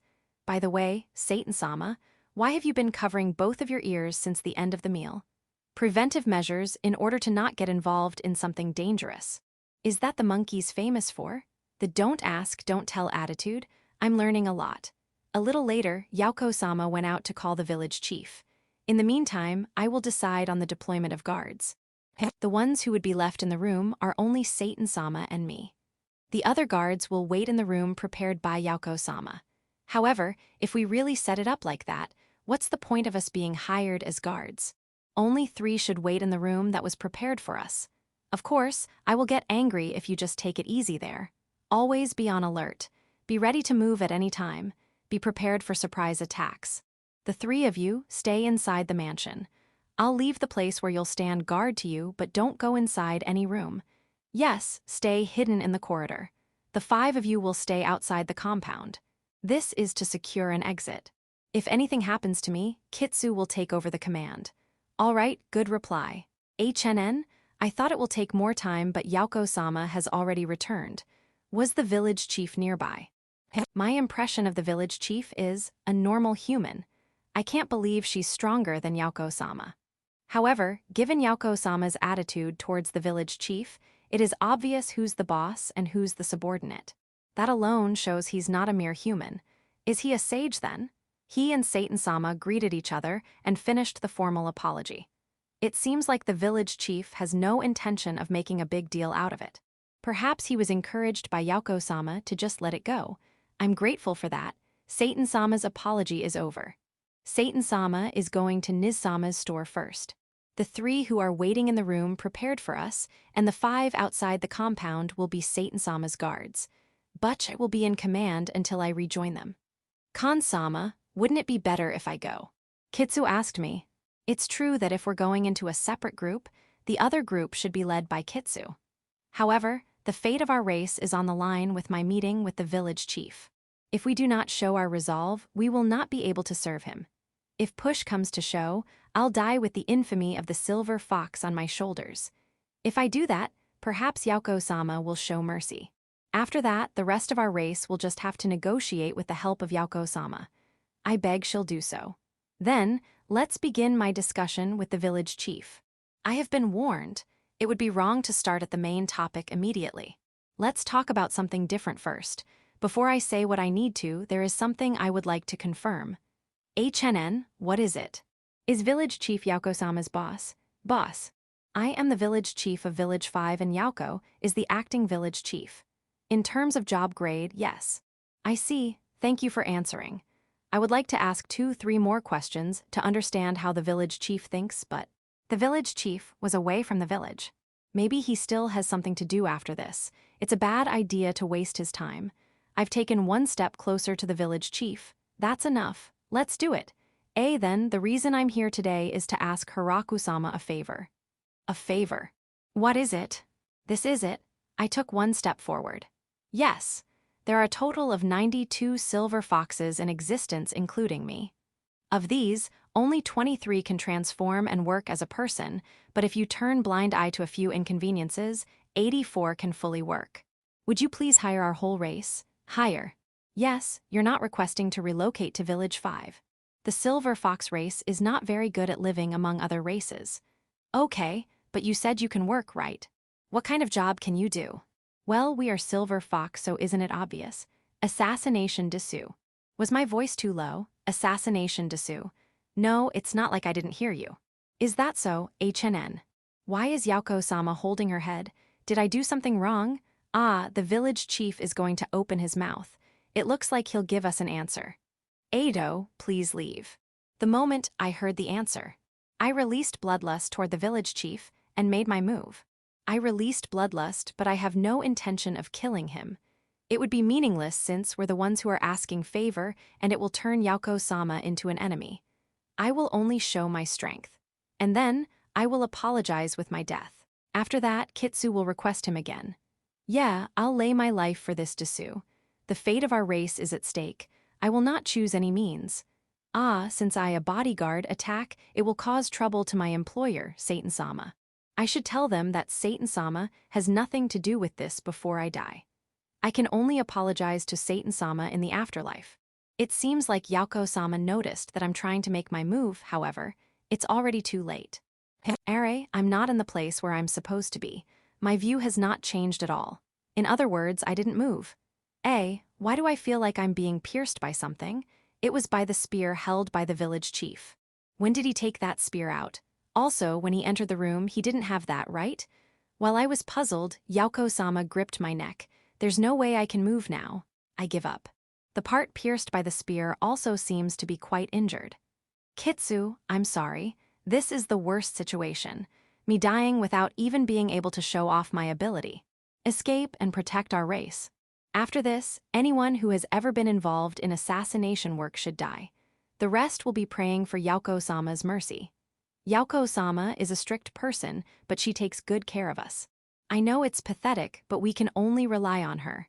The silver fox can communicate with each other mentally if they are close enough. That's what I told her. However, I didn't expect her reply. Sorry, we've been caught. Spider Desu. Spider, I slowly turned my face upward and looked at the ceiling of the room. Ah, there are many big spiders. I didn't notice them. And they are not just any spiders. They are demon spiders. There's nothing we can do about this. It seems like the spiders have captured everyone. Even those who escorted Satan-sama, they are very thorough, aren't they? I guess I could only say as expected. Khan, I told you that if you dare do something to village chief, I won't forgive you. Ado, I don't think I managed to do anything. I didn't even move. Think of what you have done. If you continue to speak nonsense, I'll annihilate your entire race. I know what I did. Even so, I'm in a position where I have no choice but to do it. This is our only hope. I understand. Village chief, I'm sorry. Let me explain what's happening. I guess we were able to avoid the worst of the worst. However, I didn't expect the village chief to be this strong. He seems to be concerned about me too. I guess he's also kind. She's okay. This much damage isn't enough to kill her. I have to say something, Yauko-sama. What is it? Actually, I received quite a lot of damage, and I'm already reaching my limit Desu. I coughed up blood and collapsed. I can't even maintain my human form. This can't be. Author's Note 1, what Khan tried to do. Request. If rejected, will attack to show ability. I'm sorry, I'll bring the infamy of the silver fox to the grave with me. Then commit suicide. Satan-sama has nothing to do with this. Then, the next person, Kitsu, will ask to be hired again, showing her will to attack again to make the other party think they will continue to do so until they all die. If the other party's mentality is strong, the number of person who will die in vain will increase, but Khan thought that the village chief would be moved by her alone, so she decided to do it. The silver fox values the whole race more than their own lives, so they won't hesitate to die for their race. It is similar to the samurai society of old Japan, where family name is more important than one's own life. Author's Note 2. An exchange around the time when Yauko's holding her head. Khan, the silver fox is a famous assassin race. Anyone is an expert assassin. Yauko, appealing to village chief as an assassin is counterproductive. Khan, it shows that we don't mind risking our lives. Yauko, you think too much. Sorry, but you'll die in vain. Author's Note 3, Yauko-sen cheating. I will not say anything to back you up that time. She's in trouble, important hint, village chief notice. Q&A corner. Q. Khan-san, aren't you being too short-sighted? Khan-a, I will not hesitate to do anything if our race is at stake. Yauko-sama is also there, and she's like the trump card for a fox race. Why hesitate? Do it now, Q. I think your expressions are a bit outdated. Con A, the silver fox lives in the forest, so we are not familiar with worldly affairs. Q, can't you just ask to be hired by Yauko? Con A, by Yauko-sama? A, are you serious? That Yauko-sama?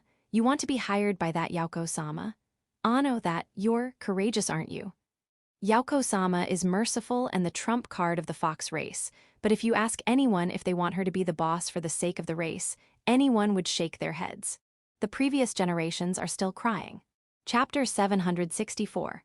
Yauko's explanation. The silver fox Kansan survived.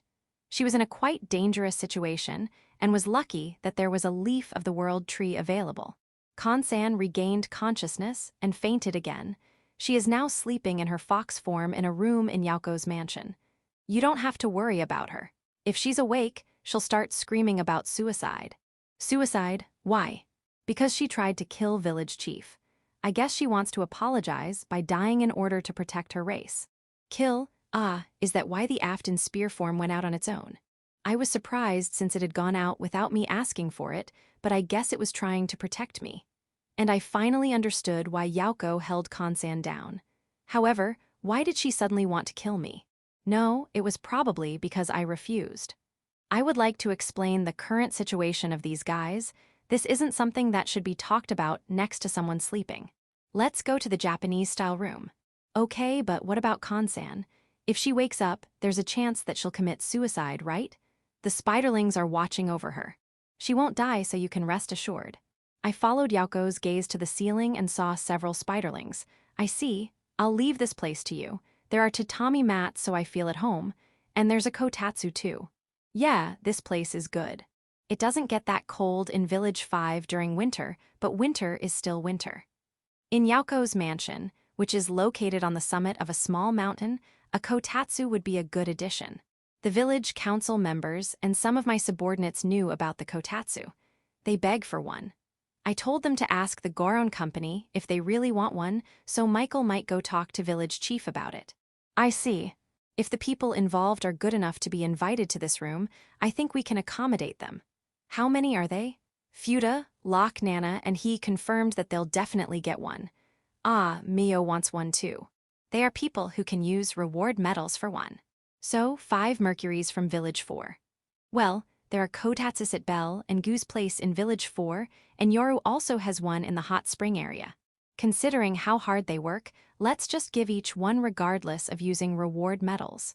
As for the village council, there are 3 who don't want to leave this room. They even said they would live here.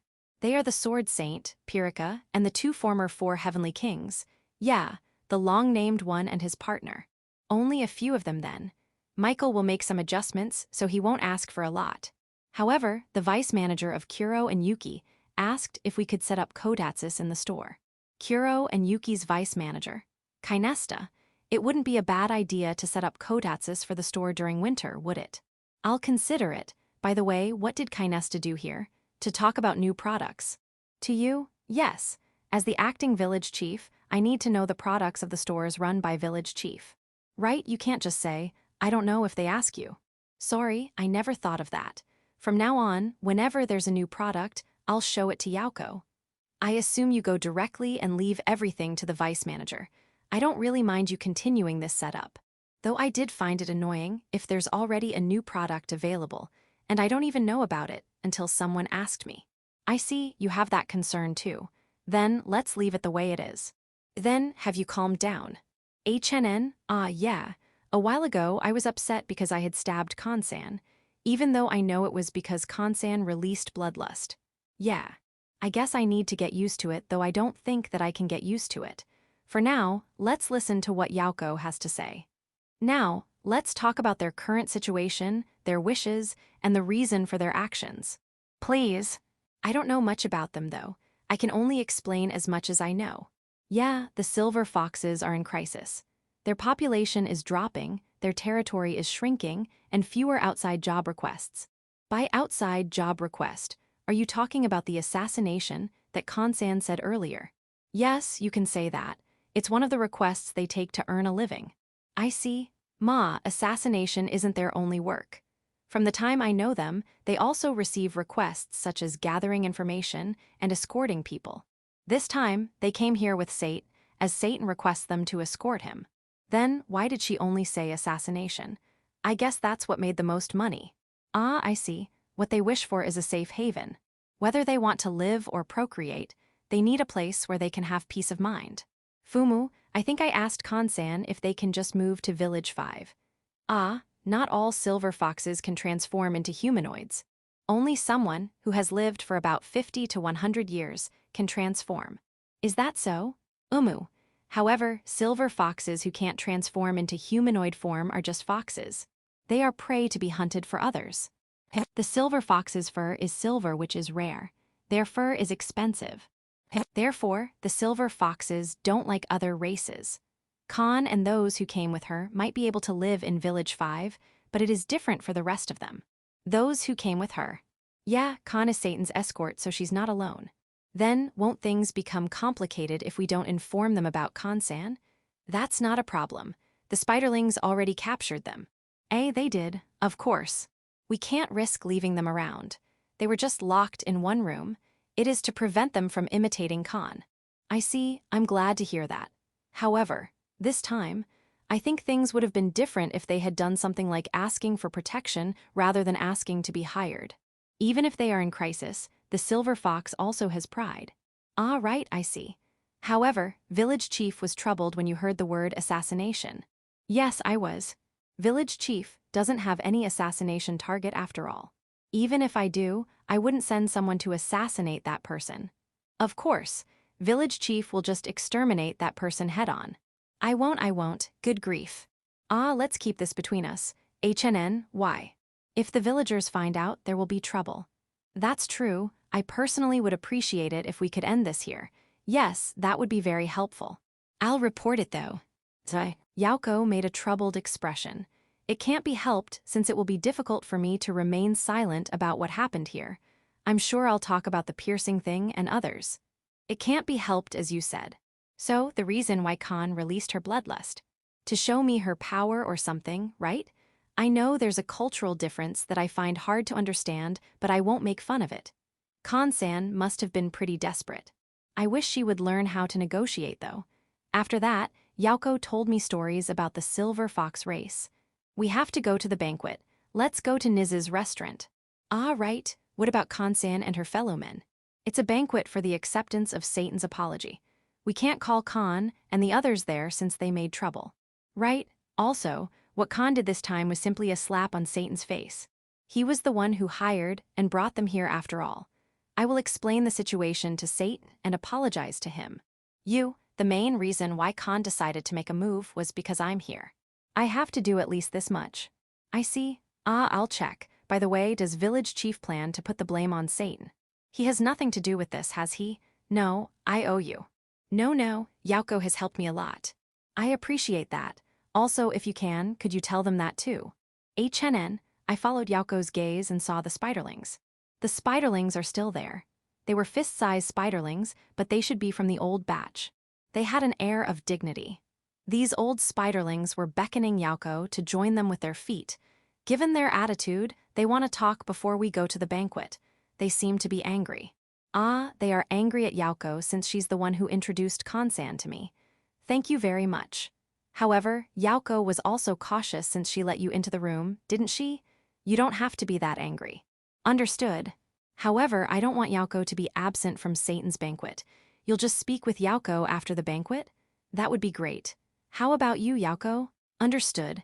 I feel like drinking, but I'll drink less at the banquet. I think that's a good idea.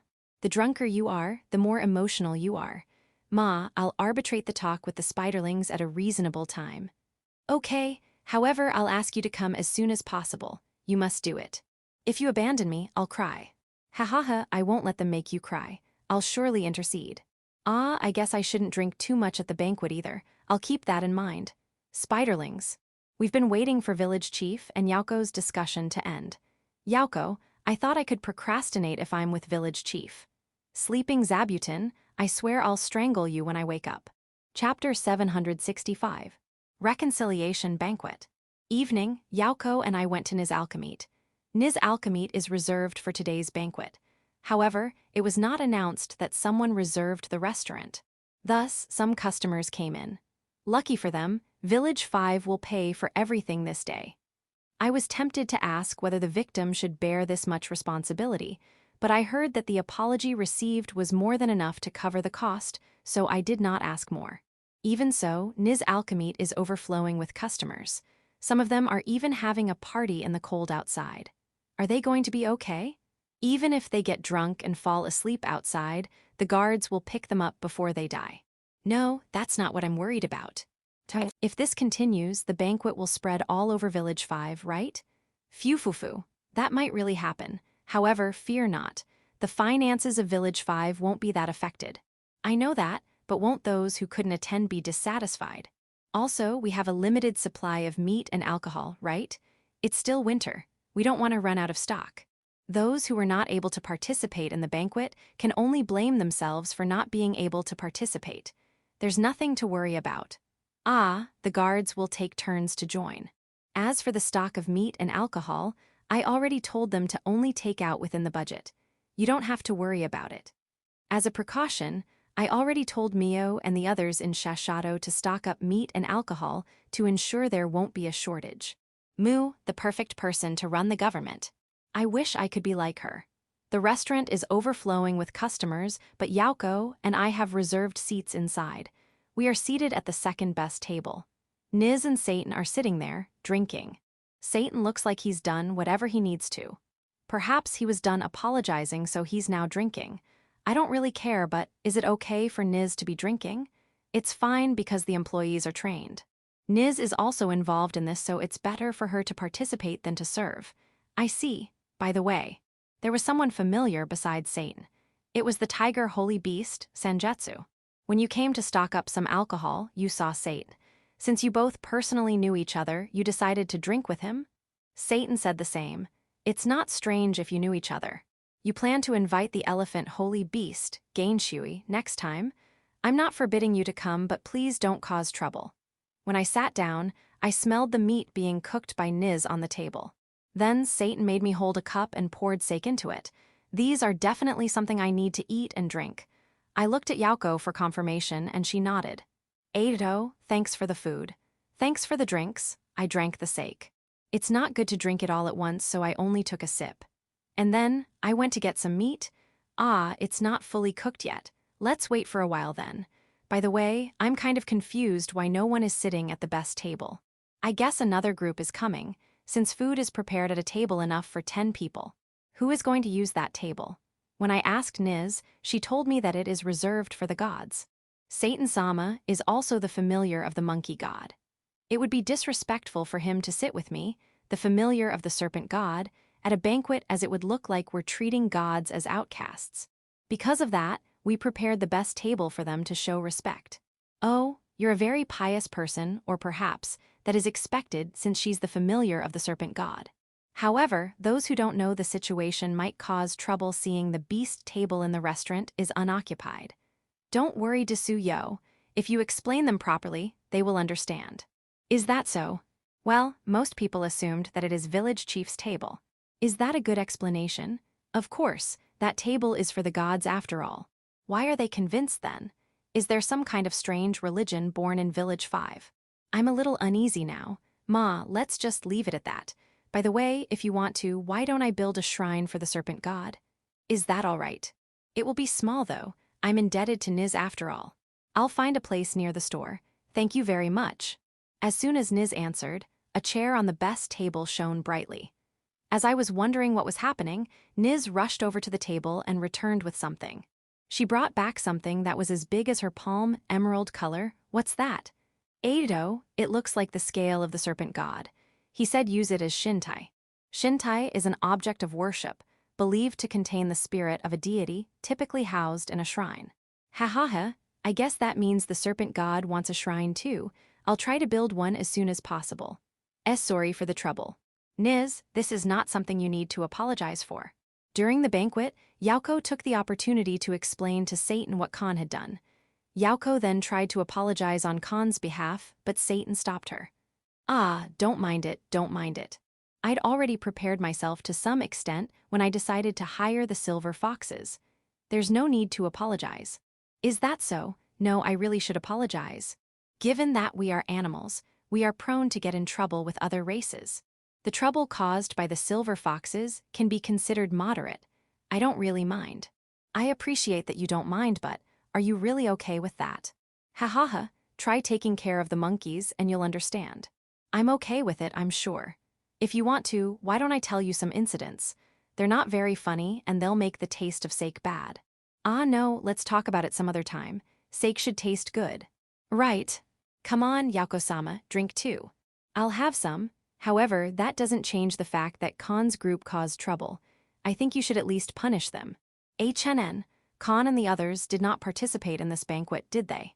I guess that's their punishment. Understood.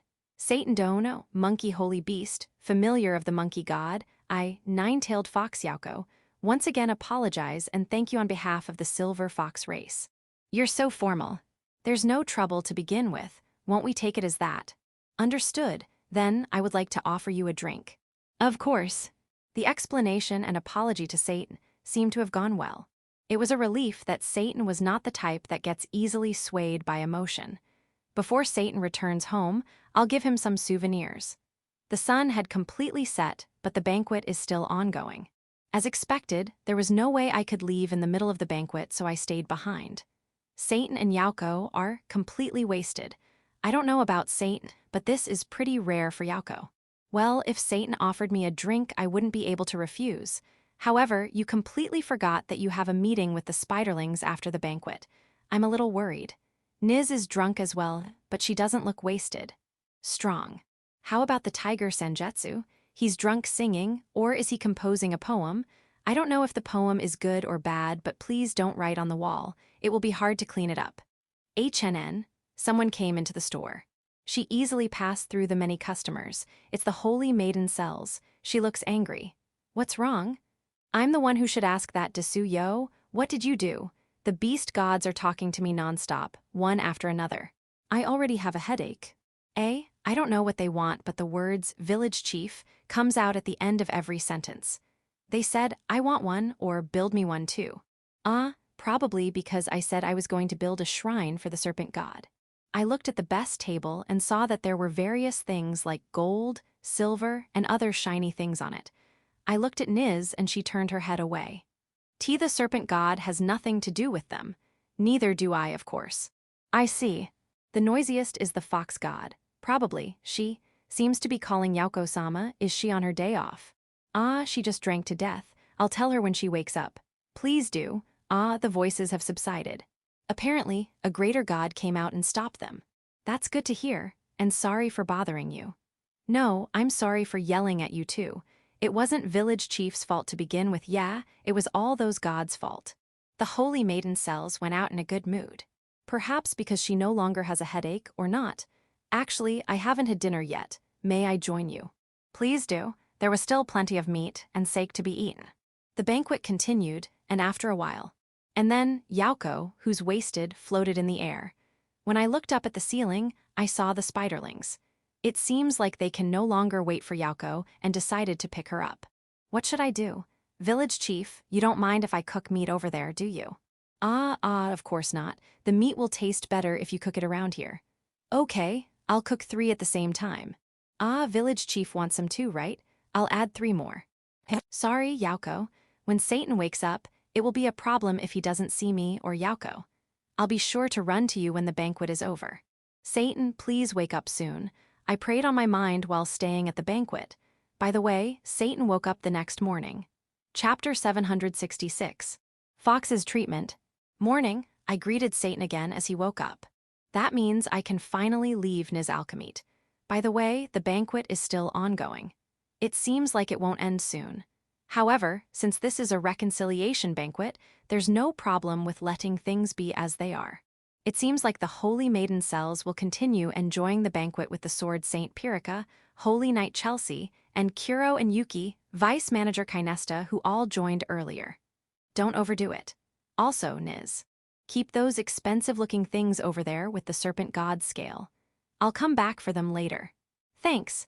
I've been worrying about Yauko since she was taken by the spiderlings, so I rushed to Yauko's mansion. I am greeted by the spiderlings. Given how the spiderlings showed up in an imposing manner, it should probably mean that only people related to Big Tree Village are here.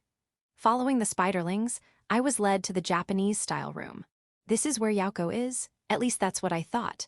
When I entered the room, I found a semi-transformed Yauko. You're finally back, Con. You are late, Con. Con is the sound made by foxes. Ada. Aside from being twin-tailed, she also has a headband on her head. As for what she wears, a frilly kimono with an apron in front. Is she cosplaying like a waitress in a Japanese-style restaurant? No, given how she acts and how she talks, she should be a waitress from a Japanese-style maid cafe.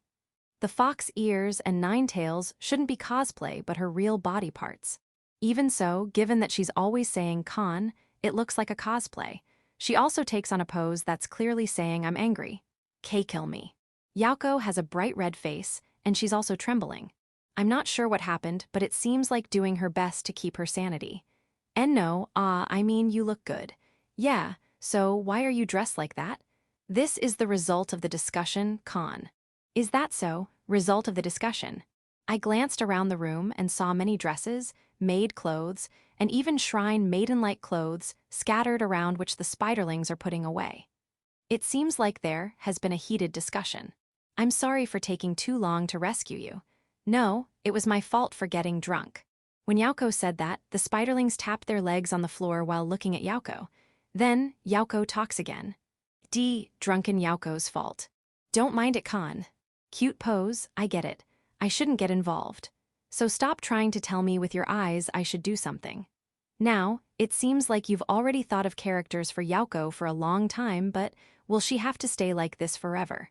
When I asked the spiderlings, they said she only needs to stay like that for 10 days. I see. In exchange, she'll be exempted from Zabuton's punishment.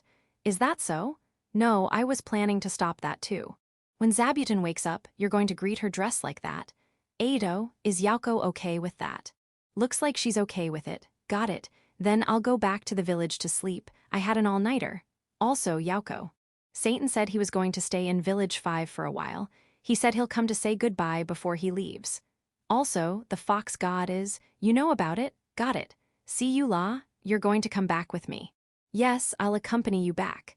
I already contacted the village, but I have to explain again why village chief had to stay in Village 5, sorry. I'll go back with you, Con. We have lots to talk about, Con. Hang in there. When we got back to the village, no one asked why Yauko looked like that. It's kind of them to turn a blind eye, but I also think it's kindness to ask about it. Also, Hito, she's not an Onichin you've never met. She's your mother. Don't look twice. I woke up and it was already past noon. I was informed that Kansan is awake, so I went back to Village 5. It looks like she can't transform into her humanoid form yet. A trembling, depressed-looking, big, silver-haired fox greeted me. I was a little worried, so I asked Yauko.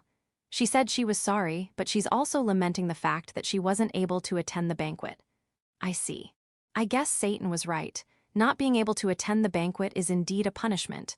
By the way, Yauko, what is it, Con? Why is Con on that form? I asked Yauko, but it was Con who answered. I have learned how sinful my actions were. Once again, I'm sorry. Right, it's good that you are reflecting on what you've done. What am I even saying? Then, village chief, what are you planning to do with Con-chan and the others, Con?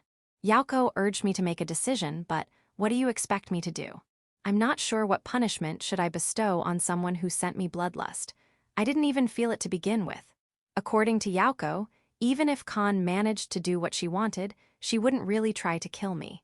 However, since I stabbed her before she even moved, it can only be called an attempt, right? Should I follow Satan's lead and just say, nothing happened? If that's village chief's decision then, let's go with that, Con. That's a cute pose. Then, Yauko turns to Con and says, do you understand? And then, Con-san turned her face down. What did she understand? What's happening? Can you explain to me later? And the spiderlings made noise by tapping the floor. Forgive them already. Yeah, the atmosphere is very tense. With that, Yauko and I leave the room, leaving Con-san alone. She won't be able to move for a while, but when it's time for Satan to leave, yes, I know. Con-chan won't move for a while, but I think she'll be okay when Satan-chan decided to go home con. Is this really going to go on for 10 days? That's a pretty harsh punishment. So, where are we going to go next? It doesn't look like we're going to the Japanese-style room. Con-chan's friend's room con. Ah, right, she had companions. It's a little far away from here con. Okay, by the way, what happened earlier? Why does Con-san look so down? You decided that nothing has ever happened, and that includes Con-chan asking you to hire them. That means she can't ask to be hired anymore con. Ah, I see, so that's why she looks so down. I learned about their situation, so I'd like to help somehow, but I think the best I can do is to give them several souvenirs. While I was thinking about that, Yauko opened the door to the room. There were 11 silver-haired foxes sitting side by side, and they were looking at me with dull eyes. One of them speaks out. I am a silver fox called Kitsu. We apologize for the trouble we have caused you. We are very sorry. They bowed in unison. Oh, so smart, I mean no. No, forget what I said. Ah, I heard that all of you here can transform into humanoid form. We have to show remorse. I see. Ada. Looking around, all I see are silver-haired foxes. Their tails are fluffy. I don't mean to be rude, but may I touch your tail? Please do. Oh, it's quite fluffy, not bad. Yeah, not bad, feels great. Yauko. What is it, Con? Was there a mountain near Village 5 that was untouched by people?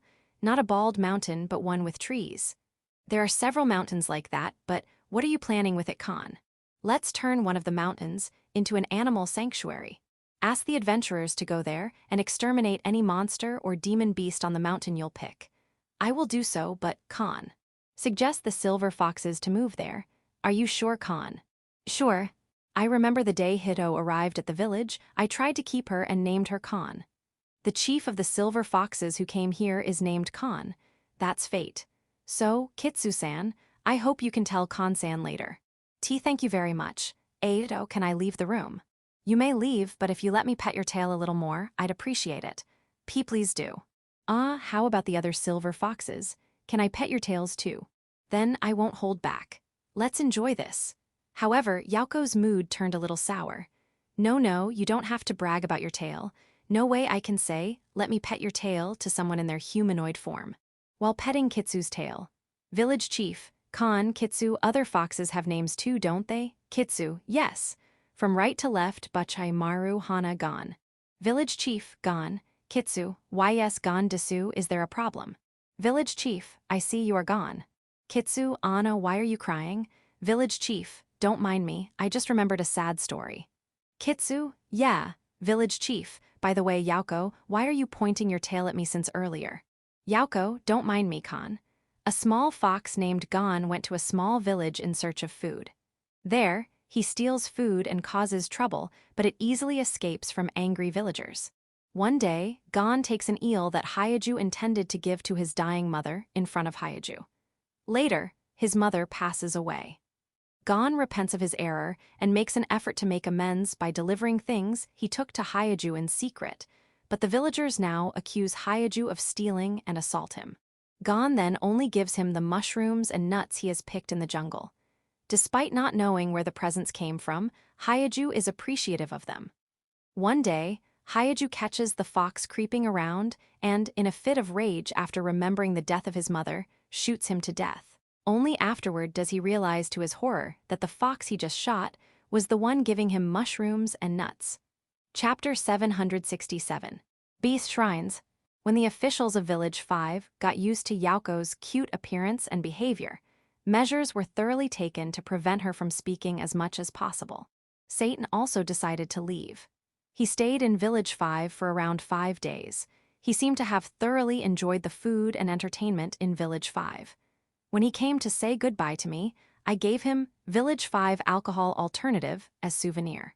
Satan had the silver foxes, who were supposed to be his guards, carry his luggage, so he managed to bring back quite a lot. Well, it's just a small amount compared to how much we produce. I really don't mind. There was no place to stop on the way, so I prayed for their safe return. The silver foxes said they'll come back to Village 5 with their whole race as soon as they were done escorting Satan. Before Satan's departure, Yauko, Kon, and Kitsu carefully checked and discussed the place.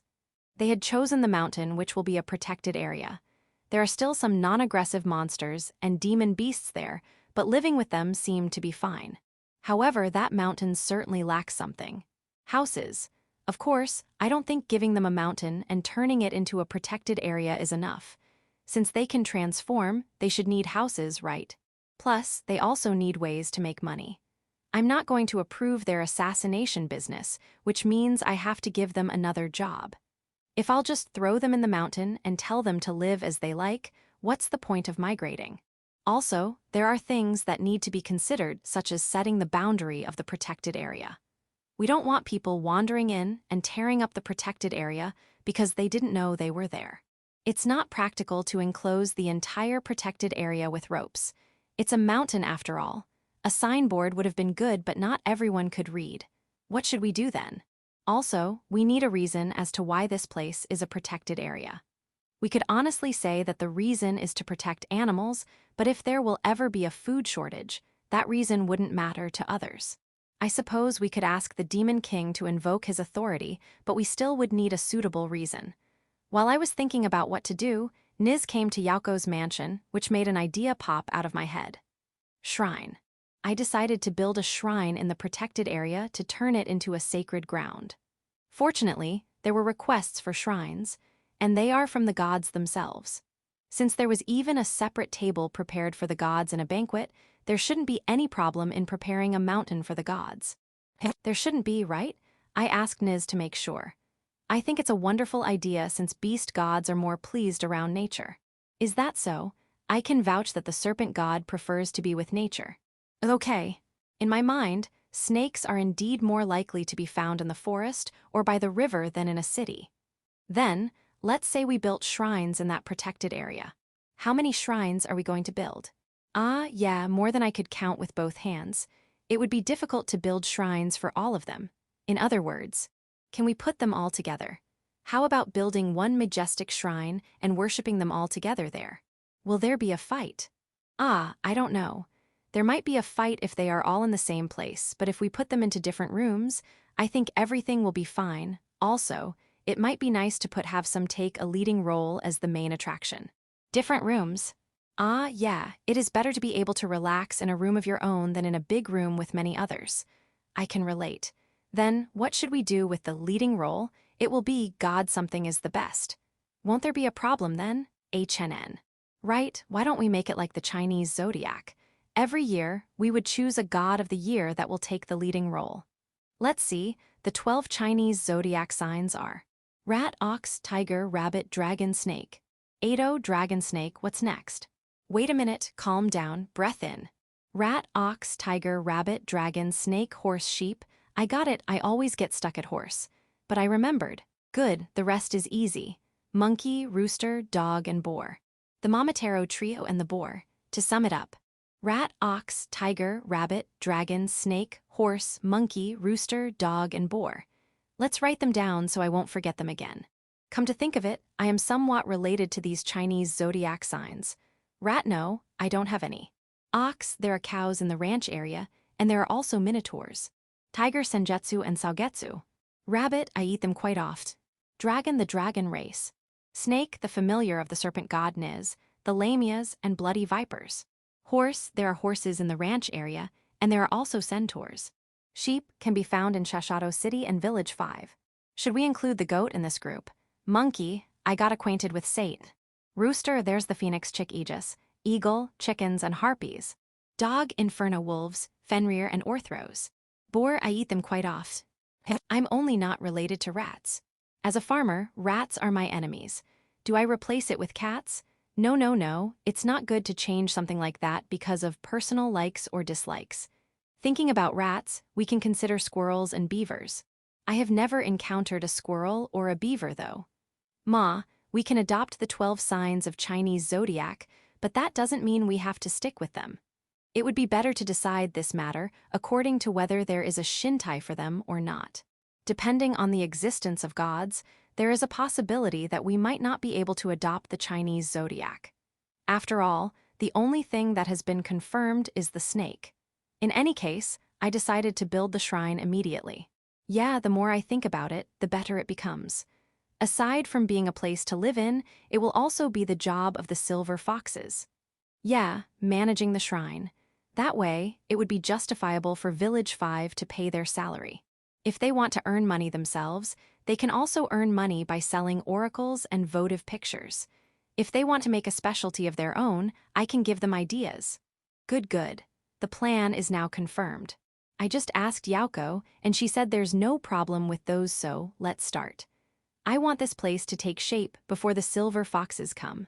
However, I don't think the carpenters around will understand if I ask them to build something like a shrine. I can imagine them building something like a Western-style temple. I want an Eastern shrine perhaps, because it fits the 12 Chinese zodiacs more.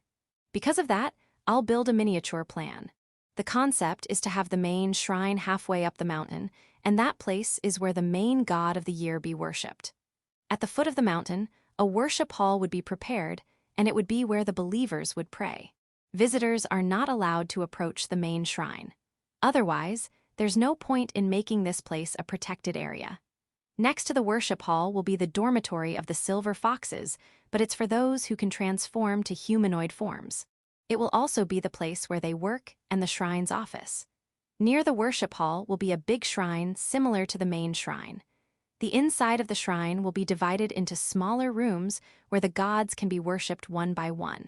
The gods are basically worshipped in this large shrine, and only the main god of the year will be moved to the main shrine.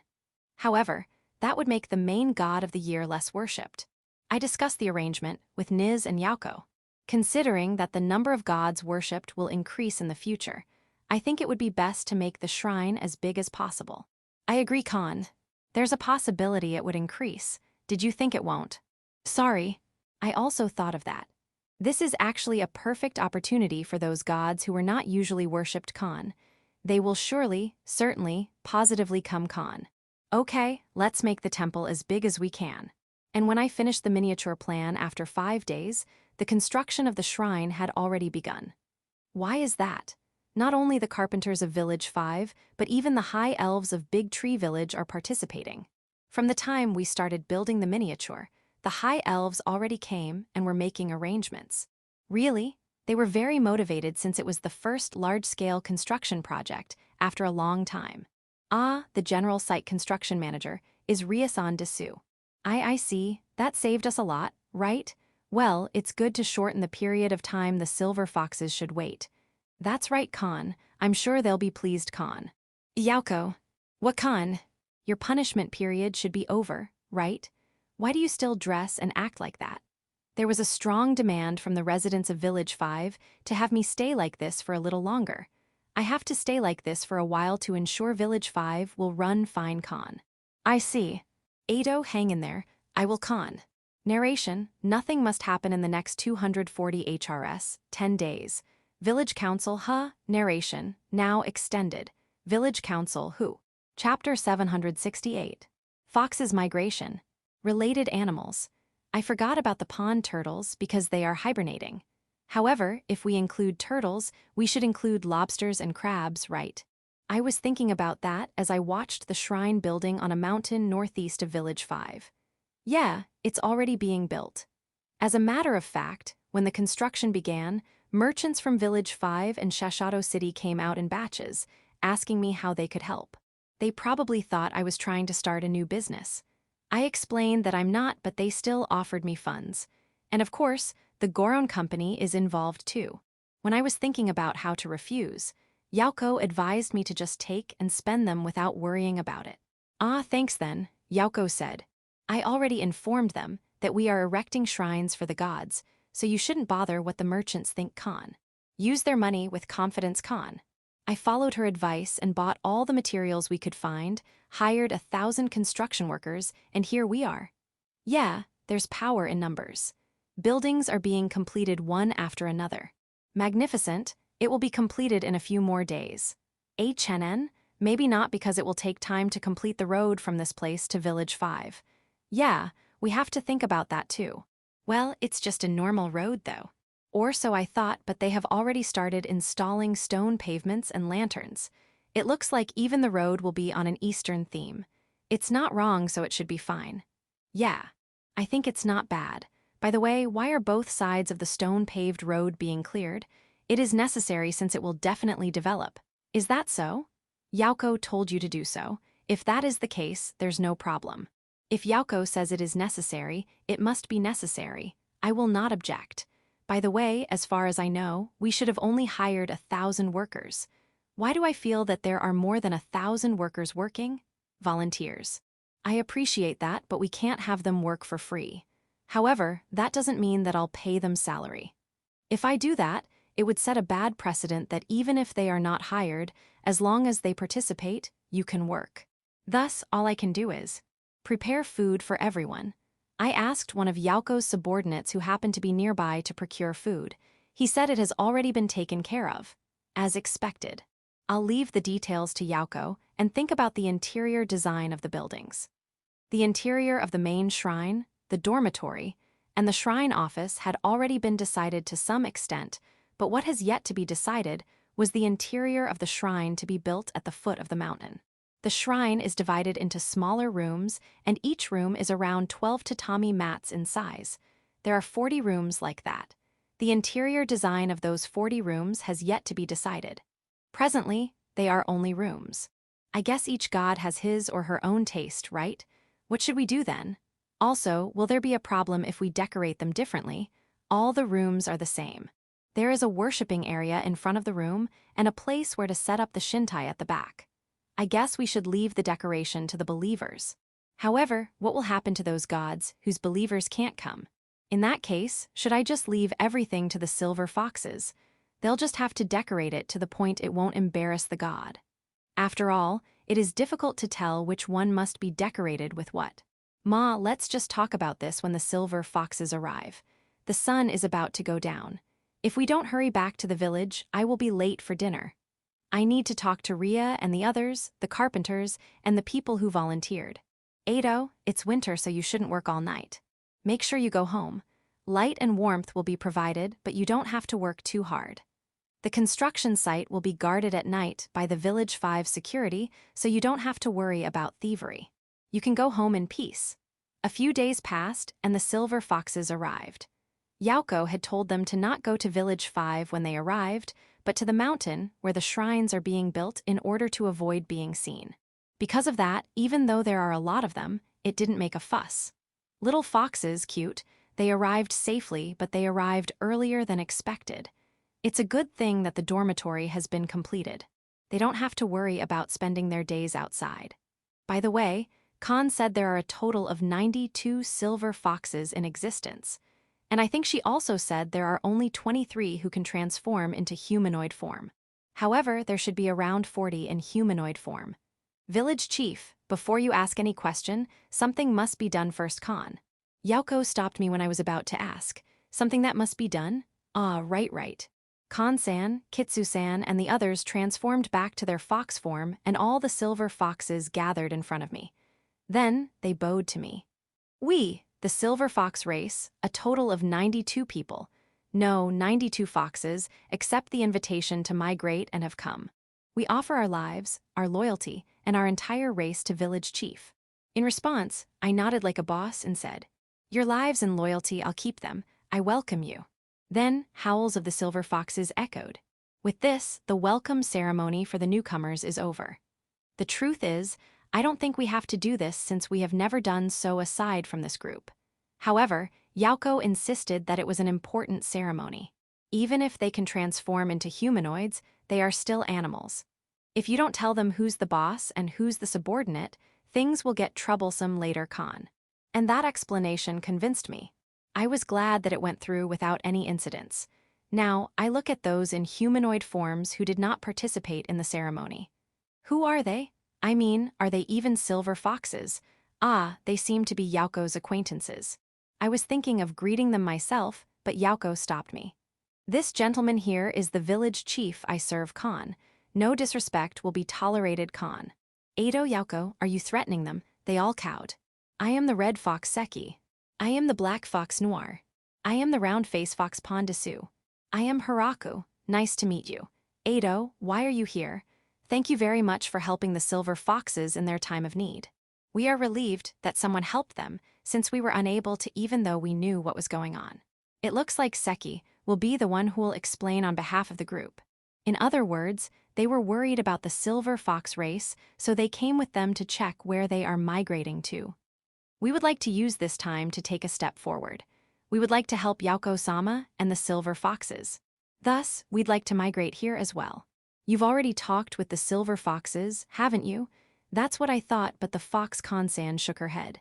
They told me about it, but I did not say anything. Everything is up to village chief and Yauko-sama's decision. I see, Yauko. I know about their race, but I've never met these foxes. This is also the first time I heard of their plan. I'll leave everything to village chief. I see. Just to confirm, only those who are here will be migrating. Yes. We are from different races, and we are all chosen by our respective races to assist Yauko-sama and the silver fox race. Ado, thanks for lining up. Now you are easier to count. 18, the dormitory is big enough. That's acceptable. Honestly speaking, even if there are another 100 or so, we can accommodate them. Since they all can take humanoid forms, they will be helpful in managing the shrine. All right, but... Great. Village Chief, Yauko-sama, we will follow your orders along with the silver foxes. Good, that's the most troublesome part. Then I accept your migration. Once again, I'm looking forward to working with you. Yes, we offer our lives and our loyalty to Village Chief. All right, your lives and loyalty, I'll keep them. I welcome you. Yeah. Saying that, the red fox Seki transforms back to her gender-neutral fox form. She has red fur, or rather orange fur. And her tail is bushy too. The others also transform back into their fox forms. There are 10 red foxes, there are 5 black foxes, there are 3 round face foxes. The black foxes have pitch black fur. No, there's no problem with that. Their tails are shriveled, but there's no problem with that. That's normal. The problem is the round face foxes. Yeah, you guys. I know they'll have bushy tails. Most have bushy tails after all. However, their faces are round, just like their race's name. Ado, I'm not sure if I should say this, but I'm very curious, so I think I should. May I? Thanks. Okay, I'll say it then. Round-face foxes are tanukis, right? You're not foxes. Everyone was surprised when they heard what I said. Yauko is surprised too. Round-face fox pawn. What did you? Chapter 769. Guided to the dormitory. My comment upset Pawn and his 2 fellow round-face foxes. I am possible. There's no way we are not foxes. Oh, our grandfathers said we are foxes. We can't be tanukis. No, I've always thought we were not. No, it looks like it's only Pawn and one of his companions. He's not that upset. Wait, just wait a minute, Khan. The round-face fox has always been recognized as foxes, Khan. How can you say that they're not foxes now, Khan? And it looks like Yauko was the one who got upset for him. That's unusual. Anyway. It's true that it is wrong for me to judge based on my knowledge. It's from another world after all. I shouldn't bring my otherworld common sense here. There may be a type of fox that looks like a tanuki. Thus, let's call an expert. The devil in charge of knowledge, Versa. She's a devil whose main responsibility is to name races or something. She will be able to tell us the true identity of the round-face foxes. Fortunately, Versa stays in Village 5. I'm sorry for asking her to come while she's busy writing. They're tanukis. To be more specific, they are round-faced tanuki called Sato tanuki. They're tanukis, all right. Thank you, Versa. I'll have gifts delivered to you later. They're just food. Don't get your hopes up. It's not a good example. HNN, have I talked about this shrine to Ancestor-san? So far, I told him about building a facility for the beast gods. However, we haven't talked about it in detail yet. Ancestor-san seems to be pretty busy. He'll go to the village, but he'll leave immediately to meet you, so it was hard for us to meet. Don't be shy. I'm glad that the 2 of you are getting along so well. Yeah, it would be great if you could tell Ancestor-san about this shrine when you meet him. It looks like it will be completed sooner than we thought, or rather, every building related to the shrine is almost complete. We are currently working on the road, connecting the shrine to Village 5 and the surrounding area. I hope that Ancestor-san will check it out before the shrine begins its full-scale operations. I'd also like to ask if it's okay to ask for monetary offerings, though I think it should be all right. We see off Versa back to Village 5 and talk with the tanukis. We were really tanukis. Others say we were the cutest among the foxes because of our round eyes. But we have round eyes because we were tanukis. Yauko-sama, can you try saying pawn at the end of your sentences? Yes, pawn, it is strangely on my mind. Ah, I like it. We were tanukis after all. Pawn is the onomatopoeia of the sound tanukis made. And the three of them seem to have accepted they were tanukis. Ma, so why do you look like that now? Village chief, since we are tanukis, what will happen to our migration? Are you not going to approve it? Hahaha, of course not. I pointed out that you were tanukis not because I wanted to get rid of you, but because I was curious why you were calling yourselves foxes. I don't really care whether you are foxes or tanukis. As long as you observe proper discipline, I'll accept it. Ooh, as expected of village chief pawn. Not only Yauko, but even Khan and the others were happy. It seems like I made them worry. My apologies. I couldn't suppress my curiosity and went too. Unfortunately, they don't seem to know why they call themselves foxes, which was something I would really want to know. They have been called round-face foxes since before I was born pawn. I never thought they weren't foxes. Well, just because the round-face fox race turned out to be tanukis doesn't change your relationship with them, right? Just get along with them like you used to. Affirmative, pawn. Are you going to keep saying pawn? Oh, Khan. Yeah, I'm more comfortable hearing Yauko like that. It's true. Don't get mad, don't get mad. Sorry for taking up so much time. Let's move to the dormitory. I, along with Yauko, guide the silver foxes to their lodgings. The dormitory is a one-story apartment building. A total of 12 rooms are arranged to the left and right of the corridor that extends straight from the entrance. At the end of the corridor is a back door. The common kitchen and living room are located right after the entrance. There are 2 toilets. One is at the entrance and the other is at the back. Both toilets have 6 seats each, 12 in total. Yeah, you can decide which rooms will use the toilets. As for me, I wanted to set up a kitchen and a toilet in each room, but this is what was decided because of the water management, sewer, and fire prevention. I wondered if they would be okay with that, but the silver foxes looked very happy. A room is around 12 tatami mats, big and assuming, a family is around 3 to 4. No problem, this is your first time having such a big room. Good. There are currently 16 of these 12-room apartment buildings. Yeah, I think we overbuilt it too. However, the construction site manager, Ria, said that it is better to build more from the start. The construction cost will be lower compared to building only when needed. I'll leave it up to you to decide which building to live in and who will use which room. However, I would like you to decide who will be in charge of the entire dormitory and who will be in charge of each building. The one in charge can be anyone aside from Kansan. I'm going to assign Kansan to oversee the entire shrine. HNN? Ah, you can enter in your fox forms. However, when you enter the building as a fox, make sure you'll wipe your feet. It is floored with wooden planks, so no shoes are allowed. That's Yauko's request. There are shoe boxes near the entrance and the back door. I guess you'll need a bucket of water and a mat. I'll get you buckets and mats. If you want to use tatami mats in your rooms, please inform the person in charge of the building where your room is located. That person will be in charge of your entire dormitory needs. Lastly, the person in charge of all the dormitories should report to Yauko. For now, Yauko will be your contact person, but she is usually busy as the acting village chief of Village 5. There is a possibility that the contact person will be changed. Please take note of this. Currently, your immediate goal is to get used to living here or to decide how you want to live here. We have prepared accommodations for you, but if you want to live in the mountain, you are free to do so. We will not force you to do what you don't want, so please consider this as an individual. We will provide food for now, but in the future, we would like you to become self-sufficient. If you need a field or fruit trees, we will provide them. However, it will be your responsibility to take care of the field and the fruit trees. Of course, we will also provide you with farming tools, but only at the beginning. Or if you don't want to farm, you can also earn money from working at the shrine to buy food. Please think about it carefully. Work at the shrine. The work at the shrine is basically operating and managing the facilities around. To put it simply, it's taking care of the enshrined gods and guarding and cleaning the place. However, it's hard to get money from this alone, so we have to think about selling things. I have thought of some things, so if you're up to it, just tell Yauko.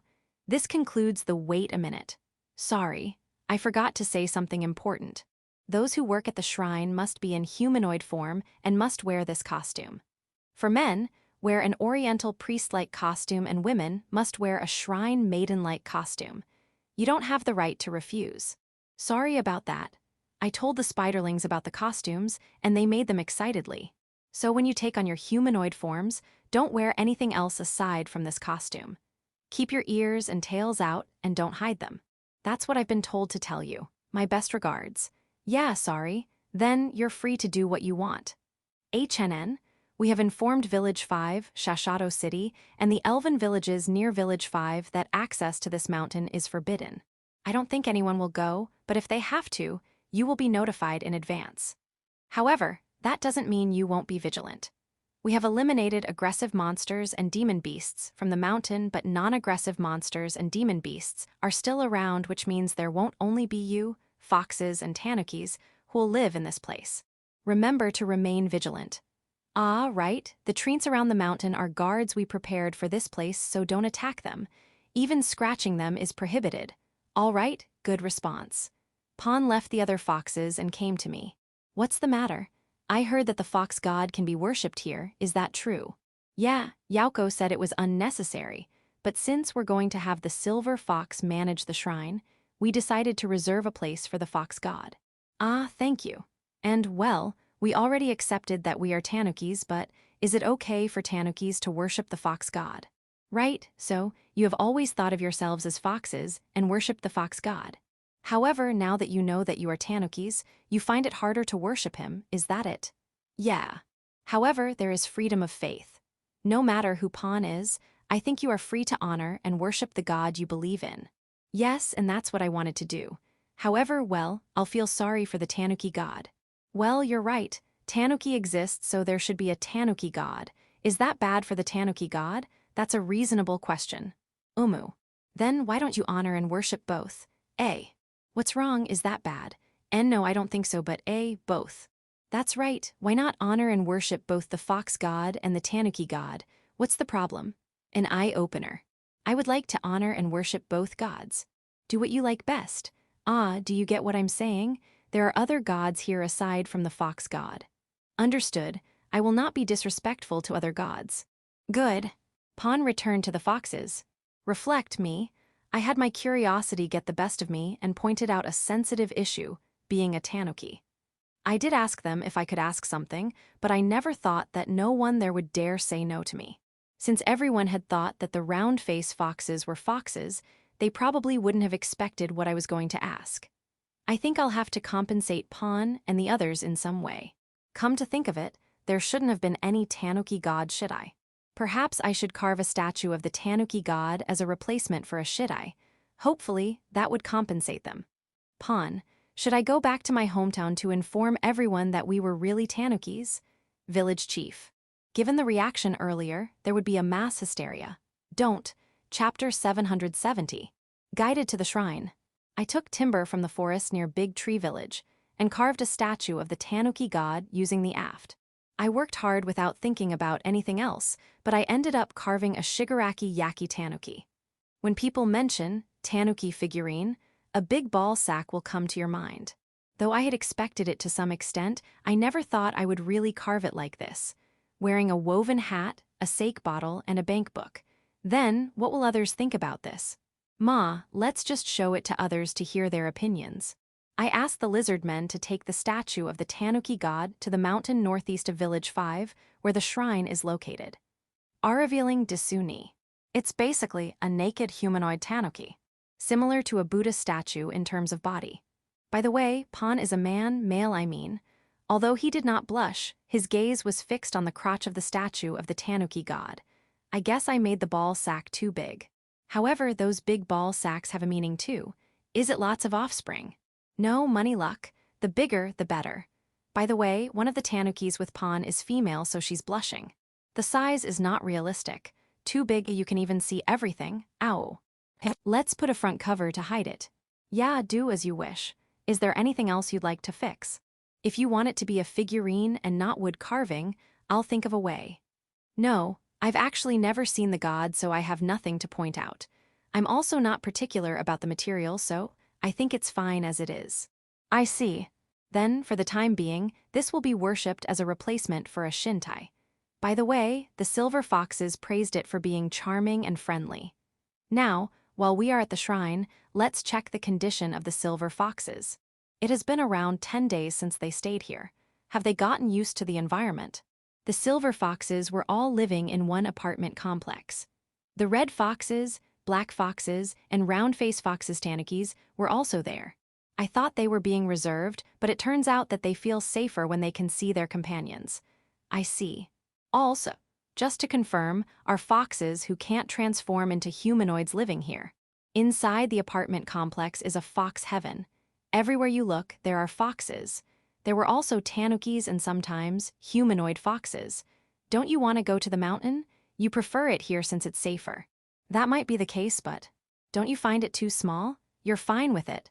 Well, once your population increases and it gets too cramped here, you can try moving to the next building.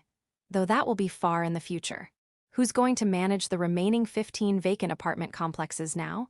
HNN, you use the kitchen and toilets of other buildings. Hahaha, I guess so since there are too many of you. I don't mind.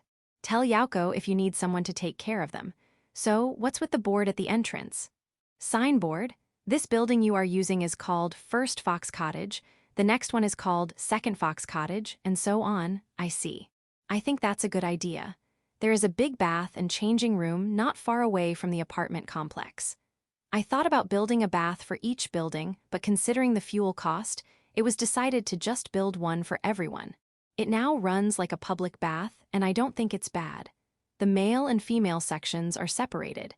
However, do the silver foxes even take baths? I'm grateful for the baths. It helps me get rid of beast smell. No one dislikes warm water. The children are happily joining us too. The foxes who have just taken a bath told us that. It's great that they are using it. I'm sure it takes a lot of time and effort to change hot water, but that is something that must be done right. Yes, we'll do our best. Good. It's currently winter. If you are careless after taking a bath, you might catch a cold. Wipe your bodies properly and keep your hands warm. Next, we move to the worship hall. This is the place for worship and praying for the main shrine, which is located halfway up the mountain. The money box will be placed in front of the worship hall, and the inside of the hall will be used for ceremonies. However, there is currently nothing inside the worship hall. We don't even know what it needs. When the big door at the back of the worship hall is opened, you can see the main shrine, which is located halfway up the mountain. It's quite a view, good enough to boast to others. In order to see this view, the worship hall is built on stilts, which makes it higher than the surrounding buildings. In my miniature, it was supposed to be a one-story building like the dormitory, but it was changed to this because you can't see the main shrine if it stayed at that height. This is a change made based on on-site judgment. I told them they were free to make any changes, so there was no problem. However, I think it is a little inconvenient now, since the worshippers have to climb the stairs to throw money into the offering box that was installed in front of the worship hall. The money box should be placed at the bottom of the stairs. If a roof is installed, it can cover it from rain and there won't be any problem. Let's ask Ria to do that next time. We went straight to the shrine next to the worship hall. It's a big building, and inside is divided into small rooms, but the small rooms are only on one side of the passage. As for why, it is said that the gods would not feel comfortable if their rooms were facing against each other like what we did in the apartment complex. As a result, the wall opposite to the small rooms now can only be used for decoration, making the space seem bigger. It's not bad. Well, they only need to be careful not to put too much. We look around some smaller rooms. Serpent god, tiger god, monkey god, elephant god, cow god, goat god. Yeah, there are few decorations, but they look good. Dragon god. I spoke with Doors about the dragon god, since it's in the 12 Chinese zodiac signs. I asked if the dragon god exists. His answer was neither. Dragons are created by God, so they are basically some sort of god. Because of that, they can be treated as gods, however, since they exist on the planet, they can't be called gods. I don't get it. I just asked him what he thought about including a dragon on the shrine, and he said there's no problem. That's good, but what should I do about the Shintai then? When I asked Doors, he said I should just carve a statue. Thus, I carved. However, I carved an oriental dragon god, one that looks like a snake with arms and legs instead of Western dragons like Doors and the others. Perhaps because I thought it would represent the Chinese zodiac. And there are 5 of them. There's one in the center, and the other 4 are positioned on the east, west, north, and south of it. All 5 statues have their mouths wide open as if they are furious. I feel like the aft put a lot of work into this statue. It feels so powerful. Are they acquaintances of the aft? When I showed the statue of the 5 oriental dragons to Doors, he was so surprised that he fell down on his butt. He thought they were real. He said that dragons like those exist in the past. He said that it was a generation where someone like him won't rise to the top. He said that Raymarin would probably be surprised too. Raymarin's grandmother was like this. Heh, so may I use this as a god statue? Why yes, there shouldn't be a problem. Thus, it became a Shintai. By the way, while we were having that conversation, Doors never directly looked at the statue. Did they look like the dragons he knew? Then, I asked the silver foxes to install it for me. When I went there to check it out, I found that the room of the dragon god is the only room that's fully decorated. I heard that both Doors and Raymarin ordered their families and subordinates to do something. I see. It's absolutely gorgeous.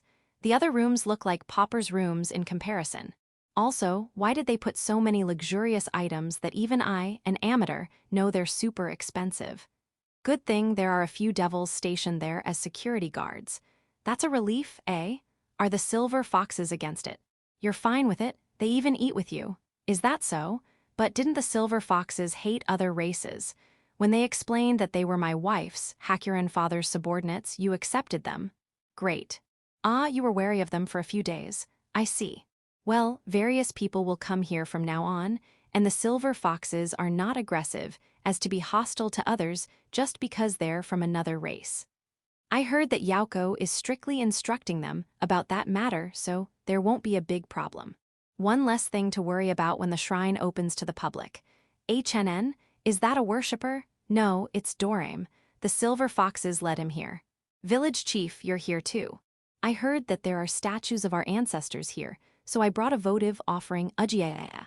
Dorame fainted as soon as he saw the statue.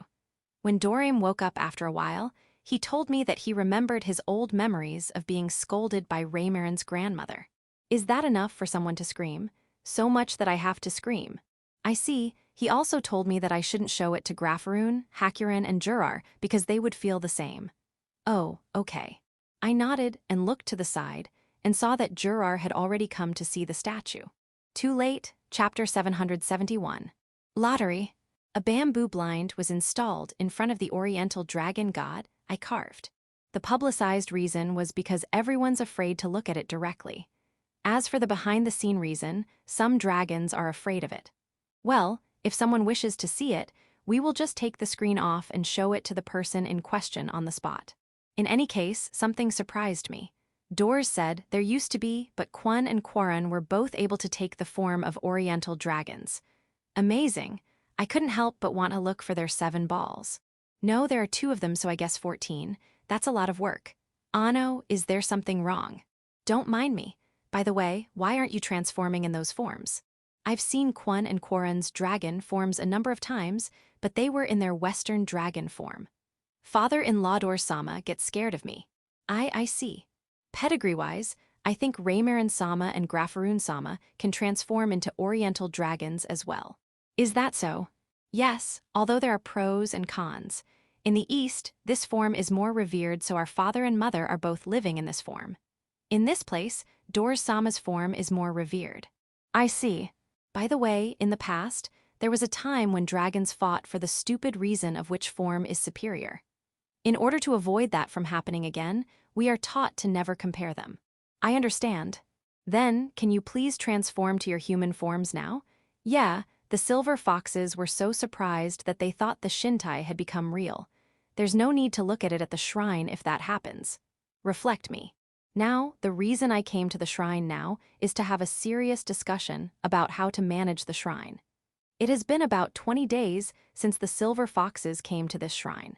It is about time they got used to living here, which means it's about time for them to fully work. It would be bad to make them do nothing but clean. I have also received feedback from the Silver Foxes that they have no problem with their new job. That's good. I have a few businesses I have in mind. I want them to do those. However, let's think about it first. I don't want to act on an impulse and turn them into big deals. Also, I don't really care if the businesses I thought of fail, but in this case, faith is involved. We can't fail. I know how scary faith is. That is why I set up a meeting to discuss it. Here, I'm going to explain my plans and decide whether or not we will actually do it. The place was inside the worship hall. A low round table and cushions were set up there. The participants are me, Yauko, Niz, Kan-san as the representative of the Silver Foxes, Kitsu-san as the recorder, and Ancestor-san. Ancestor-san was asked to participate as head of the Korin religion. I think it will already be fine with Yauko and Niz, but I would like to have an outside opinion. Also, there is a talk about whether or not this shrine will join the Korin religion.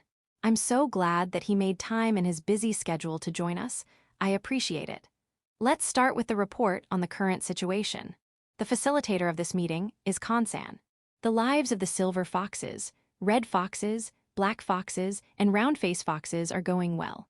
There have been some problems, but they have all been reported to both Yauko-sama and Niz-sama. Measures have already been taken. Our lives are improving by leaps and bounds, and next year or the year after that, we plan to make children. That's great news.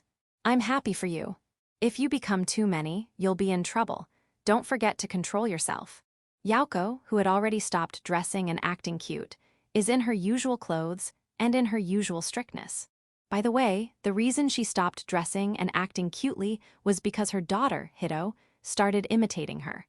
The spiderlings even prepared costumes for her. It's still too early for Hito, so Yauko returned to her original self. Lu and Tyr were already starting to wear similar outfits, so I guess it's a wise decision. The spiderlings and the residents of Village 5 were disappointed, though. The preparations for the field in the mountains have been completed, and the only thing left to do now is to sow the seed in the spring. Also, the chicken farm and coop have been completed, so we can now be self-sufficient in eggs. That's great. In fact, not too long ago, Yauko and Niz were wondering if it would be all right to raise livestock in a shrine full of Shintai. It's true that no one would want to kill any kind of animal near the shrine.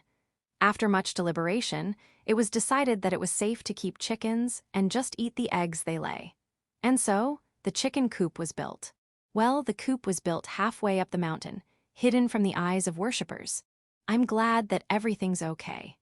The cleaning work by those who can transform into humanoid form has also improved to the extent that although it's not perfect, it's not unsightly. Normally, we should still be focusing on perfecting our shrine-keeping jobs, but if we have no income, we will burden on Village 5 that's been supporting us. We are thinking of becoming financially independent, and we have gathered here to discuss this. Please take care of us. After Kan-san finished her explanation, she bowed and I applauded. I think she was a better facilitator than me. Niz and Ancestor-san clapped with me, but Yauko did not. Is it normal for her to be able to do this much, or are foxes strict in judging their kind? I'll ask later. Eido, it's my turn. I thought so, but Yauko raised her hand and proceeded to talk. About Khan's concern about the shrine's financial independence. The residents of Village 5 who heard about the shrine's construction have begun building stores along the road connecting Village 5 and the shrine. We have estimated that a part of the tax collected from them will be used to cover the operating expenses of the shrine. And it should be enough to cover the operating expenses. Is that so? The operating expenses should be relatively high since it includes the maintenance and repair of the facility, the wages of the foxes, food expenses, the cost of periodic ceremonies, personnel expenses when hiring others, and entertainment expenses if someone important comes to the shrine. Can all of those be covered? Yes, some stores have already started operating and they are very popular. There is no way we shouldn't tax them. I see. Well, the residents of Village 5 are even trying to pay more taxes voluntarily. I don't think the estimate is far off the mark. However, that doesn't mean that the shrine doesn't need to do anything.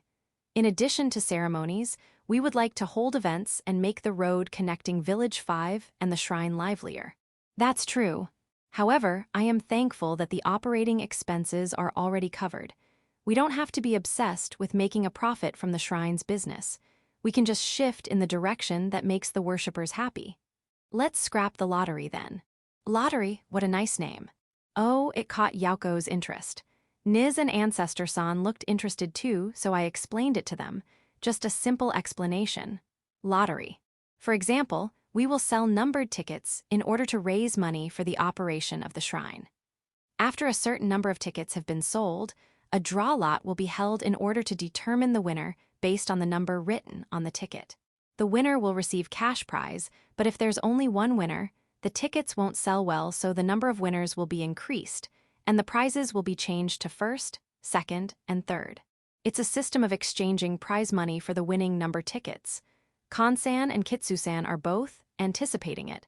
On the other hand, Yaoko, Niz, and Ancestor-san were holding their heads. Why? You did the right thing to scrap it. Yaoko said, don't underestimate faith. Niz said, I'm in favor of scrapping it too, and please don't tell anyone about that idea. It's too dangerous. Finally, Ancestor-san concluded. Okay, but is it that bad? Ancestor-san answered my question carefully. That's a too good system for collecting money. If it's connected to faith, it will be unstoppable. There will be people who will pour all their wealth into it just to prove that they love God. I see. The mechanism of that lottery is quite simple. Under village chief supervision, we will be able to restrict the number of times we do lottery, but what if it was imitated by other shrines? Can we control them too? I see. And the biggest problem is the people who would actually buy tickets from the shrines. It will be okay if they think they just don't have enough faith, but if they start to think that God doesn't care about them, their faith will be shaken. It's like testing God. Yeah, right? Gods exist in this world, so that will happen if benefits and faith are too close. I see. Yeah, truly dangerous. Ma, I was going to scrap it in the first place, so let's scrap it altogether. That was close. HNN, what's the matter, Yaoko? Don't ever tell the angels about the lottery. Okay. Especially Taisel. No, I'm not going to tell anyone because there's no need to tell anyone. Understood. If you're that worried, why don't we make a lottery rule now? Something like, the lottery is a test of one's luck rather than blessings from the gods. If we set a time limit for the lottery and the method of drawing lots, there would be less trouble in case of an accident. Perhaps that was a bad suggestion for me, but Yaoko, Niz, and Ancestor-san started to seriously make rules for the lottery. I don't think they need to do it on the spot, but I guess that's how dangerous they see it. Yeah, I get it. 8-0, so the discussion on shrine management is. Tomorrow, okay. Kansan and Kitsu-san, who were not able to join the discussion and were free, came to my lap in their fox forms. Thus, I pet their backs and tails. Good. Let's leave the difficult discussion to the three and let's relax. It is almost spring. Narration, the always extended village council meeting is finally over. Village council members, it's finally over. Yaoko, all right.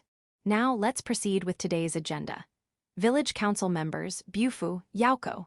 What's wrong? Do I have something funny on my face? Village council members, sorry. Why, hey, the more serious Yaoko-sama is, the more interesting it becomes. Chapter 772. Fortune and Charms. Noon, I visit Village 5 and head for the shrine. I have to go to the shrine to discuss the management of the shrine.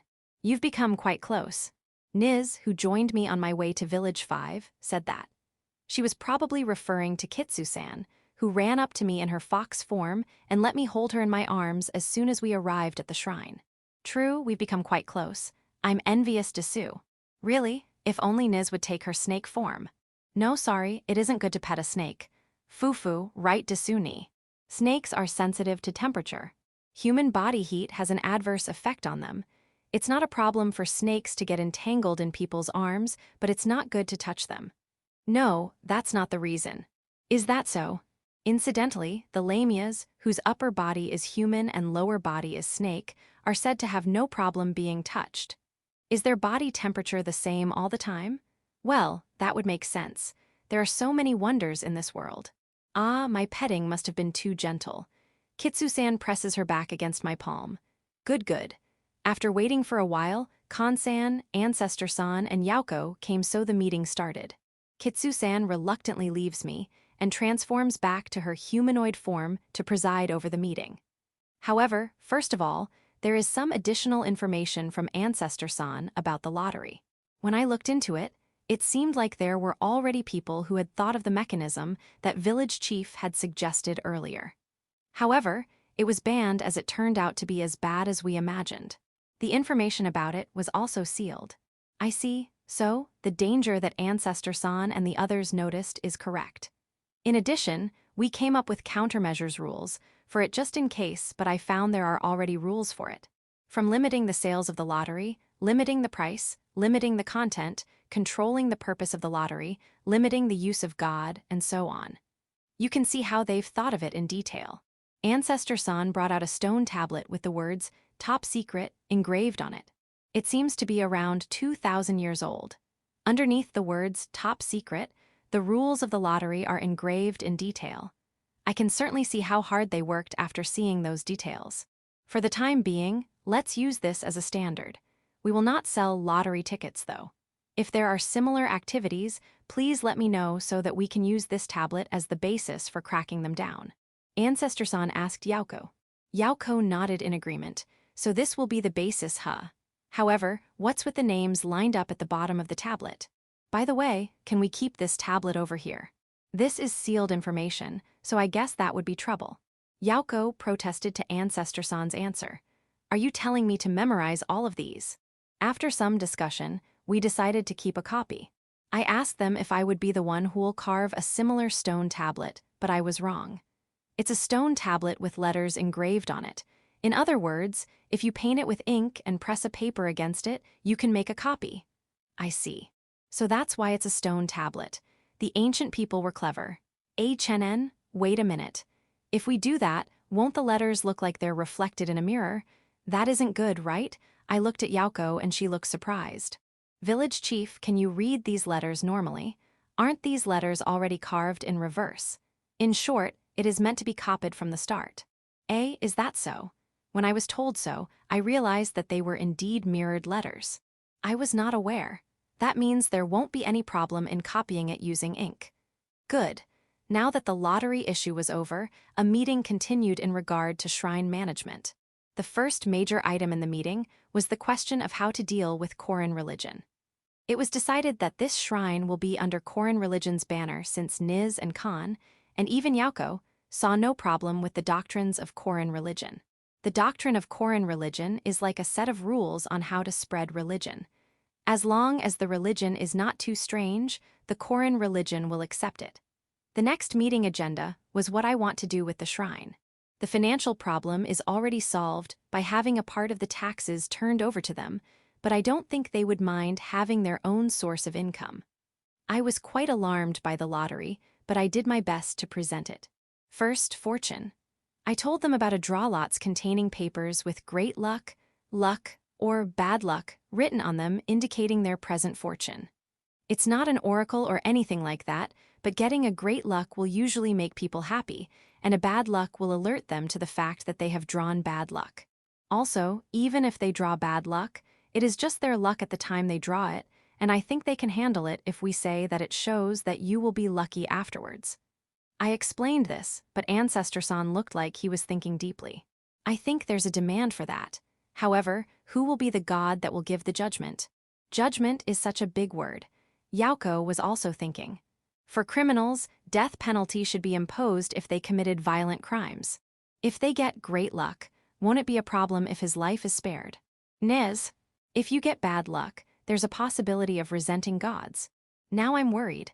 Ado, no, I guess it's too close to gods. Let's move to the next one then, charms. I was thinking of health or study charms. When I said that, Ancestor-san backed it up. If it's about charms, most shrines have them. I see, then there's nothing to worry about, right? Yauko said something, but it's not basically against it.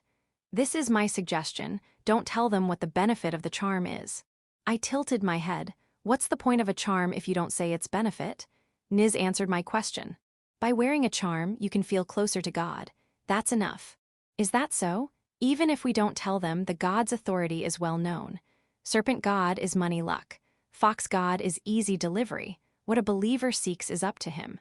However, believing in God because it brings good fortune is not a good attitude. It is basically saying there is benefit in believing God. I see, that's true, so there's nothing wrong with selling charms to people. If that is the case, I would love charms to be made. Is there a special ceremony for making charms for each god? Ancestor-san answered that question with a slightly puzzled expression. There are specialized rituals, but no one can prove how correct those rituals are. As for me, I believe that if you make something while praying, the god's response to your prayer will dwell in it. Fumo. In other words, you are allowed to make it as you wish. I think it should be produced in a certain way though. Is it safe to say things like production or something? You're making it so it's production. However, it shouldn't be against the god you're seeking. Like making a charm of the god of fire by purifying it with water. It's true that the effectiveness of the charm may be questionable. Since the beast gods that are enshrined in the shrine were animals, let's just make charms that are related to them. If we have any doubts, we can ask Yauko or Niz, so I don't think we will make a mistake. The question is whether or not the charms that are related to animals will be sought after. The serpent god is for money, the fox god is for easy delivery. If you know them, you would want their charms, but if you don't, you wouldn't. It's hard if you don't know the benefits. No, village chief, you don't need to think so hard. When you give an amulet, you just don't need to promise anything. There's no problem with explaining what the god does. Really? We don't want the believers to only seek benefits, but gods can't afford not to gather believers. Is that how it is? That's how it is. Well then, let's make some charms and give them to people instead of selling them. As for the production, let's just make some as long as it's within reason. Chapter 773. Milton Hay. Hello, I'm a guy who runs a second-hand clothing store in Village 5, Johnson Dessau. Age. Over 100, but I don't really remember.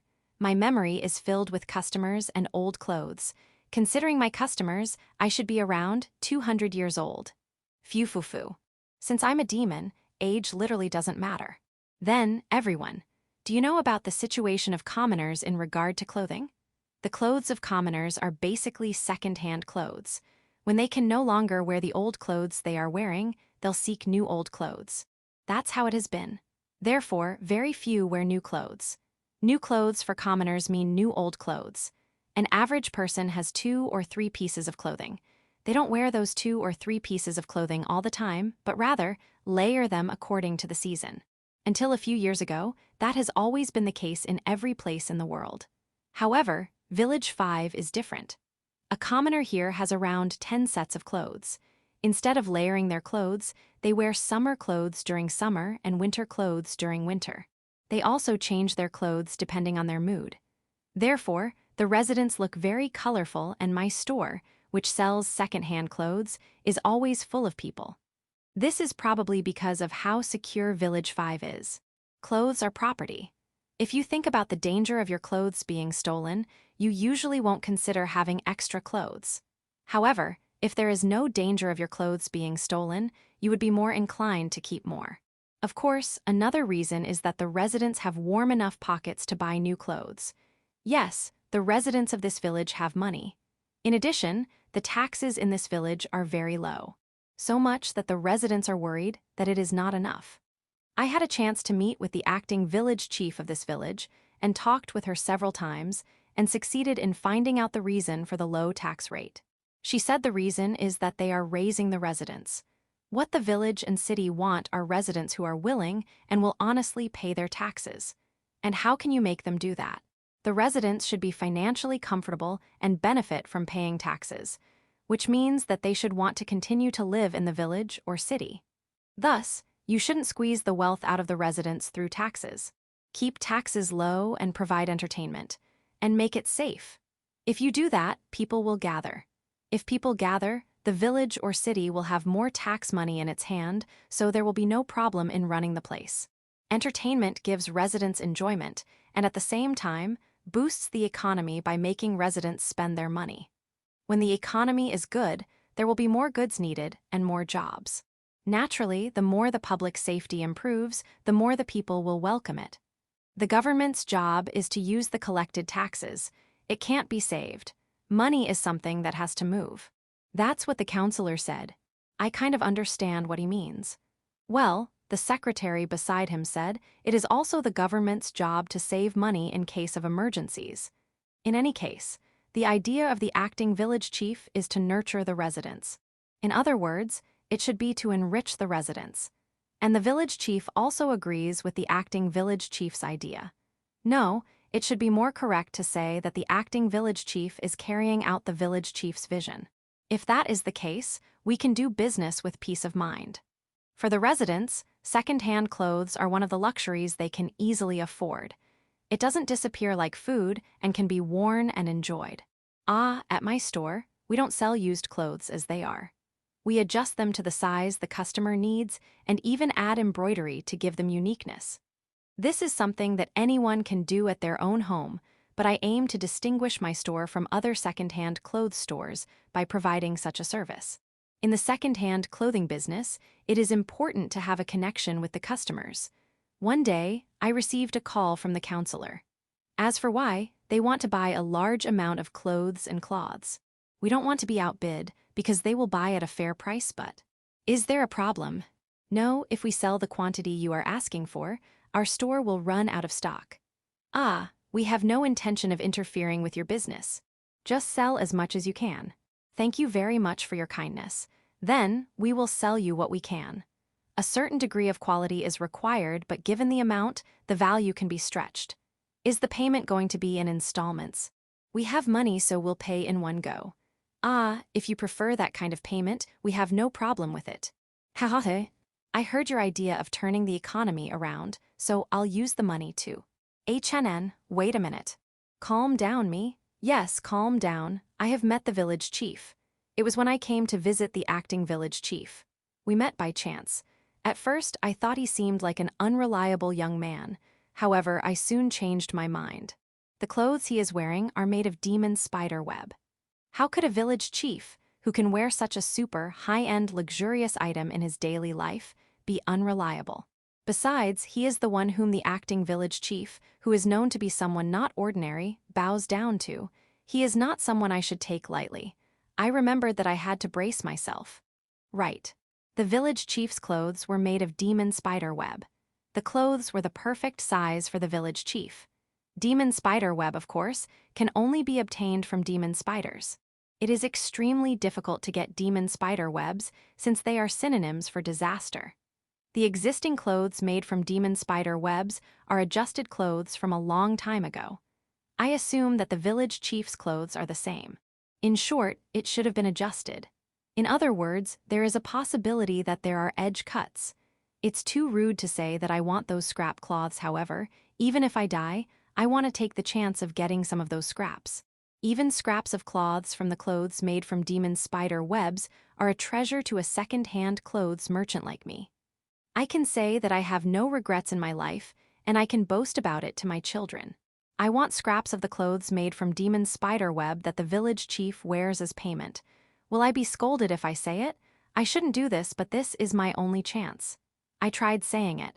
They refused. Desuyo ni. There is no scrap from that. There is cloth, but... Is cloth okay? How much do you want? It's strange that the price of second-hand clothes is cloth. Fufufu. In my store, I have a cloth spun of demon spider web cloth. Enough to make one outfit, maybe this thing. It's more valuable than the amount of money I gained from selling clothes all my life. However, it seemed like only a magic knife or something better could cut this cloth, so they also lent me one. My store sells second-hand clothes, but I can also make clothes. Let's be honest, I'm a rumored designer in the fashion world. I am Milton Hadesu. When I was selling the clothes I made, calling them second-hand, I became a rumor. In other words, I have a certain degree of confidence in making clothes.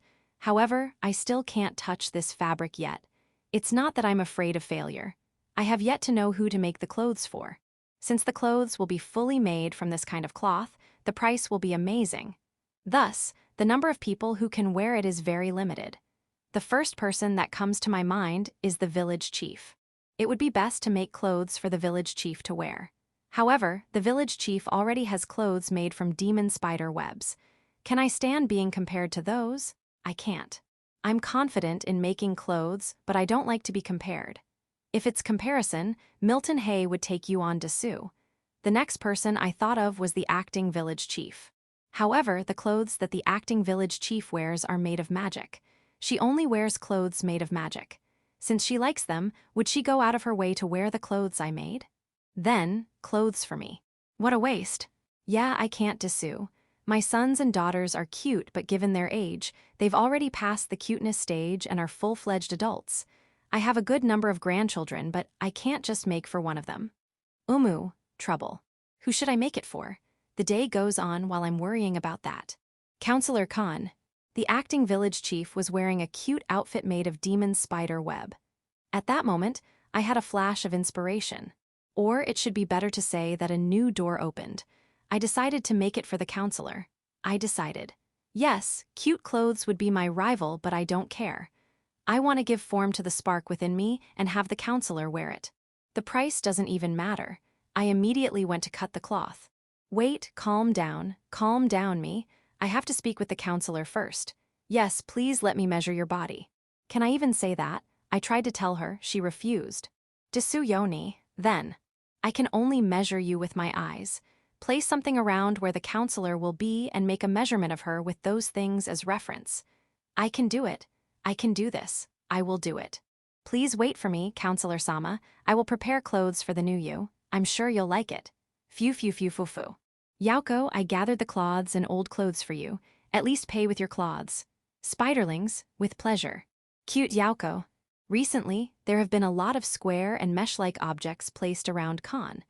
Chapter 774. Wilson, a small entrepreneur. My name is Wilson. I'm the chairman of a small trading company based in Village 5. My hobby is collecting buttons. Yes, buttons of clothes. Buttons are awesome. Each button is handmade by a craftsman. No two buttons are the same, and each button has a story of its own. The story of how the person who wore the clothes with that button lived. I know, I did not ask you to understand. However, please take care of your own buttons. Afternoon. Before coming to Village 5, eating 2 meals a day was my daily routine, but since coming to Village 5, I have been eating 3 meals a day. At first, I didn't think I could eat that much, but I never thought that I would even want to eat that much and might even eat more. The reason for that is as clear as day. It's the bread I had been eating. The bread I had been eating was as hard as a rock and tasted like poop, but it could satisfy my stomach. Since I came to Village 5, I no longer eat that kind of rock-hard bread anymore. It can't be helped since soft and delicious bread are available anywhere here, and they can be bought at the same price. My food expenses have increased since I eat 3 times a day now, but I don't really worry about it since business has always been good. I'm thankful for that. The only problem is that my stomach has started getting bigger. My wife and sons are even teasing me for it. What can I do? Can I even think of how bigger my stomach would be if a hamburger set meal is before me? Let's concentrate on the hamburger set meal in front of me now. Burger steak garnished with grilled vegetables between soft bread and vegetable soup. For such a sumptuous meal, I only need to pay 8 medium copper coins. And the taste is outstanding. The chef of this restaurant, which serves hamburger set meals, is a top contender in cooking contests, so it's understandable.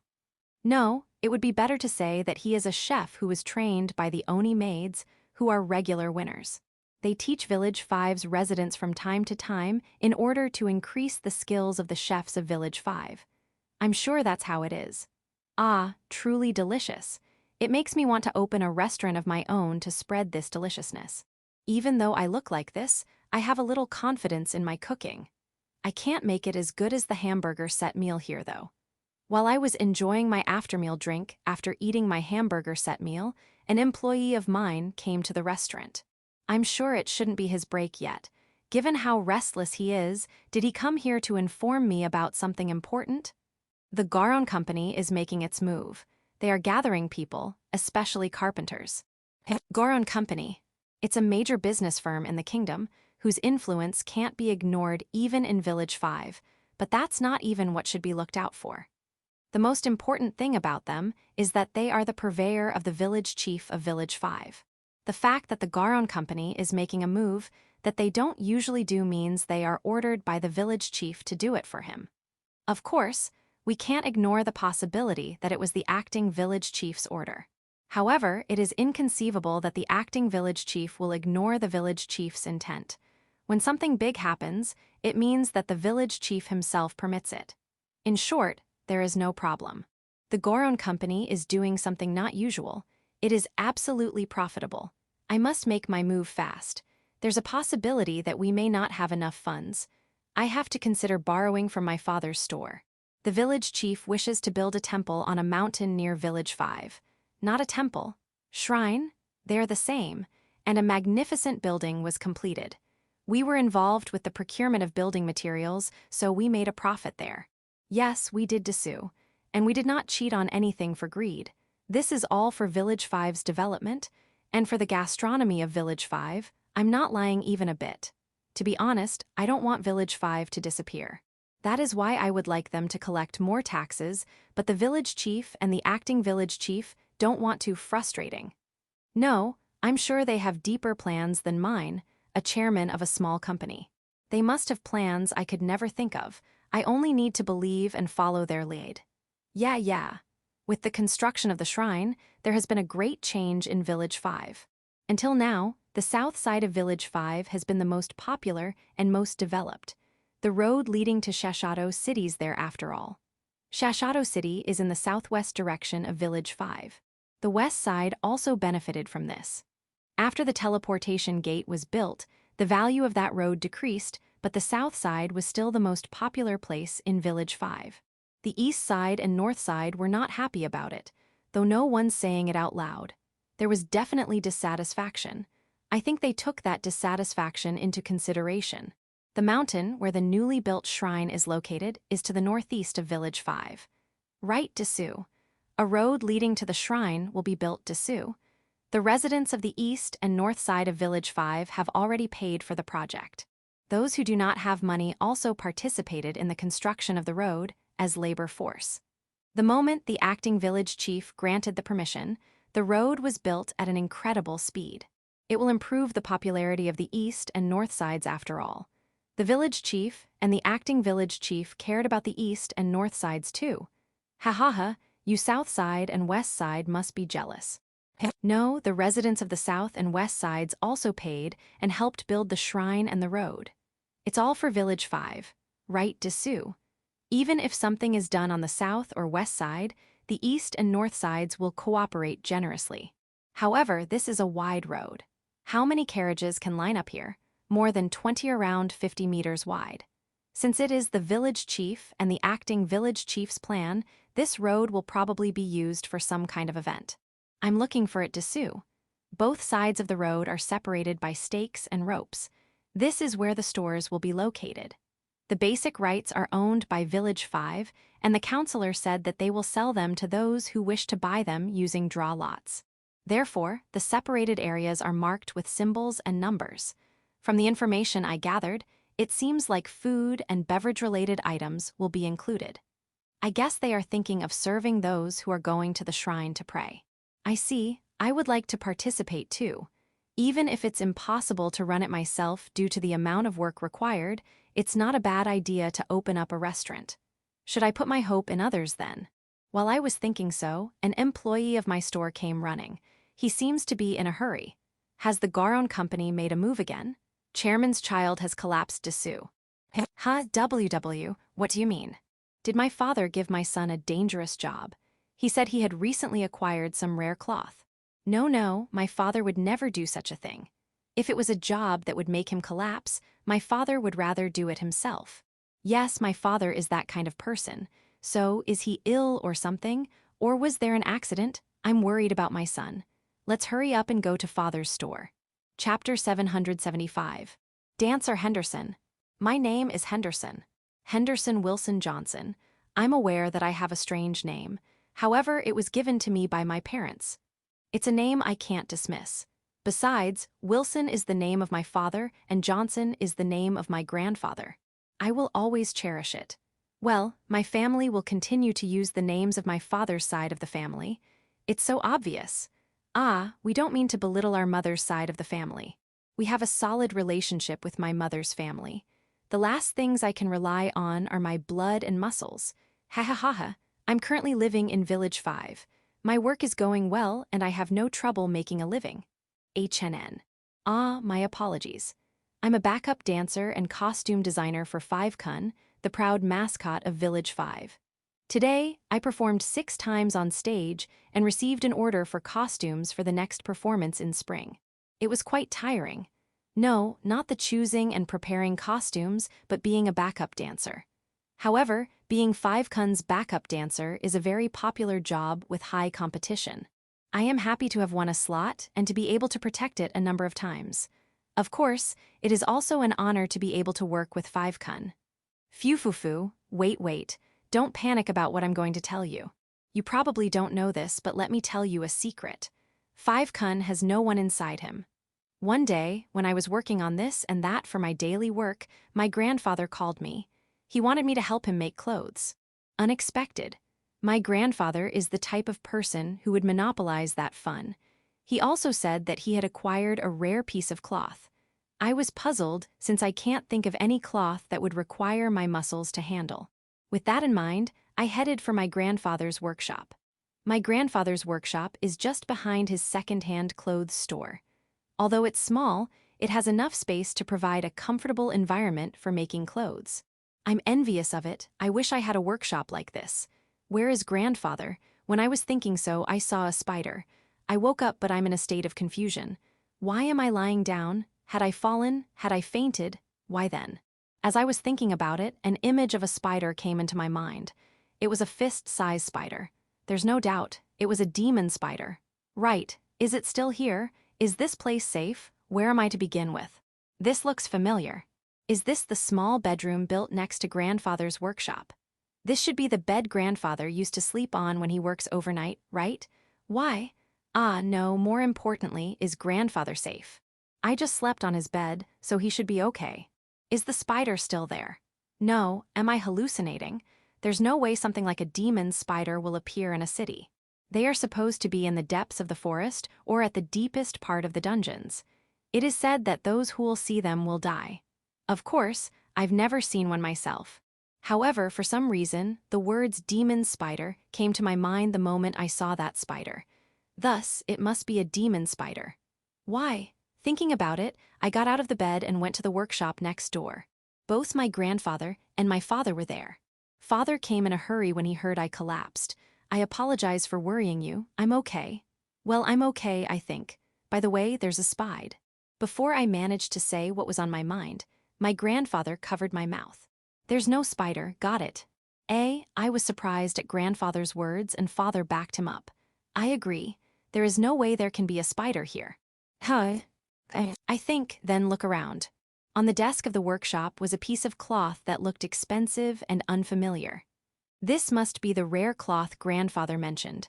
I don't know the details, though. However, from what I heard, it was for one dress, but no matter how I looked at it, it was for 2. Also, the buttons on father's clothes. They are wooden buttons that look unfamiliar. No, it's the other way around. They are buttons made of big, indestructible trees that are only used on the village chief's clothes.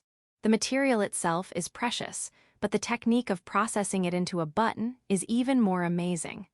I had always wanted to see it up close too, but how can father's clothes have those buttons? Grandfather and father's behavior is also unnatural. It could only mean one thing: they were bribed. Before I could scream, a piece of signed color paper was presented to me. It's a signed color paper prepared for you. It was signed by the acting village chief, Yauko-sama, herself. A signed color paper is a further processed paper on which a signature is written with ink. I don't know about other areas, but in Village 5, it is one of the fan goods that became popular when 5kun started giving them away. The good thing about these signed color papers is that they can be easily obtained as long as you have the paper and something that can be used to write on it. Thus, not only 5kun, but also the Ramen Queen, Kuro and Yuki, assistant manager Kinesta, and the Niz's Alchemy, manager Niz's signed color papers were selling like hot cakes.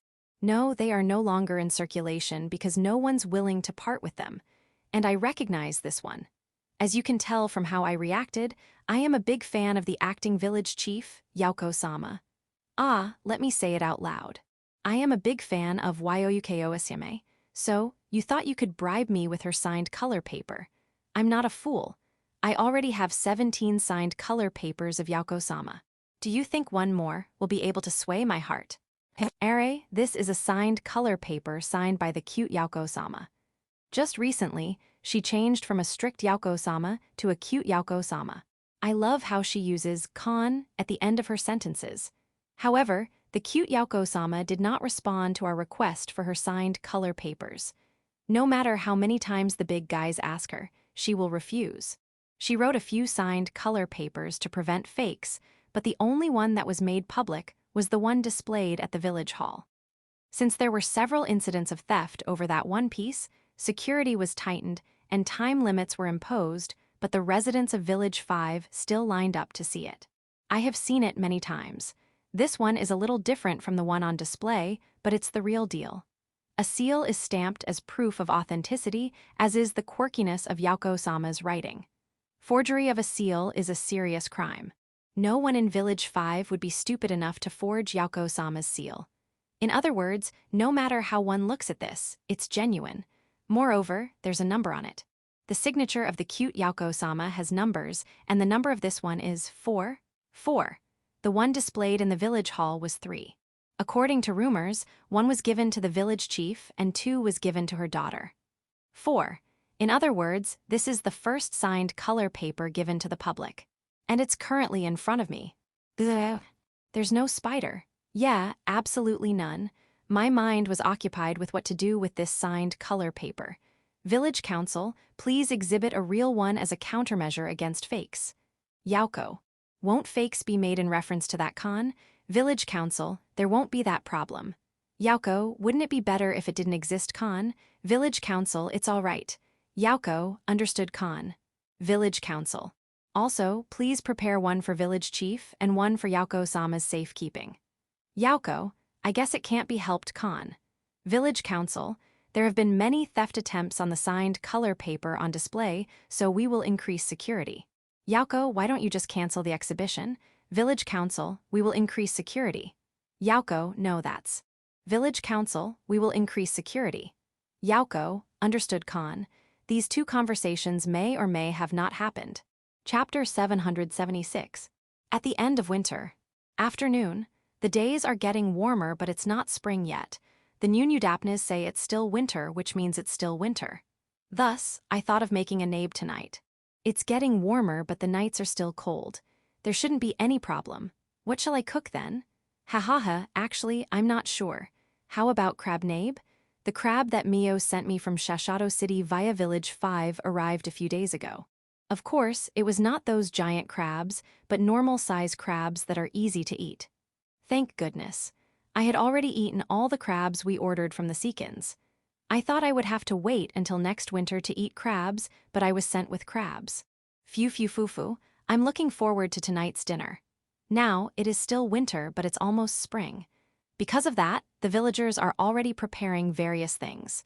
Their main priority is the preparation for the spring parade. The civil servant girls and the high elves are already discussing the route of the parade over a map. I think as the year goes by, the distance that the parade travels seems to increase. No, it's not just what I think, that's definitely what's happening. Well, there are a good number of residents who look forward to the parade, so I don't really want to reduce the scale of the parade.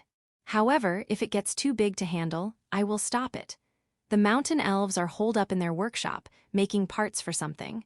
They said they were also preparing for the parade. What about those who were lying down in the corner of the workshop? Result of an all-nighter. They said they were having fun, so I let them be. I guess it's the same fun you'll feel when you're preparing for a cultural festival. I know how you feel, but don't overdo it. In the kitchen, Flora and the Oni maids were surrounding several small barrels. The barrels were filled with miso, which are Flora's handmade. She was presenting the result of her research to the Oni maids.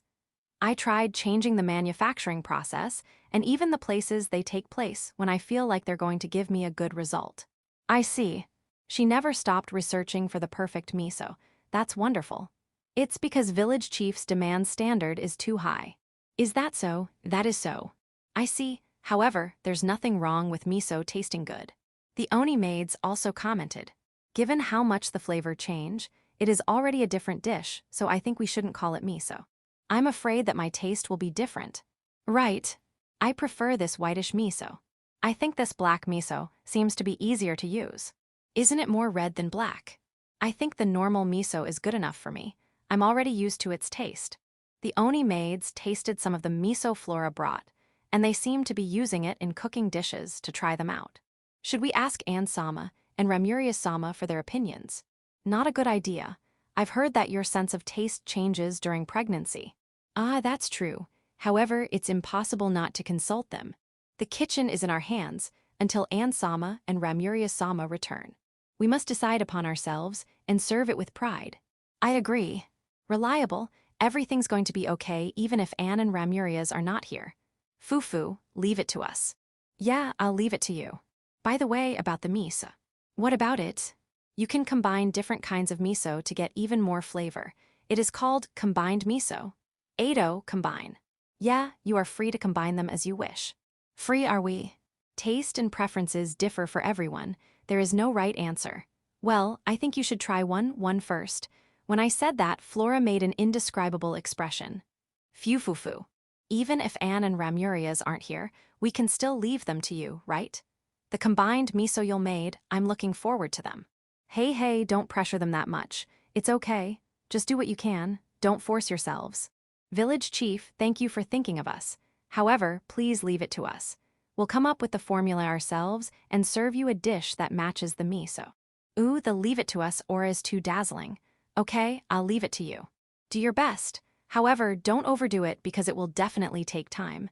There's no such thing as taste that everyone can agree on. Don't forget that. The Oni maids responded to me in unison and took the barrels of miso. While seeing them off, I looked at Flora. Since Ann and Ramuria's aren't here, they seem to be a little distracted. This will stimulate them. I see. I'll continue my miso research, but for the time being, I'll focus on soy sauce. We should be able to start selling miso we have on display there in summer. Summer? That fast? I have prepared the miso this winter. We'll have to wait for a few years before we can start selling them on a large scale given the production volume issues. The miso's flavor changes slightly depending on the time of the year. It is made, which makes it very interesting. I see. Also, isn't there a miso factory in Village 5? Not only in Village 5, but in Shashato City too. It should be Mio that prepared the manufacturing plant in Shashato City, right? Ah, she leaked some information and Michael-san prepared it. I see. No, I'm not going to scold Mio. I'm sure she just foresaw the result of what we've been doing and made preparations ahead of time. I'm grateful for that. Of course, Flora awoke at the time she usually sleeps stimulated the Oni maids. Luoni-sama will scold me if I just directly talk to them. I guess you wouldn't want that. Flora went back to her laboratory to go back to sleep. You change clothes and have your own bed in it, but that doesn't mean that place is your room. I hope she's resting well enough. Don't push yourself too hard. Well, I guess that's how a person that loves what she does acts. As I looked away from Flora, I saw a group of suspicious-looking people. It was a group of civil servant girls and angels who were doing something strange in the hall. What are you doing? You're digesting the fat that you've accumulated over the winter. You are afraid of being marked by Freesia who likes plump bellies? I see. It's not a good idea to stay here too long. I'll pretend I didn't see them. I heard a voice coming from one of the rooms. It was Yaoko's voice, who had hurriedly finished her work in Village 5 and returned to Big Tree Village. They look like. It seems like Yaoko is having an intense meeting with the spiderlings.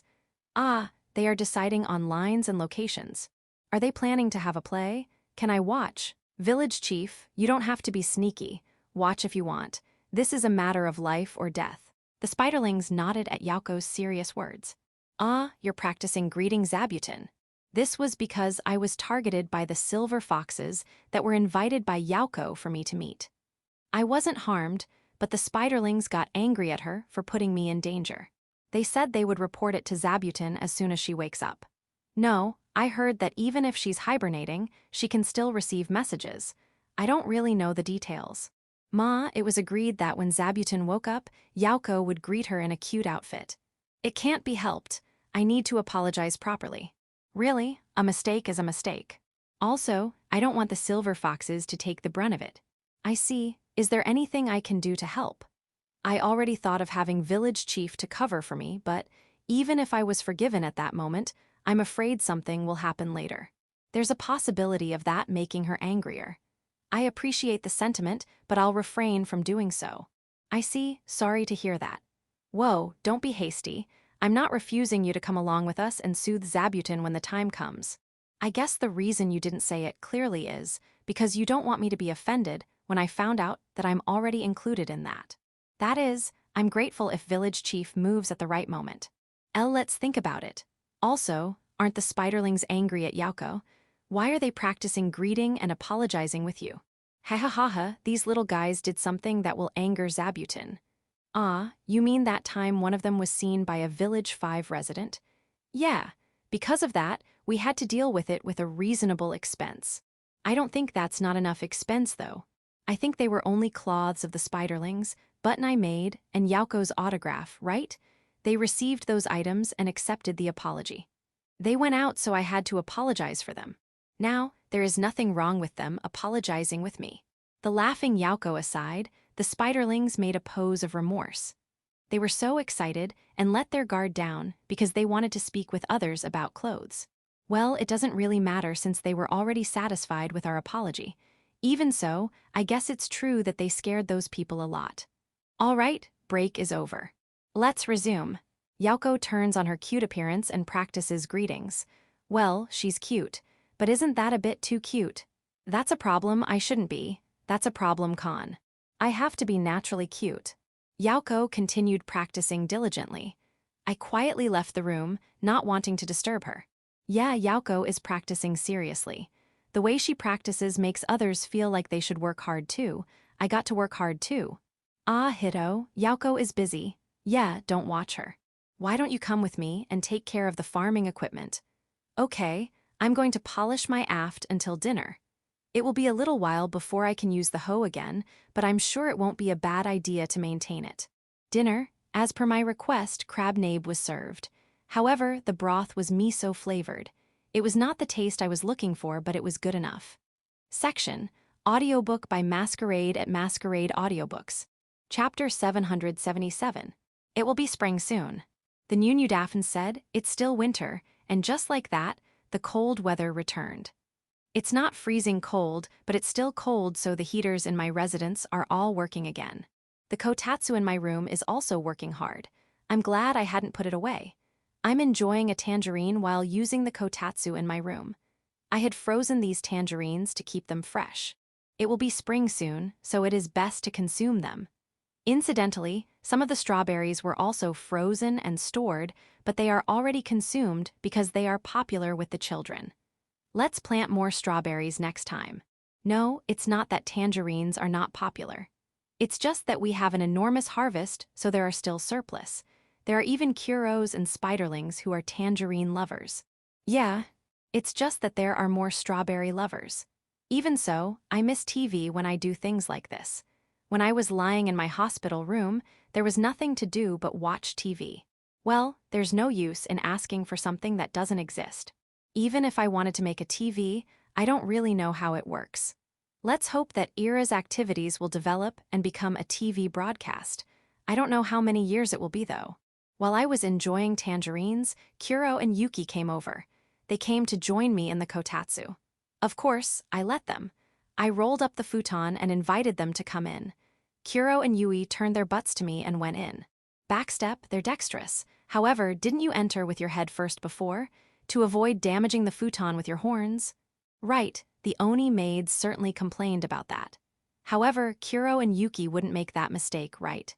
Ah, if the higher-ups of the pack don't do it, no one else will, I see. That's tough. Want some tangerines? You'd rather have strawberries? Unfortunately, we have run out of strawberries. You want dried fruits? It can't be helped. Dried fruits are always available in my room. However, it's currently located in a place where I have to get out of the kotatsu first in order to get there. I lied down and reached for it. I can't reach it. Darn. Is this as far as I can go? No, it's too early to give up. I have the aft. I need a long stick, not a spear, not a sickle with chain, and certainly not a Grim Reaper scythe. It shouldn't have a blade. Ado, a rake. Yes, a rake. I want a long rake. Not a farming tool. Is that so? I heard they are used for clamming. I guess it's a fishing tool. I'm imagining a clamming rake. Wait a minute, rakes are also used as a farming tool. Yeah. Let's see, rake or whatever it is called. A tool used to gather fallen leaves and stir up soil. In other words, a farming tool. Calm down, what does the farming tool rake look like? Right, like that. I think they were the ones sold sometime after New Year. I think they are farming tools. Don't panic. It's not as simple as the other tools, but should I really use it? Strictly speaking, it will be used to rake things if I'm farming, but should I use something like that just to not leave the kotatsu? What will happen if I use it like that? I shouldn't. Sorry, I gave up. Kuro and Yuki looked at me. Don't panic. I just gave up on using the aft. I'll just get out of the kotatsu and get them. I know that there are spiderlings on the ceiling beams.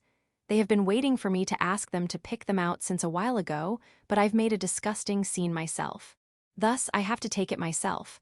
I know, I'll give the spiderlings dried fruits too. Let's eat them together. While Kuro, Yuki, and the spiderlings were enjoying dried fruits, Kirbit came in. I'm a man with 1,000 visitors, aren't I? Looking at her expression, I felt a bit nervous. What's the matter? You want to talk about the preparations for your trip to the royal capital? That's one thing, but do you know about this? Kirbit spread out a map on the table of the kotatsu. It's a map that shows the road from the royal capital to the outskirts of Shashato City. Kirbit points to a place between the royal capital and Shashato City. There's a small dot there. Is it a city or a village? I know there are cities and villages along the way. They've always been there after all. No, I'm talking about the control rate of the cities and villages between the royal capital and Shashato City. Control rate. I mean, all the cities and villages in those areas are under the control of the Demon King's kingdom, right? They should be under their direct control. That is why the short-range teleportation gates were smoothly. It wasn't smoothly set up. Yuri was doing the preliminary work, but then they changed their attitudes, so she was forced to stop. As anyone would expect, just looking at the map, anyone would think that the control over the short-range teleportation gates must be tightened in order to make sure there won't be any problem. Taisel and Mio already made their moves. Is that so? They did. I just heard from Taisel that the Dalfon company under her controls around 30% of the market, while the Goron company under Mio controls 10%. Ado, that may be true, but the Dalfon company is not under Taisel's control. According to the report, they are on friendly terms. Also, the Goron company doesn't work for Mio. Those are just appearances. I'm talking about facts here. Those appearances are the facts, so what are you worried about? I mean, how can Taisel and Mio can't even control 50% of it after making their moves for a year? Think about it. Taisel and Mio are working together with the Demon King and Yauko-san of Village 5. Yuri-san is also cooperating with Mio. And yet, their control rate doesn't even reach 50%. It is clear that there is a hostile force. There is an enemy there. Hostile force. I don't know if they are armed or not, but they are a force that doesn't want the Demon King's kingdom's economy to operate in a healthy manner. In short, it's an anti-Demon King's kingdom faction which is supported by the human kingdoms, though I don't know if the Demon King is aware of it. Then, did you tell the Demon King about it? I told Taisel, Mio, Yauko-san, and Yuri-san. They seem to be aware of it. I see. If the Demon King's faction is already aware of this, there's nothing for us to do. Or so I think, but the fact that Kirbit went to the trouble of talking to me suggests that she wants me to do something. I don't want any trouble. I think you could at least do a favor for your future daughter-in-law, right? Hahata. I thought angels had to go through the trial before they could get married. Shall I prepare it for you? Ahahaha. It should be the ones who'll marry, the angel who'll undergo the trial. I think I should be the one who asks for it though. Why, you're absolutely right. Of course, I'm prepared to go through the trial. Yeah, I'm ready, so I'm asking for your hand and heart. What I did before, yes, I greatly regret it. Once again, I am convinced that no one must interfere with someone's love life. Excuse me. Kirbit said so and walked out of the room. Phew. It seems that she felt that if this conversation continued, she would be at a disadvantage. Excellent situation assessment, as expected of her. Well, if both parties want it, I won't get in the way. And how about her? She should be okay with it. As I was thinking about it, Taisel and the Demon King arrived. Yeah, I know. What do you want me to do? Ah, it's okay. I was mean to Kirbit, but I don't want any trouble happening between the royal capital and Shashado City. I know a lot of people in Shashado City, and it would affect Village 5. Thus, I'm prepared to do something. Bring it on. However, I want to avoid trouble as much as possible, and also, I want to avoid any bloodshed. Village Chief, control rate, why don't you just replace all the governors? Demon King. I'll explain why that's not a wise thing to do in the next chapter. Chapter 778. What's a governor? The Demon King's kingdom has a unique way of succession of the throne, but it is still a monarchy. In other words, the king, which is the Demon King, has the greatest power. If the land under the direct control of the Demon King is rebellious, then it would be a good idea to replace the governors who are governing that land. Is there a reason for the Demon King not to do so? I can't do that. Dealing with the governor alone will not solve anything. The Demon King told me something about ruling. It was a difficult topic, so I did not understand everything, but I managed to understand some parts that are involved in this case. First of all, what is the role of a governor in the Demon King's kingdom? They are local officials who manage the areas directly under the control of the Demon King. In other words, they are representatives of the Demon King. Their role, simply put, is to collect taxes, to prevent rebellion, to make new laws known, and so on. Along with these, there is the additional task of arresting and judging those who do not obey the law, but let's leave that aside for a moment. The most important thing is that the governor represents the Demon King. And how do these governors rule the land under their jurisdiction? For example, if a village has 50 or 100 residents, it would be difficult but manageable to get acquainted with all of them and govern them. However, how about in a village with 500 or 1,000 people? In a city with 10,000 residents, it is already impossible. So, what should they do? Use subordinates. That's obvious. The more subordinates you have, the easier it will be to govern. However, there's a limit to how many subordinates you can have. Demon resources and financial resources are finite. Then, the next thing to look for are local collaborators. In other words, they can connect with local prominent figures or bosses, who are called face officers, to govern. A familiar example of a face officer is Michael-san of the Goron Company.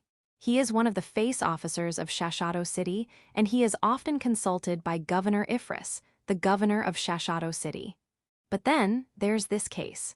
You can probably already tell from my explanation.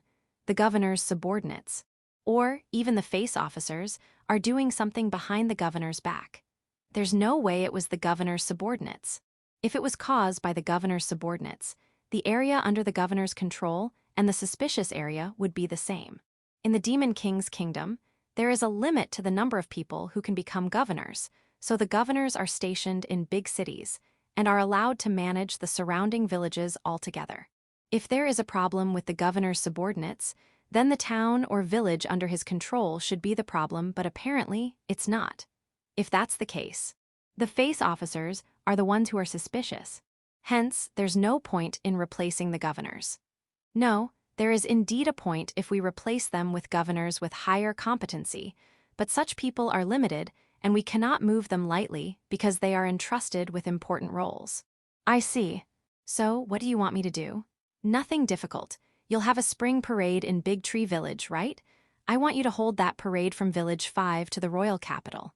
Of course, it can be done once the parade here is over. The parade will take no more than half a day since you will use the teleportation gates. We would like to welcome you in the royal capital, but we know you don't like to be extravagant. You don't have to attend to any other ceremony. You can leave as soon as the parade is over. That's very thoughtful of you, but how is a parade going to help? You can just think that the parade is a decoy. We'll use it to attract attention while our investigation team works behind the scenes. If it's just a decoy, does it need to be a parade? The reason we decided to have a just cause to call in all the governors and face officers all over the country. It will lower the risk of unrelated people being taken hostage. I see. And of course, we will reach out to the mayors and village chiefs in each area. HNN? I guess it will be a problem if only the village chief of Village 5 participates. That's right. In addition, it's not easy to demand a parade. It requires a certain amount of preparation in advance. However, Big Tree Village doesn't have that problem. True, we are having our own parade before the event, so we can just think of it as an increase of distance to be traveled. Right, and I apologize for the trouble I've caused to village chief and the residents. No, as I said before, I don't want any trouble between the royal capital and Shashato City. I agree with this parade. Is this going to be dangerous? It's not dangerous, absolutely not. Are really? Yeah, I'm also in the parade. If someone were to harm anyone, it would be me. That's what I'm worried about. Thanks. Ah, I forgot to mention that Kuro Dono and his pack, and Zabuton Dono's spiderlings, are welcome to join the parade. HNN, is that okay? You keep telling me to make sure the Kuros and the spiderlings must never get out of the Forest of Death, right? I did, but keeping in touch with them for a long time, I thought it should be okay. Ah, thanks. Ha. Also, it would be a pity if they don't participate in the parade. You're right. I'd feel sorry for the Kuros and the spiderlings if they can't join the parade. Right. However, it would be difficult to have everyone participate because of the village's security. Thus, I'll leave the scale of the parade to village chief. By the way, the royal army and people from all over the country will join the parade. Understood. Well, if the parade is outside the village, there might be some villagers who would prefer not to participate. I'll discuss it with them. Sorry about this, but I can only count on you. To be honest, if the suspicious people are thinking of revolting, I hope they will consider it after seeing village chief's parade. If there's none, that would be the best. Yeah, it would be the best if nothing's going on.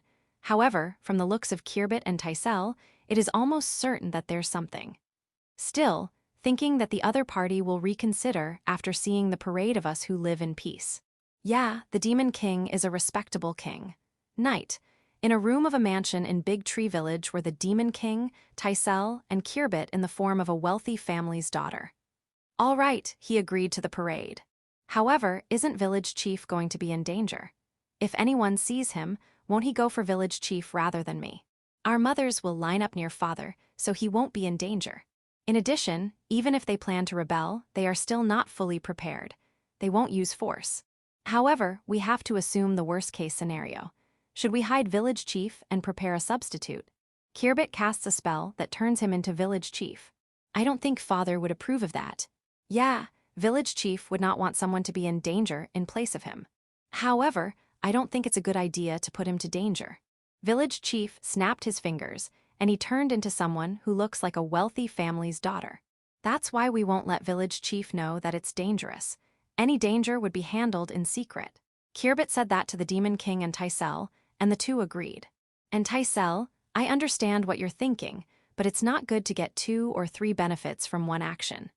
It's fine if the result will be the one you are hoping for, but if something unplanned happened, it will be you who'll get hurt. I know. Demon King, don't spoil Tysel too much either. I know you wanted to give the throne to either Alfred or Ursa, so Tysel will work for the next king, but no, she's not. She's working on her own. Okay, I'll be careful. I won't stand in your way of giving it away, but you'd better destroy all troubles first. Otherwise, they'll resent you. Why, yeah, of course. At the Demon King's reply, Kirbit let out a sigh. She took some cups, poured juice into them, and distributed them. Then, I hope Tysel's. Show off overwhelming difference in power to break the hearts of suspicious people. Operation will succeed. I hope that the operation will succeed too, but please think of a better name. The name of this operation doesn't matter. Also, you must inform Lusan and Tyr about this. I thought Kirbit-san would take care of them. I already informed them, but it's important to keep them informed. Especially from the planners themselves. Got it. Why, yeah. Well then, let's have a toast. To our success, cheers. Cheers. Tysel, if you join the toast, that means you're already one of us Kirbitonichan. Kirbit. If I leave you behind after getting involved this much, Tyr will glare at me. Demon King, so Kirbit will also go to the royal castle this spring? That's very helpful. Kirbit, I'm Torin's assistant, so I won't leave the academy. Demon King, I can already see it. I see Torin working in the royal castle. Tysel, our mothers will definitely be upset if you drag Torin to the royal castle. Chapter 779. Reactions of the villagers. We decided to hold a parade outside the village. Initially, I suggested to just extend the parade of the village, but it was decided to hold it on a different day. The reason is for those who wish to participate in the village's parade, but not in the parade outside the village. There are also those who prefer joining the parade outside, so we had to adjust for that. In addition, it is sometimes difficult to continue the parade in the village to the outside, because the paraders and watchers change in the middle of the parade. In fact, the village parade, including the banquet afterward, has a well-defined schedule. It's such a shame to disrupt a schedule like that. Of course, I was not the one who decided that. Yeah, I was the one who needed to be persuaded. They had me sit down on a chair, and a bunch of documents and wooden planks related to the parade were laid on the table in front of me. They explained to me one by one that the parade must be held on another day. Thus, the parade outside the village will be held on a different day. I asked the Demon King, and he said there's no problem with that. Incidentally, I heard that the Demon King and Tysel were also scolded by the civil servants working in the royal castle for underestimating the traffic control. There may not be so many people in the village along the way, but considering that the royal capital, Shashato City and Village 5 are in the route, there should be adequate security and safety along the route. It's not something you can just casually declare, "We'll have a parade later, so deal with it." Since I'm thinking like those two on that matter, I feel like I've been scolded too. Reflect me. By the way, the reaction of the villagers to the parade outside the village was mixed. Apart from the civil servant girls, who went out to meet the civil servants of the royal capital, it was the mountain elves who made the biggest move. They stopped what they were doing and began building carriages. As for why, it's because we can't use the tall towers we use for the parade in the village. We're going to use the teleportation gates after all. I think an ordinary carriage would be enough, but they are making them as luxurious as possible. Can you use gold or silver? Go ahead, I don't mind. It's a carriage for me, right? It doesn't have to be a carriage for carrying a king of some country, right? Also, I don't think we need the transforming and combining function. I don't see the need for 3 carriages to combine into a big one. Not 3 carriages. 5 carriages will be combined. No, about the number of. It seems like it's impossible to convince them. I'll leave it all to you, but don't overdo things. As soon as I said I'll leave it to them, the sparkle in the eyes of the mountain elves became brighter. That's the worst kind of sparkle. I'm pretty sure they are already thinking about how to merge 7 carriages. Okay, I don't care how much idea you're going to materialize in that. However, don't arm them. I'm not going to allow you even if you say it's to make the parade safer. The next big movement came from the spiderlings. I told them they could join the parade outside, but they said they would decide after Zabuton woke up if she'll let them. Well, it's the non-hibernating group that are here. Still, they are doing a lot because they have to make costumes. I think using the same costumes for the parade in the village and outside the village will be fine, but they insisted that inside and outside must be different. They even ordered a large amount of cloth from the warehouse in Village 5. HNN? You'll make costumes for the villagers too, so I better hurry up and decide with the list of people who will participate in the parade outside. All right, I'll do what I can. The high elves, dwarves, lizardmen, and beastkins were no different than usual. They are always doing their best so they are not fazed by a slight change. They're very dependable. After the parade outside, will there be a banquet? The Demon King will probably hold it in the royal capital, but I have been told that I may not participate in that. Those who wish to attend might join the banquet in the royal capital. Too much trouble? Well, there will be a lot of people you don't know there after all. I don't want that trouble too. However, it is a little sad to participate in the parade and disband without joining the banquet. Yeah, right.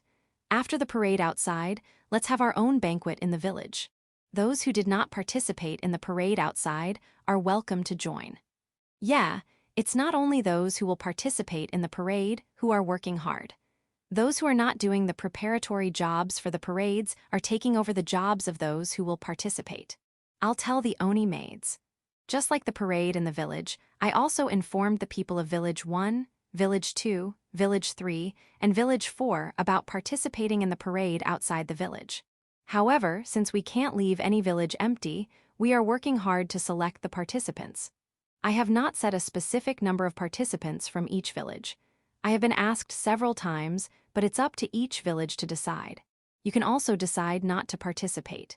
No, you don't have to answer so emphatically that you will participate.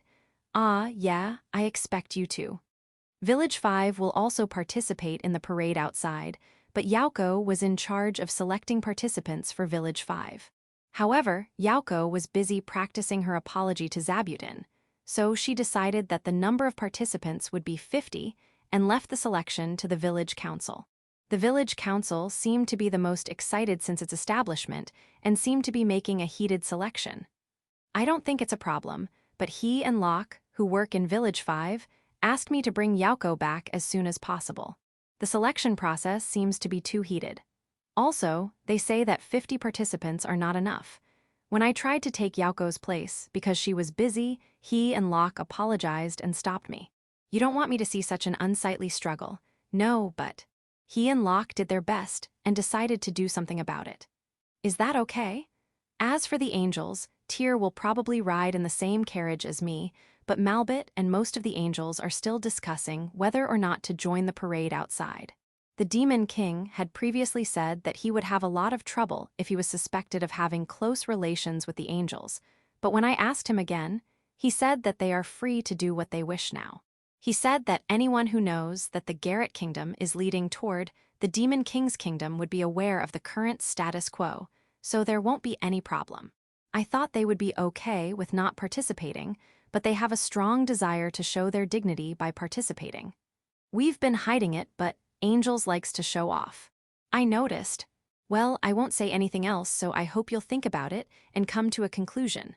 Also, Koodle, I have no intention of including any dive bombing at the parade outside. Don't ask me how many rounds you are allowed to fire. My answer won't change. Put that Kuro horn spear you are polishing right now. The Kuros, including Kuro and Yuki, didn't seem to be doing anything no the usual. But there were still some preparations. The first 20 in the order were calm. However, those who are around in the 30th position onward were restless. Those in the 40th are also fidgety. As the 50th and lower, they were a little resigned, but I can still see hope in their eyes. As for those in the 100th, they're acting the same as usual. Well, I guess because I'm the one who'll decide how many of them will participate in the parade outside. The Demon King told me that he won't limit the number of Kuros that will participate, but I heard that people outside are scared of them. I should keep the number within the bounds of common sense.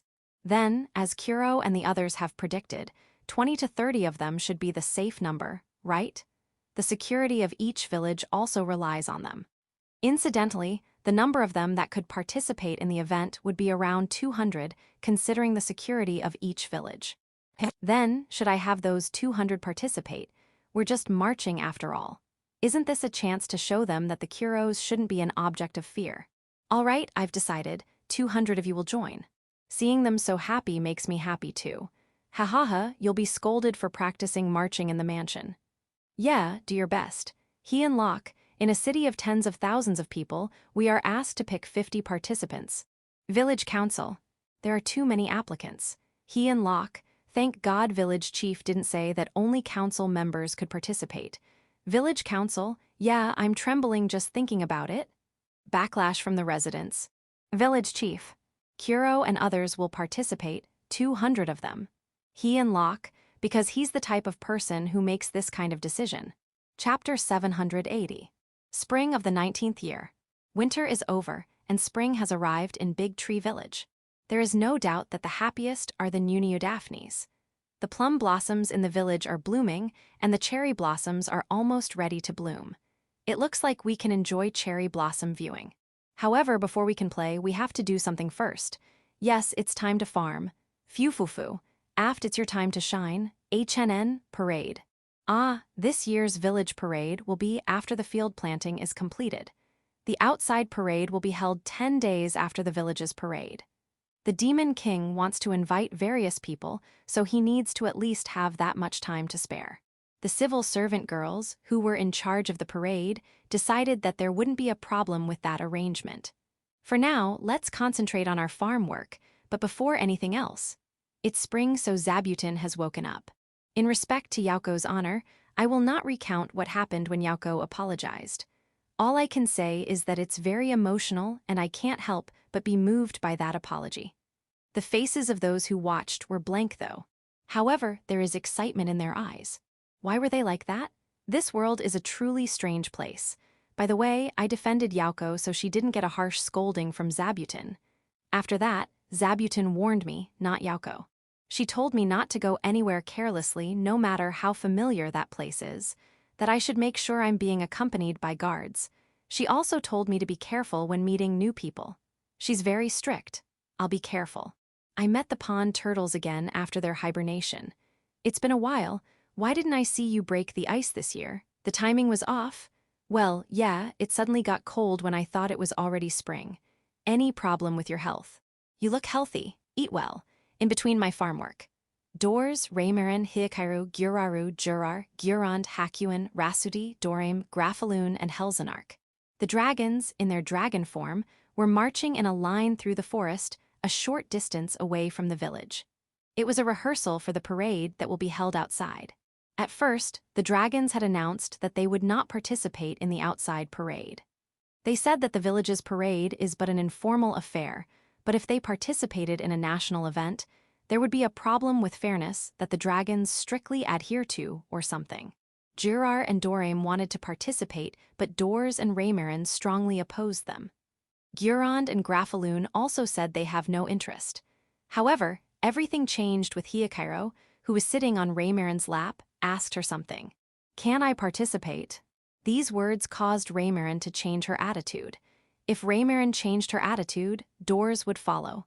None of them resisted. The dragons became part of the parade outside. What about the fairness or something? Also, although they are not here today, Demaim, Quan, Quaran, Sekyern, Maxbergak, and Soyern are also scheduled to participate. Unfortunately, Hikaru, Himiko, and Kukulkan are still too young to participate in the outside parade. Rananen will be able to participate, but she chose to stay at the mansion and relax.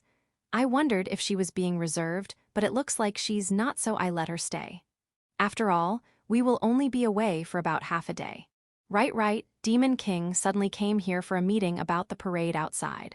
But what's with his looking so very distant from the dragon's practice? Is he having difficulty seeing far places? It seems like glasses are available in this world, so I will recommend him when the time comes. Eyes are important after all. A little later, when the wyverns found out that the dragons were going to participate in the event, they wished us to let them join. The wyverns and I have been living peacefully with each other after receiving the apologies of the wyverns. The only misfortunate incident between us was the encounter with the wyvern of the Iron Forest. Communications via the small wyverns continues to this day, and big wyverns are friendly enough to help us kill demon beasts and monsters near Village 5. However, the wyverns are not satisfied with that level of friendship. They would like a place to show that they are on good terms with us. That's why they wanted to participate. When I asked the Demon King, he said, "Wyverns, totally within the bounds of common sense." Finally. No, I mean, they are very much welcome. I don't have the authority to give them permission. However, I gave them the permission that the Demon King had given me.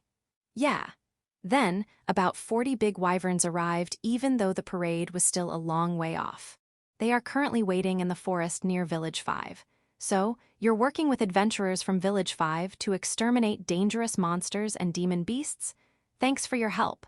A. The ones there are the advance team, and more will come in a little while. Understood. Yeah, I want you to stand by near Village 5. What about the food supply while you wait?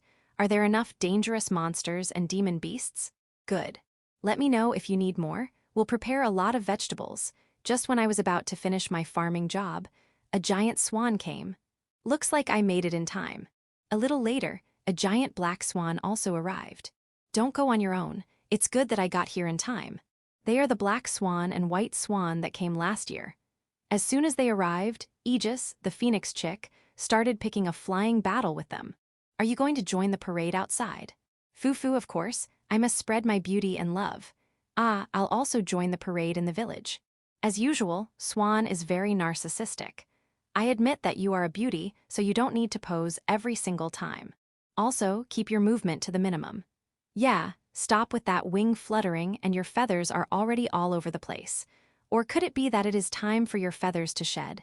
If so, please stay in your human form. However, if Swan takes on her human form, there would be more trouble. It's been a while. I heard that you built a shrine dedicated to the bird god, and I'm very grateful for it. I also heard that you are going to hold a big parade this time, and I came here hoping to be a part of it. Black Swan, I welcome you. I understand why you need to participate in the parade. Ah, you are also welcome to join the village's parade as well. However, the order will be after Aegis. It can't be helped. By the way, there are still a few days left before the parade, so please take a rest at a suitable place. I'll have the food prepared for you, so don't hold back. Thank you very much. Got it. I will make sure Swan won't be able to do what she wants.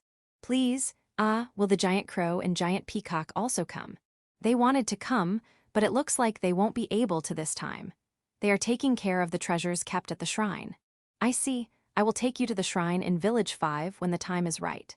I look forward to it. After replying, Black Swan noticed that White Swan was nowhere to be seen and rushed out of the house. I wish they would stay in their human forms if possible. There are feathers everywhere.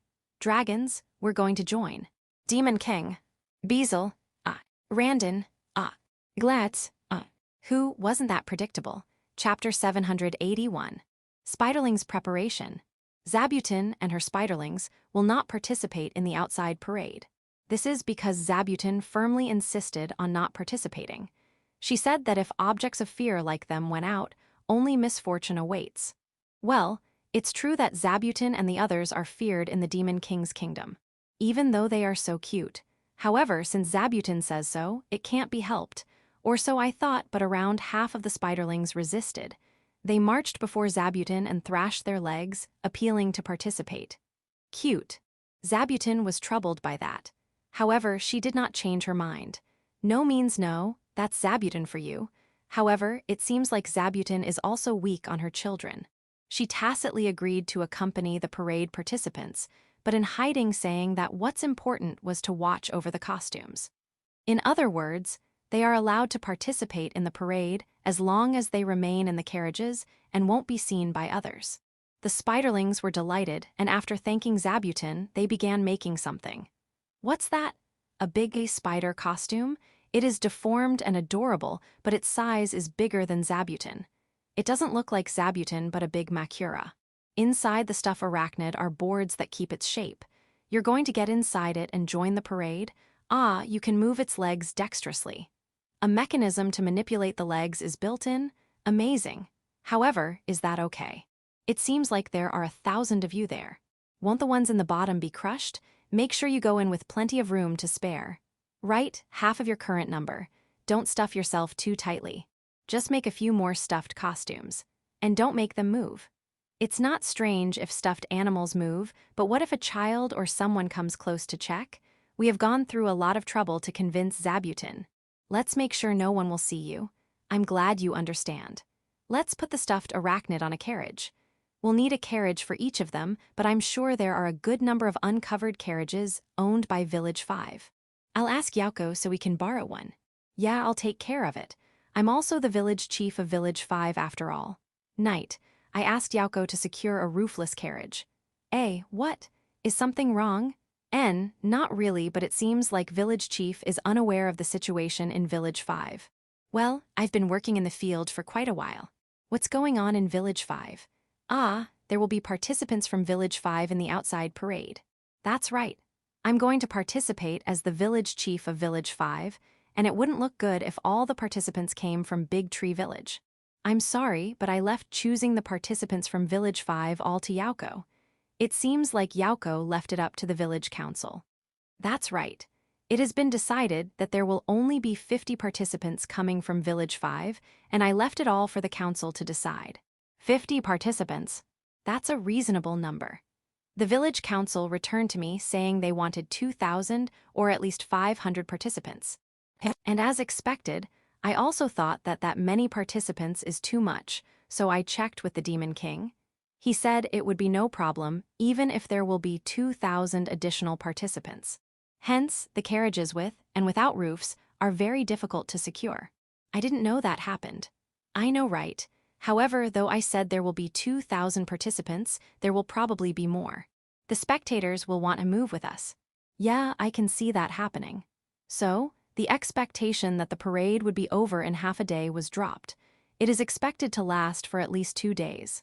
We're going to use the teleportation gate so it wouldn't be that far of a parade, right? Even if there were more people, the distance wouldn't change, would it? If they are all going to be obedient and follow the instructions, yes, however, they are in a festive mood. There will be drinking too. I'm not so optimistic as to think that the transition would be smooth. When you put it that way, I guess it is. Not everyone can use the teleportation gate at the same time. It will take time. If it takes more than 2 days, don't we have to prepare food for the participants? We are already working on the arrangements. Food and drink will not be a problem. We are already building temporary washrooms. Is there a problem? The stalls for the parade spectators. They are taking too much space, and it's making the security forces panic. Right. Village chief doesn't have to mind it as usual. However, afterwards, I would like you to give the security forces a few words of appreciation. Understood. The carriage procurement failed to be secured. I contacted the Goron company with the faintest hope, but to no avail. It seems like even Shashado City is having a hard time securing carriages for the parade.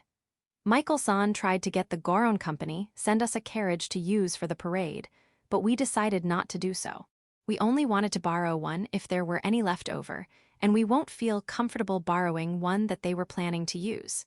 Instead, he gave us some wheels and axles of the carriage. The wheels and axles of a carriage are consumable items. Therefore, there are more wheels and axles available than there are carriages. We managed to secure them. With wheels and axles, all that was left was the body. Even I could manage to make a body of a roofless carriage. After all, the purpose is to put a stuffed animal on it, so a cart with 8 wheels would suffice. Well, the work will be done after I'm done with my field work. If the mountain elves have finished their work, we can get their help. They are making carriages there too, right? No, if the mountain elves get involved, they'll convert it to something magical. It might be better to do it alone. Yeah, let's do that. Village chief, I'll do my best on my own. Spiderlings, we will help you. Village chief, you guys, thanks. Zabuton, I want to help, but I'm very busy with the costumes. Village chief, I'll do my best on my own. Mountain elves, is our credibility collapsing? Civil servant girls, how many carriages have you combined? Mountain elves, around 7. Civil servant girls, is that so? But your work is yet to be completed, right? Mountain elves. Yes, we are trying to make it transform into a humanoid form, and it should walk using 2 legs. Civil servant girls. We don't know what they mean by making carriages walk on 2 legs, but we definitely won't ride it. Chapter 782. 2 small incidents. The spring fieldwork is complete. Technically speaking, there is still more work to be done, but I have finished plowing the fields with my aft, so I can now take a break. We had a light banquet to thank those who worked in the fields with us and prepare for the village's parade. I wanted to start the village parade as soon as possible because of the parade outside. Since Village 1 and the other villages will be participating in the village parade, we need to check their respective fieldwork completion too. Of course, we will also call the Titans and Lamias from the North and South dungeons, so the time for that has already been taken into account. In the next few days, the civil servant girls are going to inform us of the date. It will probably be in 3 days, but we will continue to do our respective jobs, including preparing ourselves for the event. Even I have jobs to do myself. However, my priority is to build carriages for the spiderlings. I'd rather build it when I have time in hand than to rush it later. Before the village parade, 2 small incidents happened. One was that one of the Kuros suffered from a stomachache after eating mushrooms. I panicked, wondering if poisonous mushrooms had gotten mixed with the mushrooms we were cultivating in the village, but when I asked what happened, it said that it had snacked on wild mushrooms in the forest. I'm pretty sure everyone has been taught not to eat wild mushrooms because they are dangerous, right? You were taught, but you tried eating before, and you were okay, so you thought it would be okay this time too. Could that mushroom be poisonous because of certain conditions when it was eaten? Village chief, I think I know it. It's called fake egg mushroom desu. Ria, who had been examining the mushroom that the Kuro had eaten, held out a mushroom to me. It was whitish-brown in color and had the shape of a mushroom you'll immediately think of if you hear the word mushroom. This mushroom looks familiar. No, not in this village, but I've seen them being sold in stores in Village 5 and Shahado City. What they were selling there were egg mushrooms dessous. I see, so there is a reason why there is fake in its name.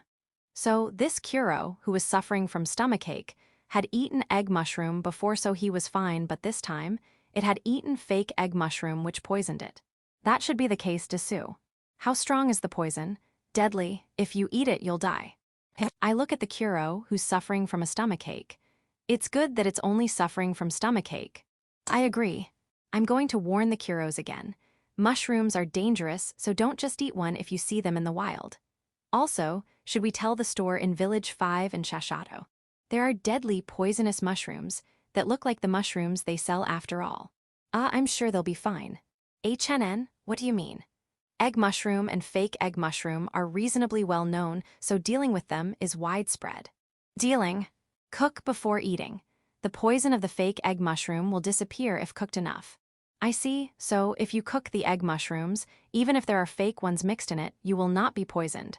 Yes. Well, I hear about occasional casualties, because egg mushrooms taste better when they are not cooked. I don't know what to say. Ahaha. By the way, how do you tell the difference between an egg mushroom and a fake egg mushroom? With this, Ria pointed at the pattern of the fake egg mushroom. If you look at it closely, you can see knots like this. If it has knots, it's a fake egg mushroom, and if it doesn't, it's an egg mushroom. Now that you mention it, it really has that kind of pattern. However, you won't notice them unless you look carefully. That's right, which means it would be better to cook them all. Understood. I will notify the stores in Village 5 and Shashato City to be careful. It may be none of my business, but I want to reduce the number of casualties. By the way, the Kuro is still suffering from a stomachache after eating fake egg mushroom. I tried to cure it using the leaf of the world tree, but Kuro and Yuki stopped me. Idiots who don't keep their words need to suffer. If they don't suffer, they won't learn. That's pretty strict. However, it's a deadly poison. Even if it's fine now, it might suddenly worsen later. Use the leaf of the world tree if it's really about to die? Got it. With that in mind, I decided to leave it to Kuro and Yuki. The Kuro who was suffering from a stomachache looked at me pitifully, but I couldn't do anything. Sorry. The other small incident. It happened in the ranch area. It was spring and the horses were running around energetically. A stallion unicorn running among the horses fell down and broke its horn, the symbol of a male unicorn. The stallion unicorn that broke its horn had a distant look in its eyes, although it didn't seem to have sustained any injury from that fall. Is it because its horn is obviously broken at one glance? Originally, its horn was around 80 cm long, but now that it broke, it's only around 15 cm long. The stallion unicorn is trying its best to stay calm, but yeah, it seems impossible. It collapsed from its hind legs and fell down. It's crying with all its might. It must have been shocked. I tried to console it by saying it still has a 15 cm horn on its head, but it seemed to have the opposite effect. Sorry. I tried to retrieve the broken horn and see if it could be reconnected, but it didn't work. In any case, I learned that the unicorn's horn is hollow inside. I also understood that it is structurally easy to break. For now. Will its horn ever grow back, will it? Or will it stay like this forever? No, it will grow, but the tip will not be pointed. It will remain broken? That's too bad. Will it be fixed with a world tree leaf? When I said that, the stallion unicorn's eyes widened. Then, it looked at me. All right, let's try using the leaf of the world tree. However, don't get upset if it doesn't work. Result. After I fed it with a leaf of the world tree, the stallion unicorn's horn grew 5 cm. What kind of principle is this? I shouldn't think too much about it. It's much shorter than before it broke, but it looks like a normal horn again. When the stallion unicorn ate another leaf of the world tree, it grew another 5 cm. If it keeps eating, it will grow back to its original length, right? What should we do?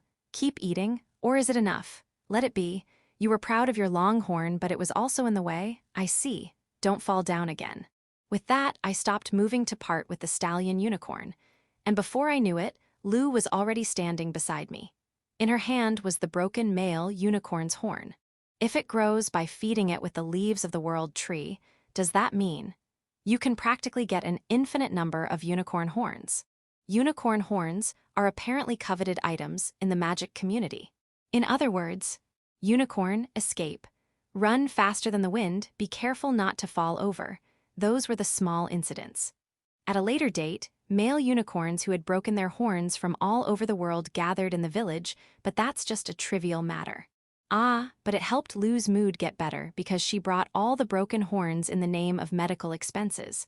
Also, the Kuro who had been suffering from a stomachache recovered before the village parade. Thank goodness. Leaves of the world tree in the village. V's. Unicorn, to get since it doesn't grow back. Chapter 783. Ultra High-Speed Village Parade 1. 4 centaur warriors, or rather, 4 cavalries with long spears, were galloping in formation.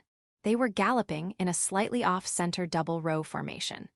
The fact that they were slightly off was probably intentional, as there was no misalignment in their formation, even though they were moving at a considerable speed. Is it to avoid obstructing the view from the left and right? As the cavalry passed by the tower I was riding in, Daga, a lizardman who was standing by, shot an arrow that emitted a sound into the sky. The sound is a signal for the angels and harpies to take off and the high elves to start playing instruments. This is the start of this year's village parade. Leading this year's village parade is a group of beastkins. Leading the parade is Gulf, dressed in leather armor. All of the beastkins, including Gulf, are holding curved swords in both hands and are dancing forward. Although they appear to be dancing as they pleased, they are not dancing randomly as they are moving in sync at key points. If they wanted to, they could move as one. That's how much the beastkins had practiced.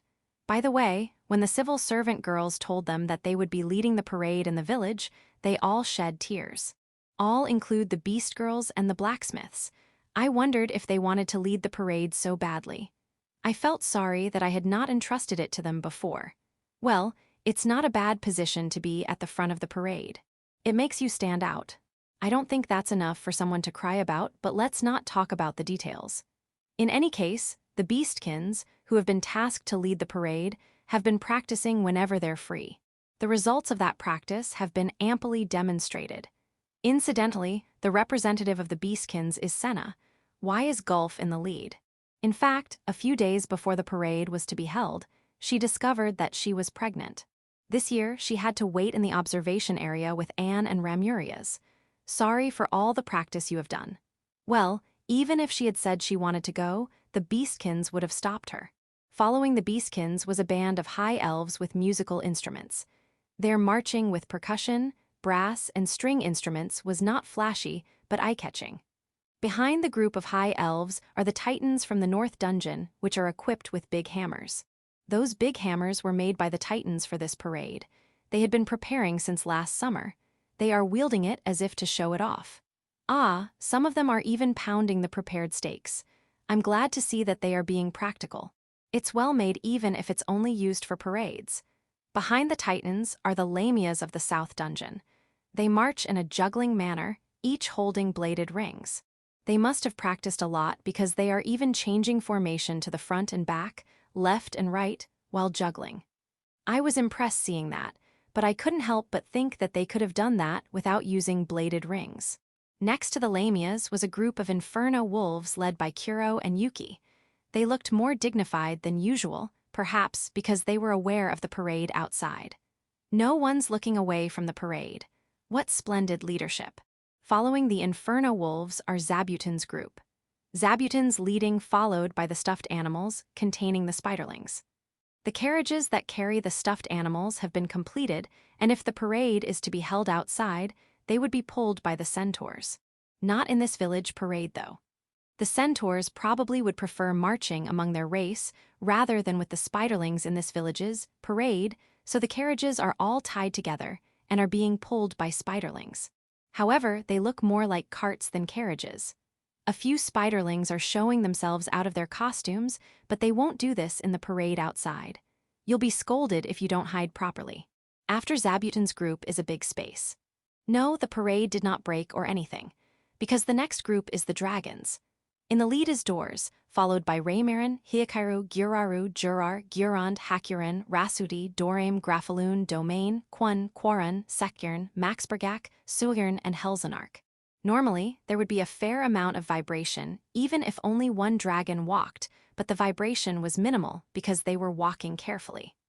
Although their marching speed is slow, The dragons are big, so there's no danger of them being pulled apart.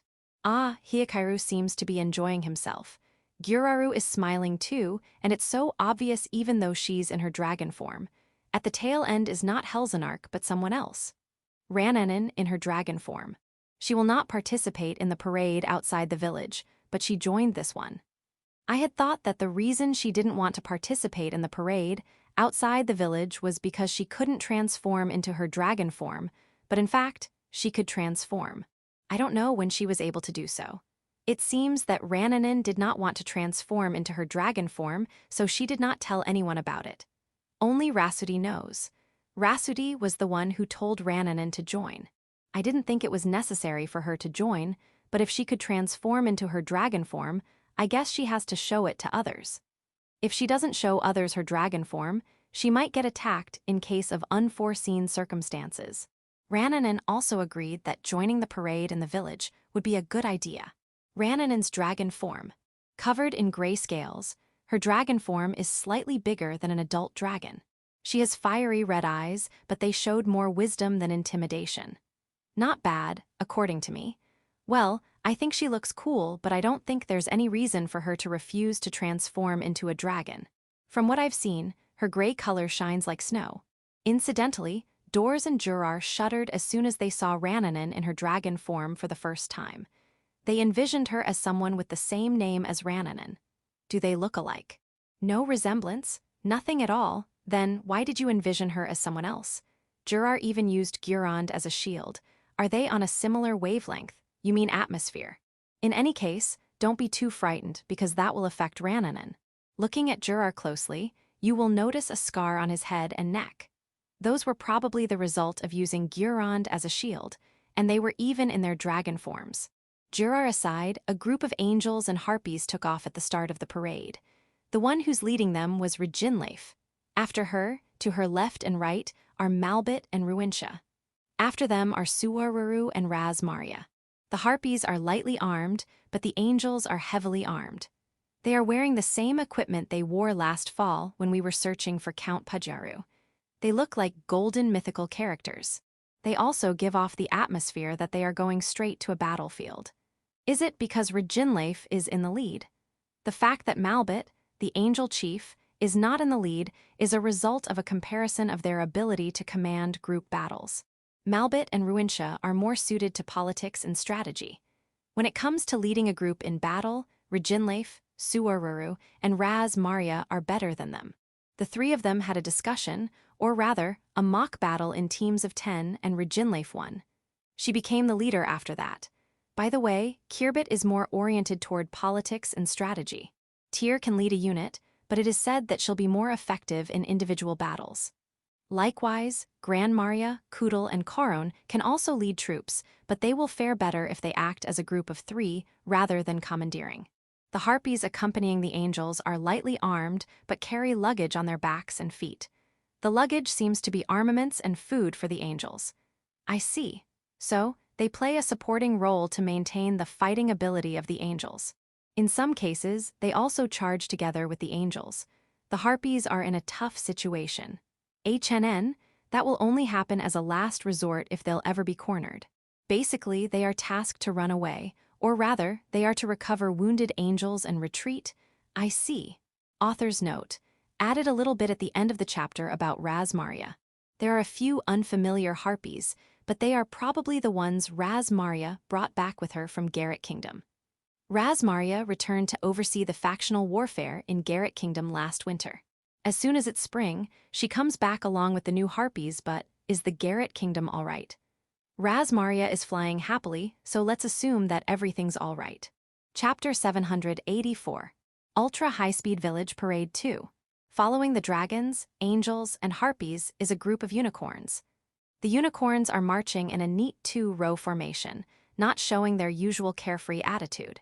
At the frontmost of the group are the unicorns born in the village, but most of the unicorns behind them are unicorns who have come for treatment for their horns. A good number of unicorns came to the village not too long after the first treatment, but how did they know? Was there some kind of technique for unicorns to contact each other? Well, I guess it's as they say, good news runs faster than anything else. Whatever it is, it's nice for them to be able to join the parade and be a part of the festival. Following the group of unicorns were the devils. The devils I'm talking about are not the devils of Village 4, but the ancient devils like Gucci and the others. They are the ones who work for Doors, Raymarin, and Dorame. They were dressed in all black, military-like uniforms and were marching beautifully. And for some reason, the leader of the group was Prada. Yeah, Prada, who works in Village 5. It is surprising that neither Bulga nor Stefano nor Gucci, or even Versa, who had been involved with the village for a long time, are the leaders. Perhaps even a devil midwife would do. Why Prada? You decided by draw lots. I'm not complaining about Prada. I'm just wondering how she was chosen. After the devils will be me on my tower.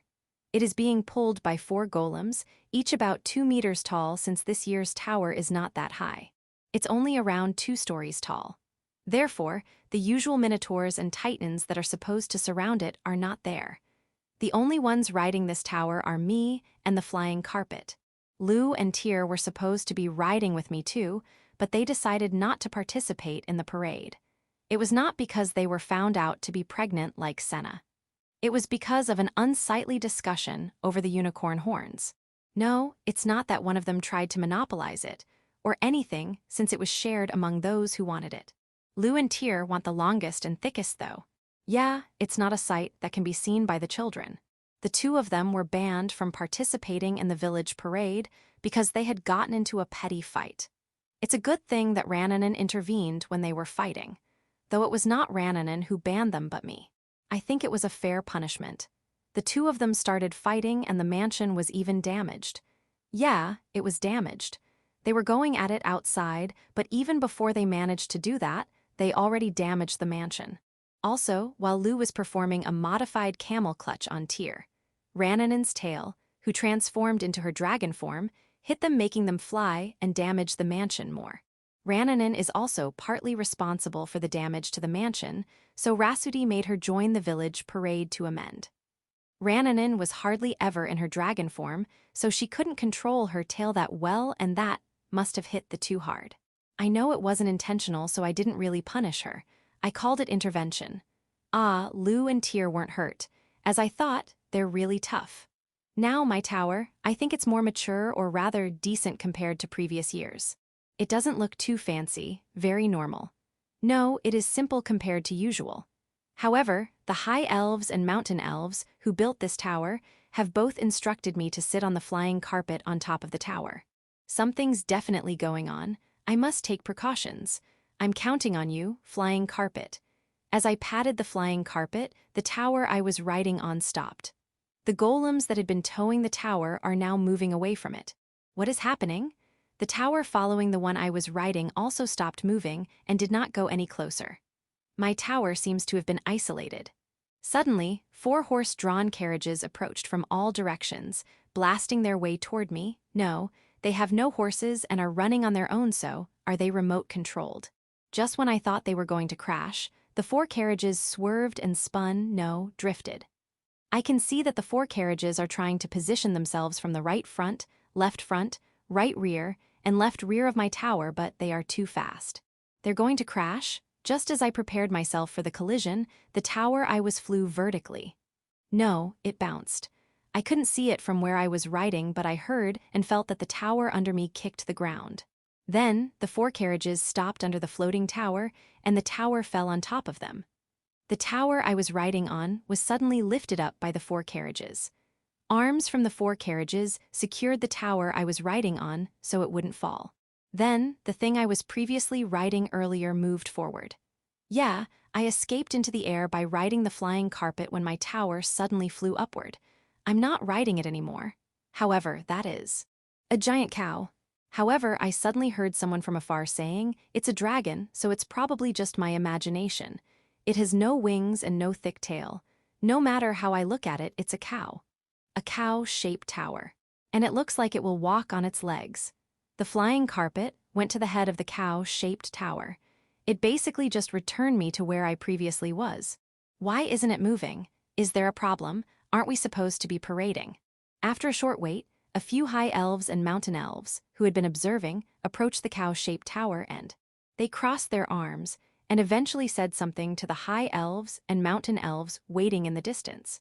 Sorry, the impact of the merging has caused a problem with the axle in the foot section. Please move to the other tower over there. The spare, or rather, the usual high tower was brought in by the Minotaurs and Titans. Too bad. Let's just move on normally. Ah, so the 4 cars were golems and the intelligence boxes were controlling them. The boxes didn't break, right? Good. Well, it's good to know that you were doing something else. I hope to see you at the parade outside. And if you're going to say it's a dragon, go put some wings and tail on it. I think if you call that thing a dragon, Doors and the others will get angry. Chapter 785. Ultra High-Speed Village Parade 3. The parade has temporarily stopped due to the trouble of changing the thing I ride, but it was soon resumed. Following the tower I was riding were 3 more towers with the village children riding them, with the center being occupied by Alfred, Ursa, and Tysel. I can also see E3 on a tower. E3 must have been told to do so by Ursa because she had refrained from riding a tower. I also saw Hito, Yauko's daughter. It's good to see that she seems to be getting along well with everyone. Behind them, the Oni maids wearing white chef outfits are riding a tower. Since they are not dressed in their usual maid uniforms, it looks quite refreshing. Several carriages filled with food and supplies followed. It was probably the big wild boar we hunted earlier this morning, but it looked a little too fresh. Behind the carriages were a group of dwarves and several more carriages filled with barrels of wine. The dwarves are in a position to be on the lookout for the carriages of food and wine, but it seems like they were heavily guarding the barrels of wine more. At least that's what I see from where I am. Well, I don't really care because there's no way we will be attacked here. Following the dwarves. A group of humans from Village 1. A group of minotaurs from Village 2. A group of centaurs from Village 3. A group of devils and dream demons from Village 4. They are marching and performing beautifully as if they are showing the results of their practice. The dream demons from Village 4. Couldn't they have done something more about their costumes? I don't think less cloth means emphasizing on ease of movement. Also, I don't think that string is a good idea. Ah, they were forcibly given with Haori by the devils of Village 4. Well done. Following the groups from the 4 villages were a carriage with the phoenix chick aegis, eagle, swan, and black swan. Incidentally, both the phoenix chick aegis and swan insisted on leading the parade, but their wishes were not fulfilled. They were causing a ruckus until they realized they had been waved to a prominent position in the outside parade. After them are the group of ghost knights and lions from the hot spring. There's an unfamiliar weird creature, or rather, bones with them. It seems to be a new companion of the ghost knights. They'll introduce it to me later. A group of lizard men. The lizard men are marching with their 4-meter-long spears, but the tips of their spears are almost always in perfect alignment. They must have trained hard. At the end of the line were the spiderlings who had not joined Zabutin's group. The smaller spiderlings were marching on top of bigger spiders like Makura. I can also see red armor and white armor. HNN? It's amazing how they improvised and weaved webs to make flags. Big tree and spider. That's cool, isn't it? However, even if you weave a lot of flags, there's no place to display them. Ah, they put them on the end of the lizard men's long spears. It must have been a planned action because the lizard men didn't even have to stop. The lizard men with flagged spears walked faster and came around my tower. Ah, the flags aren't just designed with big tree and spiders. Each race is woven together with the big tree, which includes big tree and dragon, big tree and inferno wolf, big tree and angel, and big tree and high elf. It captures the characteristics of each race. Well done. I waved at the spiderlings from a distance and continued the parade. That is this year's parade. There's no participation of the Demon King, Village 5, or even Michael-san's group from Shashato City, who are usually present. They are busy with the parade outside. Only Glatz, who marched with the Minotaurs of Village 2, is here. Is it all right for him to be here, though? Well, I guess that's not for me to worry about. Yauko could have joined in, but she didn't because she was worried about Village 5. After the parade paraded along the designated route, we disbanded in the order in which we arrived at the square. This year's parade was not flashy. They said they would save the flashiness for the parade outside. The only ones who complained are the Angels Koodle, which means no problem. After the parade, a barbecue was held using the food that had been unloaded from the carriages filled with food that had been escorted by the dwarves. Of course, ingredients that were not on the carriage were also used. Putting them on the carriage was just a show. The Oni maids in chef outfits are cooking the food with great skills. There are several large pots, so it looks like there will be dishes other than barbecue. The beastkins and lamias are helping out too. They are very helpful. Then, shouldn't those who are free prepare the table? The spiderlings will take care of the decorations. The lizard men requested for a big bonfire to be set in the center of the square. Kuro and the others are watching the perimeter. The sun will go down soon. I know, I'll make sure to save some for you. Dwarves, it's true that we will drink the barrels of alcohol loaded in the carriage, but that doesn't mean we have to drink them all. Dragons, please don't drink in your dragon forms. The alcohol will be gone in no time. Also, you're in the way, so change back to your humanoid form. And mountain elves. Yeah, I know you've been working hard. I know that you even stayed up all night. Just relax. You can go to sleep. You want to eat first before going to bed? Well, that's fine, but take it easy. You can reflect and redesign tomorrow. If you do that while you are sleep-deprived, you won't be able to work efficiently. Ah, and by the way, let me tell you something. If you're going to the parade outside, join the march.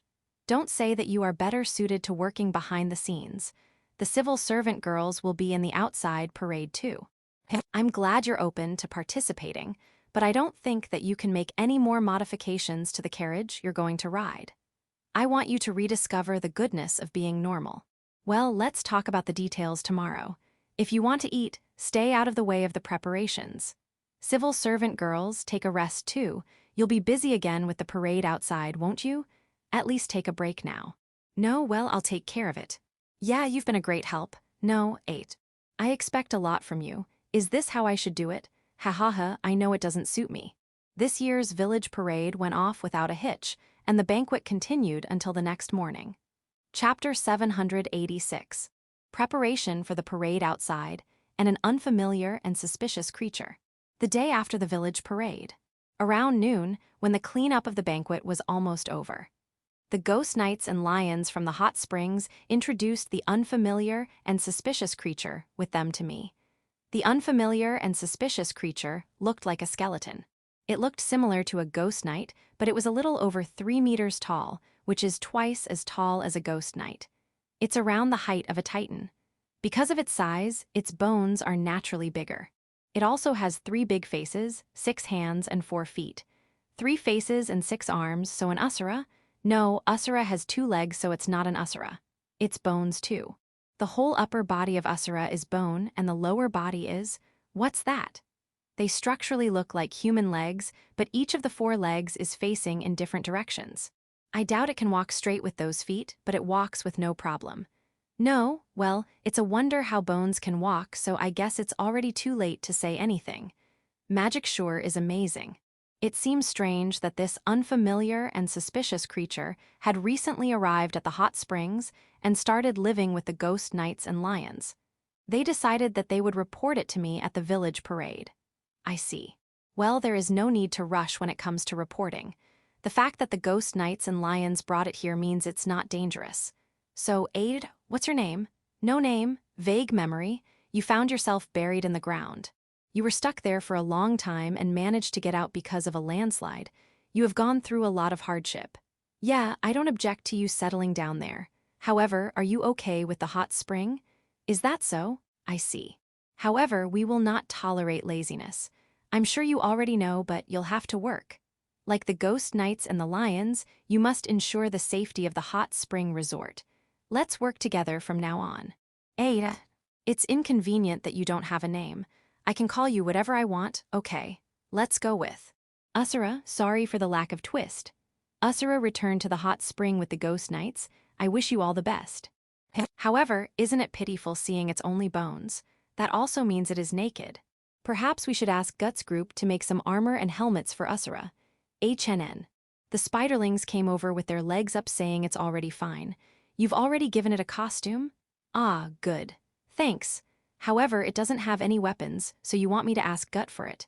Right, we need to give it weapons to keep it safe. All right, I'll ask them. What kind of weapon did you say it wants? A slightly curved sword scimitar? Got it. All right, I'll ask Gut to make 1 6. I see. 6 scimitars. All right. However, it will take time to get that many. For the time being, I'll just ask for swords sold in Village 5. They are not bad weapons. I'll call Yauko and have her get them ready as soon as possible. I told that to the spiderlings and returned to my residence. Well, the parade in the village was over. I wanted to continue with the parade outside, but it could not be done immediately due to adjustments. I heard from the Demon King, Yauko, and Mio in Shashato City that they wouldn't make us wait 10 days. Well, I think I should assume that it will be in 10 days. Yeah, I guess things like this would usually take 10 days to prepare. If we are lucky, 9 days. That's how it is. There is no need to rush the parade outside, but I don't want the festive mood to continue forever. Balance is important in all things. I am also worried about the health of the mountain elves. They took a rest right after the parade in the village, but now they are dismantling the tower that stopped working during the parade and are trying to find out the cause of the problem. They also took the prototype towers and carriages that we had previously made and are thinking of ways to improve them.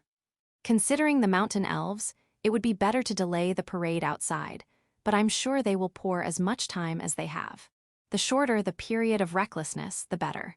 So, it will be a good thing that it was scheduled to be held in 10 or 9 days. Besides, they will make it in time. If they don't, we'll just use the regular carriages. Come to think of it, I'm a little worried that those who are staying to participate in the parade outside might get tired of waiting. The wyverns are mainly waiting near Village 5. For now, I didn't receive any problem report. They seem to be refraining from hunting so that they don't wreak havoc around Village 5. I'd better make sure to bring them a moderate amount of food then. Also, the unicorns are participating in the parade outside. They are suppressing their joy of having their horns cured and are staying put quietly in the ranch area. Unicorns are usually free and unrestrained, but those with broken horns become timid and retreat to the depths of the forest. Even if their horns are healed, it is said that their condition won't be cured. It is quite unusual to see energetic unicorns together with horses. However, the beast girls, who were taking care of them, reported that some of them were being too restless. We'll have to watch them carefully. Well, some of the tougher individuals are hoping to settle in this village.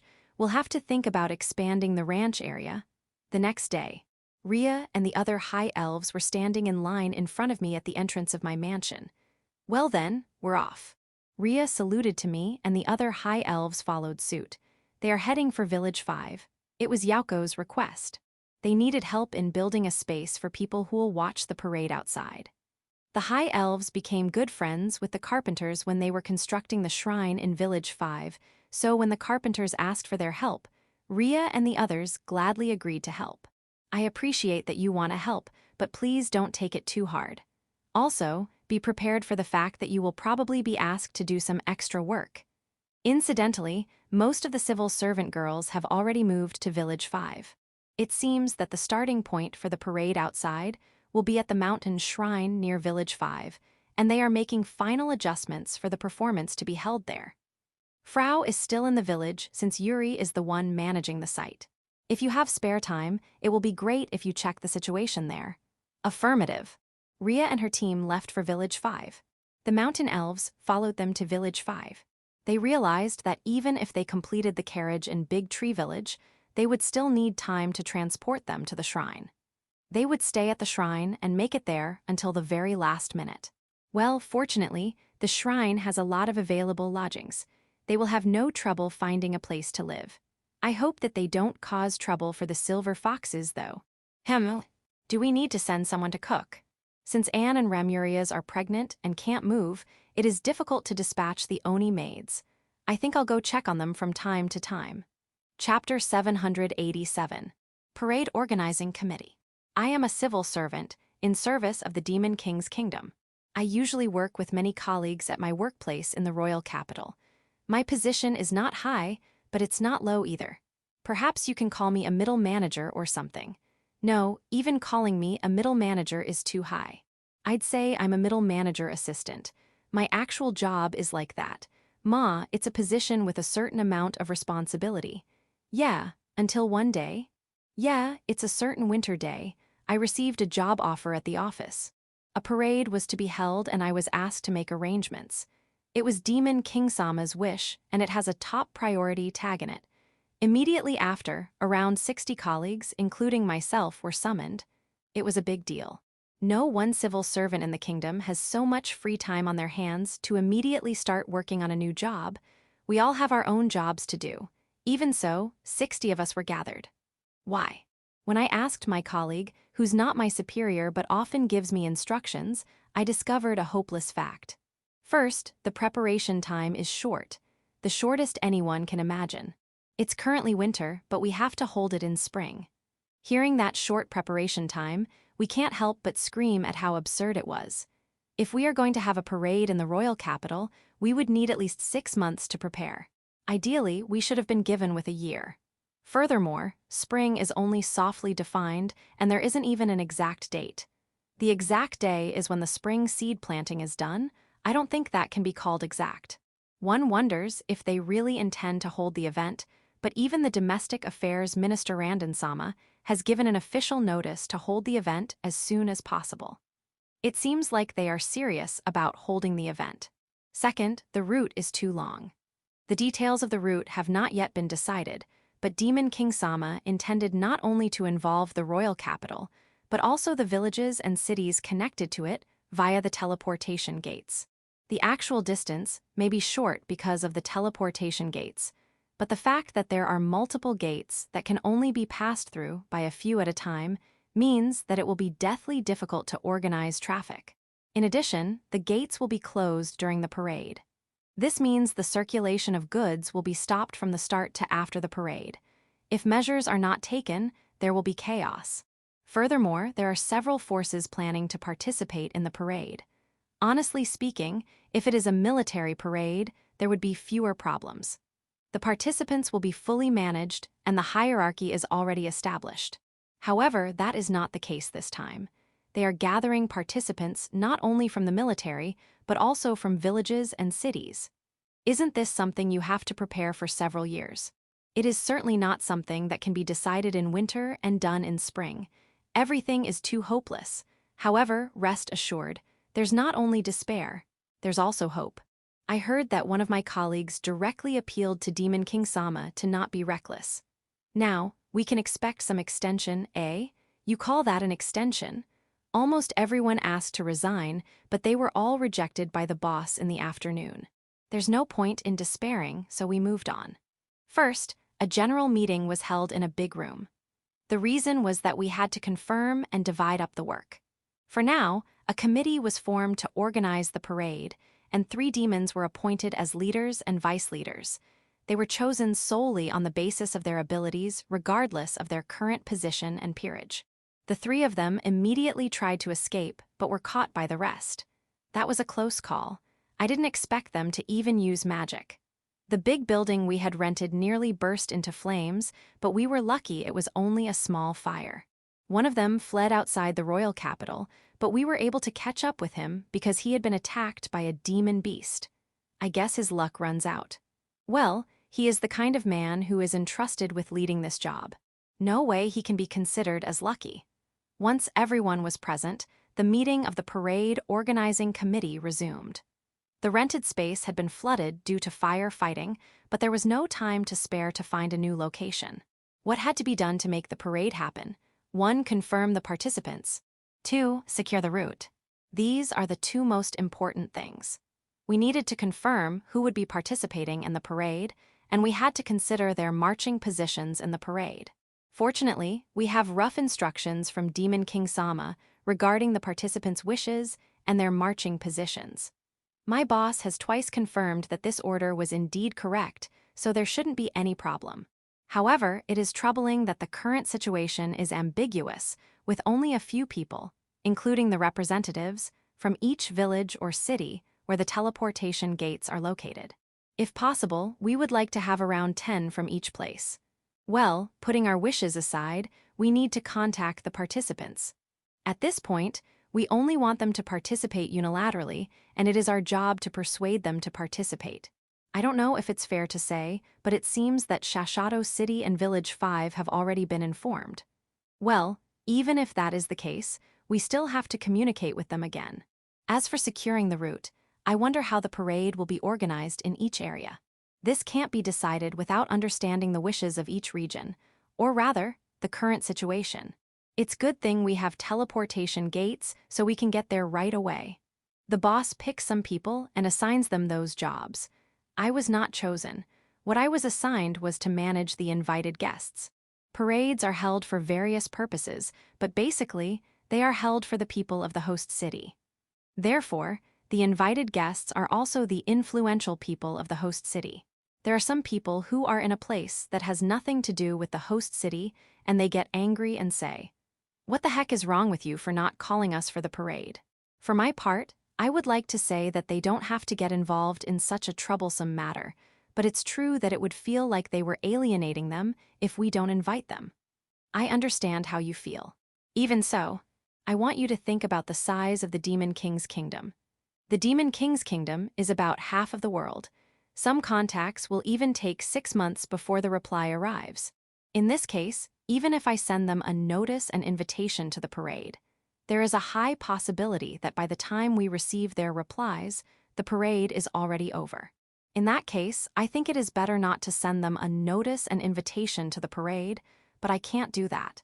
As I mentioned earlier, they might feel alienated if they don't receive any invitations. What should I do then?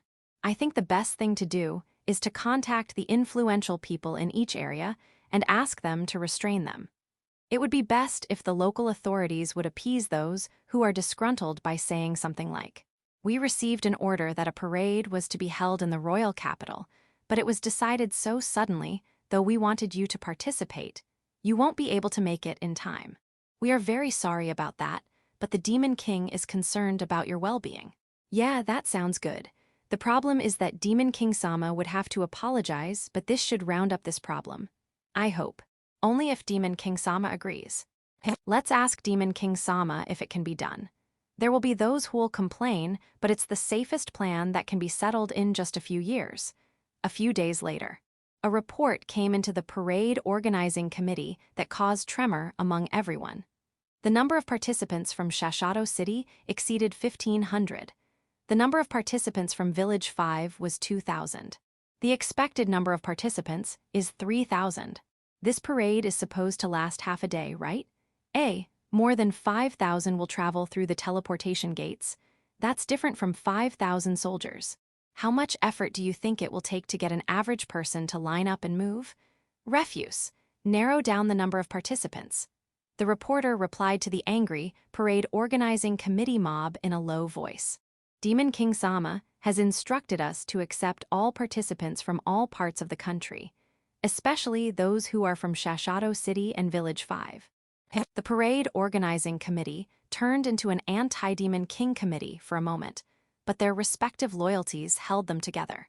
Loyalty is great. I'm something of a loyal myself, and I've only discovered it just now. I think Demon King-sama is very happy that I have a wife and a daughter. The parade is now a several-day event. Securing places for the participants to sleep, toilets, etc. was added to my job. I also have to think about food for the participants. Just thinking about all of these made my head ache. A new report came into the committee while I was massaging my head. HNN, the number increased further. I'm not surprised anymore. No, that's not the Ado, it's... What? Say it. They say dragons and wyverns will join the parade to sue. I see. Ma, I don't know how Demon King-sama did it, but dragons and wyverns will be flying in the sky, right? Isn't that a good thing? Also, do we need to prepare for the food of dragons and wyverns? We better check up our food inventory. I am told that we don't need to worry about their food. However, I heard that the wyverns will fly, but the dragons will walk. Why? It's a parade. They want to march to sue. Ado, do you know how wide the dragons are? I don't know the details, but I think the width of the route we selected might not be wide enough. My colleagues who were securing the routes screamed. I don't work on routes, but I did not rejoice. Because the increased workload on the other team will be passed on us. Also, I am certain that this won't be the last. Something similar would happen again. Chapter 788. Parade Organizing Committee, Continuation. Question: who will negotiate with the dragons? The leader, as expected, did not assign anyone. It's great that no one will be assigned with something impossible, but if things continue as they are, the parade will be in jeopardy. We can't refuse to allow the dragons to participate in the parade since it's the order of Demon King Sama. Therefore, we can only comply. Since we comply, we need information. How many will participate? How many steps will they take? And how wide should the path be? The width of the path is a big issue. Without knowing this, it is impossible to determine the route. If determining the route is impossible, security plans and spectator guidance plans can't be made. This is the worst-case scenario where time is short and we can't do anything. If we can negotiate, we can suggest some countermeasures like preparing a special route. Trouble, a heavy atmosphere is hanging over the committee. However, there was hope. No, hope came itself. It indeed came to us. A colleague of mine saw them walking in front of the committee building we were renting and cried a river to take them in. He managed to deceive, no, let's be honest. He met them and brought them here politely. Our only hope. The Beastkins Gal-sama, Sil-sama, and Bronze-sama, the reasons why they are our only hope. First, they can converse. Well, you think anyone can just converse, don't you? Don't make fun of conversations. It is quite common for people to speak the same language and not be able to communicate. Yes, it's true. Sadly, however, they can converse, and they can even use the noble language. They can read the air too. Wonderful. Second, they are married to certain people. Gal-sama and Sil-sama married a number of greater noble ladies. Bronze-sama's partner is a commoner, but Bronze-sama's bond with Gal-sama and Sil-sama is very strong. In other words, the three of them are connected to nobles. Having connections is a great thing. In a world where it is common to have to wait several days just to meet someone, they are capable of skipping the waiting part to meet anyone. Amazing. I feel sorry for those who need to wait, especially for me who's in charge of that now. Demon King Sama marked this task as top priority. And yet, those rank-obsessed F-seekers won't meet with us right away. Ah, what did I just say? Calm down. Yes, calm down. Using foul language will give them the right to question our dignity. Keep it classy. Their presence is very helpful, especially for those careless people who don't understand the importance of this matter and are only concerned about their own faces. Their connection with greater nobles will make us meet and negotiate with them right away. No, I can't stand it. I've told them multiple times that it's top priority, and now they're putting us behind just because their son's wife's brother's child's friend came over. Go to hell, motherfuckers. Cough. Finally, these three. They understand how civil servants work, and they know it too well. They don't think it's okay to hit anyone.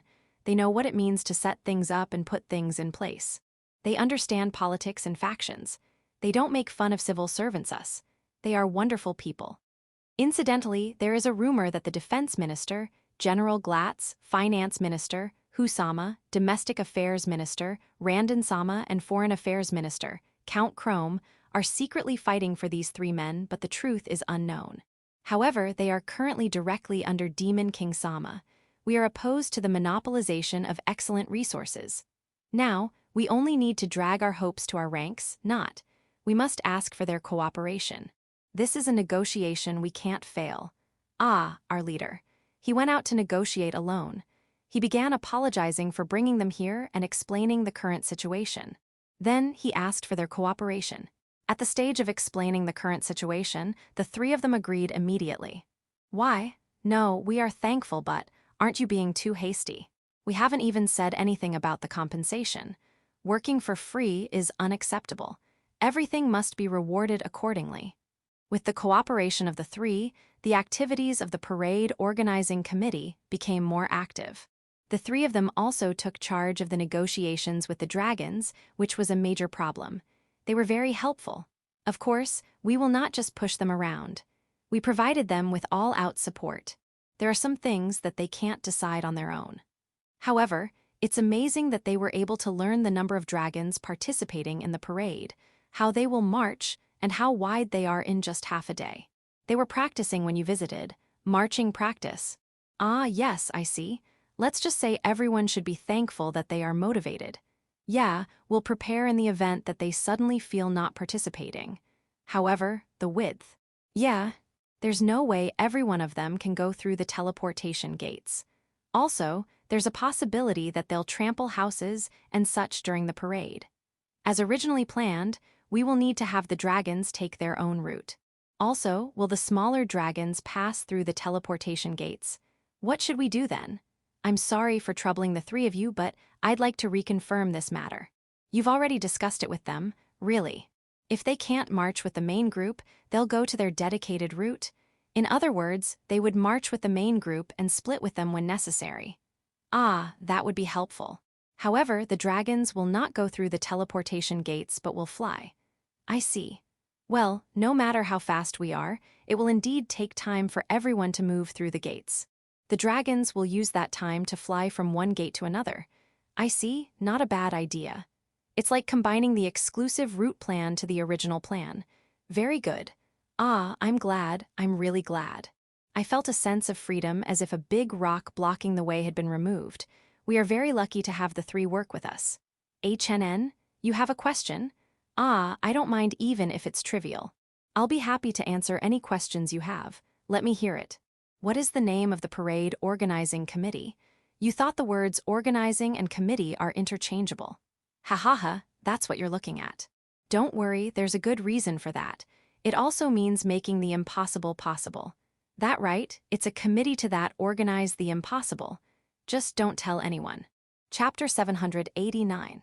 Parade outside the village, Village 5, just before the start. Village 5 residents point of. Before dawn, at the shrine built in the mountain northeast of Village 5. Many people had gathered on either side of the road that stretches from the closed main gate of the shrine. I was one of them.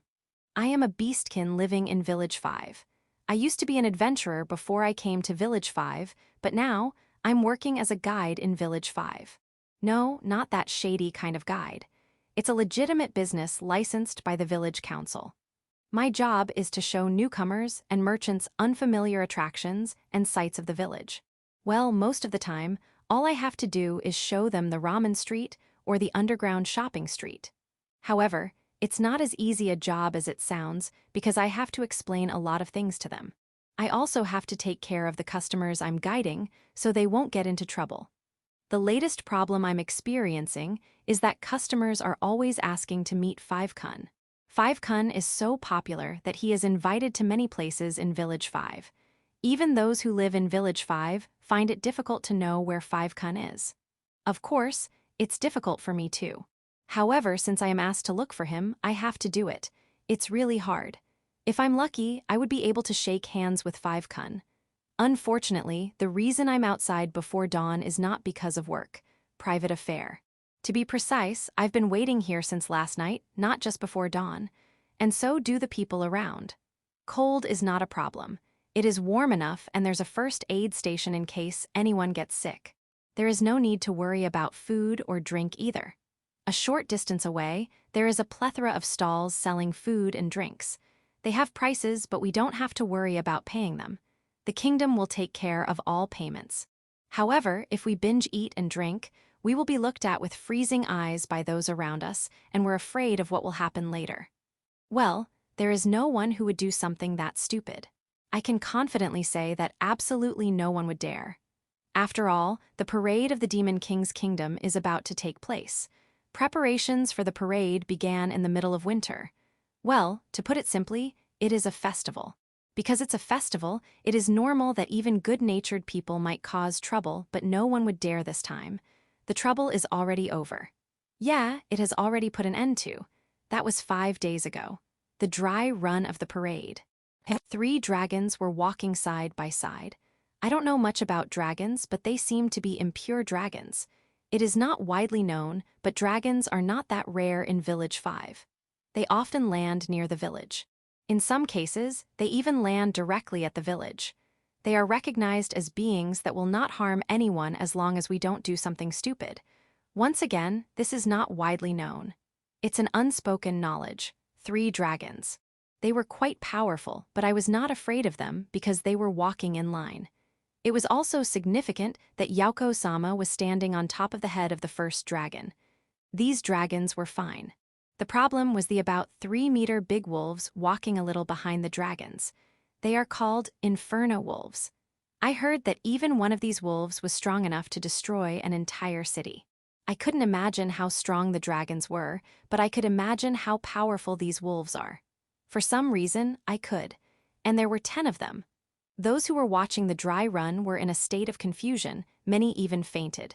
The place immediately fell into chaos. I fainted too. I found myself seeing a ceiling I don't recognize. I was scared. Terribly scared. It's the kind of fear that purely came from instincts. Who can remain calm in the face of that? Not me. I wanted to shout. What were you thinking putting such dangerous creatures in a parade? In fact, I did.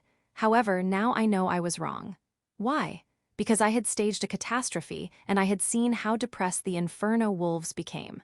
I saw their big bodies curled up with sad faces. Those inferno wolves didn't want to scare us. They were just practicing for the parade. They were walking in line. They didn't attack us. It was us who got frightened on our own and even complained. I reflected. I tried to oust them just because I was scared of them. They are friends since they came here to make the parade a success. Those who are here now are those who thought so too. Thus, there is no way there will be trouble. Everyone's prepared. Incidentally, Yauko-sama has ordered that those with weak hearts, sick, pregnant, and those who are suspected of being pregnant are not allowed to watch the parade, including the dry run. I think that's a perfect decision. The dead are unnecessary for the parade. As I was thinking about that, I heard a faint sound of a bell ringing. Was it my imagination? No, this time I heard it clearly. The sound of bells echoed in the dark sky. The people around must have heard it too. The ringing grew louder. But soon, it became quiet. It was because everyone sensed that the parade was about to begin. There is something flying in the night sky that's ringing the bell, a big bird. And it's on fire. Isn't that a legendary bird? Phoenix. The phoenix has a big bell on its feet. It's ringing the bell and it's heading, this way, no, toward the main gate of the shrine. Is it going to hit it? When everyone around thought so, the phoenix stopped suddenly in midair, flapped its wings, and headed up the sky. As we looked up to follow the phoenix, the light of dawn illuminated our surroundings. Then, the main gate of the shrine slowly opened with a heavy thud. The parade was about to begin. Chapter 790. Parade outside the village, Village 5-1. Village 5 residents point of. At the beginning of the parade are 2 heavily armed knights in full plate armor on horseback, walking side by side. Each of the 2 knights holds a sword in front of his chest with both hands. The sword of the knight on right glows white, while the sword of the knight on the left glows black. Glows black, what's going on here? Mama, even if I don't know, it is obvious that it's mystical. The 2 knights must be the leaders of the parade. Their faces are completely hidden under their helmets, so we can't tell who they are, but we can tell their ability with just a glance. They are holding their swords using both of their hands. In short, they are not even holding the reins of their horses. Nevertheless, they are walking straight, and their swords are not even shaking. I was surprised that such knights existed in the Demon King's kingdom. However, why are they hiding their faces? Normally, if you join in a parade like this, you will show your face to sell yourself. There is also nothing in their full plate armor to indicate their house or title. The only thing we could tell was that it was finely decorated and looked expensive. Following the 2 knights were the pride of the kingdom, the Royal Guard. The Royal Guard is an army directly under the Demon King's command. Of course, they have no weak members. Only the elite of the kingdom can join this army. That's the Royal Guard. It is also very likely that only the most outstanding Royal Guards were chosen to participate in this parade. I checked the flag that the group was carrying. It's the flag of the Royal Guard. There's no doubt that they were the Royal Guard. However, why are they carrying big shields instead of weapons? Everyone except the flag bearer has a shield big enough to cover their entire bodies. And they are marching with them in front of them, not to the side. Why is that? What does that mean? Moreover, there are not many of them, only around 20. The flag bearer is at the tail end, and those with shields are marching in front of him. I don't know enough about parades to comment, but shouldn't the flag bearer be at the front of the group? Besides, the shield bearers all look nervous, as if they are ready to jump out at any moment. And I'm not the only one who noticed the weirdness they are showing. Murmurs can be heard around. The next group who turned off the murmurs was the band. Yep, a band. There are around 50 of them in gorgeous costumes, marching, and playing musical instruments. The light music enlivened the crowd of spectators. Those around forgot about the weirdness of the royal guard and looked forward to the next group. Following the band is Demon King. Already. The Demon King came in a roofless carriage. Isn't it too early? Shouldn't there be more groups first? No, it's not that the Demon King shouldn't have been here, but even a layman would feel that the Demon King's turn came too soon. Look, even though the band managed to silence the crowd, they're starting to buzz again, and it's even louder. What are they doing? If this continues and nothing is done about it, this parade will end up as a failure, right? The Demon King is waving his hands around with a big smile on his face, but is this really okay? No, it's too early to panic. Joining this parade is the acting village chief of Village 5, Yauko-sama, who is the pride and joy of Village 5. There's no way she would allow such a sloppy parade. At least that's what I thought. Following the Demon King were the 4 heavenly kings, the pride of the Demon King's kingdom. A carriage ridden by Randen-sama, Minister of Internal Affairs. A carriage ridden by Count Chrome, Minister of External Affairs. A carriage ridden by Husama, Minister of Finance. Are, where is General Glatz, Minister of Military Affairs? The 4 heavenly kings aren't even complete. While those who were watching were uneasy, those who came next dispelled their uneasiness. 3 beastkins, I know them. They often came to Village 5 to prepare for the parade. They also arranged the dry run. The 3 were astride their horses, waving their hands to the people around them as they rode along. The people around cheered loudly at the sight of some familiar faces.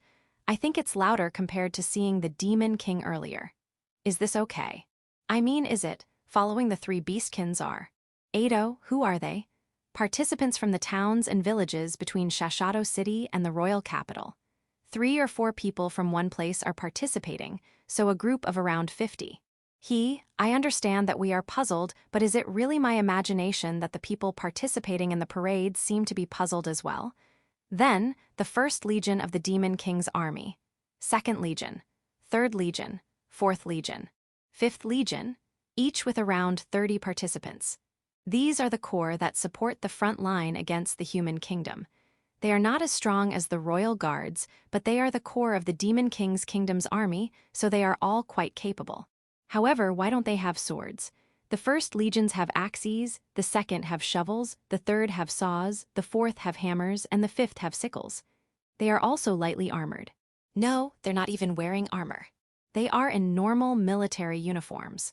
To be honest, I think everyone will be convinced if they say that they're going to cultivate the forest.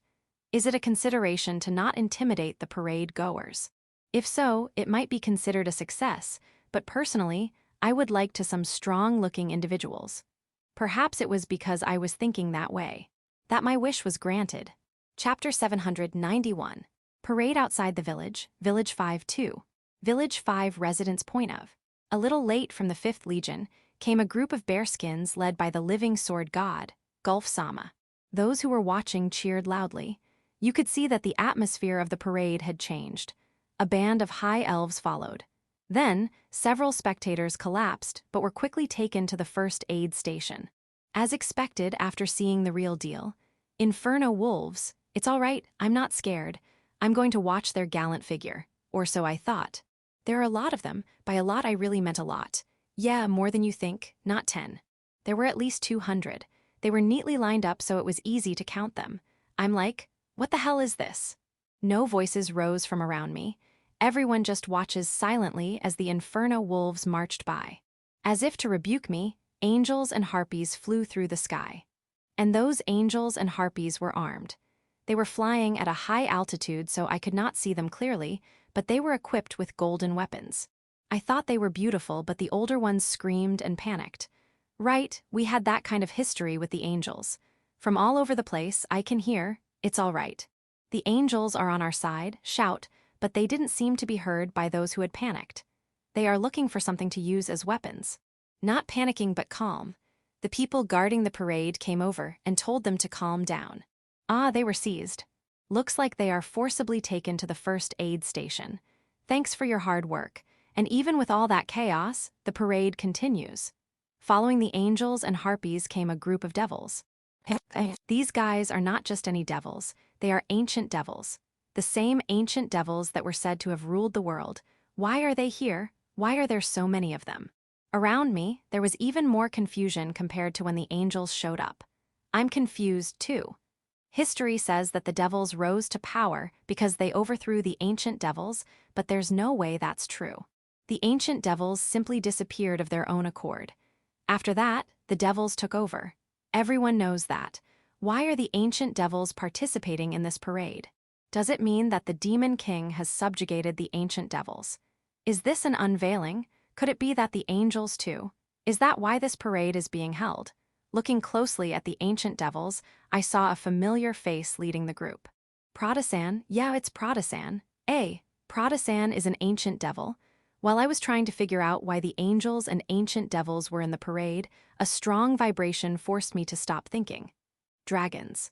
The gigantic dragon, which could not pass through the main gate of the shrine, flew and landed at the foot of the mountain where the shrine is located. The impact of its landing was the cause of that strong vibration. Come to think of it, dragons also participate in the parade. I didn't even think of that. I froze. I forgot to breathe. Dragons. One dragon is terrifying enough, and yet there are more than a dozen of them. Each of them was stronger than the dragons we had seen during the dry run. Overwhelmingly more powerful. I don't know how strong they are, but I feel that the dragons at the dry run are children in comparison. There is such a difference in strength. And with a glance, you'll know that they are an opponent you can never win against. They are not of the same caliber as living creatures. Am I even allowed to stare at them? Do I have to kneel? I think I should, but I can't move. I can't even lift a finger. I never felt so closer to death than this moment. Living never felt this much. What's this? God? Ah, so the dragons in front of me are gods. Tears started to flow from my eyes.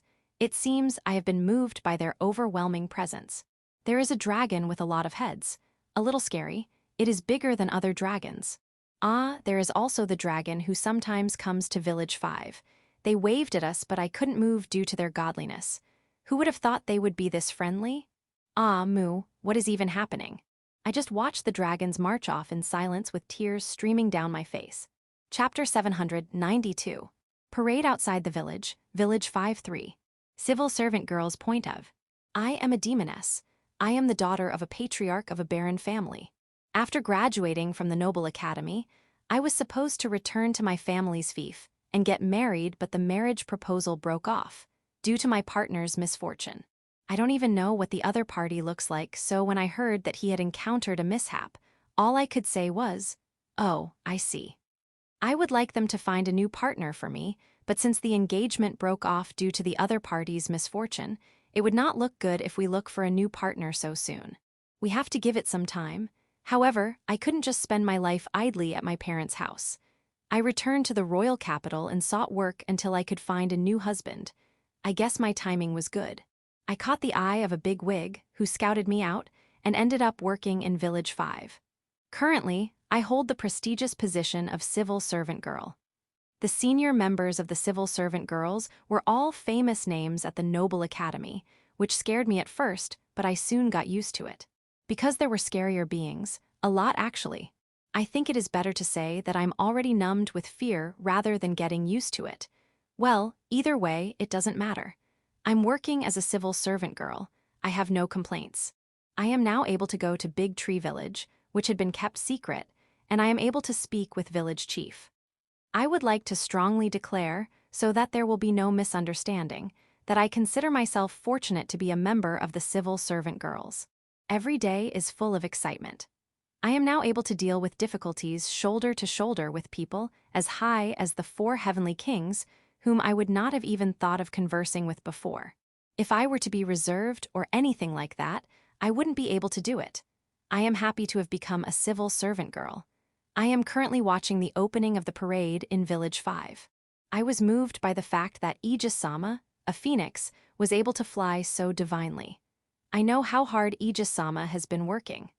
After the parade in Big Tree Village was over, Aegis-sama would come here every night to watch the timing of the sunrise. He also measured the speed of his flight and calculated in detail how he would fly. He worked very hard in the limited time available. Perhaps his efforts paid off. The normally tiny and round Aegis-sama took the form of a giant phoenix. Not only was I surprised, but even Eagle-san, who was watching over us. Well, he had to redo the speed calculation though, but I guess that's the charm of it. The parade that began with the flight of Aegis-sama was led by two knights. They are Swan-san and Black Swan-san in human forms. This is the result of their request to lead the parade since they were stopped from doing so in the village parade. Well, this is not a problem as the village chief has approved of this. The problem is the swords they were carrying. Originally, they were to have red and blue shining swords, but the girls complained about the color. They said they should be black and white shining swords. Let me be honest here. I don't really care about that. I almost told them to just hold different color swords, but my colleague, who loves classics, strongly resisted, and we had an argument.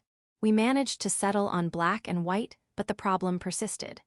We had red and blue shining swords because we prepared them in advance, but we don't have black and white shining swords. We bowed to Lusama to give us materials, and with the help of the blacksmith, Gutsama, we hastily made them. It was a rush job. The shining white sword and shining black sword are shining as requested, but they were unstable and in danger of exploding. It's all right, as long as you don't cut anything, it will be fine, said Lusama to the production director. We were not sure if we should hand them with dangerous swords, but Swan-san and Black Swan-san insisted that they wouldn't go if they were not holding those swords.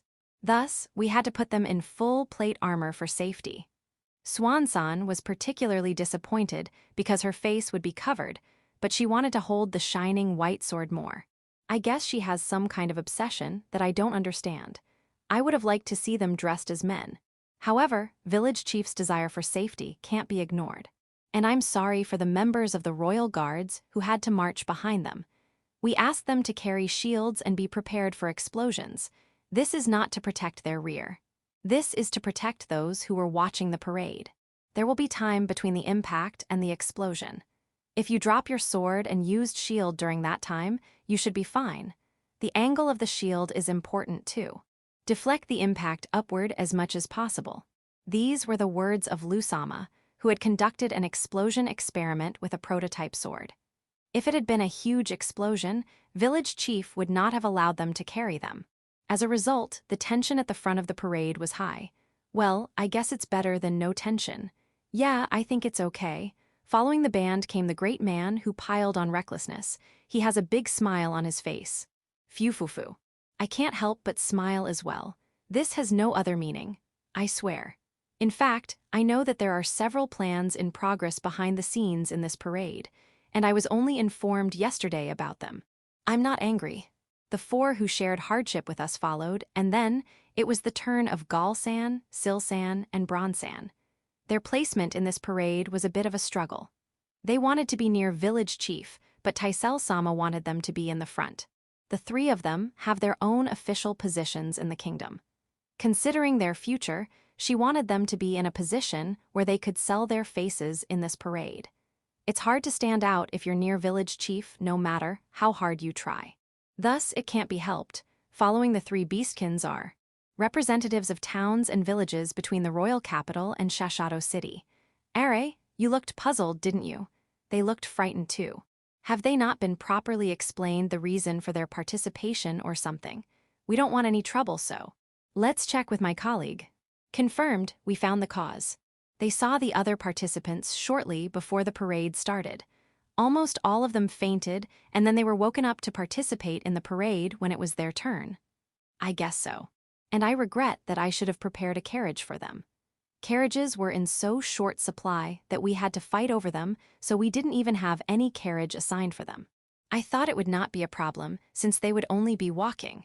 Let's pick some carriages we have secured in Village 5 and arrange for them to be able to ride them somewhere. From the looks of it, it will be hard for them to walk the route planned in Village 5. In any case, I want them to hang in there until the carriages arrive. Following them in their bewilderment are the regular army, the pride of the Demon King's kingdom. Almost all of them are in the commanding class, but are they okay? I feel like they've been too relaxed because there hasn't been any battle for a while now. Well, I wouldn't worry about that. The regular army people are equipped with farming tools, not weapons. Axe is a weapon, but its original use is to cut down trees. These are appeals to show that the Demon King's kingdom is following Big Tree Village. This is because they were not lent a banner of the big tree village. They had no choice. By the way, no one told village chief about it. What village chief thinks of this is up to him. I will not say anything unnecessary myself. I'm a civil servant girl after all. Chapter 793. Parade outside the village, Village 5-4. Civil servant girl's point of. The parade continues. Gulf-sama and his fellow beastkins appeared on the scene. They are incredibly popular. And I feel an overwhelming sense of relief, perhaps because I know the efforts Gulf-sama and his team have gone through. They had been practicing hard. The beastkins behind Gulf-sama were not inferior to the others. Yeah, is it just my imagination? I feel like the parade has finally started. The next are the group of high elves led by Ria-sama. They are very stable. A few spectators fell over, though. They seem to be elves. Are they immigrants from the Elf Empire? I hear they have a feud with the High Elves. I am relieved to hear that the first aid responders are on their way. Then came Kuro-san and his pack of Inferno Wolves. It's a spectacular sight. Their practice has paid off, hasn't it? I did not participate that time, but I heard that the dry run was nothing but a disaster for them. The Inferno Wolves who participated in it were quite depressed to the point that village chief had to console them. I don't mean to say this, but the depressed Inferno Wolves were very adorable. Is that the reason why? Why the spectators were watching the march of the Inferno Wolves like parents watching their own children? Well, some spectators were overwhelmed by their numbers. This is not even the full force of Big Tree Village. There are more of them. I hope you get used to it. Following the Kuro-san's pack are the flying angels and harpies. Yeah, their formation is beautiful, as expected of the angels. The harpies were not lacking in ability, but they were flying in support of the angels, so they did not stand out much. It is a bit of a waste, though, if you know what I mean. However, the harpies themselves seem to not want to stand out. There is a commotion where the spectators are. They seem to be panicking when they saw the flying angels and harpies. And it seems like it's not just one or two who have panicked, but a good number of them. The first aid responders are doing a great job. Are, that demon who panicked. He broke a branch of a nearby tree and manually turned it into an improvised spear and threw it toward the angels. L-like village chief.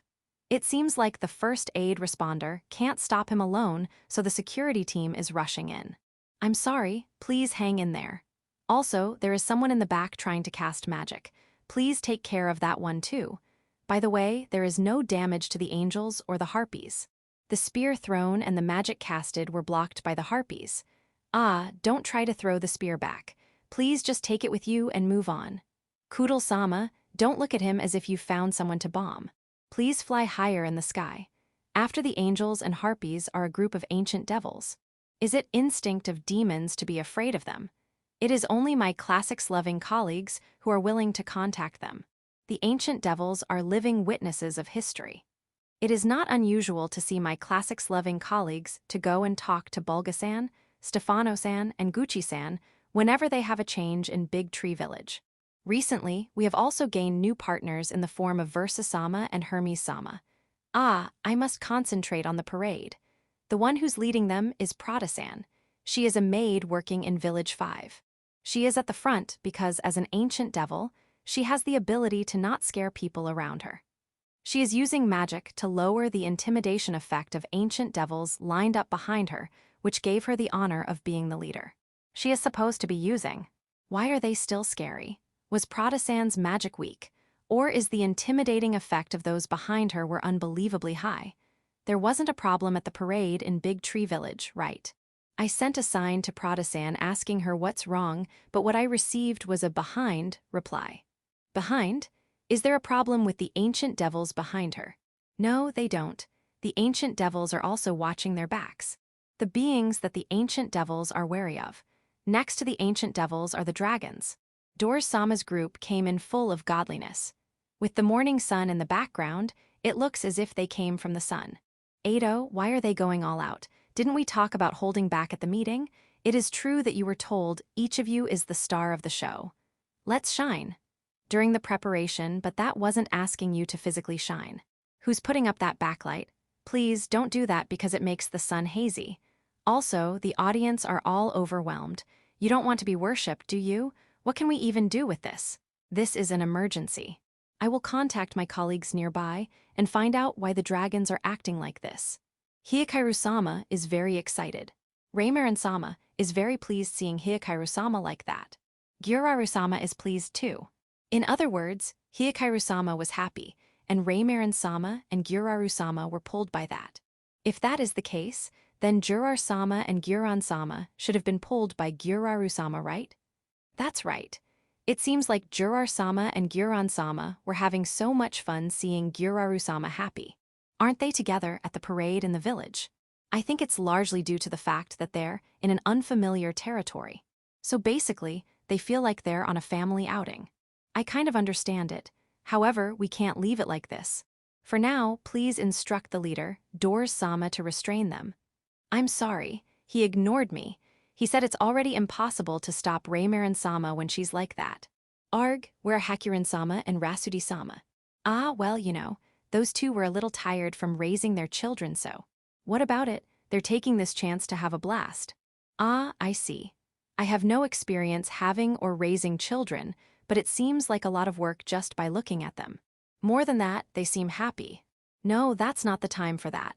Ado, what can we do to keep the dragons in check? Considering the dragon's relationship, it's pointless to ask the males. No male dragon has the guts to hold back the female dragons, so it's the ladies. Or not. Why are the ladies, who usually play the role of calm and restraining, so out of sync? Are they so happy to be able to work with someone they have feelings for? That would mean you're easy, though. Rananun-sama, who plays an active role in situations like this, is currently staying at Big Tree Village. As for Helzenark-sama, it is impossible to ask her to give her opinion to her parents and grandparents, right?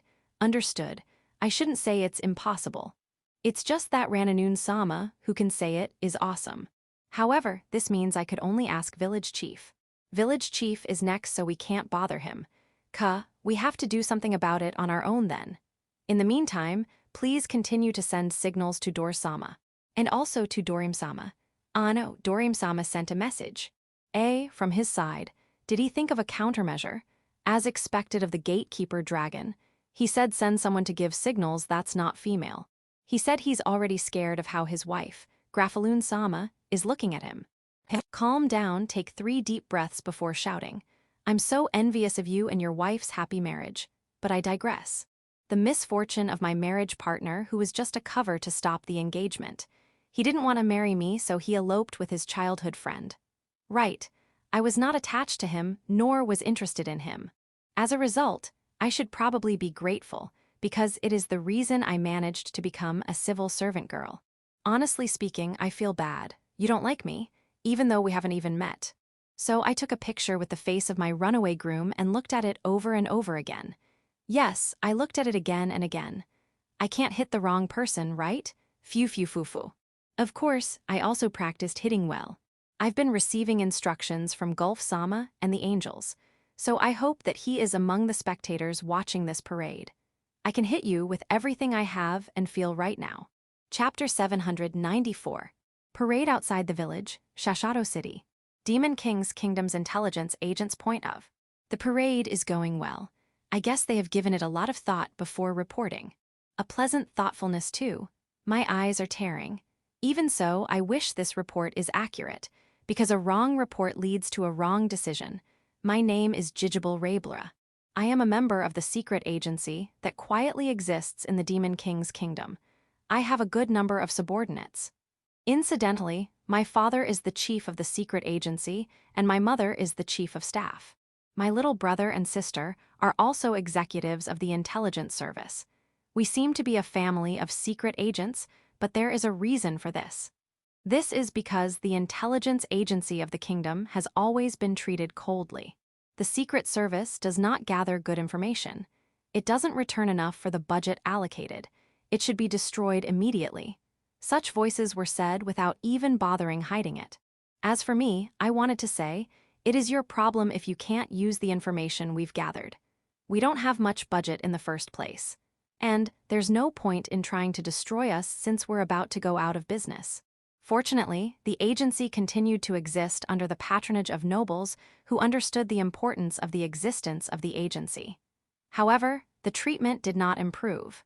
Therefore, the intelligence agency craved for results. If we were successful, we would not have to worry about the cost of our activities and personnel. However, in intelligence, number is strength. There is no way an intelligence agency that is treated coldly could attract people. We had no choice but to get our own people involved, and this is just what happened. I was one of those involved. If I could, I would have joined the Royal Guards, which is a very active and spectacular force. Well, recently Count Chrome has invested a lot of money in the intelligence agency, so we have been able to operate much more and get more results, and we are no longer treated coldly too.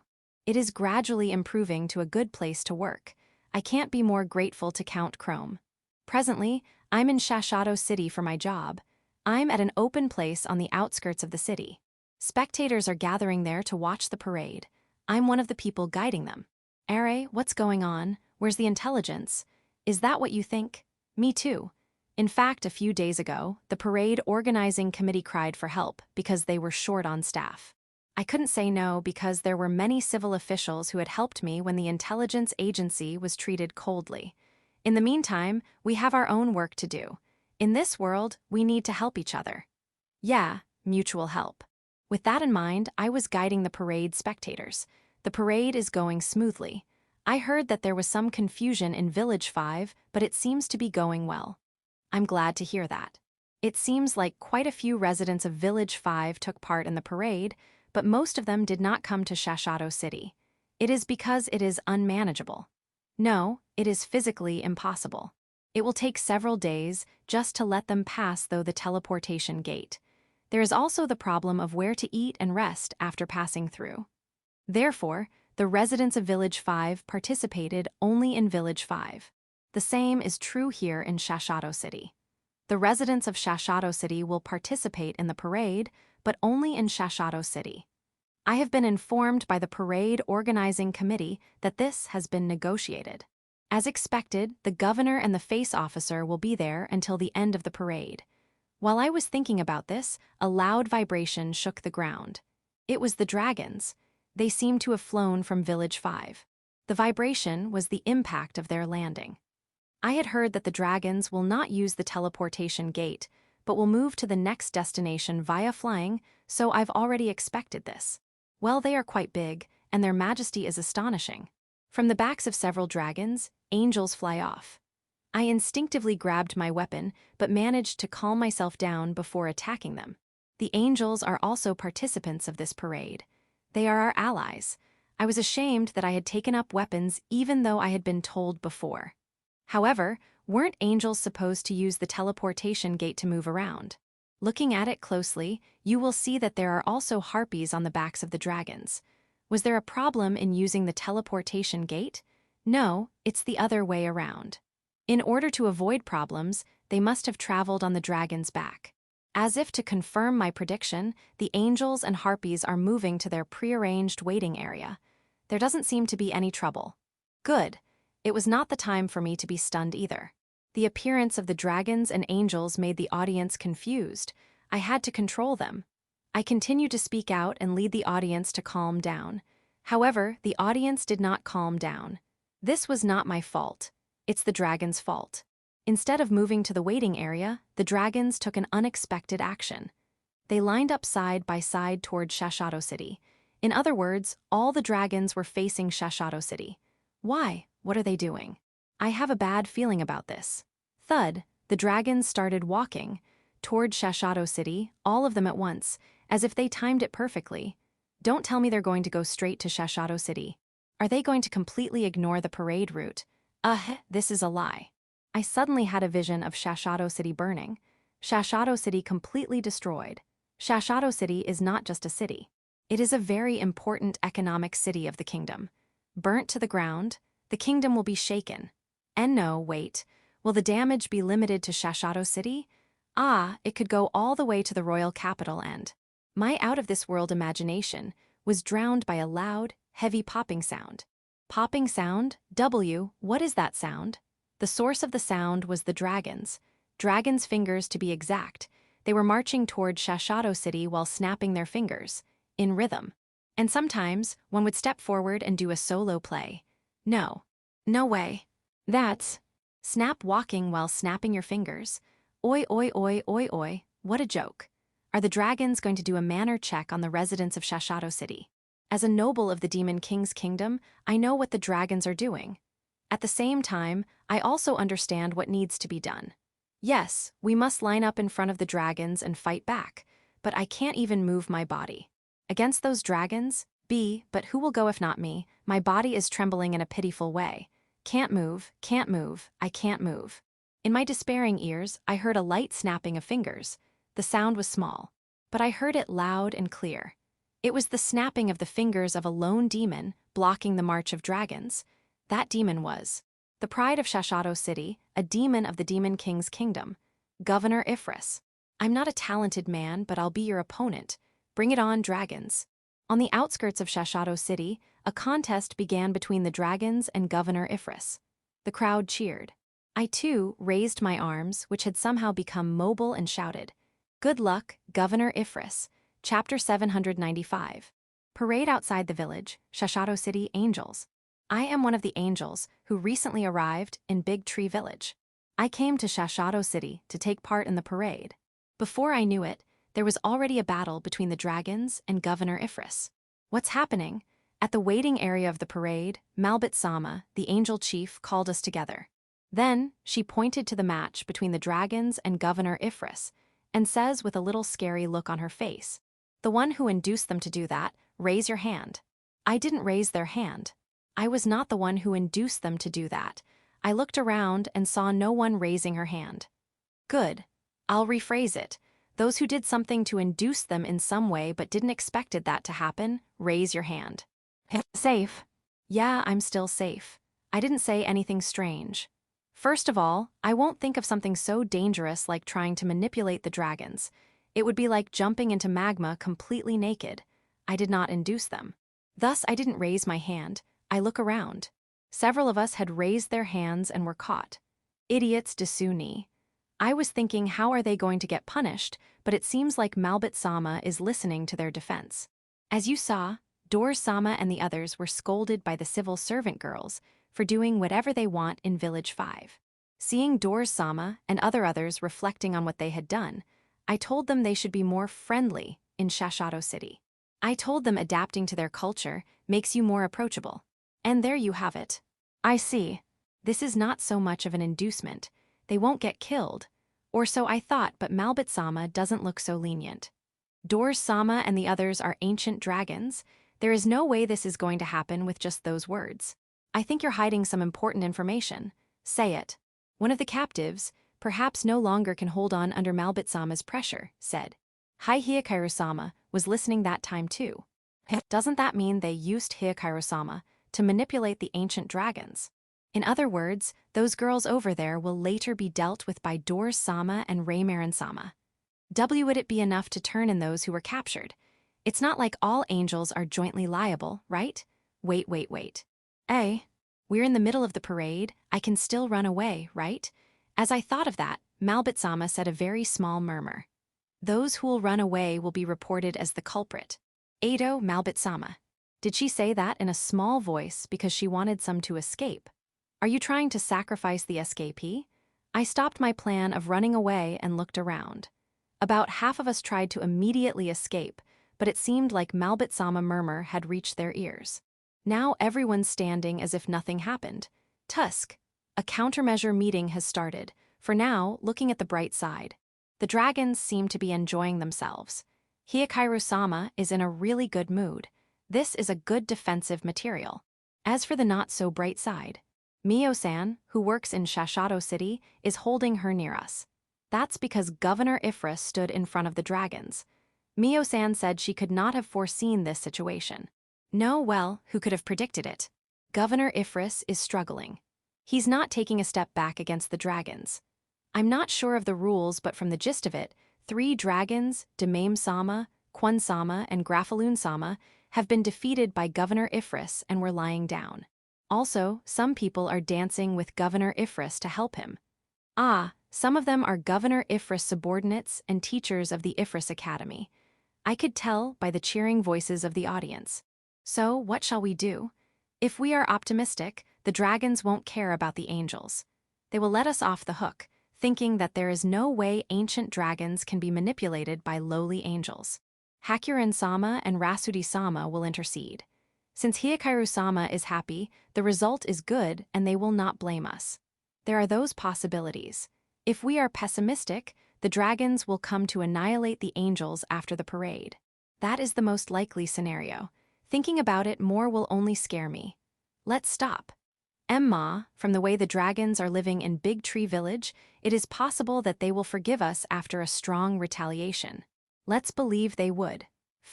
Suggestions. Why don't we leave the fate of the angels in the hands of Tyr-sama and Taisel-sama while everyone else escapes?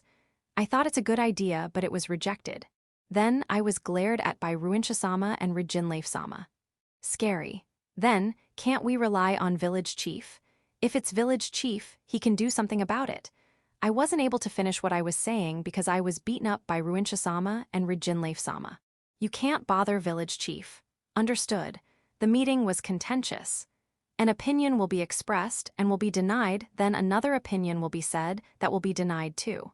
All of us were aware that the discussion was not progressing at all, but we were at a loss for countermeasures until a civil servant girl rushed up to us. Kuro-san's pack is about to make their move. Please get ready. Get ready. Ah, right, for the parade. That's what we're waiting here for, the parade in Shashato City. It slipped my mind.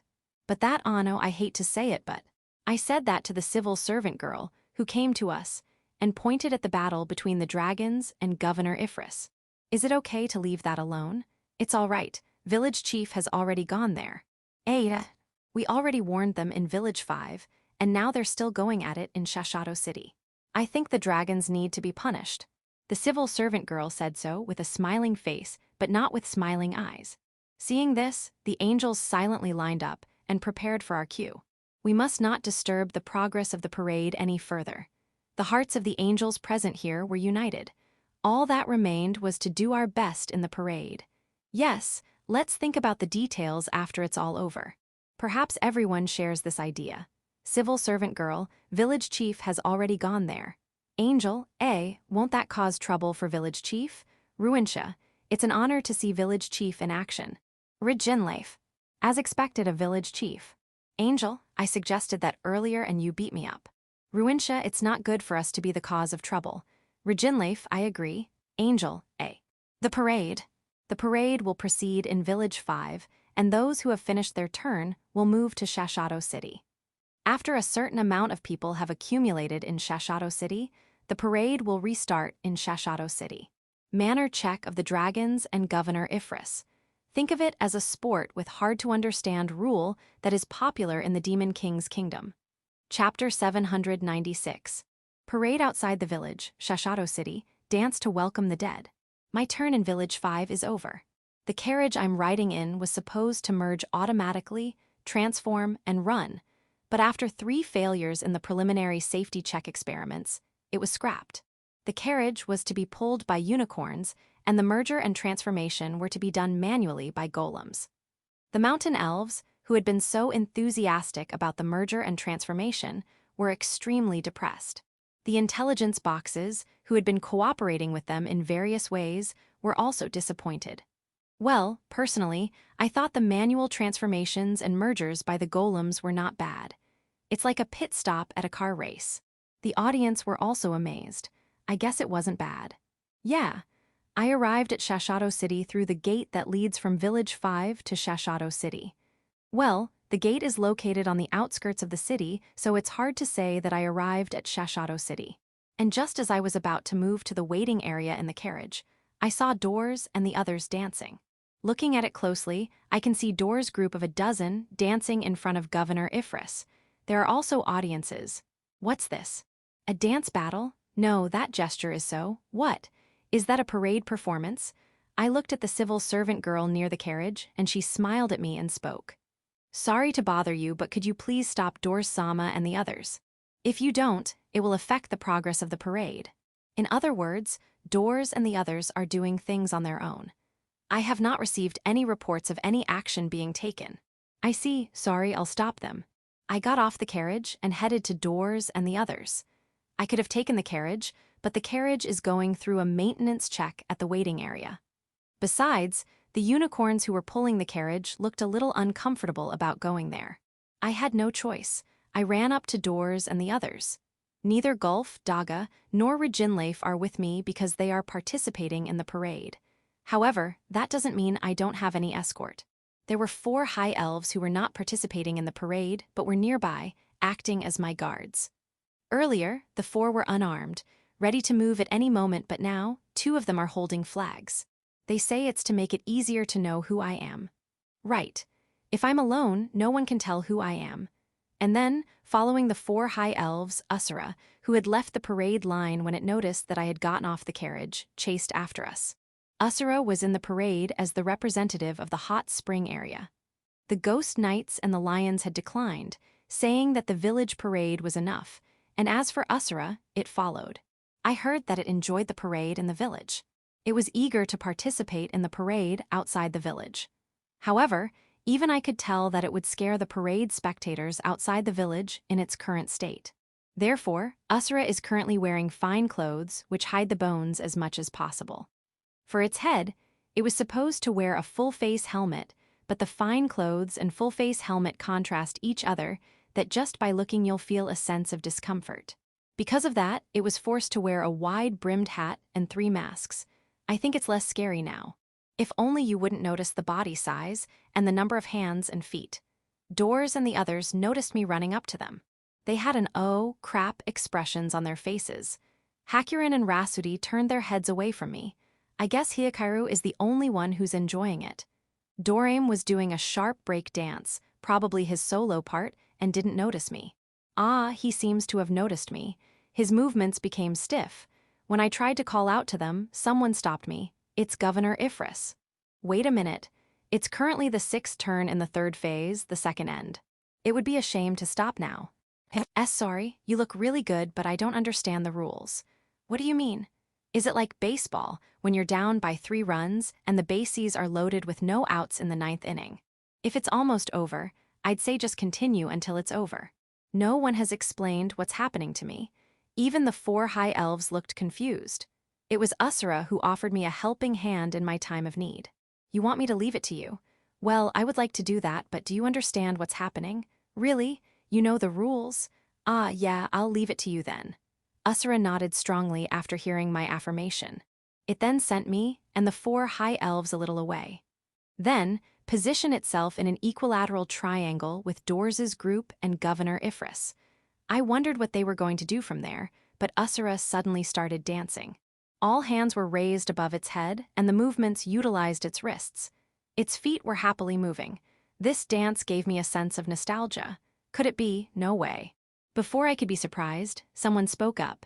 Aye, isn't that the dance to welcome the dead man parade? It was Ifris. He was on his buttock as if he had just fallen off his back, and Doors and the others too. As expected, they did not fall off their butts, but they were horrified. Tita think I'd see this here. Raymarin and Gyuraru were standing in front of Hikaru as if protecting him. Is it a dangerous dance? Well, I'm sorry to sound so alarmed, but it looks to me like Usura is doing a Bon Odori. Yeah, Bon Odori. No wonder I felt something nostalgic. Watching it makes me want to dance with it, but what's Aido? Usura, let me ask you something. You don't mind if I dance with you? Where did these large number of skeletons dancing behind Usura come from? Backup dancers. Do backup dancers just appear on their own? Well, they're crawling out from the ground, but there are so many of them. I'm not talking about 10 or 20 skeletons. I'm talking about thousands, and more are showing up. If this continues, the outskirts of Shashato City will be filled with skeletons. Was this area used to be a battlefield? Wait. I heard that zombies and skeletons have nothing to do with the actual dead. It was something about magic power. They said some skeletons might be causing it. At least that's what the ghost knights told me. Hey. So how are you going to settle this mess? Are you okay? Will it stop? I looked around and saw that everyone was dancing the same way. Door's group, Governor Ifris, and even the audience are dancing the same way. Before I knew it, they were dancing in a circle. Is this a game or something? Is that the rule? Really? Well, I'm glad everyone's taking part. So, will the skeletons stay like this? They'll return to the ground once it's over, right? If so, that's fine. Asura, one more thing. Yes, sorry for asking a lot, it's just a simple question. Is that part of this dance? When it's over, will it go back to the ground too? I said so while looking into the distance.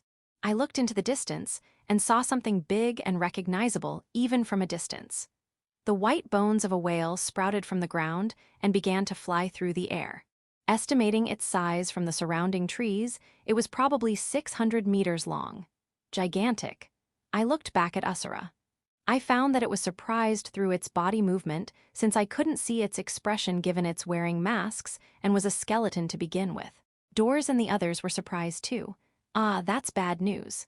Doors and the others stopped their dance and attacked it with their breath altogether. Chapter 797. Parade outside the village, Shashato City, whale. White skeleton whale's point of. It's noisy. Who is it that awakens me? I am the Whale King. The king of whales who's been living for 10,000 years.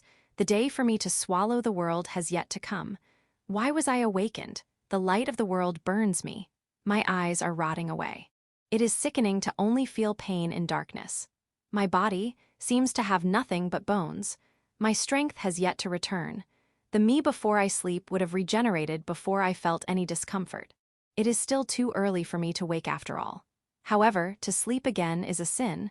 I would have to hunt down appropriate people to regain my strength. Even in this state, there are only a few who can harm me. There is no need to be frightened. I will regenerate my eyes. Damn, the light is still as loathsome as ever. It reigns over the heavens as if it owns it. Someday, I will swallow that star too. And the little ones are swarming here as always. They are flocking together, and they are under the illusion that they have power. You are all fools, ungrateful fools.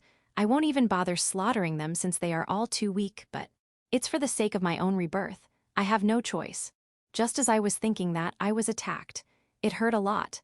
Who is it that pierced through my defenses? No, I don't even need to look. It should be a lizard ancient dragon. It must have noticed me and rushed over here. Ha ha ha. Let's get back to it. Wait a minute.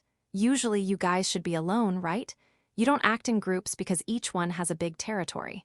So, why are there so many of you here? No way have I been lured. Were they planning to awaken me to destroy me? Don't underestimate me too much. First, strengthen my defense. Next, counterattack. I will not allow you to trap me. I will never forgive you. But I think it's also important to talk about things. Yeah, aren't you being a little too restless? It is true that I am in a war against ancient dragons, but that was probably your ancestors.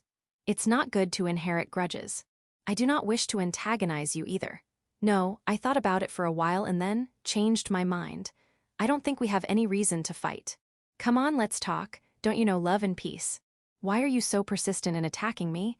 Ah, I see. Is it because this is your territory? Then I'll leave this place. How about it? No, it doesn't matter either way, just stop attacking. Wave attacks are painful. I said painful. Don't kick me, my ribs are broken. Look, there's no meat on it, so it's broken in plain sight. Hey, don't target the broken part. You've got no manners. Damn, I see. You won't stop attacking no matter what? I see, I see. It seems you have made me serious. You'll be sorry. I'm about to change my form, so don't get in my way. You really have no manners. Since it has come to this, my servants. My kins, help me. I'm in a pinch. Super pinch. Reinforcement, please. If you come, I promise to treat you better. You will no longer be a throwaway pawn or anything. Can't you at least react? What's this? Don't tell me you've already been destroyed. All of my million kins covering the heavens? That's absurd. Impossible. No, what is impossible is for me to wake up early. Considering that, was everything prepared for my destruction? No wonder my kins have all been destroyed. Does that mean I am doomed? I see. Ma, the ancient dragons are like demigods, and there are a lot of them here. Isn't it strange for me to be destroyed? Fuh, this is too much even for me. Stupid bastard. I wouldn't be the Whale King if I would give up with just this. I will survive. Absolutely will. And then, whatever tens of thousands of years I may sleep, I will store up my power again and swallow the world. First, I'll force myself to transform again even if they are attacking me. Emphasize on defense. Then, divine them. Have the divided armor attack the ancient dragons. Yeah, I know that won't be enough to defeat them. I have to chase after them. I made it look like I'm going to pursue them, and when the dragons brace themselves, I made most of my body explode and escape. It's a waste to blow up my body, but if I don't do so, I'll just be destroyed. Besides, the plan will only be effective if I throw them away. The ancient dragons now lost me. Well, I'm currently about the size of a person's head. Moreover, I look like a piece of bone. I can't be identified because I had my body explode. I lay on the ground and pretended to be an explosion debris. The dragons did not find me.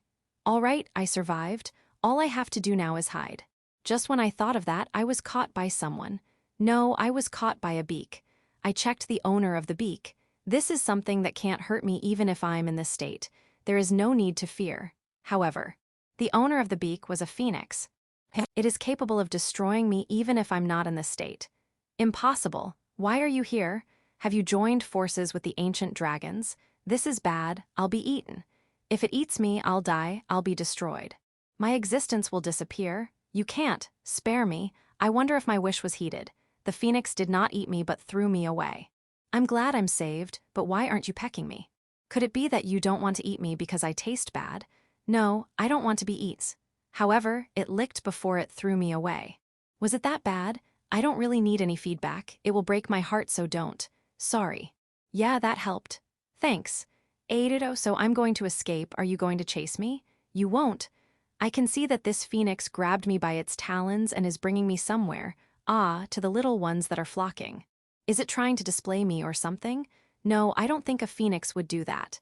Then, what are you going to do? HNN? This is a lie.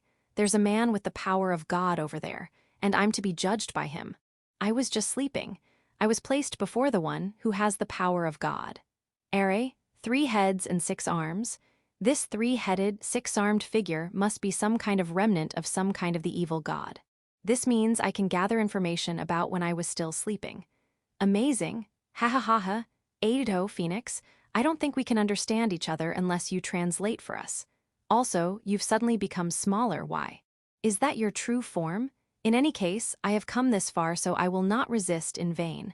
I just want to make my point before I am judged. That's why I need an interpreter. This isn't the time to be eating that delicious-looking fish. Also, don't leave bones clean. Even the bones are delicious. If you don't like them as they are, grill them or something. At a later date, I don't know what's happening, but I'm to be worshipped in a mountain shrine near Village 5. Why are they treating me as the whale god? No, I have no objection to that treatment, but if you're going to ask me if I'm on the good or evil side, I should be on the evil side.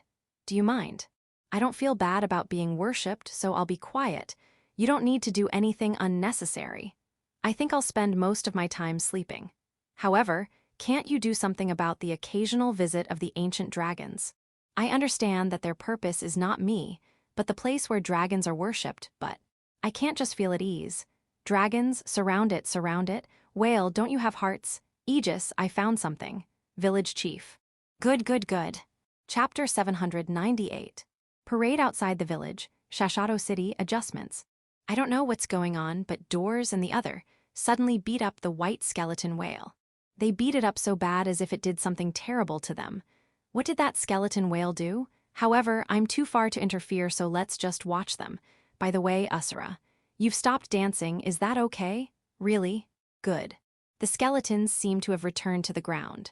What a relief. The whale bones haven't returned to the ground though. However, I'm sure Doors and the others will take care of that. The competition that was going on a while ago, which rules I don't understand, seems to be over, so I guess we're good to go. Well then, Usura. About that dance earlier. No, I'm not mad at you. It looks like the Bon Odori I know. It's a dance like this. Is it different from your dance? Really? Usura's is more of a chanting a spell with hand and foot movements. Ha! You thought it was weird that everyone wants to do the same move as you do, but I'm not? No, it made me want to dance too. I just didn't know if I should dance, so I refrained. Even so, if that was a curse, I mean magic, won't it be dangerous if anyone dances Usura's dance? It's all right. Though it won't do anything since they don't have enough hands and feet. I see, so it's an exclusive dance for you. Doors and the others came back after destroying all the white bones of the whale. I thought they were refreshed given the smile on their faces. It got away.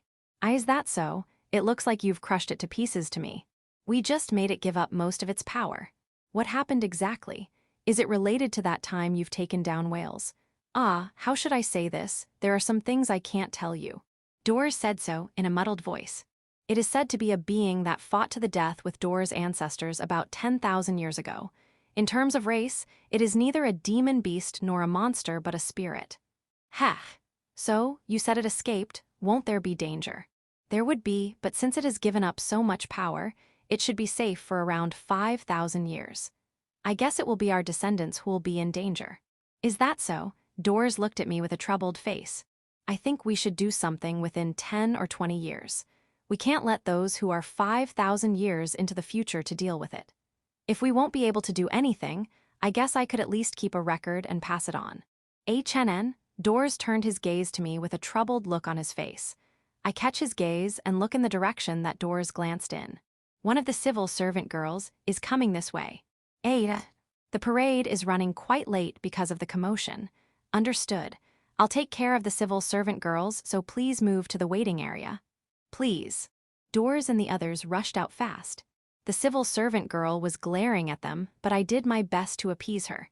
Just as I was about to move to the waiting area, Aegis arrived. He was grabbing something big with his talons. For me, what's this? Bone. Is this part of that whale? Whatever it is, don't just pick up something strange. You want a reward. Oi oi, how can you ask for a reward for bringing a strange thing? All right. I'll give you a dish from my bento then. Yeah, my own bento. I made it this morning before the parade started. Is that enough? Good, here it is. Whoa, don't just take the main course. That's my grilled fish. In a case like this, you're supposed to go for the second or third best dish and not the main course. I'm not asking you to give it back because your mouth, I mean your beak, is already holding it. Don't ask for the cover of the bento just because you don't want to eat it on the ground. All right, I'll give you everything. I'm glad we're in Shashado. I'll just order my lunch at Marla. By the way, this bone is from. I'll bury it somewhere and give it a memorial service. HNN, what's this? This bone looks strange. Is it safe to bury it? Rather than burying it, should I have to enshrine it at the shrine? For some reason, I think it would be safer to place it in a place where we can see it anytime.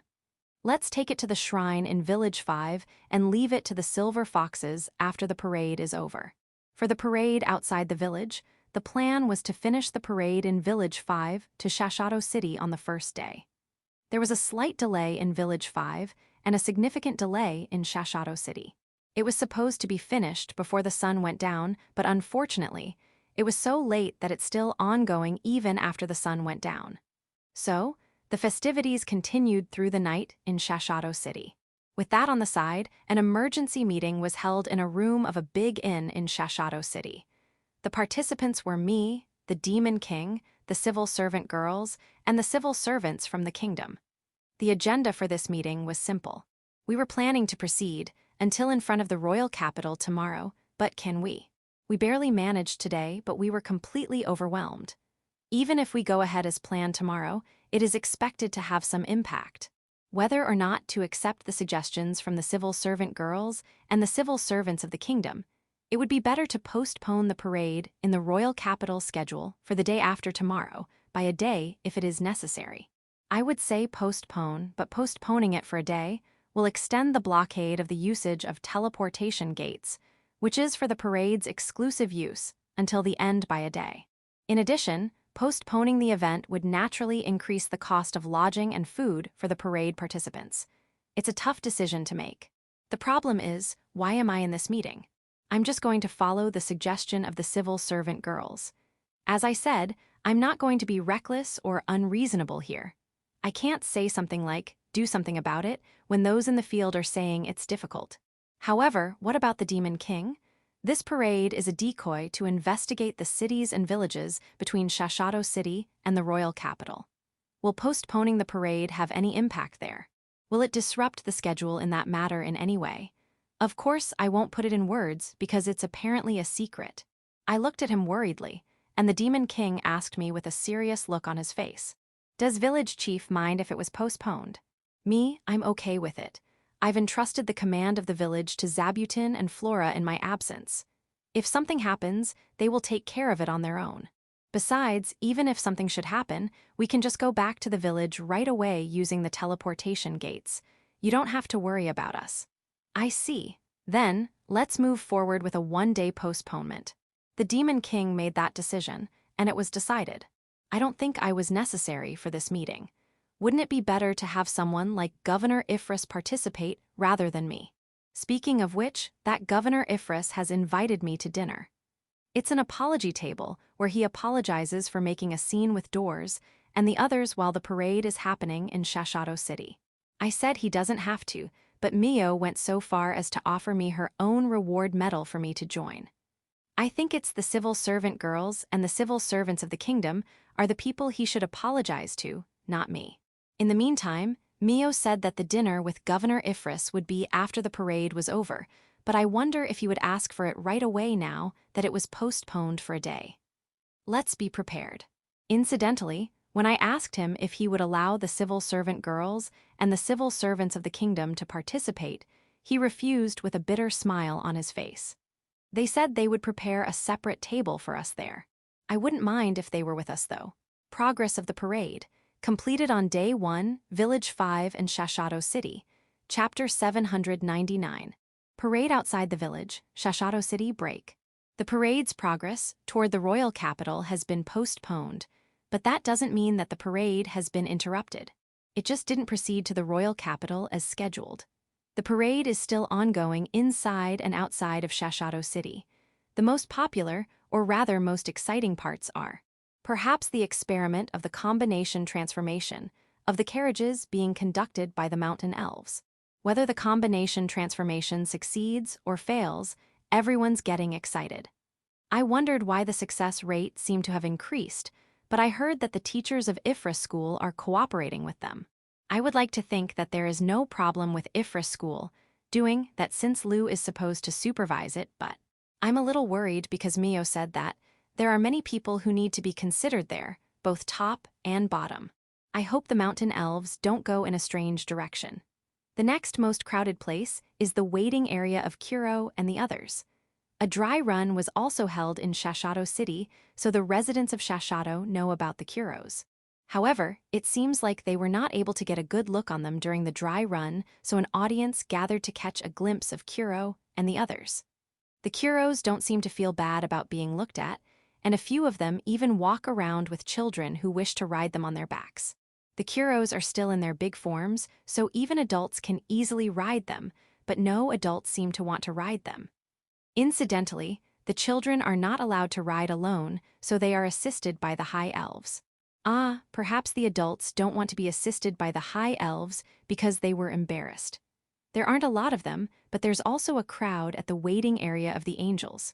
Unfortunately, it seems like during the parade in Village 5 and in Shashato City, the angels were attacked. About 30 of those who made those attacks were gathered to apologize. You're still alive, you god, DMN angel.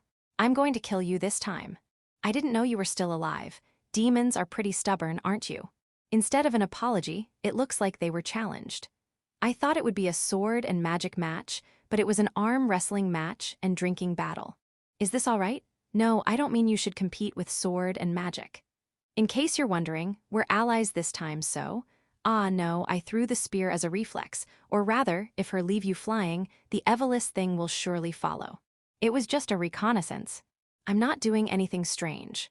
Well, the information I bring is too accurate, and it might be a bad thing for the enemy. Well, since we're on the same side this time, that's no longer a problem. Well, they are playing their matches without getting nasty, so as far as I'm concerned, I'm not going to stop them. In this kind of situation, if you stop halfway, the grudge will continue. I won't tell you to be reserved or go easy on each other, so give it your all. Just don't leave any alcohol get the better of you tomorrow. No, I didn't mean to beat alcohol by drinking all of them until there's nothing left for tomorrow. The stuffed animals with the spiderlings inside them are on display. I asked them if it's all right for them to be outside during the exhibition, but they said they would abide by Zabutin's instructions. They have improved the habitability of the inside of the stuffed animals, so staying in them for a long time is not a problem. However, the clothing artisans of Shashato City are looking at them pretty closely so. Will they be okay? If the presence of the spiderlings is discovered, they will be scolded by Zabutin. Let's warn the artisans to not touch them. A. Ah no, it's true that I'm basically the owner, but not for sale, won't be sold. You want to see the base of the foot? You want me to lift it? Ah, okay, how about this? No, I don't think I want to flip it over. You want to see the back? Wait, the pressure is too much. Somebody help me, I had a bad experience. I guess enthusiastic craftsmen can't see what's going on around them. I would have been in danger if the employees of the Goron Company had not helped me. The craftsmen, who had cooled down after being seized, apologized, but they still couldn't hide their desire to see the back of the stuffed animals. Should I praise them for their dedication? No, they shouldn't cause trouble for those around them. Who should I ask to remind them? Governor Ifris. No, if there's a craftsman guild something, that would be enough, right? Let's ask Mio. There's no sign of Doors and the others in Shashato City. Doors and the others were to wait at Dorim's nest. As a matter of fact, after the parade in Shashato City, Doors and the others planned to skip the cities and villages between the royal capital and Shashato City and just meet up with us at the royal capital. This was because the dragons would be traveling by flying instead of using teleportation gates, so time coordination would be tight. It would be a problem if Doors and the others were too early or late. Coordination is almost impossible. Since that is the case, we decided to just leave them out. Well, the main parade team would have to run through the cities and villages on the way to the capital, so there's no other way. I wonder if the decoys that the Demon King had mentioned will work with this arrangement. Anyway, Doors and the others will not be in action tomorrow either. Thus, they will have to relax in Dorim's nest. I didn't send them there to avoid further trouble. The wyverns, like the dragons, will not be in action starting tomorrow. Thus, I suggested that they wait in Dorim's nest like Doors and the others, but they didn't want to because they thought it was too dangerous. As a result, they decided to go to the royal capital ahead of us and wait at the waiting area in the royal capital.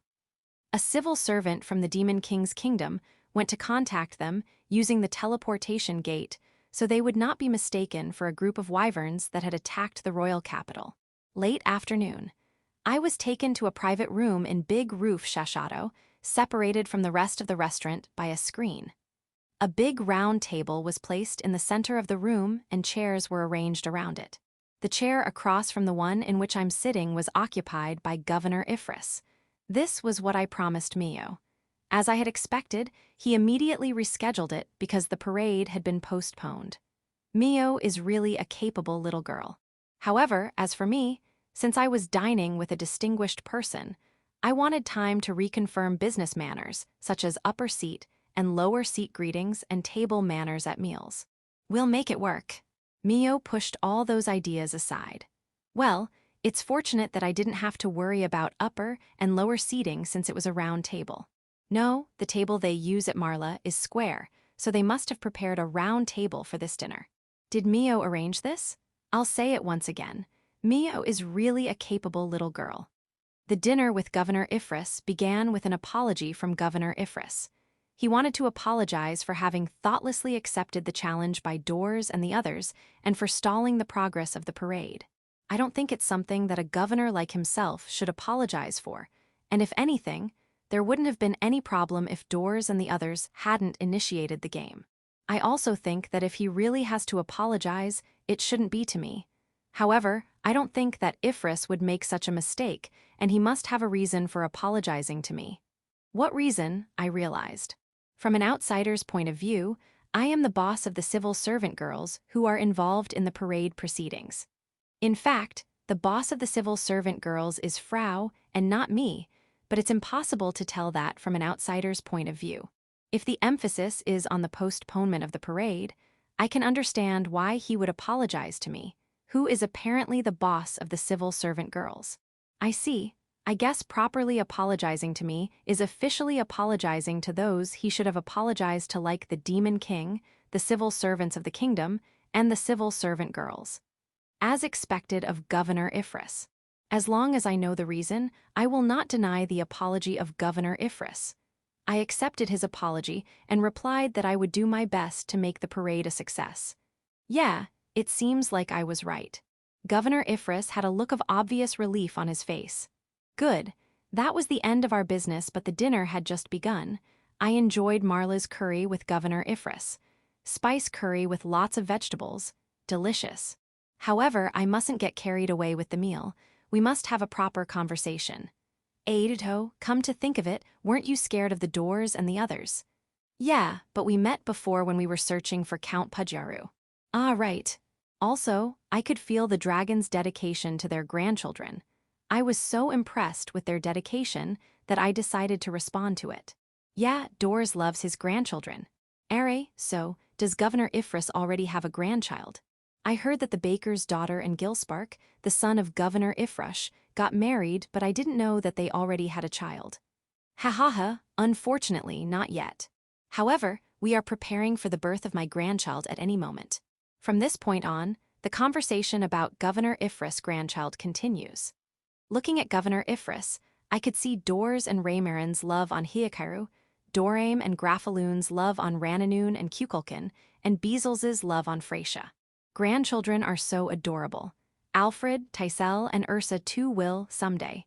No, it's too soon to tell.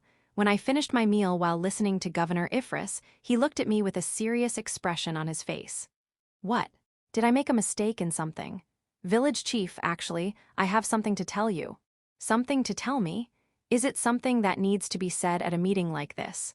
I was a little defensive, but the content of the message was not that difficult to understand. Did you know that the Demon King is not hereditary? Of course, I know that. So even if the current Demon King falls, that doesn't mean that Yuri will succeed him. Yes. As for the position of Demon King, when a new Demon King challenges and defeats the current Demon King, it will be easy for him to take over the throne, however. For example, if the Demon King is to fall in a war, there is a period of absence until a new Demon King is chosen. Ah, well, I guess so. During that period of absence, there are those who lead the kingdom and will decide on the new Demon King. The new Demon King is going to be chosen by an elective parliament. Are those people necessary? Those who belong to the elective parliament will not indulge in selfishness, but will solemnly and quietly decide on the next Demon King. Sounds strict. Yes, it is strict, however, only when there is no Demon King. Otherwise, they are just a bunch of normal nobles. Easygoing nobles, if you ask me.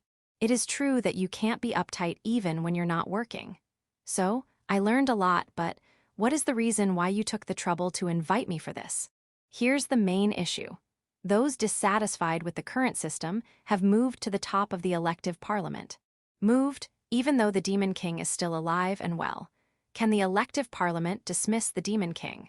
No, the elective parliament doesn't have the right to dismiss the Demon King. Once the Demon King has been decided, he will be the Demon King until he is overthrown or withdraws on his own accord. Then, even if the top of the elective parliament makes a move, he can't do anything, right? The top of the elective parliament is the present Demon King Sama's maternal grandfather. In short, the Demon King's relative. Yes, he is someone who is concerned about the current Demon King Sama. A few days ago, 3 days to be exact, I saw him in the city. Did he come to watch the parade? I hope so. In the meantime, I thought I should pass this information to you. I see, thanks. Just to confirm, you've told this to the Demon King, right? Yes, he's already on alert. Please be careful too, village chief. Thus, the dinner with Governor Ifris ends. Ado, why should I be careful just because the top of the elective council is here? I'll ask Mio later. Are, wait a minute. If it's just this information, Mio could have told me, right? Did he really need to invite me to dinner just to tell me that? Or is there some meaning if Governor Ifris personally tells it to me? I don't know, let's ask Mio that too. Village Chief. I better ask Mio what's going on in Shashato City. Chapter 800. Parade outside the village, Shashato City. Royal Capital Decision. My name is secret. I am not dumb enough to give my name easily. Because I am even planning to rebel against the Demon King's kingdom. Let's just say that I'm a male demon. I had a grievance. In the past, the Demon King's kingdom attacked, destroyed, and expanded to the territory of the human kingdoms as much as it could. However, for the past dozen years or so, the front lines have been stagnant. No, it can be said we retreated. In the last battle, we had greatly reduced the territory of Fullheart Kingdom, but then retreated as if they were abandoning the territory. The reason for that decision, according to them, is the threat of the Elf Empire, so the front lines need to be organized and logistics strengthened. More than 10 years ago, there was a food shortage, not only in the Demon King's kingdom, but worldwide. That's why at that time, I even supported the decision to retreat the front line. However, it's different now. The food situation in the kingdom has greatly improved over the past few years. There is an overflowing supply of food in the frontline fortresses. The Elf Empire, which had to be watched carefully when the front line was retreated back, has been annexed by the kingdom. Garrett Kingdom, which supports Fullheart Kingdom, is in disarray. Now is the time to invade the human kingdoms. That's what I think. Thus, I appealed to the Demon King and the leadership of the Demon King's kingdom to make it happen. However, they didn't take me seriously. Then, I have no choice but to do it. I will defeat the Demon King and become the new Demon King. Of course, I am not so conceited to think that I'm stronger than the Demon King. The Demon King is strong. I recognize that. I am dissatisfied because he doesn't even move even though he is recognized. To defeat a powerful Demon King like him, you can't do it head-on. The only way is by surprise. Then, can we surprise the Demon King?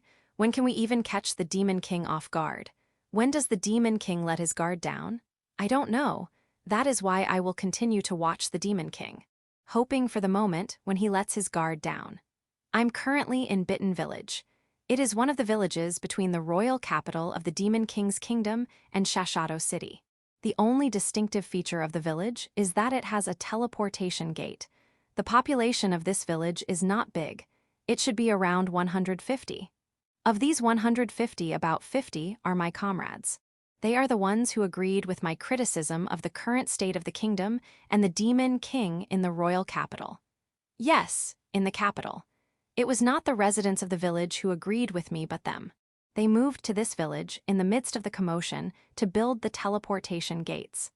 As the organizer of these 50, I have earned the position of being one of the village's face officers. I am not the village chief, although I can become the village chief with the recommendation of those 50. I am not the village chief because I don't have time to take care of a village. No, I do work in the village and participate in village events. Neighbor relations are important. Since they accepted a suspicious group of around 50, we have to do our parts. However, I have a great ambition. The great desire to defeat the Demon King and destroy the land of humans. That is why I can't be the village chief. Well, it can be said that newcomers are disliked when they are outnumbered. By the way, there is a reason why I moved from the royal capital to this village. It was because many of my comrades who were hiding in the backstreets were caught in the cleanup operation that suddenly started, so I had to escape. Apparently, the cleanup operation was to uncover spies and assassins from human countries. I feel like I've been caught in the crossfires. I'll never forgive humans. I was so angry when I remembered it that I decided to destroy them more. One spring day, the Demon King's parade was marching in front of us. We had heard in advance that there was going to be a parade, and the village chief of Bitten had been invited to join the parade, so we were not surprised by the parade. What surprised me was that it was smaller than I had expected. The Demon King even appeared early. I don't know how many people are following him because of the teleportation gate, but the star of the parade must be the Demon King. Is this a careless mistake? The number of guards is obviously small. Can we do it now? No, the elite royal guards are there, and they have shields. This must be a preparation for a surprise attack. I thought so, but I was a little confused because the troops following the Demon King were armed with farming tools. Should we do it? Should we do it or not? The Demon King will immediately go into the teleportation gate toward the royal capital and move to the next location. There is no time to think long and hard. I looked at my comrades. Among my comrades, there are those who are stronger than me. Some of them had more experience than me. Thus, I wanted to rely on their judgment. "Are, where is the one who boasted his bravery, comrade?" I asked a comrade nearby. "You know it, right? The one who boasted his bravery, comrade, went to Village 5 to scout out the parade." "I remember that. Hasn't he returned?" "He saw his old enemy, an angel, in Village 5 and challenged her to a match right then and there." I see. If that is the case, there's no way he'll come back alive. Let's dedicate a silent prayer for our fallen comrade."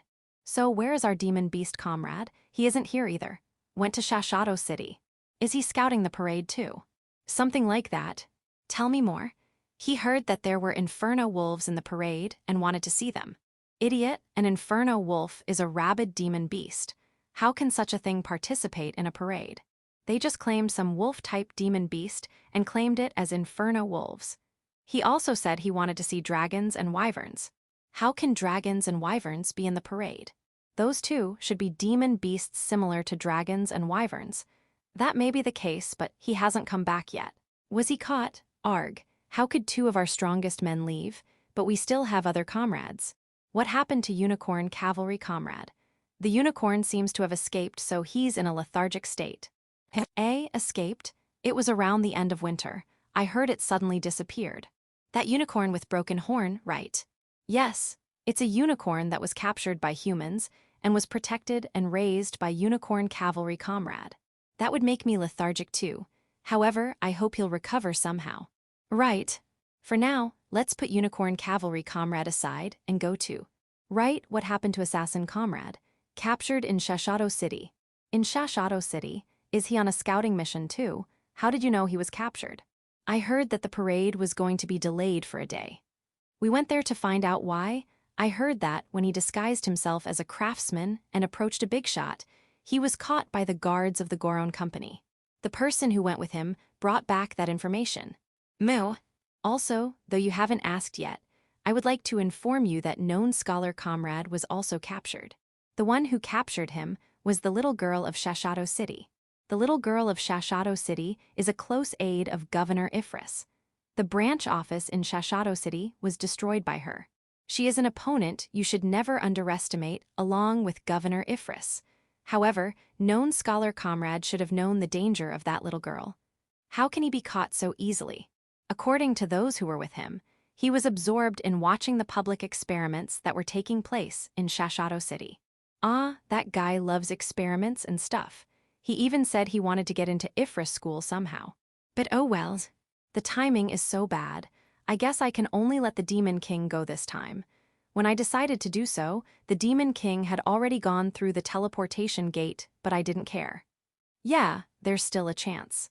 Ano co-comrade. What's up, Titha there? There, what my comrade is looking at is the gate that leads toward Shashato City. What about it? Countless of inferno wolf-like creatures were pouring in from the teleportation gate. I know a real one when I see it. Yeah, those are genuine inferno wolves, a creature that can destroy a city alone, and countless of them are. That's more than the total number of demons living in this village, right? And with such power, they can invade and destroy the human lands anytime they want. We don't need to worry about the human countries. So that's how it is. I see. As expected of the Demon King. I fainted while thinking that.